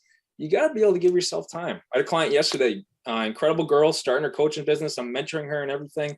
And she lost 2 clients the night prior. So she was like, Billy, I got to hit these numbers. And I was like, hey, you're learning the process. Yeah. There's a reason here. So I said, don't go home and work on this stuff. Go treat yourself, go to a lake, go sit by the lake and just be there. Be with yourself and enjoy knowing that you took all these steps to get here. She's conquered so much in the past couple of months working with everything we're doing. She's so far, but to her, one bounce put her back to square one. Yeah. To be able to bring her back, like, hey, you're exactly where you need to be. That's what people need to hear more of. And whether it's on a business perspective or an individual perspective, knowing that you're cared about. And you also wanted to mention something about action steps of faith. Could you explain that? Those are the key points. Yeah, with the thoughts, the physical actions, and the asking. Ask. The support is always there. Okay, good. Right? Right? Tied it in there for you. But with the action steps of faith, like I said, there's a video on YouTube explaining that in more detail for people, but it starts with your thoughts. You know, if your thoughts are focused only on the stressful aspects, you're going to see stress in your life. Yep. If your thoughts are focused on all the good things and the blessings you have around you, oh my goodness, you're going to see the energy rise in you. And that's the beauty of the coaching sessions, because you start to see people elevate, but then to see that expand from you, it's all in a thought perspective. To physically walk it out after you have that great feeling, that energy, that emotions rising in you, nothing is unconquerable. We'll say that, right? You can conquer whatever comes your way. And then to be able to take those 2 steps of action, thoughts, and then something physical, and then to just ask and know that it's on its way. Ask and you will receive. There's a reason that's a scripture, and there's a reason that's throughout history. It does come because you're saying your intention. Whether you look at it from a scripture perspective or a manifestation perspective, you got to ask and just watch as it comes your way. It's incredible. Wow. How else do you want to, enlighten us today? We still have, 12 minutes left. We've been on a roll. It's a lot. This is great. Just to point out, I don't think we even brought up the website. Best forms of contact for you, please. Yeah, of course. So people can start, go to BillyGLifeCoaching.com. You can set up a free strategy call with me and we can dive right in. But also you can see other aspects that we offer with our life coaching sessions and everything we can help you with. Then you can find me on YouTube, as I've mentioned. Yep. Once a week with Billy G. You'll see all these videos pop up from over the past 5 straight years of every Sunday bringing you something once a week to help you move forward in some way. Whether that's the steps of faith, whether that's the take the time aspect, something to teach you once a week to help you continue to move forward. And then Instagram at Billy G Analutis, just straight my name, and you'll find all these posts and everything to help you on those quick little aspects. The social media is so quick now where people are scrolling. We want to help you in such a quick way where it's like, hey, that's that jolt. I needed that. I'm going to go conquer today. So whatever it may be. And communication's key. How do you stay in touch with your clients? What forms of contact do you use? Yep. So with my specific clients, you'll always get my number. So I love being the coach that will give you that text support, that call support. Or if we're meeting in a session once a week, everything like that, we're there, we're conquering, we're moving forward, we're rising the energy, whatever it may be. After that, say 2 days, 3 days goes by and you hit a wall. Or one of those things we mentioned earlier that derails you, knocks you off. You got Billy in your pocket. You got Billy in your corner. And I'm going to be right there for you, making sure you're moving forward on the action steps we set forward for you, but also conquering, achieving the results that you're seeking. So for clients, they always got my number right there. For someone reaching out questions, I'll be right there for you. Whether it's an Instagram message, a Facebook message, an email, reach out today and I'm going to be in your corner ready to help you one step of the way. Great, Billy. And what other thoughts do you want to share of inspiration and, why you, what makes you so unique? I know a little bit of your background. We've talked before, maybe not everybody does, but, I know you studied under Tony Robbins and many others, and you as a coach even still get help from a coach, right? Oh, exactly. 100%. And like I said, like you said, studied under Tony Robbins and his team of therapists. So that paved the way. And then I just started expanding it on my own run. So what makes me different from all the other coaches, I love helping people with the trifecta. Whether you come in and you have a mindset goal or a body goal or a spiritual goal, we're going to dive into how they're connected. But if someone comes to me with last night, first class with session with a new client, incredible guy, he's been struggling with anxiety for over 35 years. That's our focus. But to dive deeper into that, how your body's related to that, how that's a very big mindset aspect, and you conquer that. And then if someone's open to it, if someone's inclined, some people aren't, but the spiritual piece comes into play with all of it. And that's on the table if someone wants to talk about it, right? But Billy G is going to help you one way or the other. So, and because that's we're all on a journey individually. Take a step, one step at a time. If yours isn't mindset or body, but it's spiritual, and you're trying to grow yourself with spiritual growth, it's there. If it's not spiritual and it's mindset growth, it's there. I love being the coach that helps people get results on those three fronts. It's incredible. Now, sometimes people come to you, not even really understanding what's wrong or why they're not getting somewhere, why there's a lack of moving forward, why there's a lack of progression. I mean, just by talking to them, can you kind of see by the way they're speaking, by the way they're acting or eye contact, like what's really going on? Do you help them dissect that? Because you could read people pretty good, I'm sure. 100%. And that's the beauty about being a coach and being in the field for so long. You learn physiology. Like even last night in our first session, this guy, his name's Steve, incredible guy, started with him. And Steve, he's never pursued his goal or his dream. And that's a piece of his anxieties. Because in pursuing other goals, people have told him to pursue. I think all of us can, relate to that in some regard, whether it's a young person or where we are now. There's something you're meant to achieve, but sometimes we put it off because we're waiting for other people. And I asked him certain questions. And that's what, with my questions, I'm going to guide you to we're going to guide yourselves to an answer. And with Steve, I said, Steve, what do you always want to do? I've always wanted to open a restaurant. And then he started talking about it, and the smile that came across this man's face, you could tell this is what he was meant to do. And he could never put his finger on it. And then we started building it, and you see his energy rise. And then at that point, this guy just found his dream. So with us in our coaching sessions and everything, yes, I'm able to dissect it instantaneously sometimes. That's what being a speaker as well, there's always questions time for people to just bring up whatever, and it's always quick fire. And that's so much fun for me because it puts me on the spot, but it shows like, hey, people are getting help right away, and I love it. But with those free strategy sessions where people see more about what the coaching aspect through the website, you can set one of those up, and in a matter of that half hour, we're getting you to an answer, and we can build on it. If someone wants to become a client, let's go. We're going to run with it. But yeah, no, dissecting that right away for people. Oh, that's phenomenal. I love doing that. It's so much fun to help people whenever it pops up. Aw, and what other stories do you want to share about the work you do? And of course, those out there that are listening that could potentially get the help they need from you, Billy G. Yeah. So I guess I can, we've gone over someone having something that they're trying to pursue, a goal. This is an incredible business podcast. People have something they're trying to bring to the world. As we said earlier, give it the time. You have to let life unfold. And if you're go, and you're exerting all that energy, you're going to find that you're so drained when you eventually get to your goal. Life is meant to be enjoyed, right? It's a journey for every single one of us, no matter what we're pursuing, no matter what level we're at. We're supposed to come back to the moment and enjoy it. So another concept that I bring up to people is you have to enjoy life. And that's not spelled ENJOY, that's INJOY. Meaning you have to be in joy as you're going about your life. Yes. Right? So, and then, in our coaching sessions too, we dive into when people are really getting deeper into the mindset, the different emotional levels. And joy, love, gratitude, those are all at the top of this list. And when we're experiencing these higher levels, life brings on such a positive energy. You start to see your manifestations, creations, everything comes so much quicker. There's a speed to all this stuff, and there's a step to all this stuff. But when we dive in and teach people these little tiny traits where, as you said earlier, where someone could come in and they don't know what's wrong.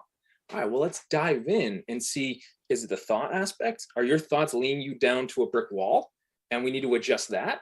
Is it perspective? And if we change your perspective and rise and change it to a higher level, do you see life on a higher level? Or is it physical activity and you just need the energy up and everything and you got to go to the gym? We set this stuff up. There's all these different pieces to play. So if someone listening, take the time. There you go. Shut up for that. Take the time for yourself to write it down, to actually say, all right, what is it? What is it I want in this life? What is it I want to create in this life? And let it unfold and just see where it takes you. And if you need help with it, help's always there. Whether it's me or someone that comes across your way, you got to ask for it.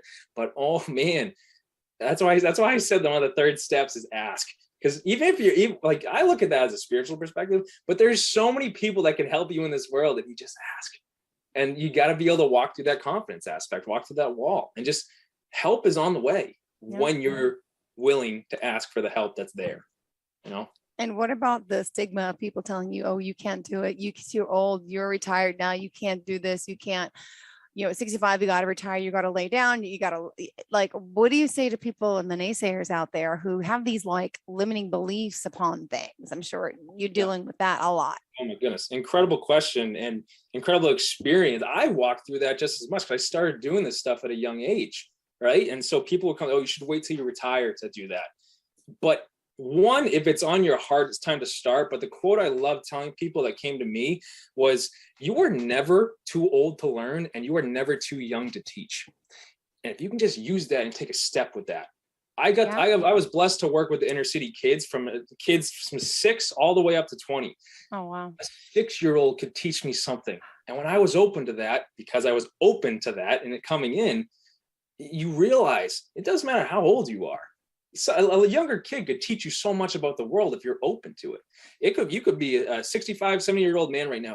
I never did. I didn't pursue my passion.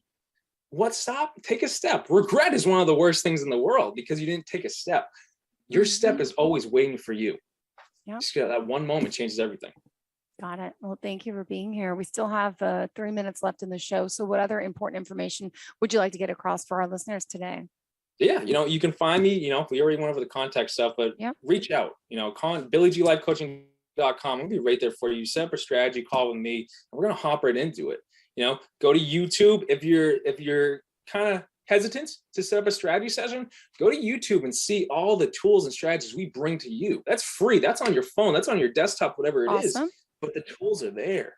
And then find me on Instagram, guys, at Billy Janaludis, and, see what's there for you. There's always help on the way. Thank you so much. And do you offer an initial discovery call for people to get started? Right. That's the strategy sessions that I love offering people. Perfect. Yep. Exactly. Good. That's always good to know. Yeah, exactly.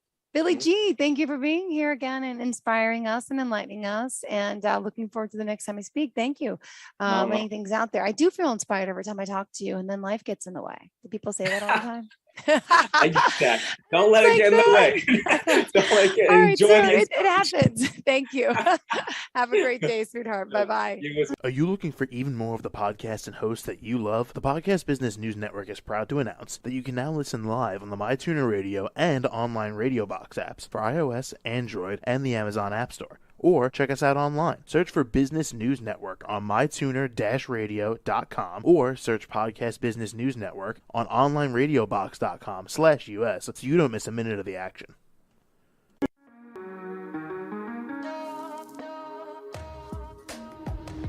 Broadcasting from the business capital of the world, this is the Podcast Business News Network. For nearly 2,000 severely injured veterans, everyday life has become filled with barriers. Day-to-day simple tasks can become pretty daunting. I have to carry my chair up 2 flights of steps or have somebody do it for me. What scares me the most is just the falling. When I'm struggling with my house, I think, to have that one great barrier just knocked down, it's crucial. Home for Our Troops is a wonderful nonprofit that builds a mortgage-free, fully adaptive, handicap-accessible house. And there's no catch. It'll be our very first home that we've ever owned. This is a game changer. This is where your life begins again. We need you to join us in completing this important mission. Please visit hfotusa.org and help build homes and rebuild lives. Because of you, everything's just going to be okay.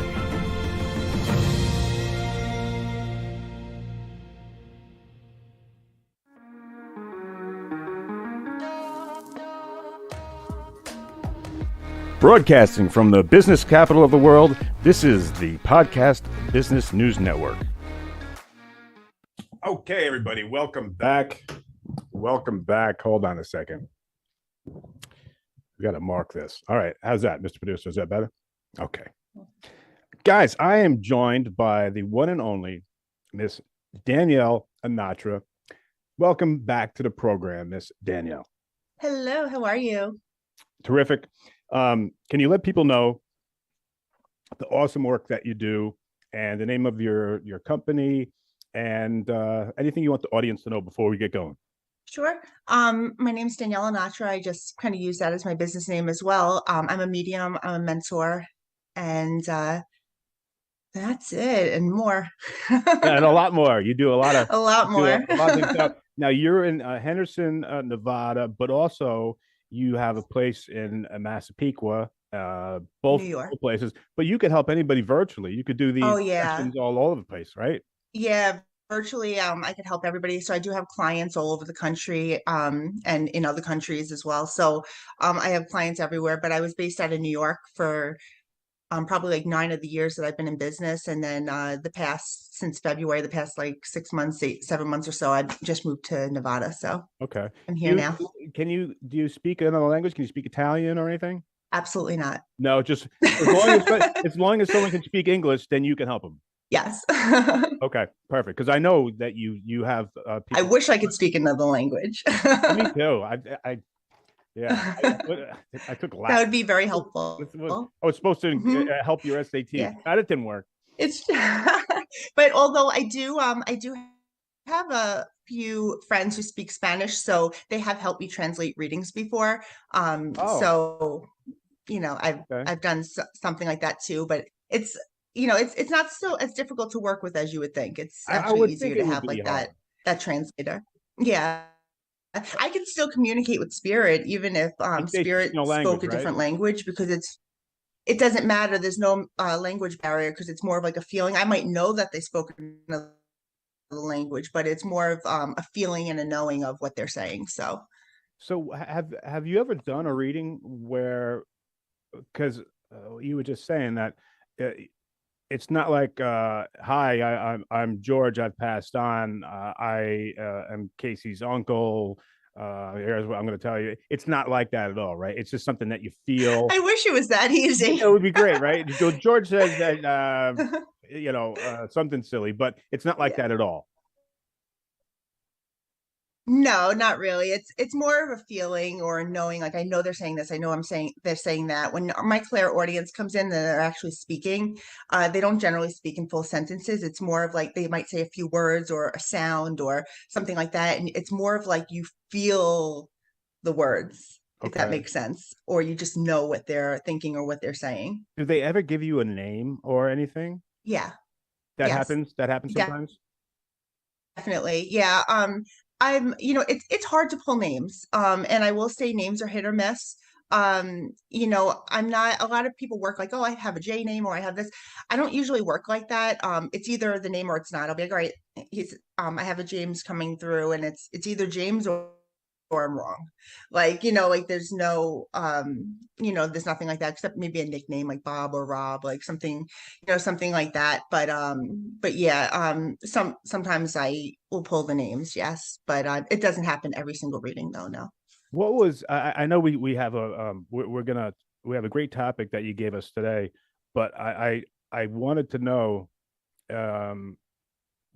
Producer, my sound is okay? Yeah. Okay. Just wanted to check. I always love hearing stuff like this, and I think I've asked you before, but can you tell us just to get started, what was I know there were probably thousands of times, but one that comes to your head where you were doing a reading and the person was floored because of something or someone or realized something?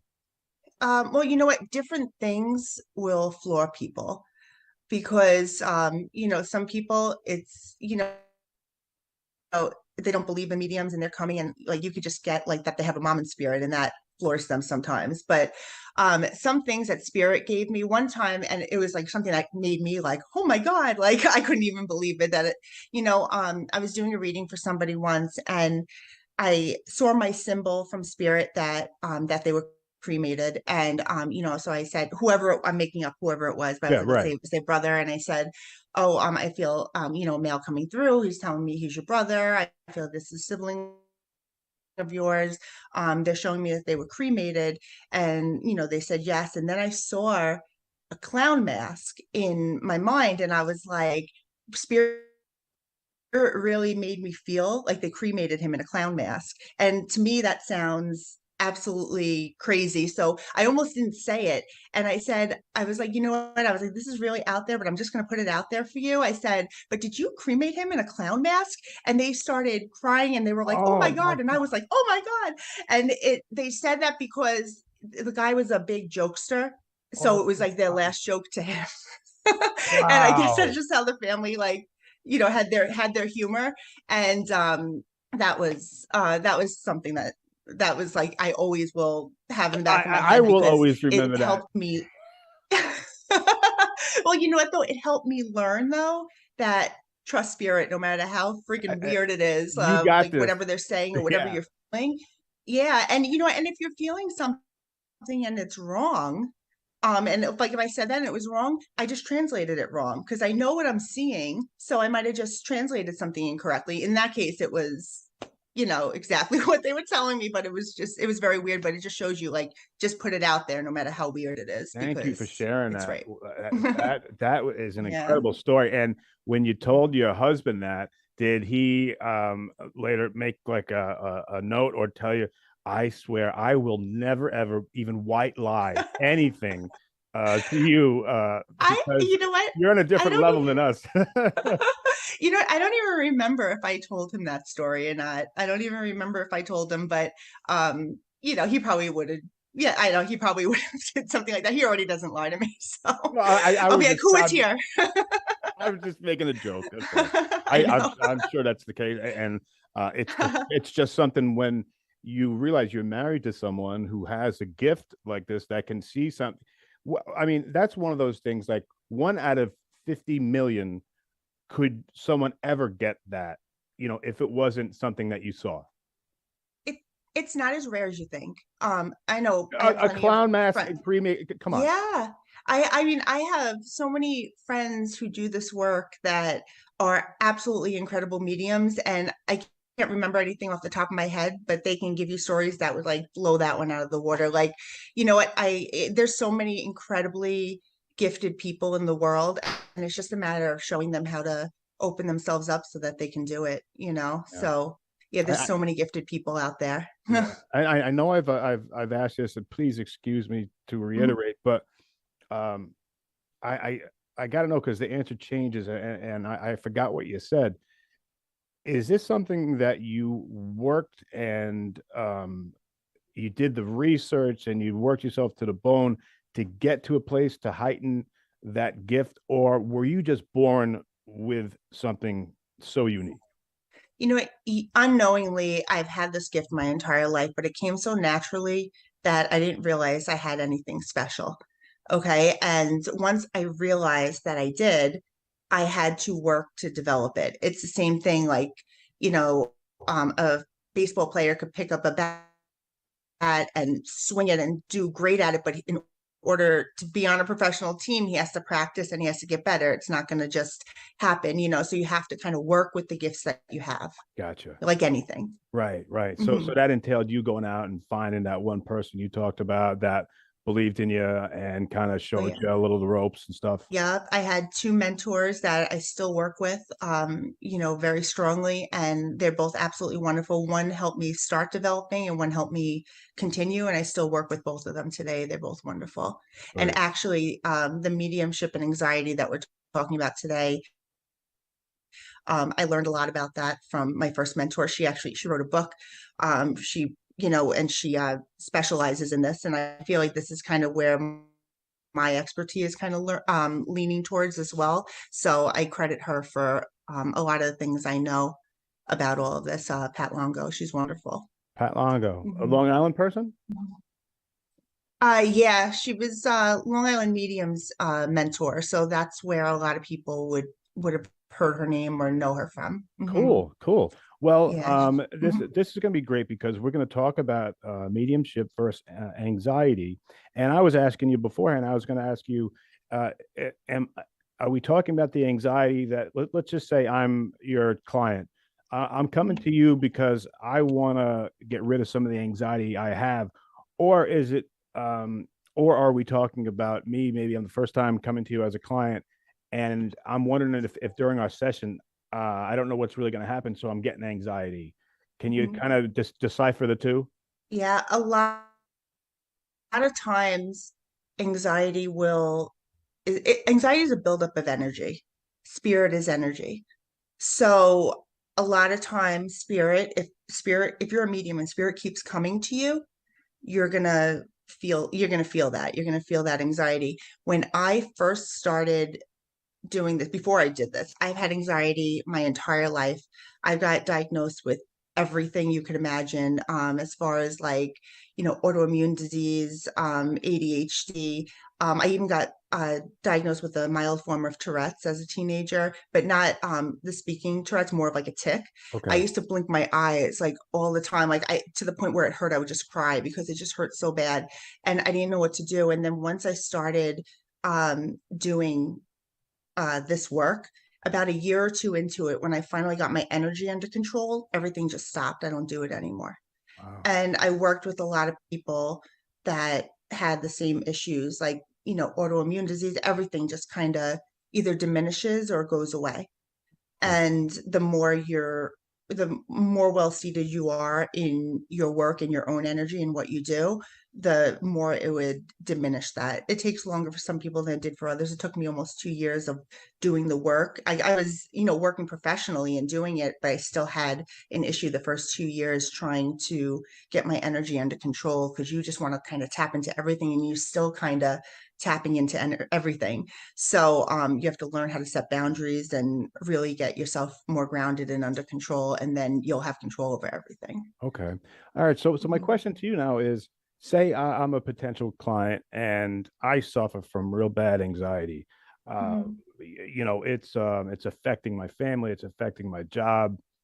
And my question is, from the outside, is how is mediumship going to help my anxiety? Well, if it is spirit that is coming to you, and that is what happened, what's happening, you have to get control of the energy around it. The energy is something inside you that builds. So everyone has a different route for their issues. So for instance, if you want to listen to the radio and you need to tune into a certain station, and some stations are fuzzy, some aren't. And to do that, you have to find your frequency. And once you do that, it's easier to hear and listen to whatever you need to. And after playing with the dial, you learn the station that comes in clearest for you, and it's easier for you to access. So it's the same thing. It's just about finding your frequency. Okay. Mhm. So specifically, like if you're doing a reading, how or do I have to put my finger on what I might, I switch? don't, well, it's weird because if I'm doing a reading, I might pick up on the anxiety and maybe what the cause of it is, but I'm not really, working with you at it, because this is something you're going to be working at for a long time. So that's more of like a mentoring thing. But during a reading, I may just pick up on it and, what it's stemming from. Because for everyone it's different. A lot of times, it's spirit and they're mediums or healers or something, and they need to like kind of just get that energy out. Some other times it's fear, and it's a matter of them kind of taking control.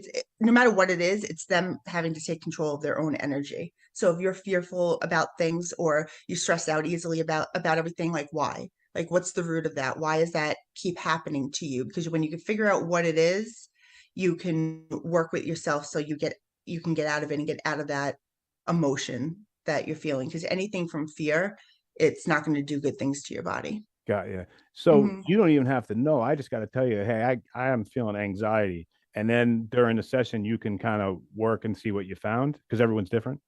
Everyone's different. different. And sometimes that doesn't even come up in a reading. It depends on what the person needs, you know, or needs to gain from the reading. Like sometimes right before a reading, I'm sitting in my office and I start getting anxious and I'm like, why am I getting anxious? And the person comes in and they're like rocking back and forth and then, you know, so I'm You like, knew it you're was picking coming. up on, yeah. So you're picking up on the person. When I first started, I was like, oh my God, why am I nervous to do a reading? And then I'm like, I'm not nervous to do a reading, you know, and it would take me a second. But now I'm like, if I feel it, I'm like, oh, this person's nervous. So I usually just take a little extra time with them, like in the beginning, and I'll sit and I'll just talk to them for a few minutes and like make them feel comfortable so they can kind of, So your you know, energy can calm their energy down.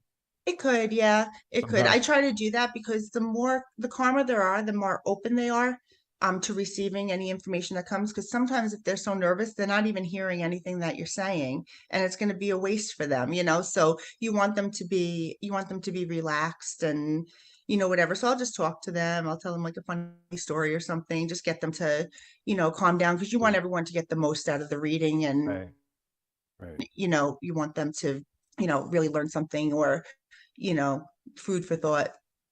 I got So, you. So what? mhm. So has there ever been a time, or is it the majority of the time, where you do a reading, and we're talking about mediumship, right? We're talking Mhm. about a mediumship reading. So say someone comes from their past or whatever, are they able to subside their anxiety just by knowing that person's there, or whatever they have to give messages to you and you Yeah. pass on? A lot of people feel guilty around people's passings.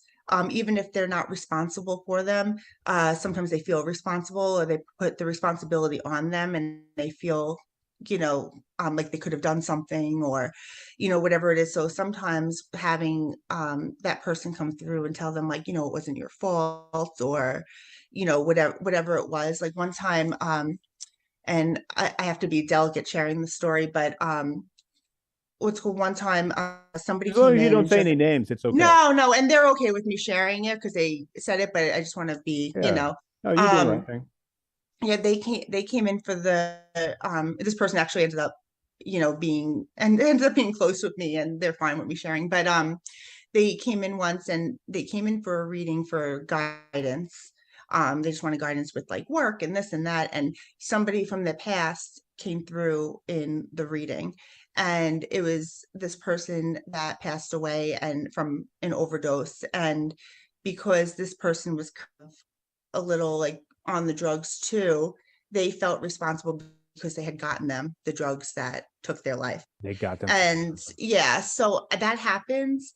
And I say that because this has happened more times than I can count, you know, during a reading. So, you know, that's a major thing that people feel really, you know, guilty for, or they feel like if someone was depressed and took their own life, they feel like maybe I could have said something, maybe I could have talked to them, maybe I could have, you know, did something to, you know, make them feel better. The And, guilt, yeah. you know, yeah, and these people, you know, they come in and it's like I wouldn't know the words to say to you to make you feel better, but when they come in, it's like the words that just come out are like it really could help a lot of people just feeling, you know, feeling that. So And did yeah, that give some composure, some comfort yes. to that person?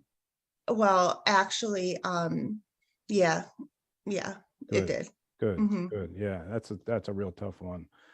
Yeah, there's some people that they're just so depressed and they come and they think like, you know, coming to a medium or a psychic is like their last stop, you know, and people don't realize how, you know, how serious this work is. People like, you know, they always like to put it in the category of entertainment and, you know, this, but I mean, I can't even tell you like some of the people that come to me that leave me like you know, you really feel for people. I have a whole Rolodex like in my office, just like, you know, suicide hotlines and like recovery coaches. And I actually got certified to be a recovery coach at one point because I wanted to learn more about it and just to help people because I got a lot of people who were like with drinking and drugs and, you know, eating disorders and things like that. So I wanted, and, you know, I don't have all the answers for you. And I'm not a doctor, I'm not a therapist, I'm nothing like that, but I always want to be able to guide you to someone that, you know, can help you so that I don't have to be your last stop and somebody else could, you know, do it. People don't realize the, you know, the seriousness, the heaviness that this work could, could really bring. There's a lot of people with a lot of, I could tell you stories for days, and they're very, very sad, but doing this work, you have to learn to detach, like big time.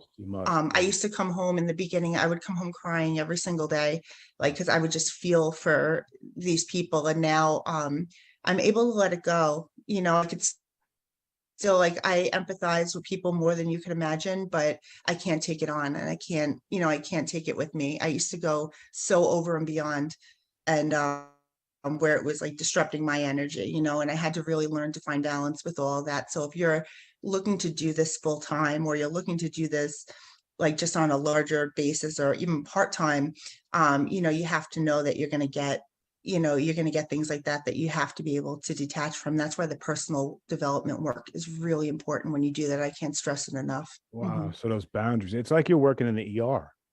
Yeah.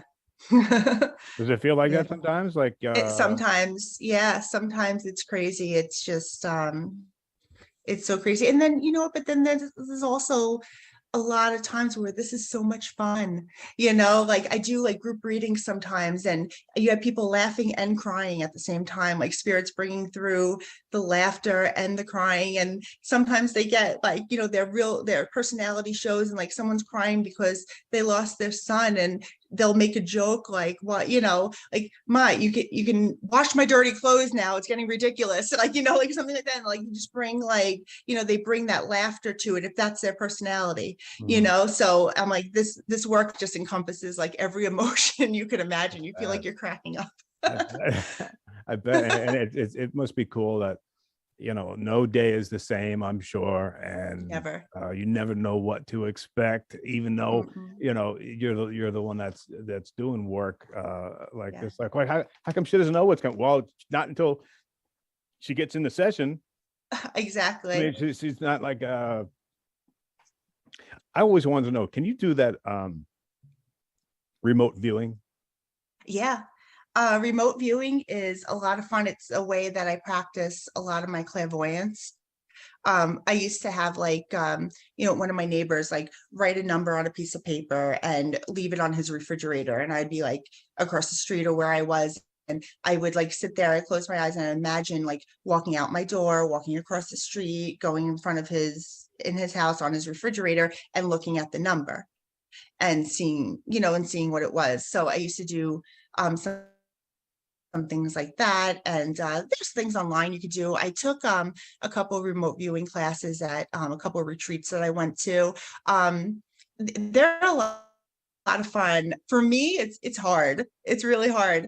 But it's, it's good though. Like 70% of the time, I think I could get something that, is on it, but I have to, it's a science. Like they actually have like classes in college, like that you could take on remote viewing and things like that. And I think it's so fascinating and it's so cool. So that's something I always want to like get a little better at. Yeah. Yeah. I always ask awesome. you, because I want to know. And for some reason, I had thoughts about my father while we were doing this research. Is anybody in here now? I always check with you just to make sure. Is anybody here? I always check with you.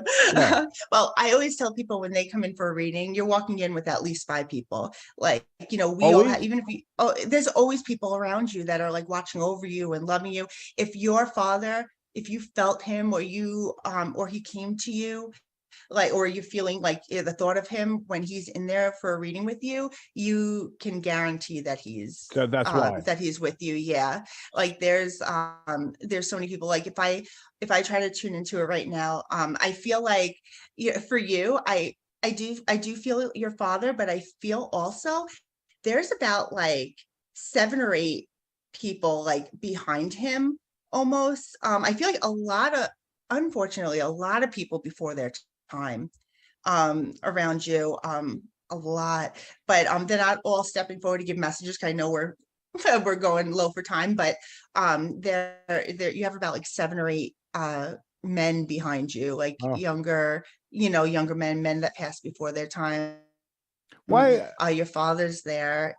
Mm-hmm. I'm sorry, I didn't mean to interrupt, because there was a little lag, so I oh, okay. That's why I'm noticing that today. Yeah, I didn't mean to interrupt, but I'm noticing that. That's okay. So can I ask, I know we only got a couple of seconds, but people love this stuff and they're so interested, and of course so am I, but If it happens to be my father and who's here, and then there are 7 people behind it, why do what makes people be together in this other dimension, do I say? It's like a soul family, it's your soul family. Like you know them, whether it's you that brought them together or everybody was together in another lifetime. And it doesn't they don't always have to come through together either. They could just be there, they could just be there. Like your dad is with your grandfather as well.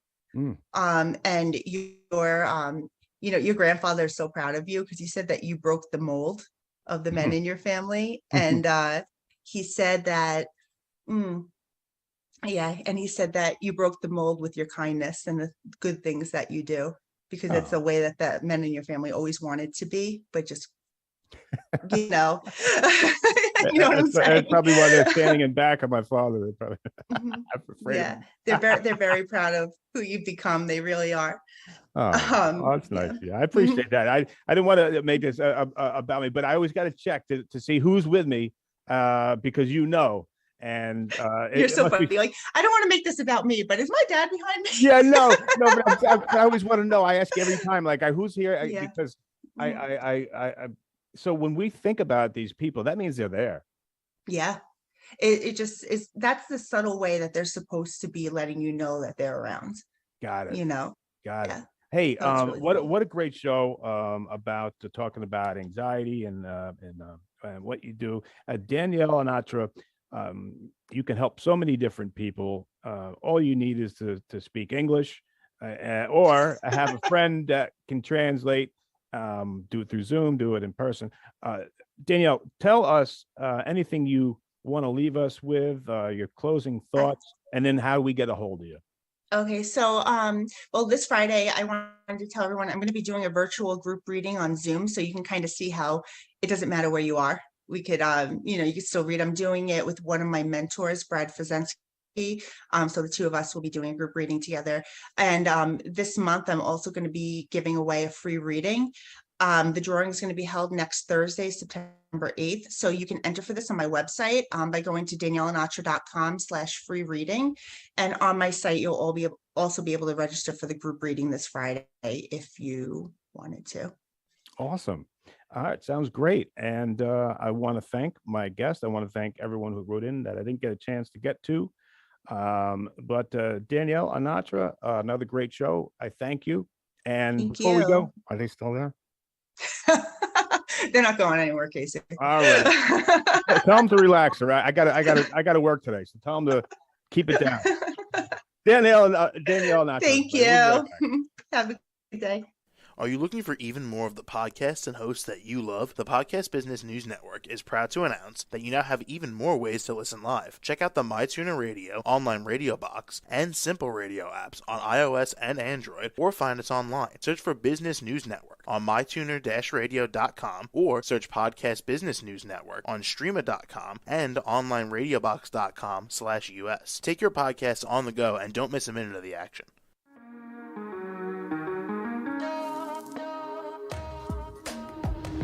Broadcasting from the business capital of the world, this is the Podcast Business News Network. For nearly 2,000 severely injured veterans, everyday life has become filled with barriers. Day-to-day simple tasks can become pretty daunting. I have to carry my chair up 2 flights of steps or have somebody do it for me. What scares me the most is just the falling. When I'm struggling with my house, I think, to have that one great barrier just knocked down, it's crucial. Home for Our Troops is a wonderful nonprofit that builds a mortgage-free, fully adaptive, handicap-accessible house. And there's no catch. It'll be our very first home that we've ever owned. This is a game changer. This is where your life begins again. We need you to join us in completing this important mission. Please visit hfotusa.org and help build homes and rebuild lives. Because of you, everything's going to be okay.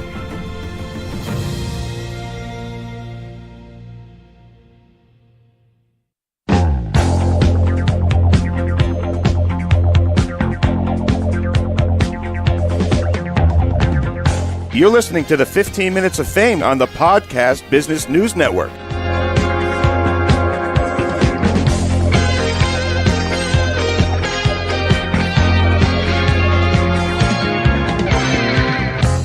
And we are excited to have Marcus Boyd here joining us, our 4-time award-winning autism activist. Welcome to the show today. How are you, Marcus? I am fine. How you doing? It's a very much an honor. Oh, it's an honor to have you here with Autism Month, of course, awareness in effect here for the month of April. It's exciting to have you here. Would you mind introducing yourself to our listeners and viewers today? Well, my name is Marcus Leonardo Boyd. I am a 4-time autism activist award winner, 13-time music award winning composer and musician, and I have autism. And for those out there who are wondering what is autism, if they don't know, would you mind just filling us in on about it a little bit? Well, basically autism, as they say with the CDC research and like Google and stuff of that nature, they say that it's like a neurological, like brain, but for me, it's like we think different, we communicate different, we learn different and stuff of that nature. There's nothing wrong with it. It's not a disease. It's not a diagnosis. I mean, it's a diagnosis, but it's not a disease or anything else. And you can live fulfilled and successful lives. Absolutely. My nephew, who is 13 now, he has autism. And my children are in school, they just did their autism puzzles yesterday. So it's great that there's so much awareness about it. And I want to hear your personal journey and your story as well. You're from Little Rock, Arkansas, correct? No, ma'am. I was born in Atlanta, Georgia, raised between Atlanta and Brooklyn, New York. Brownsville, to be exact. Atlantic and Rockaway, Blake's and Lennon.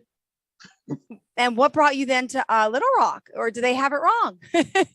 No, I am currently in Little Rock. Okay, great. I wanted to, really make a difference in this city. So, you have to come here and hit the ground running. Beautiful. So talk to me a little bit about your story about growing up and what you experienced. I want to also point people to your website, autismactivistmarcusboyd.com. So tell us your story and your journey with autism, Marcus. Well, basically, I got diagnosed April 12th, 1993.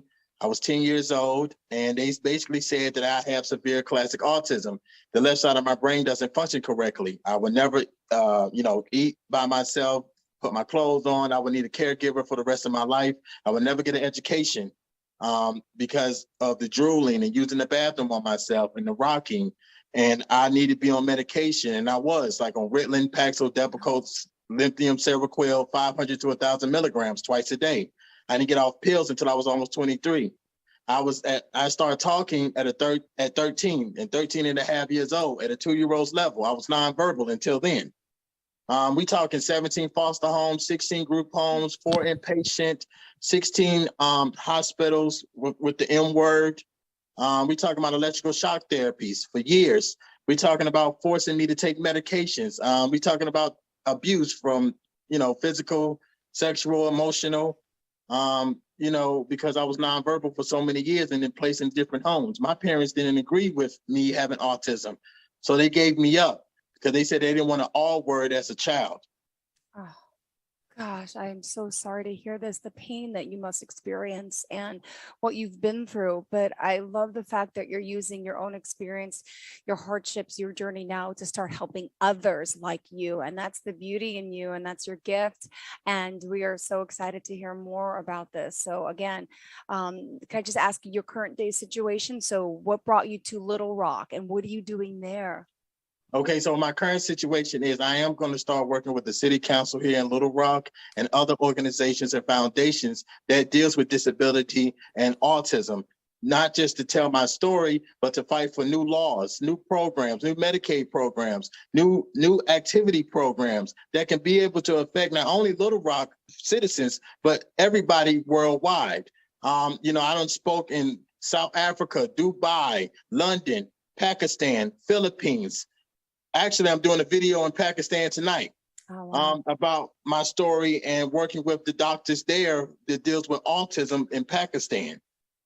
So, my thing is, it's not just a United States issue, it's a global issue. Oh, absolutely. And I'm so excited you're here becoming an activist. So before Little Rock, were you in Brooklyn also working as an activist as well, or what inspired your move to Little Rock? That you know, of course, you're working with the